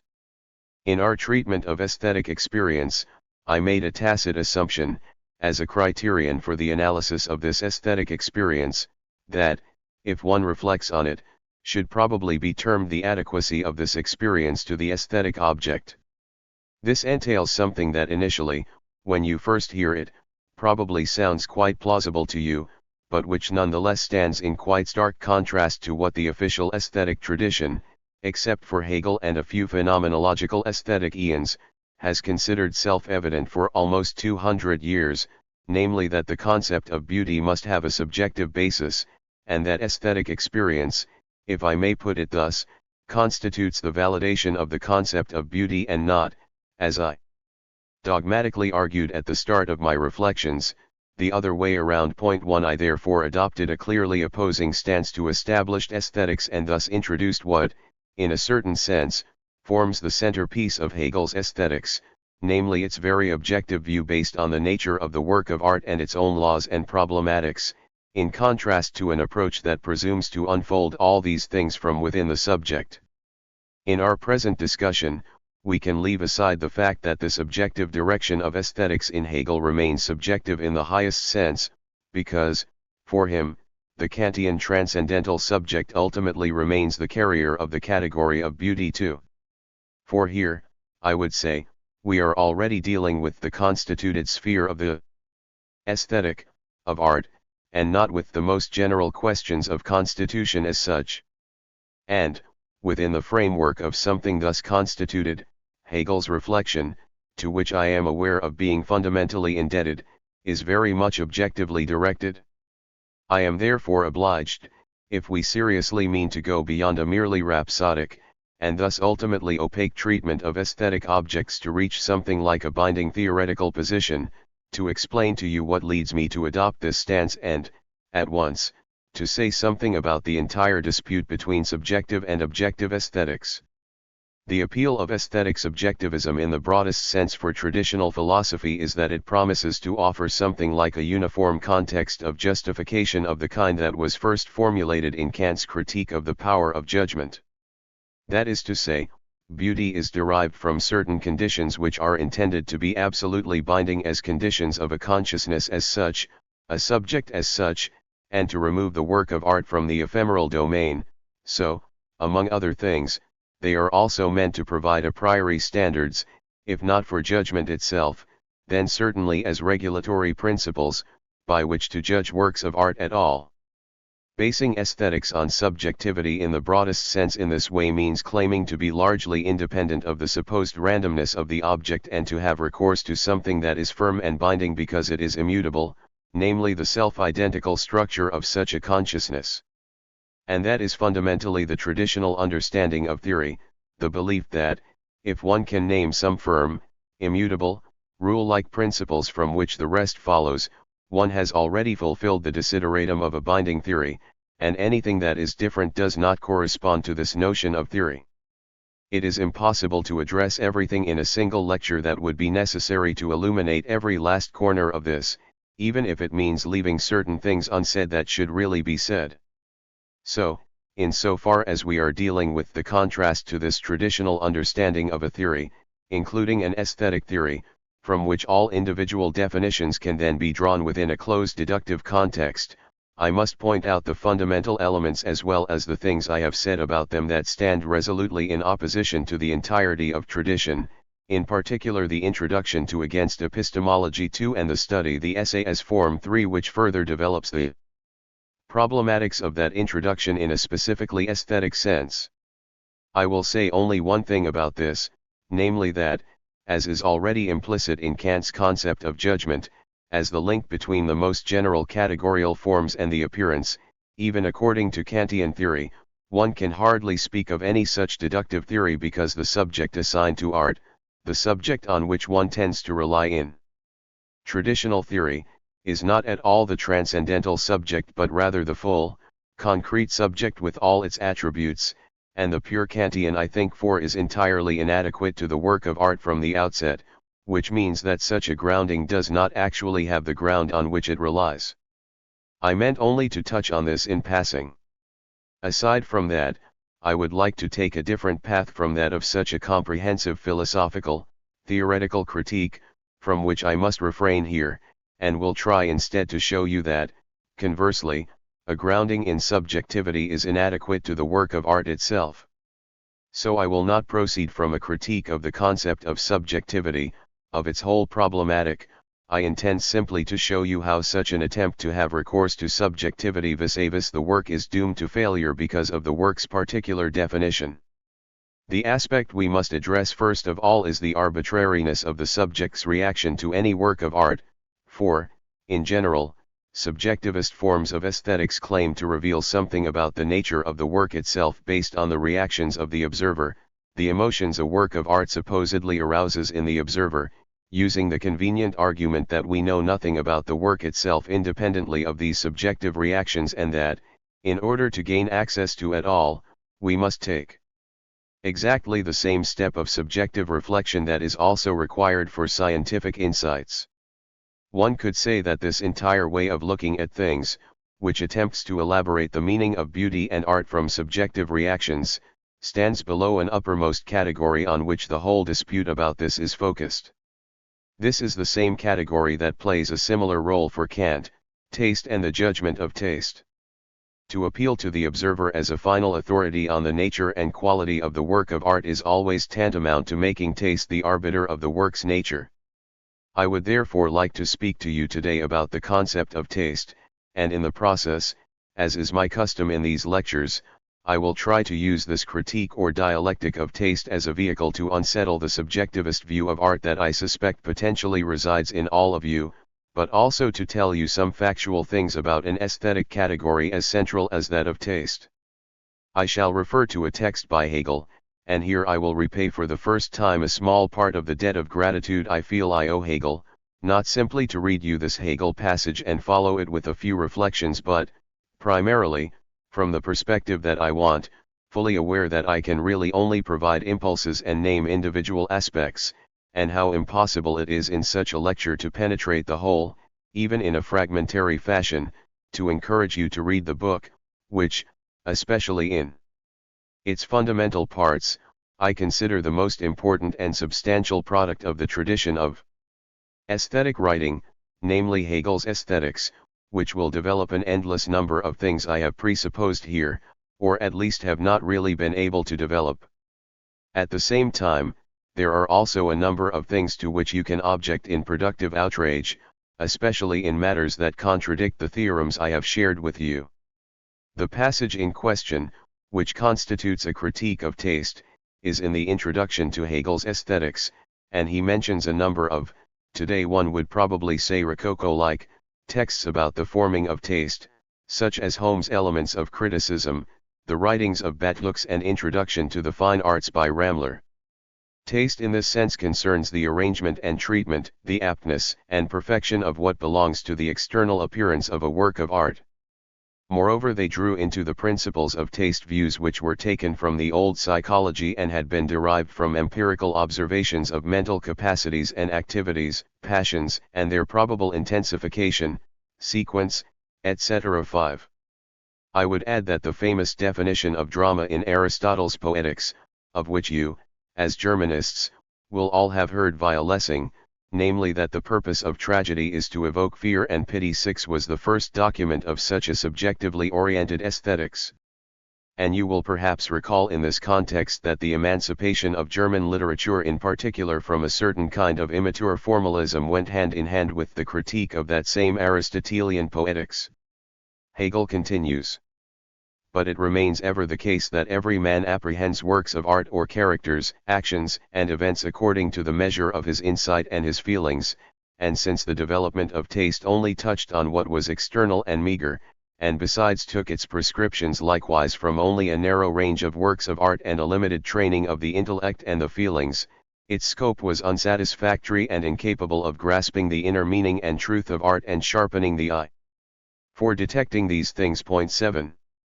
Before I address this passage, I will note in passing that Hegel, as he often did, turns the tables here, so he does not say, I only know about the work of art in a mediated fashion, through the feelings it triggers in me, not immediately, the work of art in itself is an unknown, and therefore I must keep to the subject. Rather, in this passage, he is saying, it is precisely the subjective reaction that is arbitrary in the face of the work, and we will hear more about that. He follows this reflection with these words. In general, such theories proceed in the same kind of way as the other non-philosophical sciences. What they take as their subject matter is derived from our perception as something really there. Now a further question arises about the character of this perception, since we need closer specifications which are likewise found in our perception and, drawn thence, are settled in definitions. 8. And now you can see how close what I have told you so far is to the spirit of this Hegelian aesthetics. But thus we find ourselves at once on uncertain and disputed ground. For at first it might seem that the beautiful was a quite simple idea. But it is soon obvious that several sides may be found in it, and so one author emphasizes one and another author another, or, if the same considerations are kept in view, a dispute arises about the question which side is now to be treated as the essential 1.9. Let me add a few things to this Hegel passage. So first he discusses what I already tried to point out to you, namely that the very thing which subjectivist aesthetics takes as the most secure starting point, where it believes it is standing on firm ground, the subjective reaction to works of art, is something random. Later on, When we have taken our treatment of the concept of taste a little further, we will have occasion to discuss where this randomness is to be found. Let me add that this is no entirely random randomness, for, in the discrepancy between the observer or perceiver of the work of art and the nature of the work itself, certain mechanisms and necessities win out that almost inevitably distort the awareness of someone who goes to the work of art unreflectingly. What I consider more important is Hegel's statement that the forming of taste addresses only what is external and meager. I think this truly brings us to a central fact of aesthetics. For the work of art initially shows the observer its exterior, and the reactions of taste with which we are initially dealing are precisely those that refer mostly to this exterior. But as soon as you experience the work of art as something that is alive in itself, and recognize that this exterior is merely an aspect which you must penetrate in order to access the work at all, the security of this so-called taste becomes problematic. Human beings, if I may offer a slight historico-philosophical variation on this Hegelian thought and relate it more to our own situation, human beings, for whom, in the world of today, the concept of taste is central in aesthetic matters, are what, in a derogatory sense, I would call refined, in the same way one might find embodied in a particular type of book collector. These are generally people who essentially experience education, what one calls education, in terms of property, for whom education amounts to an accumulation of possessions, for whom the bourgeois concept of property continues into matters of the spirit, and who accordingly survey the realm of beauty like a bourgeois apartment, going from the salon to the kitchen to see what they can find piled up there and then somehow consume. If you look at the art psychology or aesthetics, I'm no longer even sure of the name for it, of the Austrian aesthetician Othmar Sterzinger, then you will immediately find this concept of sophisticated refinement involuntarily displayed in all its indescribable ridiculousness. If we speak of the aesthete in a disparaging fashion, we must take care not to undertake this disparagement like a player in a marching band and think that the refinement of the aesthetic sensorium which fate has bestowed on certain individuals is already a moral taint. Next to this sphere of vigorous folk art, which is presented in opposition to so-called aestheticism, even the kitsch of good old Oscar Wilde is still good enough. 11 Nonetheless, there is something much more earnest to be said against the notion of the aesthete, namely that the aesthete is the one who truly reduces the work of art to those of its aspects that are sensually appealing, that immediately appear on its outer surface. In significant works of art, however, these sensual stimuli always derive their legitimacy from the matter itself. No dissonance, no appealing color is appealing if it does not receive its justification from the substance of the work, but have little to do with artistic experience as such. I think I can reveal to you that, of the true artists with whom I have had dealings in my life, barely any of them, I must say, have been so-called aesthetes. The stance of the so-called aesthete, if one examines it, is essentially this: a person who approaches the work of art with the mentality that they do not want to be hurt by anything about it. And I would say that the idea of the externality and superficiality of taste, as described by Hegel in the passage I read out, is really based on the fact that, by containing the simultaneously critical and utopian intention I pointed out to you, the work of art is simply always something hurtful, and that, where it no longer hurts anyone but, rather, blends completely into the closed surface of experience, it essentially ceases to be a living work of art at all.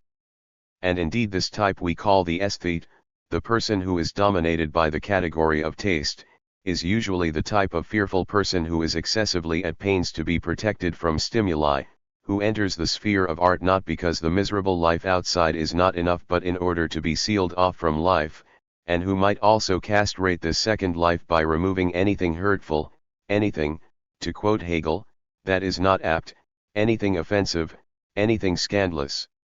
In current parlance, the whole realm of art that is subordinate to this category of taste can be referred to as decorative art. The concept of decorative art has long gone beyond the products of arts and crafts in the narrower sense and also includes countless items that do not fulfill any commercial function in life in terms of their genre, and instead pretend to be aesthetic constructs in their own right, but whose inner composition nonetheless obeys the laws of decorative art. You will recognize the inanity of taste in this sphere most clearly if I draw your attention to certain controversies that are characteristic of the sphere of taste, for example whether a tie is tasteful, or whether a room is painted in a tasteful hue. I will not deny that there are certain extremes, and that there are truly awful ties and also very pretty ties. But it is also the case that, firstly, these questions are of a very secondary nature alongside the experience of beauty, and, secondly, there are countless ties where it is completely irrelevant whether one finds them tasteful or not. And as for the famous shades of possibly hand-painted rooms, the judgment of taste is quite clearly a matter of absolute decorative artistic arbitrariness, since the aspects presented here have lost all connection to the life of the matter. From this perspective, one could almost say that the significant works of art are always those that transcend the category of taste and can thus scarcely be assessed according to the standards of taste, works that, as we will see shortly, by no means ignore or dismiss taste, yet always have something in them that passes over these taste aspects. Then Hegel speaks of the abstract one-sidedness of taste formation. And the passage in question is one I would especially recommend to you, for here you can already see the decisive difference between Hegel's position, as well as, if I may say this without being immodest, the ideas I attempted to lay out to you, on the one hand, and aesthetic subjectivism, on the other. In the reflections in question, it is argued that beauty is precisely not the thing that attracts subjective aesthetics, for it is not, in Hegel's words, a simple idea. 13 It is a complex one. Here I can perhaps reach into our storeroom again, for this idea presented by Hegel is one I developed for you in detail in quite different contexts when I was trying to show you that the work of art is substantially a force field. If that is the case, however, if every work of art is a process in itself, then this contains the very point I tried to underline, that the idea of the work cannot be reduced to a slogan, as Hegel sardonically put it, that the concept of beauty, as Hegel rightly underlines with irony, cannot be defined. Rather, determining the meaning of beauty can consist only in unfolding these aspects, and only, I would add, in the way they constitute themselves in the immanent life of the works of art and the life of the relationships between them. So aesthetics must grasp this process, must elaborate this process from the work of art, and not reduce beauty to a simple term. And thus the intention of aesthetics, the thing aesthetics is actually meant to achieve, compared to the underlying motive of subjective aesthetics, which is to encapsulate beauty in preferably simple, sloganesque, conclusive assertions, is abandoned, and this intention is replaced by a diametrically opposed intention, namely the one with which I will acquaint you in the course of this investigation and to which, if I may say so, I would like to convert you. Point 14. But at this point you will all have a question on your minds, and rightly so, for you will say, for God's sake, do you want to abolish taste in art? First you go to Paris and even write essays on Parisian art 15 which any decent person should keep quiet about if they have no understanding of taste, and then you come here and want to wean us off taste, to take away the very thing that enables one to prove that one is a cultivated person in artistic matters. Now that's really below the belt. I think that, by presenting it in these terms, I am already safe from the suspicion that this is what I meant. And it was not for nothing that I chose my words carefully enough to tell you that significant works of art transcend taste, but, I hasten to add, do not ignore it. What we should demand of the work is that it be above taste, and not beneath taste or even against it. I already told you that taste, gout, is a constitutive category, especially in the whole area of French art, and it would not be fitting simply to dismiss it. But I would say this much, if one tries to do justice to a concept such as that of taste, one must examine it very closely. To this day, for example, there is undoubtedly no precise idea, no precise theoretical investigation, of that highly peculiar quality in French painting, or also in French music of worth, that one perceives as taste, and which that feeling of something pleasant and apt or, as in the Hegel passage, the aptness and perfection of what belongs to the external appearance of a work of art. Point 16 Here one would really need to have first a concrete phenomenology of this gout, and then one would see that it has rather little to do with general subjective principles about how one should perceive works of art, or how they should be created in an apt way. Point 17. Having said various negative things to you about the phenomenology of taste, I would like at least to make a few positive points about it. First of all, it seems to me that this concept of taste, which one needs but must not fetishize or immobilize, if it means anything substantial, it is really the aggregate of the accumulated experience that has been stored up in art in general, so, in a sense, the potential of tradition, which stands behind every work of art, even in a negated form, even when it does not directly appear, and which gives every work its manners, one could almost say, its way of life, just as what we call manners in human interactions has been shaped by the whole of history. We know that everything we might call manners are rudiments of earlier courtly or knightly ceremonials within culture. In short, if, in God's name, art is one day viewed as the prototype for what developed as culture, and I think one can say that the concept of culture in general takes art as its model, then one will have to state that taste encompasses all those aspects of works of art whereby they legitimize themselves as culture, so to speak, in which they show that they have learned their manners in history, or that they show through their taste that they speak the idiom, speak the language that history conveyed to them. One could almost say that, in this sense of the accumulation of the historical, the concept of taste is extremely close to that of style, just as one will always say of a tasteful work of art in the sense that it is also a stylish one, and here the concept of taste from historical experience is always meant in its sediment, self-evident form. By comparison, abstract education, which falls back on tradition or thinks it can take something similar from bygone eras as a model, inevitably stands out for its lack of taste, whereas one can only speak of taste where this traditional aspect is contained substantially unquestioned in the work of art, and, I would add, where, precisely for the sake of this self-evidence, it may not be respected but rather attacked and altered in a great many aspects. Beyond this, however, there is something else to say about this concept of taste.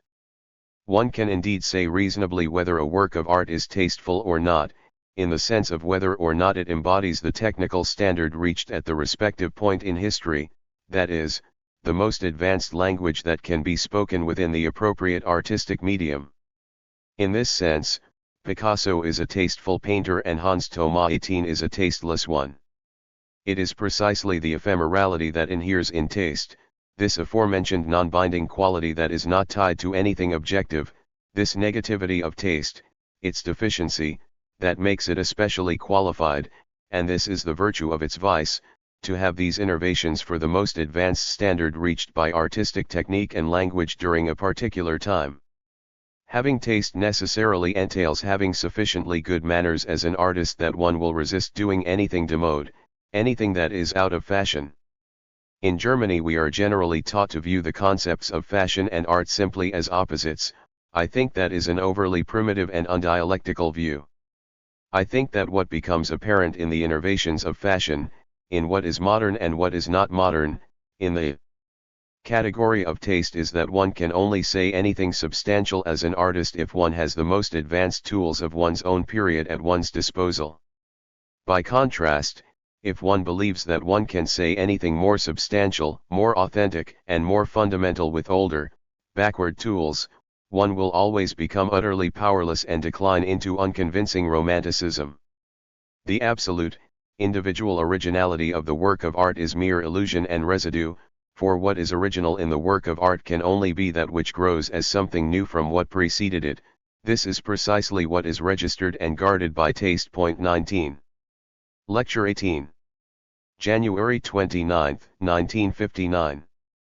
In the last session, as you may recall, I attempted an analysis of the subjective category which aesthetics, in so far as it is subjectively oriented, generally takes as its starting point and tried both to criticize the prevailing notion of the concept of taste and to extract the elements of truth contained in this concept. What I told you about the concept of taste should really be taken more as a prelude, in the sense of a phenomenology of this category, than as an attempt to contribute anything truly radical and decisive about this problem. which, for very many of you, is probably central to your own stance towards the problem of aesthetics in general. So let me try to take the bull by the horns, if I may put it like that, and give you some fundamental reasons why aesthetic subjectivism in the broadest sense strikes me as inadequate. I think I do not have to fear being misunderstood, in the sense that you might think I took aesthetic subjectivism to mean the so-called subjective work of art, namely a work that is very subjectively oriented compared to, shall we say, a classicist approach, as if I were about to unleash a philippic against Jens Peter Jacobsen 1 or Peter Altenberg. 2 That is certainly not my intention. On the contrary, I think that, if you have followed the tenor of these lectures, you will have noticed that the notion of an unmediated objectivity in art which has not passed through the subject is precisely not what I have in mind. So, to avoid any misunderstandings, what I am presenting is an attempt to base an aesthetics and a set of criteria of art on the reactions of the subject. 3 Here one would usually start, following the idea of an analysis of aesthetic experience, which is equated with something like progress in the experience of knowledge, of non-aesthetic knowledge, from the analysis of the recipient, the one who perceives art, and hence of what one calls the experience of art.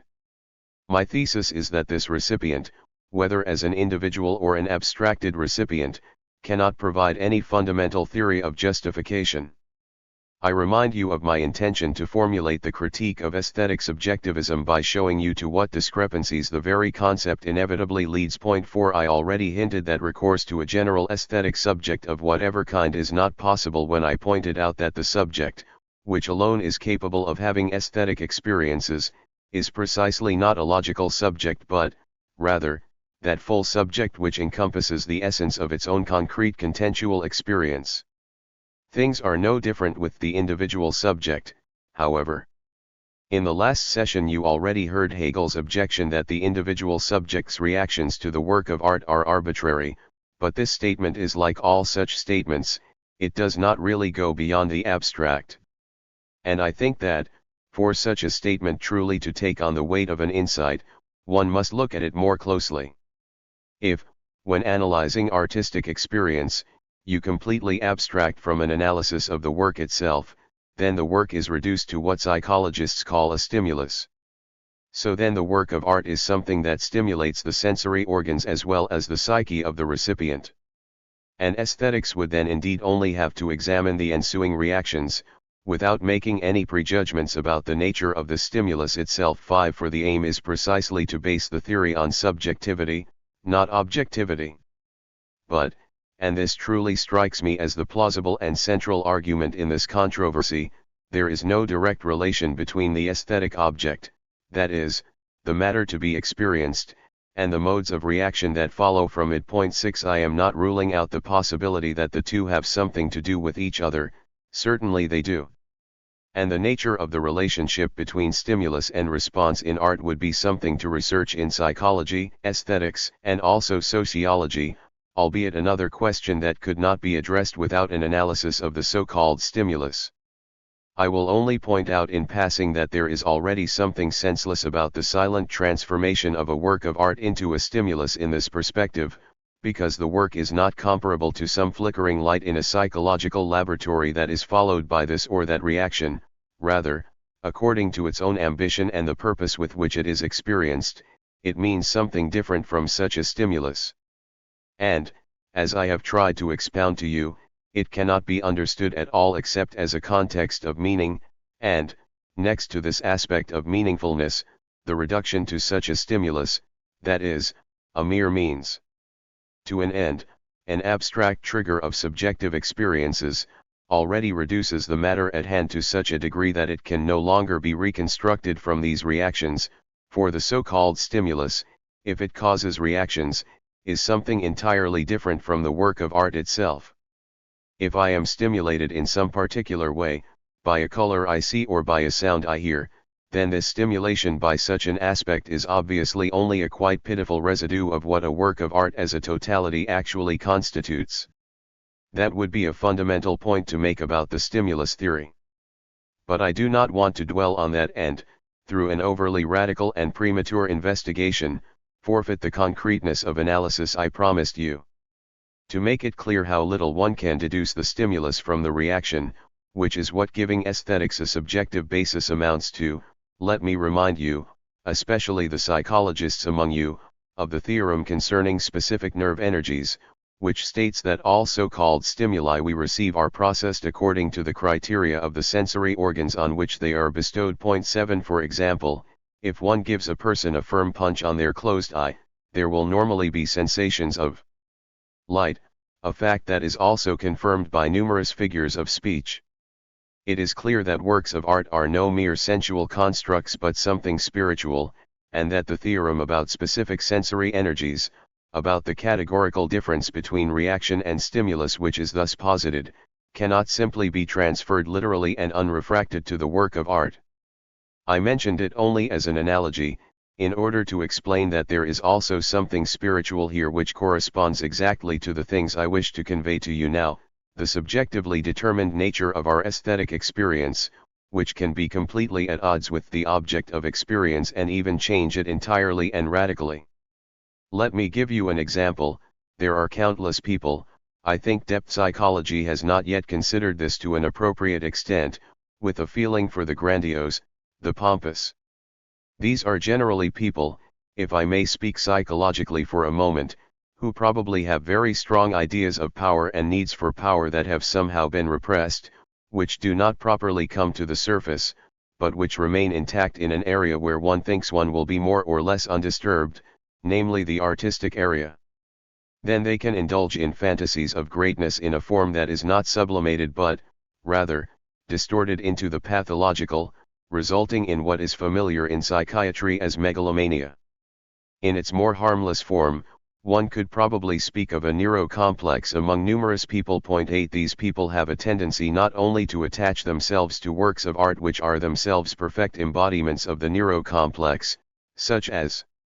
the famous prelude in C-sharp minor by Rachmaninoff 9, which has probably thundered into all of your ears at some time or other, but actually to perceive art as such in keeping with the neurocomplex, and they will fatten their supposed notions of the sublime, which they take directly from the educated sphere, on this neurocomplex. There is, for example, a way of reacting to Beethoven that perceives a kind of aggressive, pompous, grandiose abundance in his music from the outset but, as one can see through an analysis of the works, is truly at the expense of the matter itself. I recall an old gentleman, he was a headmaster and I was very young at the time, who told me that he loved Richard Wagner so much because his music was so viscous, as he put it. It was somehow the notion of a slowly encroaching mass of lava, a fiery liquid mush that, for reasons that undoubtedly had their basis in his inner life, attracted him to Wagner.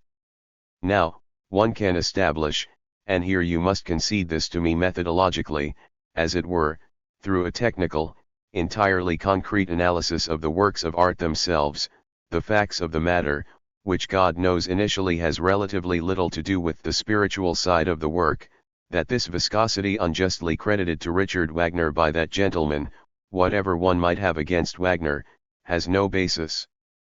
In fact, Wagner's treatment of the orchestra is extremely transparent, only at certain very carefully judged points does it rise to a voluminous fortissimo, and elsewhere it displays the finest, most unobtrusive shadings. And if one might be allowed to refer to the will of the lawmaker himself, Wagner's own performance practice, which forms an immediate part of his works, involved doing practically everything in his power to counteract any so-called viscosity. As far as I know, he was the only major composer who, at Bayreuth, expressly arranged for the orchestra to be lowered in order to avoid that very quality. So this predetermination, which one can assume to be of a projective kind, is very much at the expense of the matter itself. If one seriously attempts, as is often the case in America, to build up an aesthetics from people's reactions, to base a hierarchy of value on these reactions, one arrives at something completely nonsensical, namely a kind of majority vote which is direct and severely at odds with the matter. The consequences of a subjective aesthetics are those letters which are familiar to every head of music at a radio station, saying that the modern work played the previous day was simply dangerous to one's health and nerves, and that the author of the missive, who is opposed to wasting taxpayers' money on such nonsense, is not alone in this view and in fact knows that they are speaking for many like-minded people who still have something resembling sound judgment. 10. It is quite interesting, furthermore, that in this very sphere, where people stand proud before royal thrones 11 and act as if they were speaking from their own particular aesthetic experience, they in fact use completely standardized arguments. In America, where the notion on which I dogmatically, shall we say, based our entire deliberations, but which I think I have shown you from so many different angles that it must be somewhat evident to you by now, namely where the question of a work of art's objectivity, the question of whether there is actually such a thing as an objective spirit, is essentially impossible for people to understand, and where any talk of the objectivity of a work of art is met with the response that this is nothing but a subjective projection. In America, people have caught on to the difficulties of basing an aesthetics on a Volante 212 and have instead tried to get out of the matter by using experts as the true authority. Here you will first of all find a simple logical problem. If you set the experts apart from the reactions of the other people, you are implicitly acknowledging the validity of criteria from the matter itself. For an expert can only be a person who knows something about the matter itself and is therefore entitled to say something about it. Someone who is experienced in the matter, expertus, would be an expert. Otherwise it would be a mere abbreviation of the Volante 2, the majority decision, and would in no way lead beyond the aporia I described to you. But even if you leave aside this problem, it is naturally the case that the experts cannot constitute a truth authority, as they are selected on the basis of certain power constellations with all manner of social factors, where, for example, a critic who uses certain tricks to appeal to the listeners can very easily become an expert.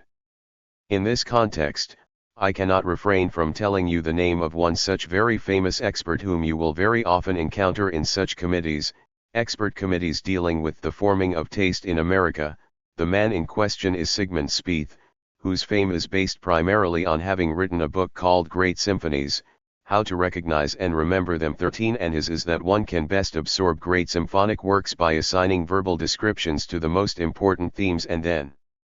remembering the main themes by these words. I can tell you, this is such a fiendish assault on listening that, once you have tried it, it is difficult to get away from those words again. I certainly do not question the effectiveness of Mr. Spieth's method, but I rather doubt that this kind of subjective aesthetic takes us any further into the matter. I recall, for example, a description he assigned to the famous second subject from Tchaikovsky's Pathetic Symphony 14. It is what one would call a lyrical, calm theme. He added the words, "It seems Tchaikovsky now is calm again." 15. Here you have the wonderful idea of the artist as a kind of wild man who gets terribly worked up and rages about like anything, but then, when he writes a quiet theme, calms down again like a lunatic in a straitjacket. I think I am not only pointing this out to you for your amusement. Here the saying that one will know them by their fruits truly applies. That is, it starts with the scholarly sounding assurance that there is no such thing as objective spirit, and that one should concentrate on people's reactions. As we all know, art is only there for human beings, and it ends, if taken to its logical conclusion, with Tchaikovsky being calm again.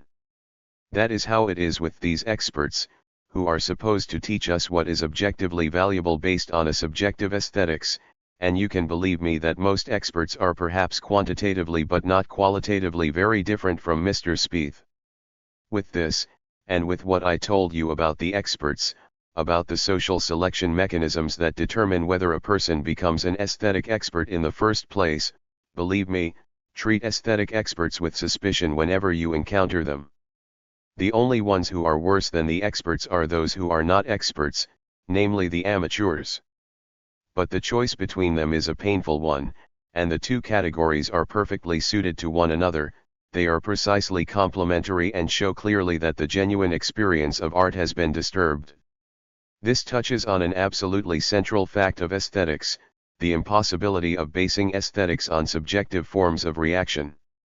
And I would like to say in passing that, if I disdain to draw a strict line separating philosophical aesthetics, the so-called basic questions of philosophy, from sociology, then this is precisely where the reason lies.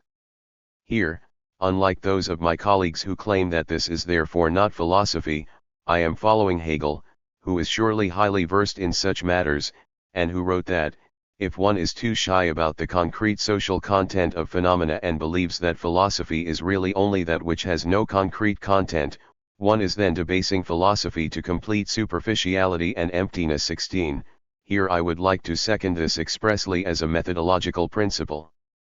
A rebuttal such as that of subjective aesthetics, that is to say a so-called philosophical or aesthetic question of principle, is, as I hope to show you in a moment, inseparable from certain reflections of a sociological nature. And because, as you know, I always endeavor in my lectures to bring the so-called basic issues and methodological questions together with the contentual problems whereby the general problems can be demonstrated, I will take the same approach in this matter. The idea in question is that the recipients to which subjective aesthetics refers are in fact considered the ultimate authority in aesthetic judgment, that is, the immediacy on which, according to this view, judgments about art and the relationship with art should be based.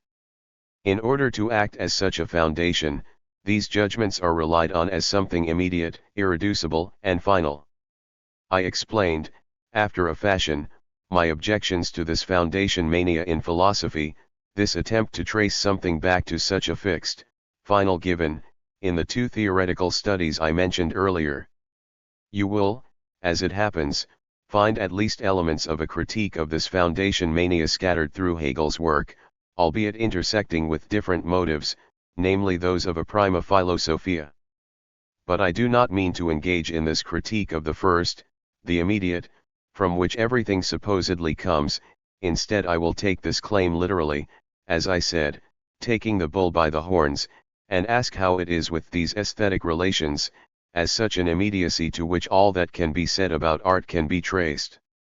Here we discover that there is no such immediacy to speak of at all, and that, rather, and this is what I truly consider decisive in a contentual critique of an aesthetics grounded subjectively in the reactions of those who receive works of art, the reactions which are taken here as final and absolute are to a massive extent predetermined, and that, to put this idea in a dynamic social context, this predeterminacy of the supposedly fundamental aesthetic reactions increases the more tightly. The web of socialization is woven, the more we and our entire lives are reduced to intersections of social lines. 17 The immediacy of subjective reaction, which, according to the view I am discussing, is supposedly the source of justification for aesthetics, is in reality something entirely mediated, and the belief that I somehow have a purer source of aesthetic insight, one less disturbed by random factors than if one immerses oneself in the works and the substance of the works themselves, is purely a superstition of traditional philosophy. I would like to demonstrate this, at least, with reference to three categories. First of all, let me explain that what is consumed in works, if I can take up that point, namely the aspect that is the primary focus of the reactions of people, of the audience, depends to an enormous extent on authority and popularity, as well as on all manner of similar elements. I will not dwell on the highly amusing and highly convincing experiments of my Princeton colleague Hadley Cantrell 18, who showed that, if one plays relatively large groups of people recordings by some provincial musical director and swaps the labels or announcements, making them think they are listening to recordings by Toscanini 19, they cannot tell the difference, and the hierarchy of value mirrors this. For you could respond to me, without my being able to contradict you very convincingly, that something like the quality of the conductor is a very problematic matter with highly organized orchestras, who can generally play the Fifth Symphony just as badly without the conductor as under his direct instruction. But perhaps I can point you to the study on the Missa Solemnis that I published in the last issue of Neue Deutsche Heft. 20 I mention it because, with my heavily taxed stone, I wish to kill another bird. There is a particular type of person who, when they read the things I publish, thinks that these ideas just come to me and do not have any particular system, as it were. I have made my views on the concept of the system sufficiently clear. 21 If, however, these lectures encourage you to engage with some of my writings, I would like to point out that these things, even if they seem to deal with very distant, not directly connected thematic areas, have a very precise status within the overall structure of the philosophy, of which I can show you only a small part here, and that when I publish a study on the Missa Solemnis, for example, then this is not an excursion into music history. Believe me, I have no such ambition whatsoever. In reality, this is part of my systematic intention to show you that there is a total discrepancy between the reception of a work of art, even the authority of a work of art, and the matter itself. The Missa Solemnis, if I may say so, is one of the most opaque and enigmatic works to be found in the whole of our great musical literature. And I think I even showed in the aforementioned study that it has not really been understood to this day, and the few people whose judgment in musical matters I truly value, for example Schoenberg 22, have confirmed this opacity and incomprehensibility in the work. This does not remotely alter the fact that every self-respecting choral society churns out some version of it every year or every other year, and that critics write that it was once again an uplifting or not so uplifting evening, depending how much it appealed to the respective person, and that no one dares to say that it is quite similar to the Emperor's New Clothes, for here is something that cannot really be understood at all without addressing the most unfathomable experiences of the aesthetic problems with Beethoven as such. But through these unfathomable experiences, the Missa Solemnis will probably reveal itself as one of Beethoven's central works, which is indeed how he described it himself. Point 23. At any rate, people go and listen to it, they applaud, the work has great authority and is acknowledged as a masterpiece, and people do not even notice, in the most literal sense of the word, that they do not understand this work at all. In reality, they consume only the prestige accrued by this work. I would almost say, they consume the accumulated exchange value of the work, instead of finding, if I may put it in such vulgar materialist terms, some utility value in it.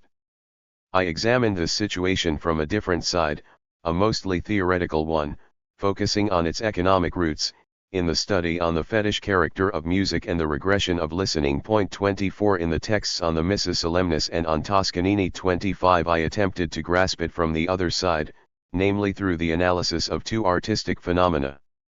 And this preformation mechanism based on fetishes, here in Germany we still have fetishes of education, and in America, where things have progressed further, they already have fetishes such as the grinning advertising girls from toothpaste commercials or film stars, pure advertising deities. These categories have come to obscure all aesthetic experience to such a degree that any attempt to ground the nature of beauty in the reactions themselves, the subjective forms of response, strikes me as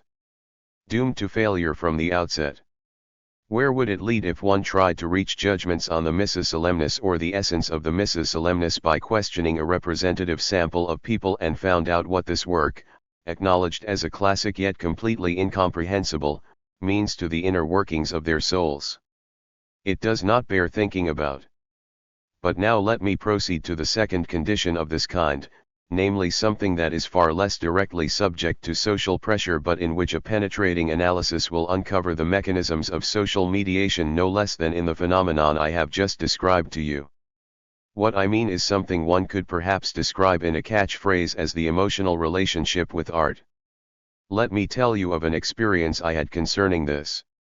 Many years ago, in Oxford, I befriended a young Englishman who was exceptionally talented, especially as an aesthetic theorist, and I occasionally played a little piano for him. The strange thing was that any music I played, and by no means music of an especially touching or harrowing nature, made him weep.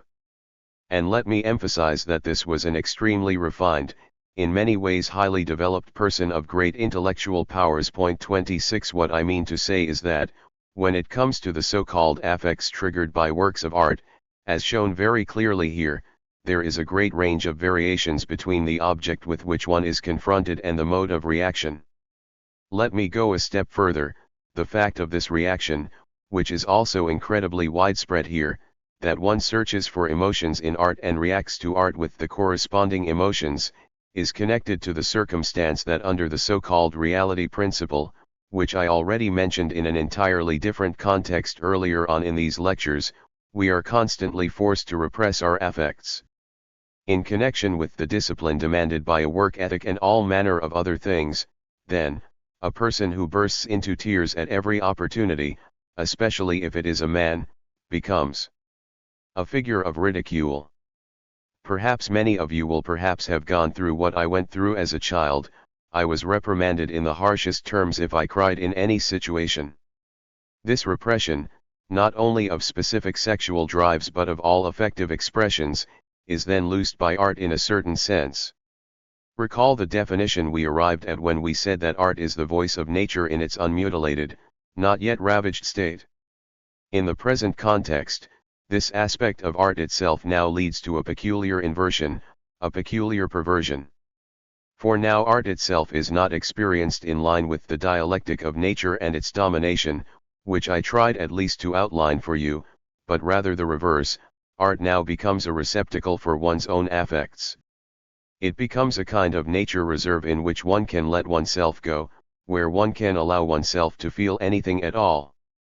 And the relatively large part which art plays in our present culture, that fact that art is tolerated to such a degree at all in such a rationalized civilization, is connected precisely to this change of function, that it becomes a nature reserve which allows people to act out their affects, to feel something at all, to feel passions at all, without having to repress them, but also without these affects having any consequences for their real-life behavior. One could call that the satanic parody of the establishment of art as a special area strictly separated from empirical reality. In psychological terms, this is a very strict case of what one calls projection. That is, one simply projects one's own feelings, one's own affects, onto the work of art. The so-called stimulus acts only as a sort of trigger, a sort of lever, and the entire reaction that follows has nothing to do with the matter itself, or at most as a borderline case. Lecture 19. February 3, 1959. Last time, as you may recall, I tried to show you in detail why the subjective modes of reaction to works of art, and thus, in a broader sense, the basing of aesthetics on the receiving subject, are not binding. After showing you first of all in what sense reactions to works of art are predetermined, that is, mediated by all manner of clichés, fetishes, and the like, I then turned to the phenomenon of emotional reactions to works of art and attempted to show you that, for overall cultural reasons, the emotional reactions triggered by works of art are not necessarily connected to the actual content of the works at all, and that, in such situations, the work truly acts as a mere stimulus, an aspecific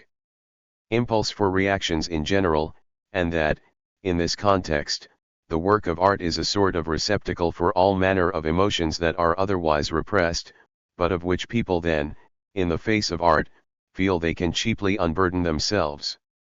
I ended by telling you that one should approach the work of art in a certain very delicately rational manner.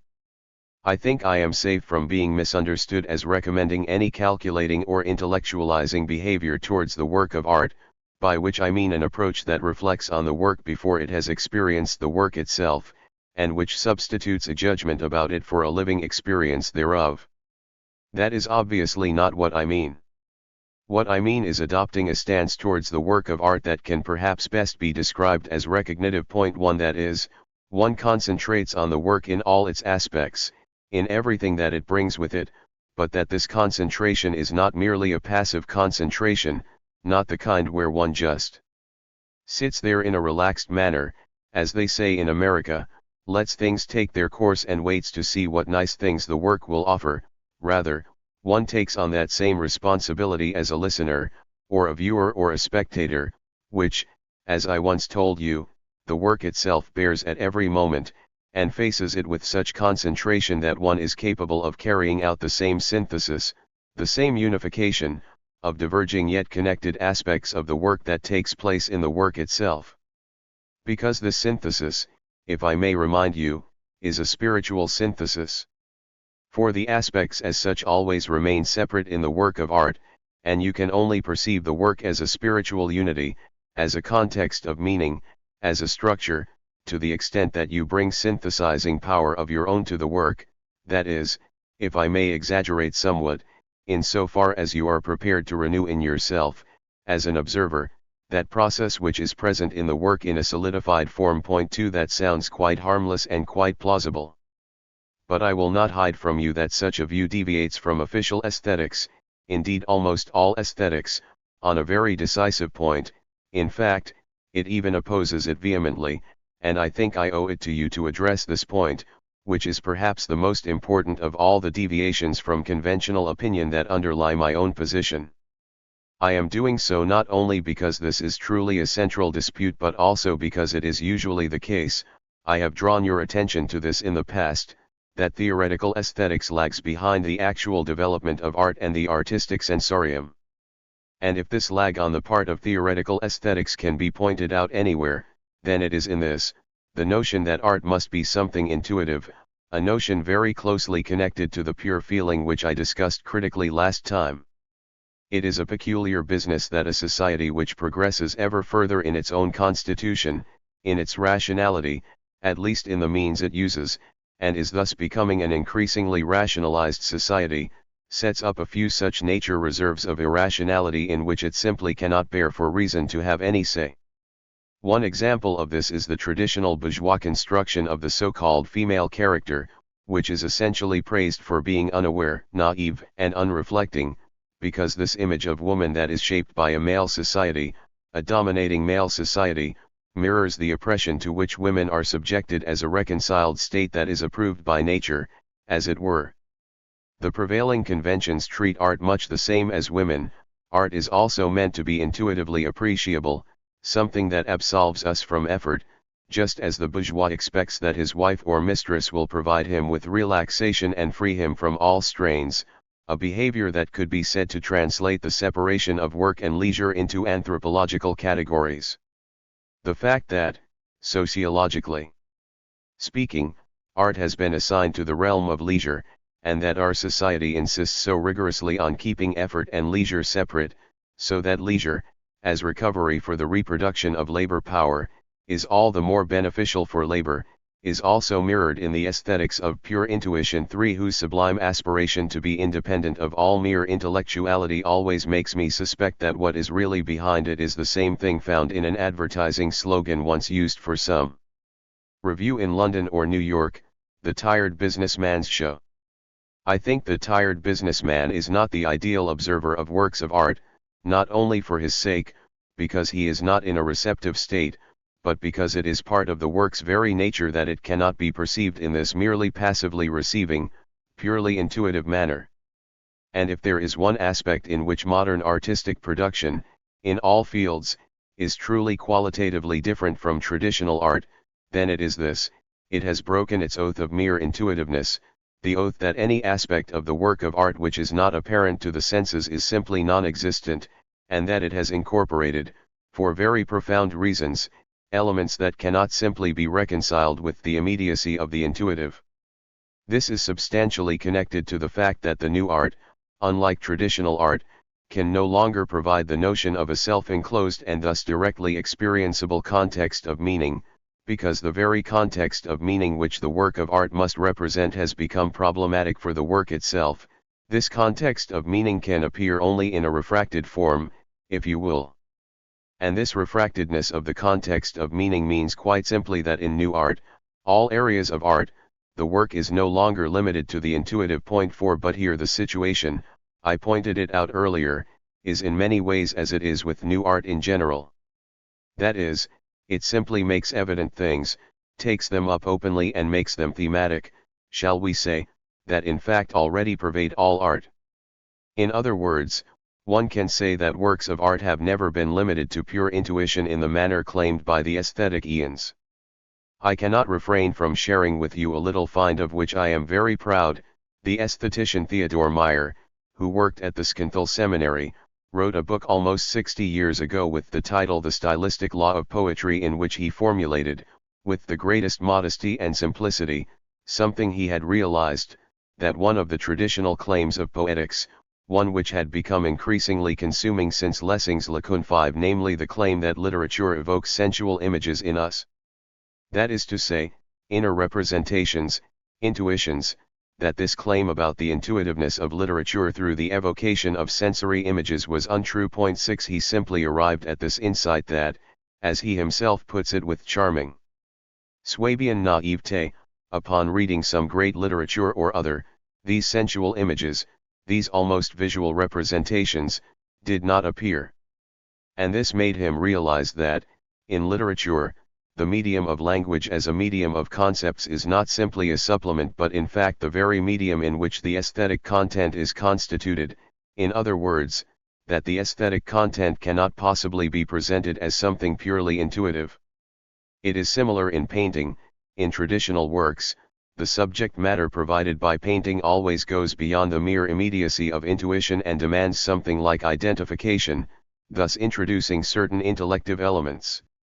Certainly it is even more the case in modern painting, as the various optical signs 7 with which it operates are meant to be understood precisely as signs, and not simply taken directly. And naturally it is also true in music, in which, as I have already hinted once before, the possibility of understanding always consists in the fact that, in what is present, one simultaneously becomes aware and catches hold of the non-present, that one uses the power of memory or the power of anticipation in order to understand music at all. And this effort involved in making the non-present present, namely remembering or anticipating, is precisely the effort that we normally describe as intellectual effort. Art, the true experience of art, involves all the synthetic functions that we usually ascribe to thought, and which should not be assigned simply to intuition, except that here we are dealing with a kind of thought whose structure has barely been analyzed at all, namely a conceptless thought, a conceptless synthesis, and, beyond that, a synthesis without judgment, a synthesis that does not conclude by saying, this is so, but rather results in something being placed there with a gesture of, this is so, without any predication from outside the work of art that this is so.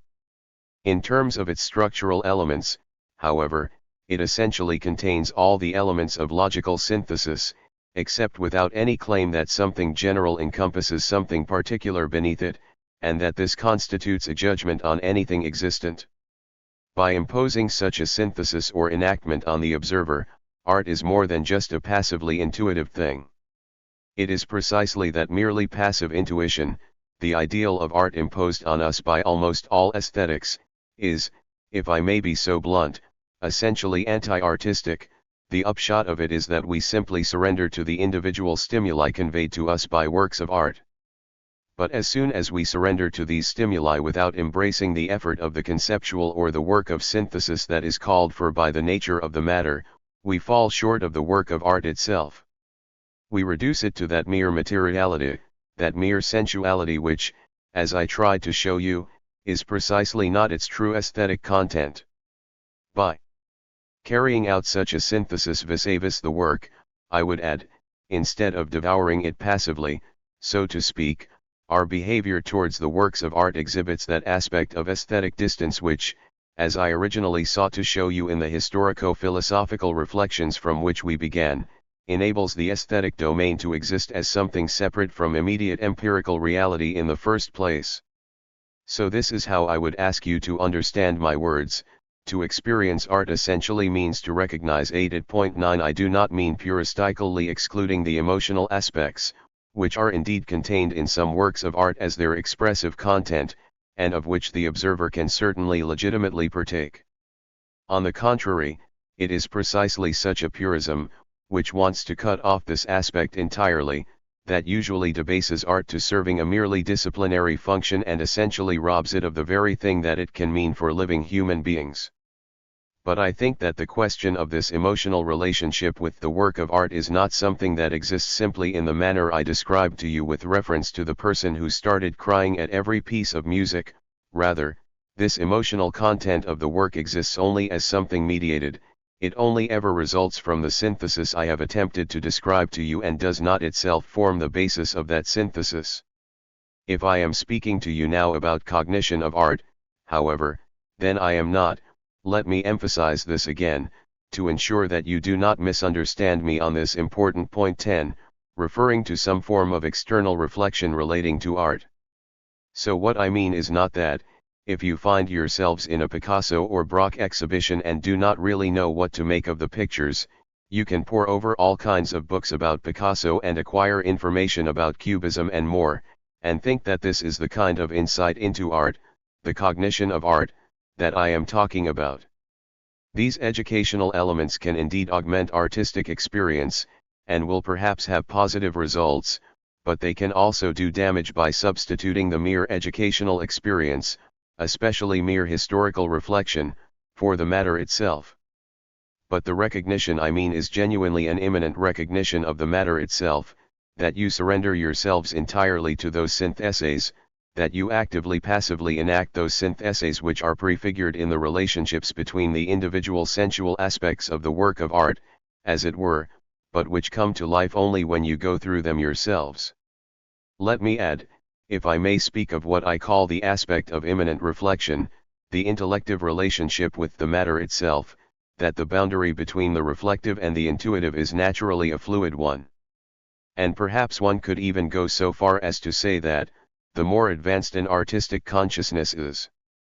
the more that consciousness has been trained through experience of the matter itself, then the more of what is seemingly merely intellective will also transpire as intuitive. Point 11. Let me explain. Part of understanding a large symphonic movement, an elaborated musical construct, is that you understand the proportions of the individual parts in time, not only their external proportions but their having been produced from one another, resulting from one another, their intratemporal logic. Certainly, this may require a form of intellective effort, as when one tries very hard to recall or retain something. And this retention, this heightened attentiveness, is undoubtedly an entirely necessary form of behavior when one is endeavoring to absorb unfamiliar works of art. It is also possible, however, that, once you have accumulated a wealth of experience, or if you know such a work very precisely, you will feel these things directly, even temporal relations on the largest scale that are as far as imaginable from the momentary events, just as Alfred Lorentz once wrote in his analysis of Wagner's Ring, and I think he captured something very beautiful and profound here, that one should ideally be able, and that he himself felt able, to see the whole of this gigantic, 4-evening-long monster of a piece before him in toto within a single second. 12. But this transformation of an extensive totality, to use the phrase from early Lukács 13, into an intensive totality is an ideal in the exact Kantian sense. 14. This means it is something which we can, in fact, achieve only through what can be termed aesthetic education. And, in so far as one can actually speak of aesthetic education, it probably means that these mediated and, to an extent, arbitrary processes increasingly move towards the possibility of directly perceiving these elements. For it is clear that we come closer to the substance of the work of art by being able to follow everything that happens in it with such an immediacy, in the sense of that 1 second from the ring which Lorentz mentioned. 15. That is all I will say now about the problem of intuitive perception, and I must expressly leave open and unexplored the question of how this intellective or logical connection to the work of art differs from ordinary logic in detail.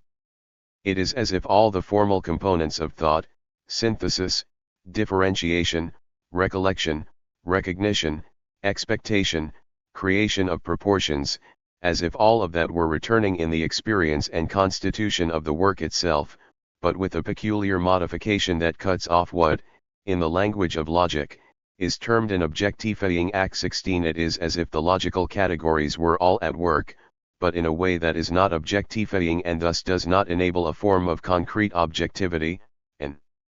intraworldly objectivity, of which abstraction forms a central part. As we know, rather, what constitutes itself is an object of a completely different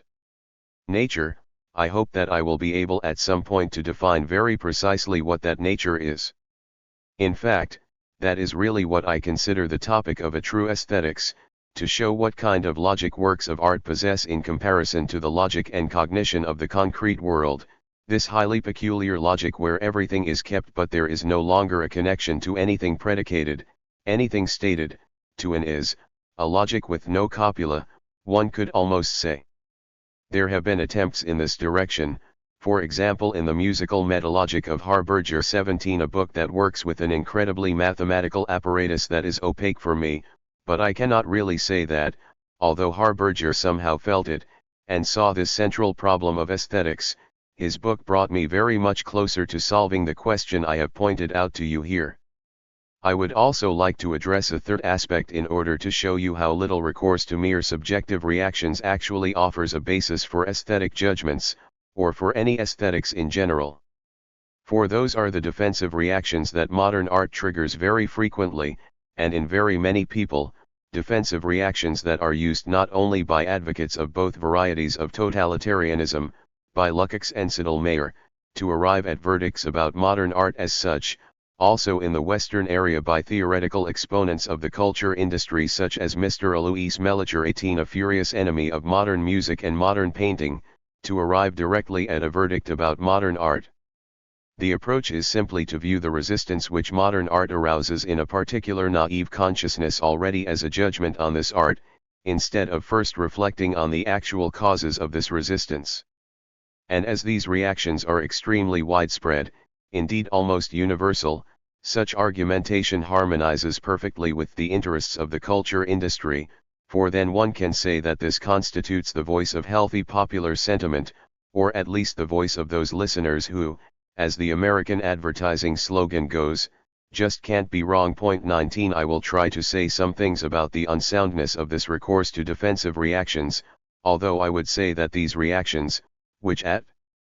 least perceive and resist the disconcerting and nonconformist nature of radical new art, are still better than the far more widespread, and far more dangerous, I would say, reaction which quite simply consumes everything that exists and is offered, and which cannot even summon the strength of this resistance and hatred and outrage, because the matter itself is no longer taken so seriously.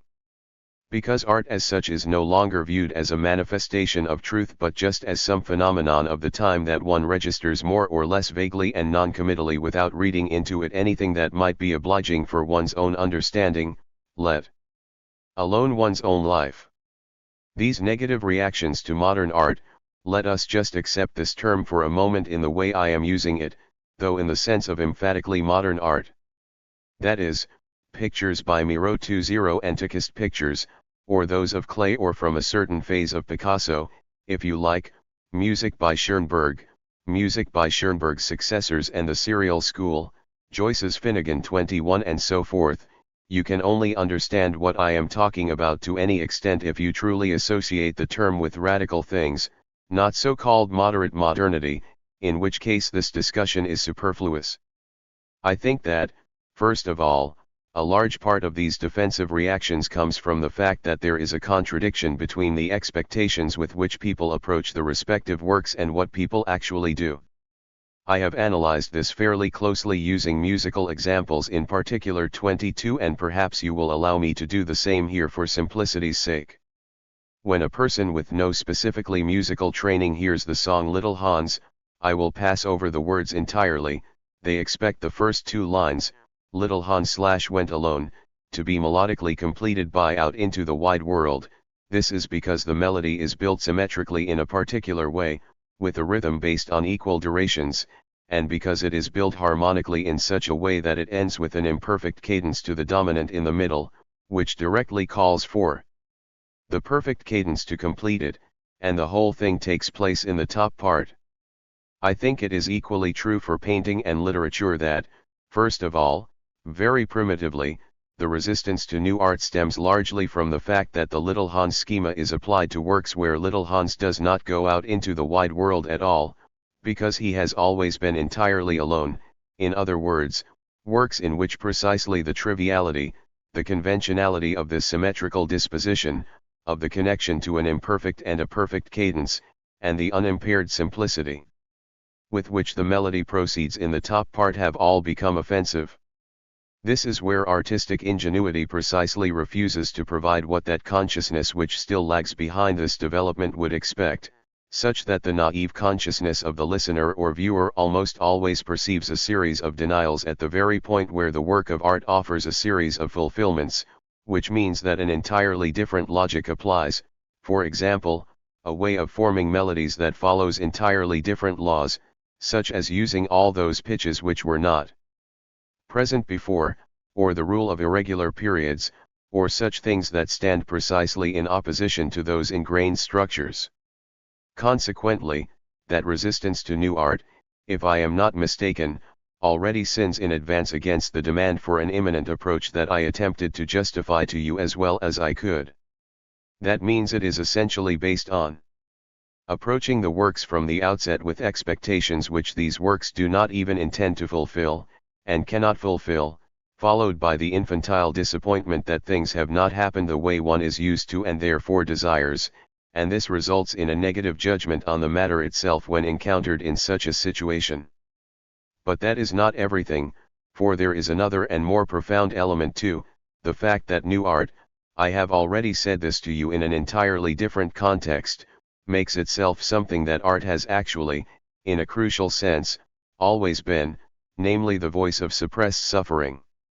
And what appears as suffering will, to a degree, arouse sadism and the urge to inflict suffering on what is suffering already, primarily because the person who is reacting sadistically is directly reminded of their own suffering, which they normally cannot utter.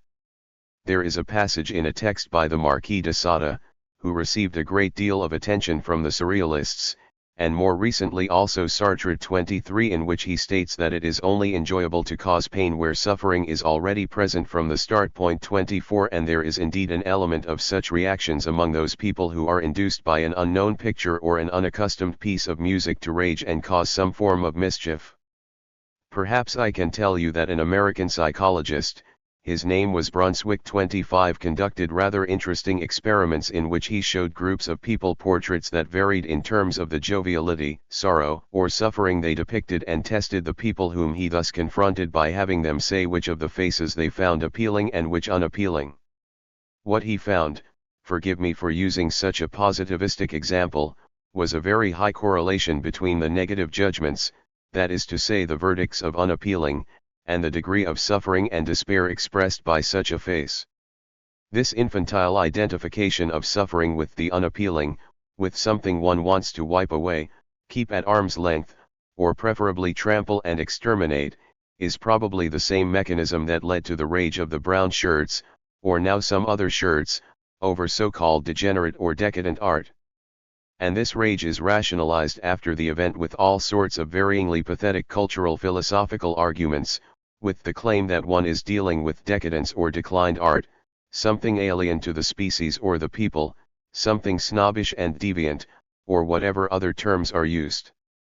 There is something very strange here. One could call it the counterpoint to what I sought to explain to you in the last session with reference to the emotional, more specifically the false emotional element in relation to art. Wherever the emotional is a cliché, that is, where suffering as such does not actually crop up, but where it is channeled, where kinds of schemata of emotional behaviors are developed, as in all the popular hits, in the cinema, and everything of that kind, emotion, which is not present in the matter at all, is tolerated, and people weep without shame and are happy. But the very moment they are faced with emotion as the real emotion of human beings, where the work of art is, in a higher sense, naturalistic, where it speaks of humans themselves and makes itself the voice of what is normally suppressed by humans yet lies within them, they are not amused, they become enraged, thrash around, and base their damning judgments about new art on this. One could say that the declaration of emotions in art is suppressed precisely when they are not disfigured. On the other hand, when emotion is cultivated and thus, if you will, de-emotionalized, it is tolerated. You should take the relationship I have described very much as a historical dynamic thing, a cumulative relationship. That is, these forms of reaction have grown with the extent of increasing socialization, the contradiction between the willingness of large numbers of people to submit to these new experiences, on the one hand, and what the experience itself constitutes, on the other hand, seems to become ever greater. Naturally, educational sociological factors also play a very significant part, for example the fact that, through today's means of communication, infinitely more people and social strata come into contact with modern art than was the case in earlier times, and they can now, both maturely and immaturely, contribute jointly to that resistance to new art. Of course, this is compounded by the problem of semi-literacy 26, which remains entirely unanalyzed to this day. 27 In general, it is sociologically already the case that, when a person, Huxley described this very aptly in Brave New World, says about a work of modern art, "Do you understand that? I don't," this already makes them feel superior, and that, rather than being embarrassed not to understand what they have been confronted with, they actually derive from it a pride in being an especially normal, healthy person who is backed up, as it were, by the communis opinio of everyone, and then feel that they have said something especially good. Lecture 20. February 5, 1959. Let me remind you of the overall course of our reflections. I had attempted to show you in concrete terms, using various models, how questionable are the attempts to ground aesthetics as a theory, or indeed individual aesthetic judgments, in subjectivity, first of all the subjectivity of the recipient. For the first models I used two aspects that also strike me as having a certain objective significance for understanding aesthetic matters. Firstly, the preformation of so-called direct reactions to works of art by social mechanisms, and, secondly, the whole question of so-called emotional reactions to works of art. I then closed by showing you the unsoundness of invoking such immediate reactions, discussing the typical cases one encounters of resistance to modern art through purportedly spontaneous reactions. The last observation we arrived at was one that I would like to repeat because I believe that, beyond the aesthetic domain, it has a certain diagnostic significance for our current spiritual and intellectual situation, namely that people generally view phenomena that are reified, that are foreign to them and no longer have any direct connection to them, but where provision has been made for them as customers, so to speak, as their own concern, and support them, whereas anything which speaks seriously about, which gives voice to what truly moves people and what actually lies within them, is resisted by them as foreign, disconcerting and cold precisely for daring to do so.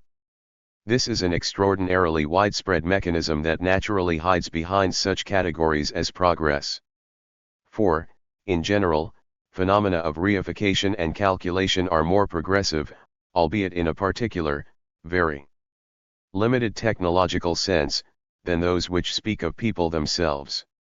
Naturally, a poor composer, equipped with nothing but their own ears and reason, their responsibility, and perhaps even talent, will generally have great difficulty competing with a statistical research office in New York that calculates, for example, which ingredients a pop song requires to be successful and to get into one of the charts of most played pop songs.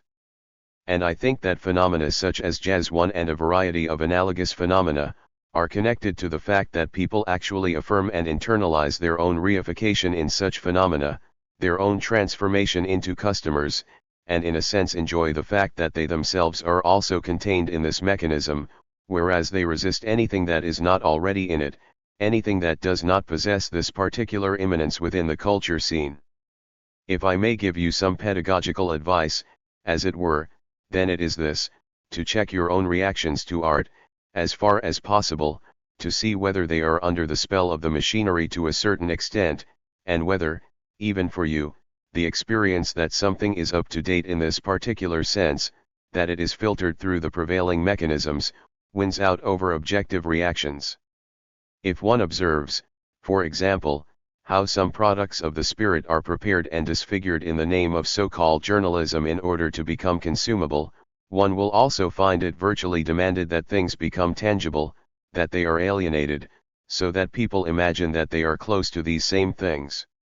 A further element in these reactions against expressly modern art is naturally the rancor of those who have simply not kept up and who now, because the possibilities to catch up on those experiences which they were denied are limited and problematic, can do nothing but reject that from which they are excluded, just as rancor and resentment generally say about anything which they cannot reach that it is simply snobbish, and therefore devalued. I will try to arouse a certain distrust in you towards this reaction too. One can therefore say that, in general, art, the more it has reflected on its own formal law, and the more it has consequently been pushed to shape in its own way those things which ultimately transpire, in the course of history, as precisely what remains of works of art, namely their aesthetic manifestation, at the expense of their materials' contextual interdependencies, has necessarily been pushed towards an increasing opposition to society. On the other hand, precisely this tendency towards an exclusion of countless people from so-called culture, which is ultimately also the fault of culture itself, which has not been fully realized in people's real lives, this backwardness of people in relation to their own culture has in turn been manipulated and exploited by a separate, indescribably powerful culture whose central and most characteristic form is the cinema, in such a way that this exploitation of backwardness, this exploitation and reproduction of a more or less infantile level of consciousness, may actually have increased the difference between the truly binding spiritual products of our epoch and their reception. In addition, as I have already hinted, there is the educational sociological factor that the means of mass communication have naturally pulled infinitely more people into the force field of so-called culture, without these people having access to the traditional educational conditions that enabled the so-called educated classes to participate quite readily in advanced artistic production. That was genuinely the case. If one considers, for example, what demands Beethoven's last quartets still make today on the spirituality of their listeners, and if one imagines how small a number of people today are probably at all capable of following such creations with concentration and responsibility, then it is quite amazing to learn that, contrary to the official legend colored by the culture industry, these 5 last quartets were extremely successful during Beethoven's lifetime and had to be played again immediately, too. Yet, when people go to listen to them today, it usually takes place out of that fetishism for education which I have already discussed here. I would like to suggest that the phenomenon of semi-literacy, by which I mean people becoming increasingly informed without genuinely experiencing the things about which they are informed, such that one simply learns something about them but has no knowledge of the things themselves, that this phenomenon of semi-literacy is tremendously common today, much the same as a certain type of semi-luxury. So, while the concept of education in the radical sense in which it was not only formulated but also realized in the humanist period is dying out, and there are ever fewer people who are educated in this sense, and something like the vital knowledge of ancient languages, and recently in Germany also French, is dying out, one sees, on the other hand, that the so-called uneducated type of person is likewise dying out. This means that everyone is somehow in the know, and soon there will probably be no more country girls who would not be willing to say of a film which they happen to dislike that it was a film for ordinary Janes. This problem of semi-literacy strikes me as absolutely central for the reception of art today, and for this entire mass of commodities produced by the culture industry, which one also finds in biographical novels, and I think that, if one were to write something like a sociology of art with reference to the reception of works of art, one would have to examine this phenomenon of semi-literacy, the categories of semi-literacy, as it were, far more closely than has hitherto occurred. Perhaps I can especially draw the attention of all educators among you to this problem and encourage you to reflect on it without contenting yourselves in the least with such clichés as those of massification. It is therefore especially important to point out that the facts outlined here about the subjective stance towards radical modern works of art does not constitute a criterion for them, because there is a very common mechanism that has no doubt met with the approval of some of you too, quite innocently, until the moment I draw your attention to it, namely the fact that the undoubtedly correct identification of the aesthetically, historico-philosophically, and also socially predetermined rupture between advanced art and society is now considered the fault of the works of art, and is treated like a form of blasphemy or fall on the part of art, because artists have moved away from some primal foundations, be they the race, the people, their class, or whatever else, and lost themselves in some wayward speculations which so-called healthy public feeling simply cannot follow. The official declarations to this effect, which directly threaten to send the respective artists to concentration camps, or in Russia, as in the case of Meyerhold III to murder them, may no longer be present in the same way, but this way of thinking has certainly survived. And one should say that the mechanisms I have described to you are not to be found in the arbitrariness and failure of aesthetic productive powers, as it were, rather, on the one hand, art, to avoid selling itself, and simultaneously to remain faithful to the demand that it should say what must be said, has been pushed in the direction that causes such animosity today, while, on the other hand, the mechanisms that prevent people from experiencing this art at all any more form a social veil, which pushes itself between the works of art, those works that are suitable today, and the people themselves. It is a very comfortable mechanism, however, where one simply shifts the blame for not keeping up from society, which is responsible for it, and instead, calling out "stop thief," lays it on the works, thus placing oneself in a regressive situation that ultimately results in one contenting oneself with some staple goods and essentially, through commercial interests in the realm of aesthetic experience, allowing oneself to be cheated of the very thing that aesthetic experience is supposed to provide. I would already be satisfied if I succeeded here in arousing a certain distrust and a certain resistance in you to this mechanism of concealment in aesthetic experience, and indeed the purpose of suggestions such as those I am making to you can only be, as far as a single person can achieve this, to strengthen your resilience, which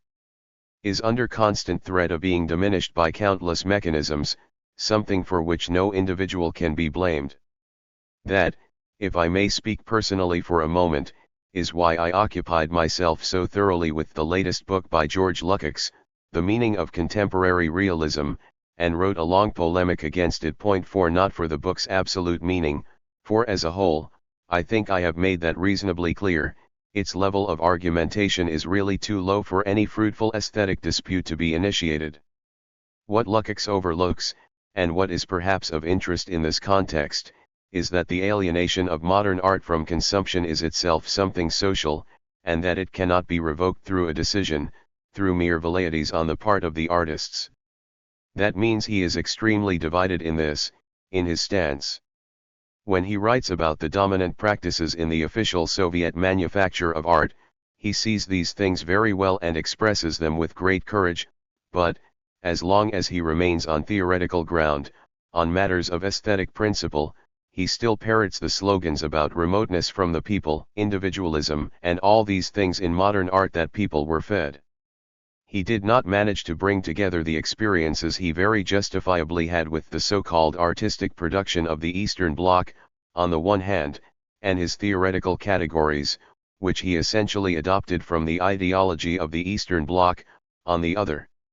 Above all, he completely missed the fact, if I may just point this out to you, that the state of extreme solitude and the termination of communication, which he criticizes in modern art like a party secretary, is itself an expression of the social situation of a meanwhile radical atomization that, in a sense, is merely the side piece of a collectivization that consists precisely in pressing together something which is essentially a collection of unconnected things, something immediate in the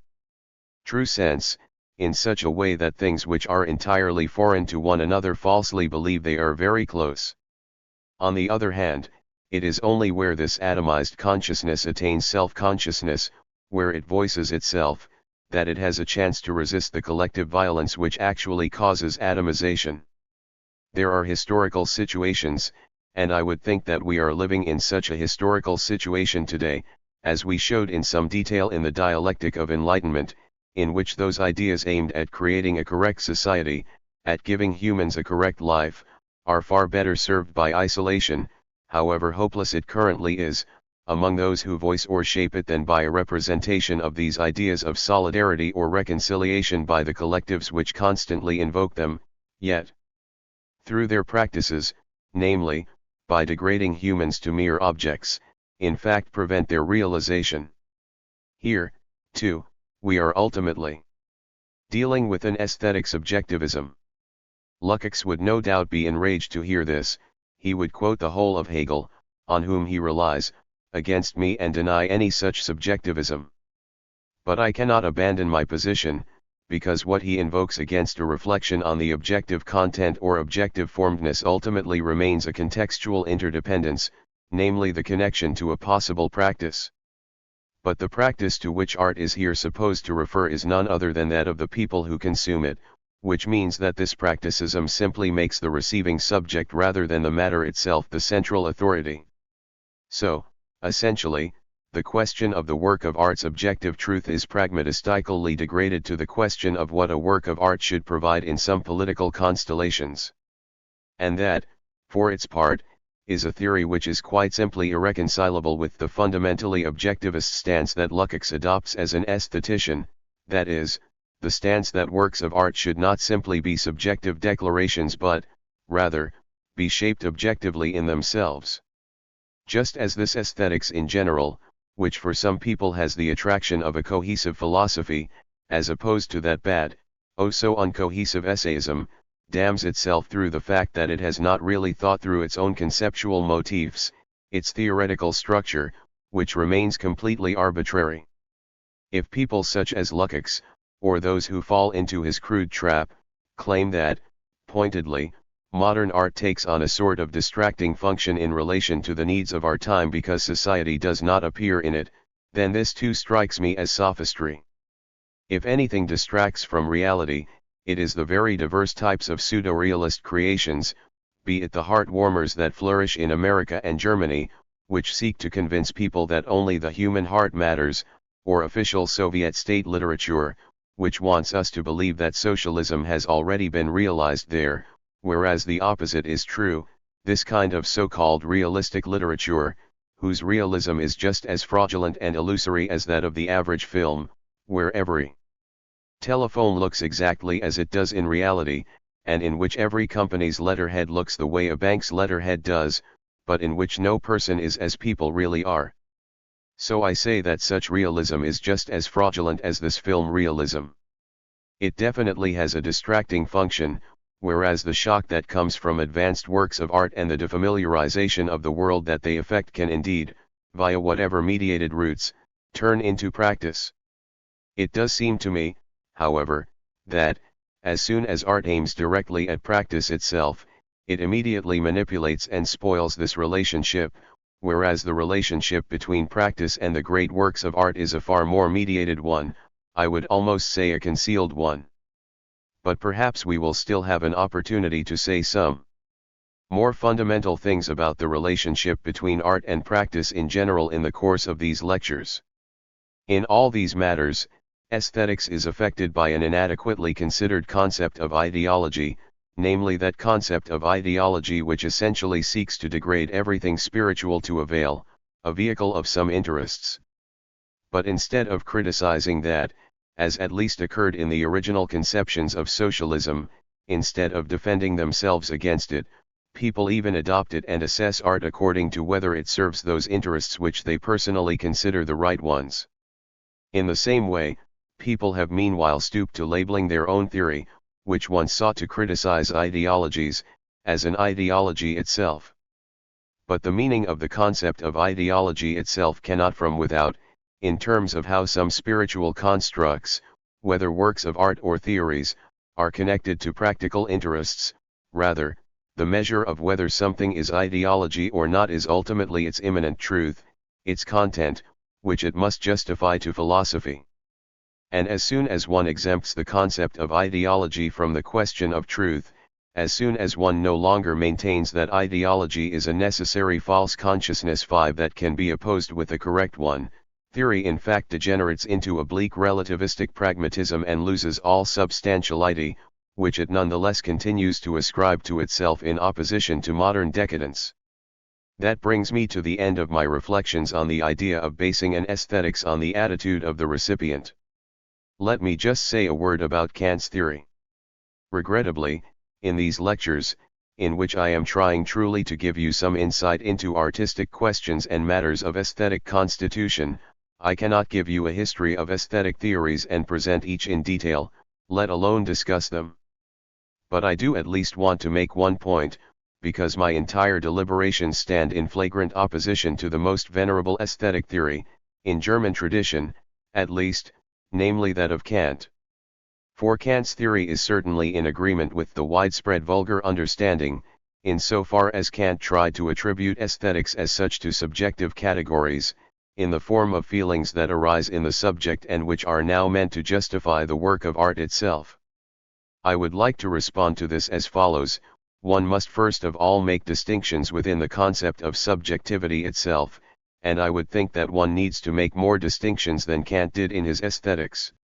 I would go so far as to say that, in the matter of grounding aesthetics in subjectivity and in the formal constituents of consciousness, Kant, if you will forgive my apparent disrespect, fell short of his own approach. 6 The approach of Kant's philosophy in the Critique of Pure Reason and the Critique of Practical Reason, and these two central critical works were supposed to be connected to some extent by the critique of the power of judgment, is that reality is meant to be constituted through the interplay of sensual givens with forms of consciousness, whether the so-called forms of intuition or the so-called categorical forms from which we produce objects. 7 It is obvious, however, that the analysis of a sphere such as that of art and aesthetic experience actually takes place in a space which, to use Kantian parlance, is already a constituted space. The works of art that confront consciousness are not the objects that come about through the interplay between the forms and the contents of intuition in Kant, but, rather, something that already presupposes this constitution. First of all, they are indeed objectified constructs individuated in space and time, which Kant, following transcendental ideality, referred to as empirical reality, which only emerges through the interplay between transcendental factors and sensual givens in the first place. 8 This is expressed quite simply in the fact that people do not relate works of art, in the form in which they normally encounter them, to those most general of categories, and that they do not come about through those most general of categories. Rather, the works of art are in themselves highly qualified, highly articulated, and, let me add, the aesthetic subject, namely the subject that, alone, is capable of experiencing works of art in a meaningful way, is likewise a highly organized, concrete subject saturated with historical experiences and cannot be compared to that general transcendental subject. And I consider it the true weakness of the critique of the power of judgment, and thus of the fundamental philosophical approach of an aesthetics based on subjectivity, that extremely specific, already constituted categories such as the aesthetic object and the aesthetic subject seem to be treated here as if they could be directly grounded in the most general, formally logical subject. But, if you take this seriously, it has very decisive implications for the question we are considering here, namely the impossibility of grounding aesthetics in mere subjectivity, and that is what I really consider the central point that justifies, or, I must put it like this, forces the objective turn which I am forced to carry out in the conceptual movements which I am presenting to you. For, if that is the case, if there is no transcendental relationship of original apperception and constitution between the object and subject of aesthetic experience, and the two are rather already part of the constituted world, then the primacy of the subject over the object comes to an end, since the two aspects produce each other and have equal status, and, as I hope to show you in the following, the object, for very important reasons, even takes priority over subjectivity. 9 In my argumentation, then, I am not, as I could do, believe me, myself dealing with problems of philosophical constitution, though one should also apply a critique of Kant's point of departure to these. 10 Rather, my deliberations remain valid even if one fundamentally adopts Kant's idealistic or subjectivist approach. Let me add that the aesthetic experience which traditional aesthetics claims as its justification is usually described entirely incorrectly and inadequately. Hegel already showed this extremely convincingly in his polemic against Moses Mendelssohn and faith in the so-called beautiful feelings caused by art, a text that is still very much worth reading. Perhaps for now I can simply encourage you to read the corresponding passages in the first part of Hegel's Aesthetics for yourselves. 11 I would rather not take up our time with it here. But I think I can say one more thing. Aesthetic experience has been described far too primitively, even by the so-called psychologies of art and whatever else one calls them, usually entirely atomistically and not at all in terms of the effect of the work that does justice to the work as a totality which, based on what I have described to you, one can call rational and irrational at once, rational insofar as it is based on a precise, recognitive relationship to the matter, and irrational in so far as the medium of the concept appears in it only in a fragmented form, and the medium of the judgment does not appear at all. If one had to describe the effect that a work of art actually has, one would arrive at a definition so impoverished that it would itself refute the approach based on such a subjective description, but it would at least have the merit of not being quite as untrue as the descriptions that people offer. I am aware of a contamination by dark concepts like the so-called world feeling 12 when I take the risk of telling you that the aggregate of reactions to works of art, the one that could perhaps be considered somewhat suitable, would be that of a world feeling which the work creates, namely the nature of the world in its concrete constitution, not in abstracto. Point 13 If one were seriously carrying out analyses of effects in connection with aesthetic categorical analyses, one would really have to be sure what world feeling was actually being spread by important works of art and would have to try, and this is extremely difficult, almost impossible, to realize this feeling without restricting oneself to individual aspects. A central part of this world feeling, however, is that it does not have the form of a judgment, and even encompasses contradictory elements.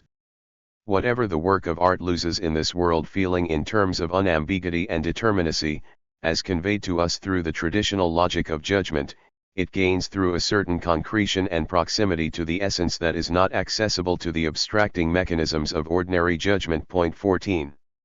Let me explain that with a few more concrete statements. I know very well that this is where I am demanding the most of you, which is why I feel compelled, if I am not kind enough to give you bread instead of stones, at least to grind the stones into powders whose consumption will not be too damaging to your health. I mean the following. Yesterday I had the opportunity to speak to the outstanding Marburg art historian Usner 15 about Manet, whose pictures I examined very closely again when I was in Paris recently 16, and there was a surprising agreement between the interpretations by the expert, namely my friend Usner, and the layman, namely myself, that can show you exactly what I mean by the ambiguity of the work of art. Manet's pictures unquestionably contain a certain kind of shock, a certain kind of terror at the reification of the world. What distinguishes Manet from the later Impressionists is that he still incorporates the alienated world into a continuum of the sensual apparatus of perception and thus enables it to be reconciled with the subject after all, that he captures it precisely in its foreignness.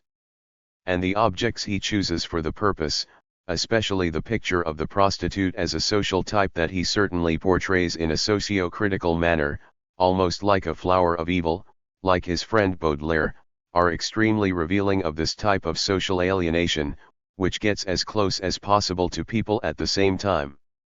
But if one wanted, like dear Kathy Kollwitz 17, to consider someone like Manet a social painter who shows us what comes of vice and absinthe, this would lead to a completely laughable view which utterly missed the depth that lies in the relationship between such an art, with its content, and society, for part of it is that precisely this alienated and threatening element, by getting so close to us, actually develops an attraction. It is only the peculiar unity, of the colors, for example, which express something threatening, frightening, and evil through the harshness and sharpness of their contrasts, but are simultaneously experienced very directly as stimulating, as something positive like happiness or exhilaration. Only this interplay of negativity on the one hand and the experience of happiness or utopia on the other, this unity of spleen et ideal 18, that alone is what really characterizes Manet. And if one wanted to boil him down to a single judgment, for example that the city has its charms, on the one hand, or, on the other hand, what a bad world we live in, that there are so many fallen women according to the rules of statistics, then any such judgment would not only be wrong but in fact categorically inappropriate to the work of art, whose essence lies precisely in the fact that it knows no such unambiguous judgment but, by creating what I have called a world feeling, at once causes the dialectical intertwining of these elements, and sublates, as only great dialectical logic can, that isolation in which each individual judgment of this kind would truly be abstract, limited, and narrow-minded. In this sense, art leads beyond the narrow-mindedness of mere isolated elements in much the same way that, aside from art, only the speculative idea truly can. Point 19. So only if you are capable of understanding what one calls the subjective reaction to works of art in this complexity, where that ghastly, done to death word multifacetedness is truly valid for a change, as it conveys its precise meaning, only then do you have any prospects of bringing the subjective aspect to the works through such an analysis. Let me end with this: subject and object, that is, the matter and the viewer, are so closely intertwined in art that it should not be impossible, if one simply throws the whole wealth of objective experience into subjectivity, to learn something about the matter itself from subjective analysis too. Lecture 21. February 12, 1959. Let us try to take up our threads, meanwhile somewhat tangled, where we left them hanging a week ago. I closed with an attempt to ground aesthetics in the so-called aesthetic experience or the consciousness of the aesthetic observer, and the final motif I introduced was that, in general, defining this so-called aesthetic experience, or defining what one experiences through works of art, is actually something entirely skewed and inadequate because it overlooks the decisive fact that there is really no such thing as determinate, unambiguous reactions, much less unambiguous intellectual judgments, as the conclusion of a work of art. This type of unambiguity, to which we are accustomed from knowledge in the form of judgments, something is or is not the case, is quite simply absent from the sphere of the work of art. Perhaps you recall that I pointed you to the phenomenon of Edouard Manet in order to make this a little clearer, and I tried, admittedly only in the form of propositions, for naturally I cannot develop this adequately in such a theoretically oriented lecture, to show you that, in this work, a critical, a socio-critical aspect, and also an aspect one could describe as the experience of destructiveness or evil, is interwoven in a most peculiar way with a delight at the charms associated with this, and that, even in the form it assumes in Manet, the work of art, as Hegel puts it, does not offer a slogan. One could almost arrive at the heretical notion that the work attempts, in this way, to heal some of what is inflicted on things by the discursive logic that proceeds in concepts and judgments. Point 1. This means that the world is indeed as complex as the world feeling evoked by a significant work of art.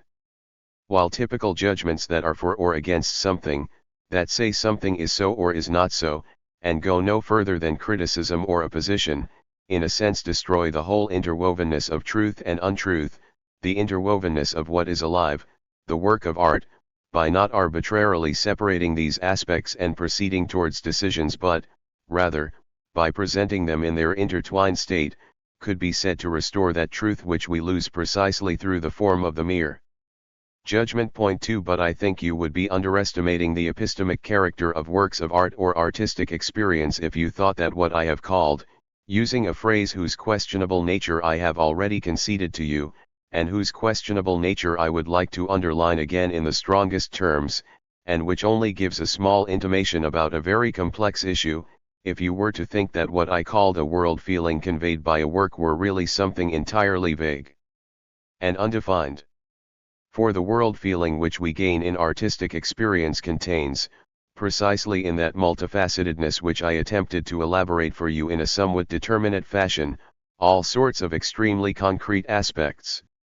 So you would be entirely mistaken if, for example, as people tend to do in vulgar existentialist interpretations of Kafka, yes, there is such a thing as vulgar existentialism. You thought, if I too may express myself in vulgar terms, that this depicted the general lousiness of the world, as it were, and that these works, even Kafka's, were ultimately only about the general uncertainty surrounding the heroes of these novels and this general non-liquidity and non-sequitur which the plots of these works of art repeatedly encounter. Rather, these works contain an infinite number of entirely determinate aspects, be it the sphere of law firms or the sphere of sadism, which plays so infinitely large a part in Kafka's oeuvre, or be it a very specific connection to the question of guilt and the guilt context of myth. All of these aspects are evident in Kafka's work in the most unambiguous and emphatic form, and you will only understand it at all if you also note the unambiguity with which these individual motifs appear in his writing. But you must not treat that as the conclusion, and this strikes me as the fundamental error of vulgar existentialism when it addresses these matters, and say, such and such reveals itself here, or, as some also say, this or that corresponds to Kafka's world picture or worldview. For you, perhaps, the disgusting and repulsive nature of terms such as worldview or world picture already denounces the thing which such atrocious words usually stand for. And the synthesis of these aspects that Kafka brings about is indeed not one which tells us that is so. It does not result in a conclusion, a slogan, a judgment, but rather the judgmentless and, if you will, ambiguous intertwining of these aspects that really permits the work of art to incorporate that very wealth of the existent which is otherwise cut off by the logic of judgment. I have drawn your attention several times to the very profound connection between great speculative philosophy and the approach of art, and God knows I did not intend to suggest with this analogy that, as the vulgar historiography of philosophy claims, Schelling or Hegel erected works of intellectual art, meaning self-sufficient products of thought in which there is no longer any real connection to the matter itself. That, of course, is the kind of nonsense that can only be formulated from a position of ossified scientism. One can say nonetheless, however, that there is a far more profound relationship between the character of Hegelian logic and the idea of art, insofar as this Hegelian logic essentially strives for a very similar interweaving of aspects without reducing them to a single slogan, some ready-made judgment or a conclusion or, as some so aptly put it, by targeting an idea, but rather by seeking the idea precisely in the totality of these aspects. So, in this sense, the concept of the idea, which idealistic philosophy in particular associated with art in countless ways, is in fact highly unsuited to the true nature of art. The world feeling that I have mentioned to you is extremely internally articulated. Let me also add that it is itself historical. The world feeling created by Kafka's novels, for example, if I could just insist on this for a moment, is not, as Lukács has insinuated, for a feeling of the so-called human condition, a feeling of our God-forsaken, thrown, fear-distorted existence itself. Rather, it is a thoroughly modern feeling, a feeling that concerns and reproduces the current state of the world as an experience of its essence, not its facade. Related to this is Kafka's highly peculiar method of giving his novels a certain outdated, obsolete, squalid quality precisely in order to put into relief this historical experience which they strive to incorporate. In a sense it is the obverse, the negative that truly reveals the seeming positive of modern, streamlined high or late capitalist society. And what one could call the determinacy of the work of art as a whole, as opposed to the determinacy of the individual aspects which I have mentioned to you, is the fact that these individual aspects enter a particular kind of synthesis, yet not simply the kind that is familiar from simple cognitive acts, that is, in the synthesis of the judgment with predicate, subject and copula, but rather in a synthesis that connects these different layers and different aspects, placing them in a context by means of the formal law that is native to the work. 5 But this formal law, let me say this too, is not external to the work. Croce showed this with the greatest emphasis, and in the most convincing fashion. 6 So the synthesis does not involve the individual aspects of such a work of art being subsumed under a form which comes to these individual aspects as a finished, already molded and binding form. This kind of subsumptive synthesis in art is an external synthesis, and a synthesis one can indeed only call inferior. Rather, the essence is that the synthesis itself results from the actual relationship between the individual aspects, while on the other hand these individual aspects are themselves determined by the whole in such a way that, essentially, for example in the first sentence of a good novel, perhaps not every subsequent word, but at least the tendency, the construction of the whole must already be more or less laid out. And naturally that applies all the more to poetry. I think it is also true of painting. That it applies to music, I think I have already tried to show you that. What one could perhaps define as the content of the work of art, if you will grant me the luxury of definition just this once, would perhaps be the way in which the synthesis, this process of the work's aspects in their relationship with one another, which is at once the result of the whole, the way in which the synthesis relates to reality. It would perhaps make sense to call this relationship, this quotient, I am almost inclined to say in positivist fashion, between the living formal law of a work and the reality to which it refers, however mediatedly, the content of the work of art. This would be something different not only from its material content but also from the so-called ideational content, or even the so-called message that, according to vulgar superstition, is conveyed by the work of art. Point 7.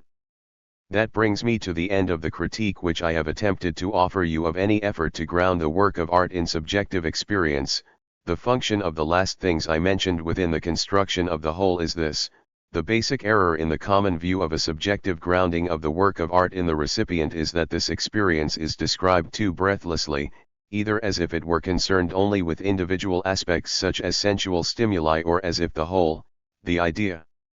were directly and tangibly given, whereas this whole is given only in a mediated form, namely through the aspects, the process, and the configuration of aspects from which this whole then grows. Before I continue, however, I cannot refrain from reading you a passage from Hegel concerning this point we have discussed, in which Hegel addresses in the most succinct manner, and entirely convincingly both in his time and today, I would say, the question of one's reaction to the work of art, that is to say, the question of artistic experience. If we ask further wherein artistic enthusiasm consists, it is nothing but being completely filled with the matter, being entirely present in the matter, and not resting until the matter has been stamped and polished into artistic shape. 8. This really takes us back to the starting point of this reflection, namely that, in order to describe something like artistic experience at all, to offer something like a phenomenology of artistic experience, one must always have a concept of the work of art itself and its objectivity, and that, without this, it is impossible to access the work itself via the merely psychological aspects of a description of the work. What Hegel says here is incredibly simple but stands at once, and, please, do not underestimate this, in stark opposition to all the habits which conventional bourgeois artistic education seeks to instill in us. And I would already be quite content if I succeeded with my specific analyses in making this statement by Hegel so evident to you that it genuinely takes on a certain binding meaning for your own aesthetic experience, that the subjective feelings which normally form the starting point for homespun vulgar aesthetics, and the more homespun the aesthetics, the more it likes, as we know, to invoke the authority of the subject, essentially always miss the mark with the only thing that matters, namely the connection to the work of art itself, and that whatever one can describe as aesthetic enthusiasm is quite simply the fulfilled relationship with the matter itself, that in artistic matters there is really no other enthusiasm except enthusiasm at being entirely in the matter, that one dissolves in the matter, I would almost say. This is the notion that I conveyed to you using that older aphorism of mine in which I describe the man who knows something about art as a native who knows his way around a city, while only the amateur constantly says how beautiful, how beautiful, how beautiful. 9. True aesthetic enthusiasm, Platonic nu theta omicron upsilon sigma iota alpha sigma mu in art, would probably consist precisely in this: how beautiful, how beautiful, how beautiful, being fulfilled and dissolving in the intuitive observation of the matter itself. You could now say that, with these reflections, which branched out in many directions and more or less explained a thesis but at once treated this thesis as a point of crystallization for all sorts of things that were said for their own sake, that I made things a little too easy for myself by restricting myself to a vague, indeterminate, and random receiving subject, which surely cannot be used as grounds for any artistic judgment. For there is a different subjectivity that one can follow, and which is far more binding by comparison, the subjectivity of the creator, the subjectivity of the artist. I am not sure if many of you would share this view. I would almost assume that it has become a little obsolete today through the spirit of our time, for the cult of the artist and the cult of genius are connected to the belief in the unfettered individual that exists for itself, which was in turn based on very specific social preconditions in the world of late liberalism. Point 10. In the current world, in which this genius of the Nietzschean type has been more or less replaced by the employee, the image of the artist in this emphatic and pathos-laden sense has paled somewhat, and people will consequently no longer refer to it so much. But I suspect that, in the individual humanities, where Dilthey is still an important name and in which the Dilthey school exercises a very significant influence, more of this reduction of art to the so-called personality of the creator has survived than one would generally assume. By this I mean the notion that, simply put, one understands works if one can reduce them to the experiences by the artist which manifest themselves in them. Let me say in advance that, if one views all of this from a historico-philosophical perspective, it is not entirely invalid. For next to late feudal and absolutist art, which had simply moved away from the living experiential content of the subject and assumed, one might say, a ritualistic objective, an alienatedly objective character, this appeal to the experience was something indescribably new. You need only compare some of Goethe's great youthful poetry, for example Über allen Gipfeln ist Rahel 11 to his Leipzig Anacreontics, and you need only compare this tinge, this violin note one finds there, with this late Rococo to see that what was known in the late 19th and early 20th century as the Experience 12 truly introduced here something utterly new and decisive into art, and something, I may perhaps add, that art cannot lose if it is to escape the threat that is probably as constant as that of randomness, namely a regression to Alexandrinism. But that is not what concerns us. For us, the central matter is the epistemological aesthetic question of whether the work of art is to be understood through the subject of the artist, and even through a so-called understanding, analytic psychology that is directed at the artist, whether, that is, you will know more about Hölderlin or Novalis if you have actually read something like the Novalis or Hölderlin chapters from Dilthey's Poetry and Experience. I don't know if you have all read this book. As many of you want to become teachers, you have probably not been spared it. But, on the other hand, I would like you to consider, if you look at that today, for example where he writes that Hölderlin wraps language around his shoulders like a purple cloak 13 whether it really helped you a great deal in reaching a better understanding of Hölderlin. I am not saying that to mock the late Dilthey at all, I simply wish to point out something that concerns this entire approach, namely that, if one tries to understand a work of art with reference to its creator, one is on extremely shaky, problematic ground from the outset. This is first of all because it is very difficult to reach any conclusions about the psychology of people who are no longer alive. I can only describe the psychology employed by Dilthey and the human science school as run-of-the-mill psychology.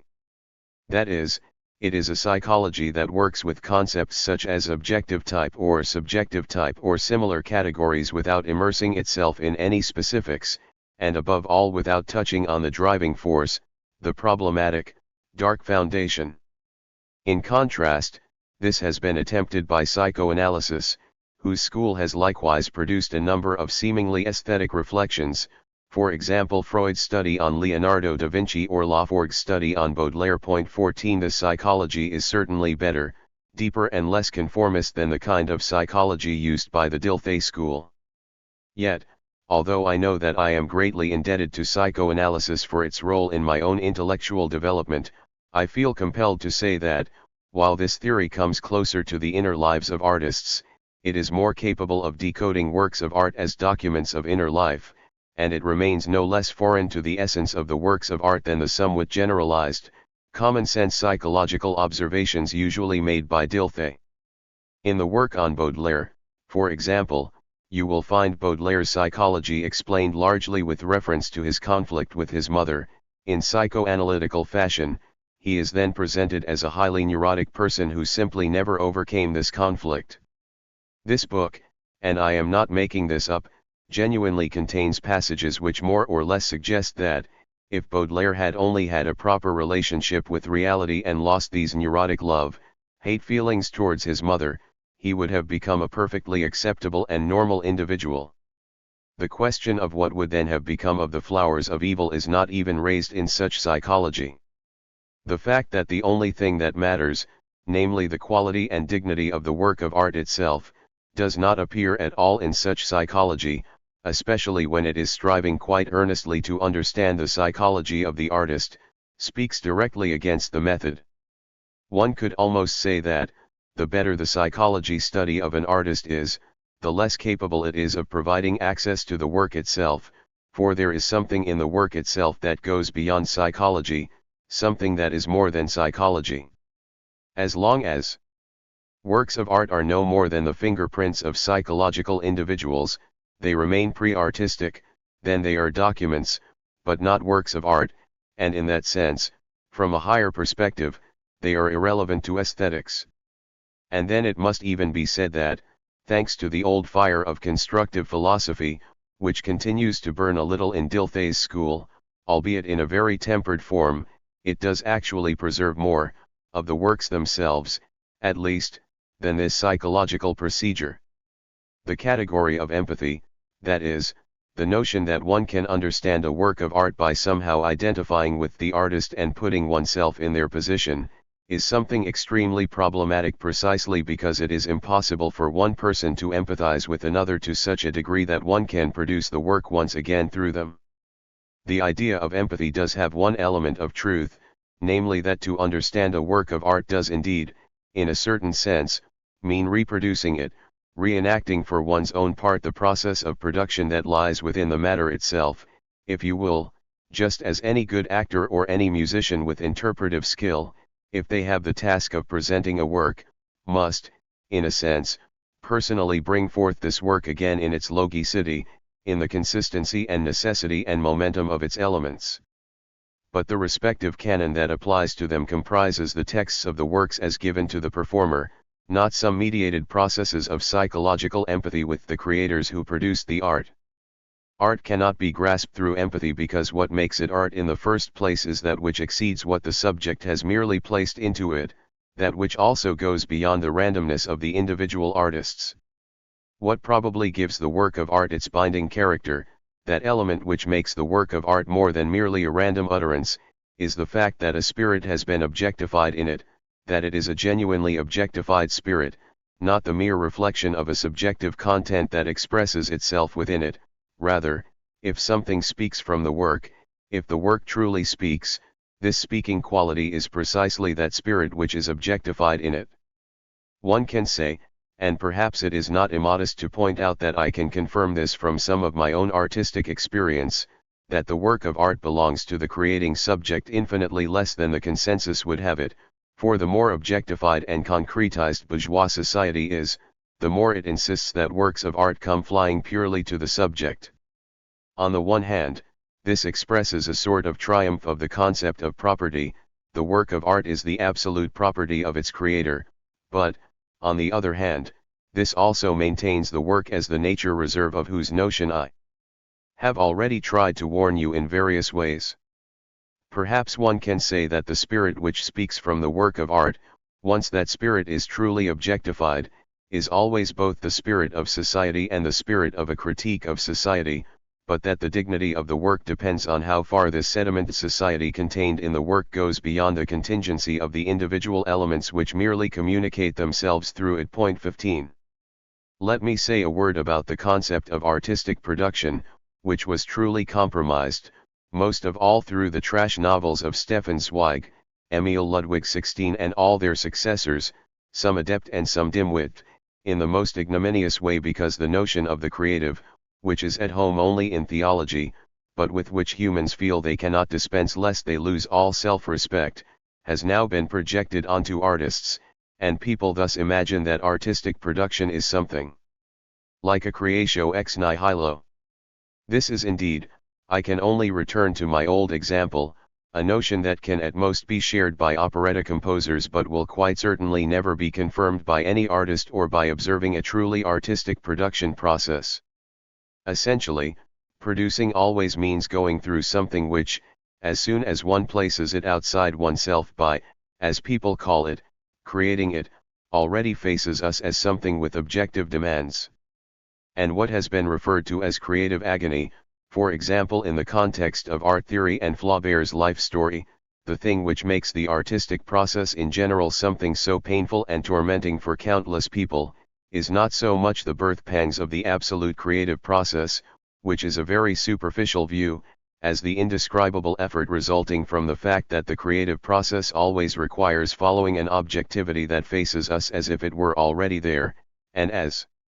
if it were placing very specific, unalterable demands on us even before it appears. So this means acting in accordance with a law that is not present for us as such, yet nonetheless possesses to the highest degree that character of coercion which, according to Kant, the law always has. 17 Any self-aware artist knows the extent to which they obey. And the decision that must inescapably be made in every process of artistic production, at least today, when there is no longer a fixed canon that is dictated from without, is whether something is right or wrong. Does this thing here have to be so, or should it be different? This uninterrupted process taking place in today's artistic production is really nothing but a way of checking the work against such an imaginary objective element that is not there but which truly influences every moment of production like a magnetic field and demands that we do it in this way and no other, assuming we do not lose our patience and our strength and throw in the towel, or throw the fountain pen onto the piano. Richard Wagner already recorded a little of this in a line from Die Meistersinger, where Walther von Stalzing asks, "How do I begin according to the rule?" Wagner's response, "You make it yourself, and then you follow it." 18 This contains the truth that a rule imposed from the outside is not binding. In the current situation of art, however, even Wagner's very profound thought of the self-imposed rule is too harmless. For nowadays, we can no longer even make a rule ourselves if we are to avoid creating a form of automatism, something arbitrary, through the imposed nature of that rule. Rather, we must obey a rule that we could not even make for ourselves, much less have objectively dictated to us, but which rather lies in the matter. We must listen to our own counterpoints, as it were, look at our own colors, observe our own words and follow our own words if we are to produce anything resembling valid or binding works of art at all, and the act of freedom, of drawing freely on what lies within us to create, is of infinitesimal significance by comparison. Please do not misunderstand, there are artists whose temperaments are such that the inhibiting mechanisms I have described, and which I certainly consider highly characteristic of the current objective situation, are absent. There are very many great artists with an incredibly easy hand.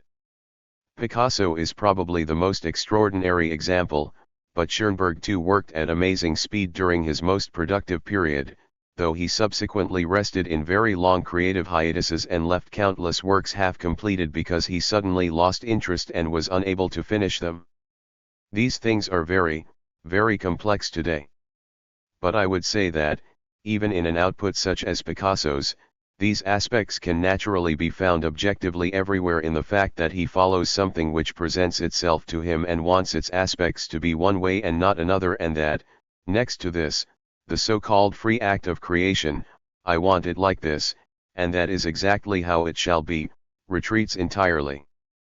Perhaps, let me just point this out, this is the place to recall a theory that is admittedly very one-sided and crudely ontological, if you will, that constitutes a crude autonomization and hypostatization of aesthetic forms, but which shows a profound knowledge of this aspect I am describing to you, namely the theory of the music aesthetician Hom 19, who is now almost forgotten. He said that forms such as the sonata or the fugue are indeed products of objective spirit which face the artist as entirely independent factors, and that, in a sense, Bach did not create or invent the fugue but was simply the composer who was adequate to the latent potential of an objective form such as the fugue. There is certainly some truth in this. If one compares Bach's fugues with all those that came before and after him, one truly has the feeling with him of an absolute authenticity of this form to a degree unmatched by anyone else.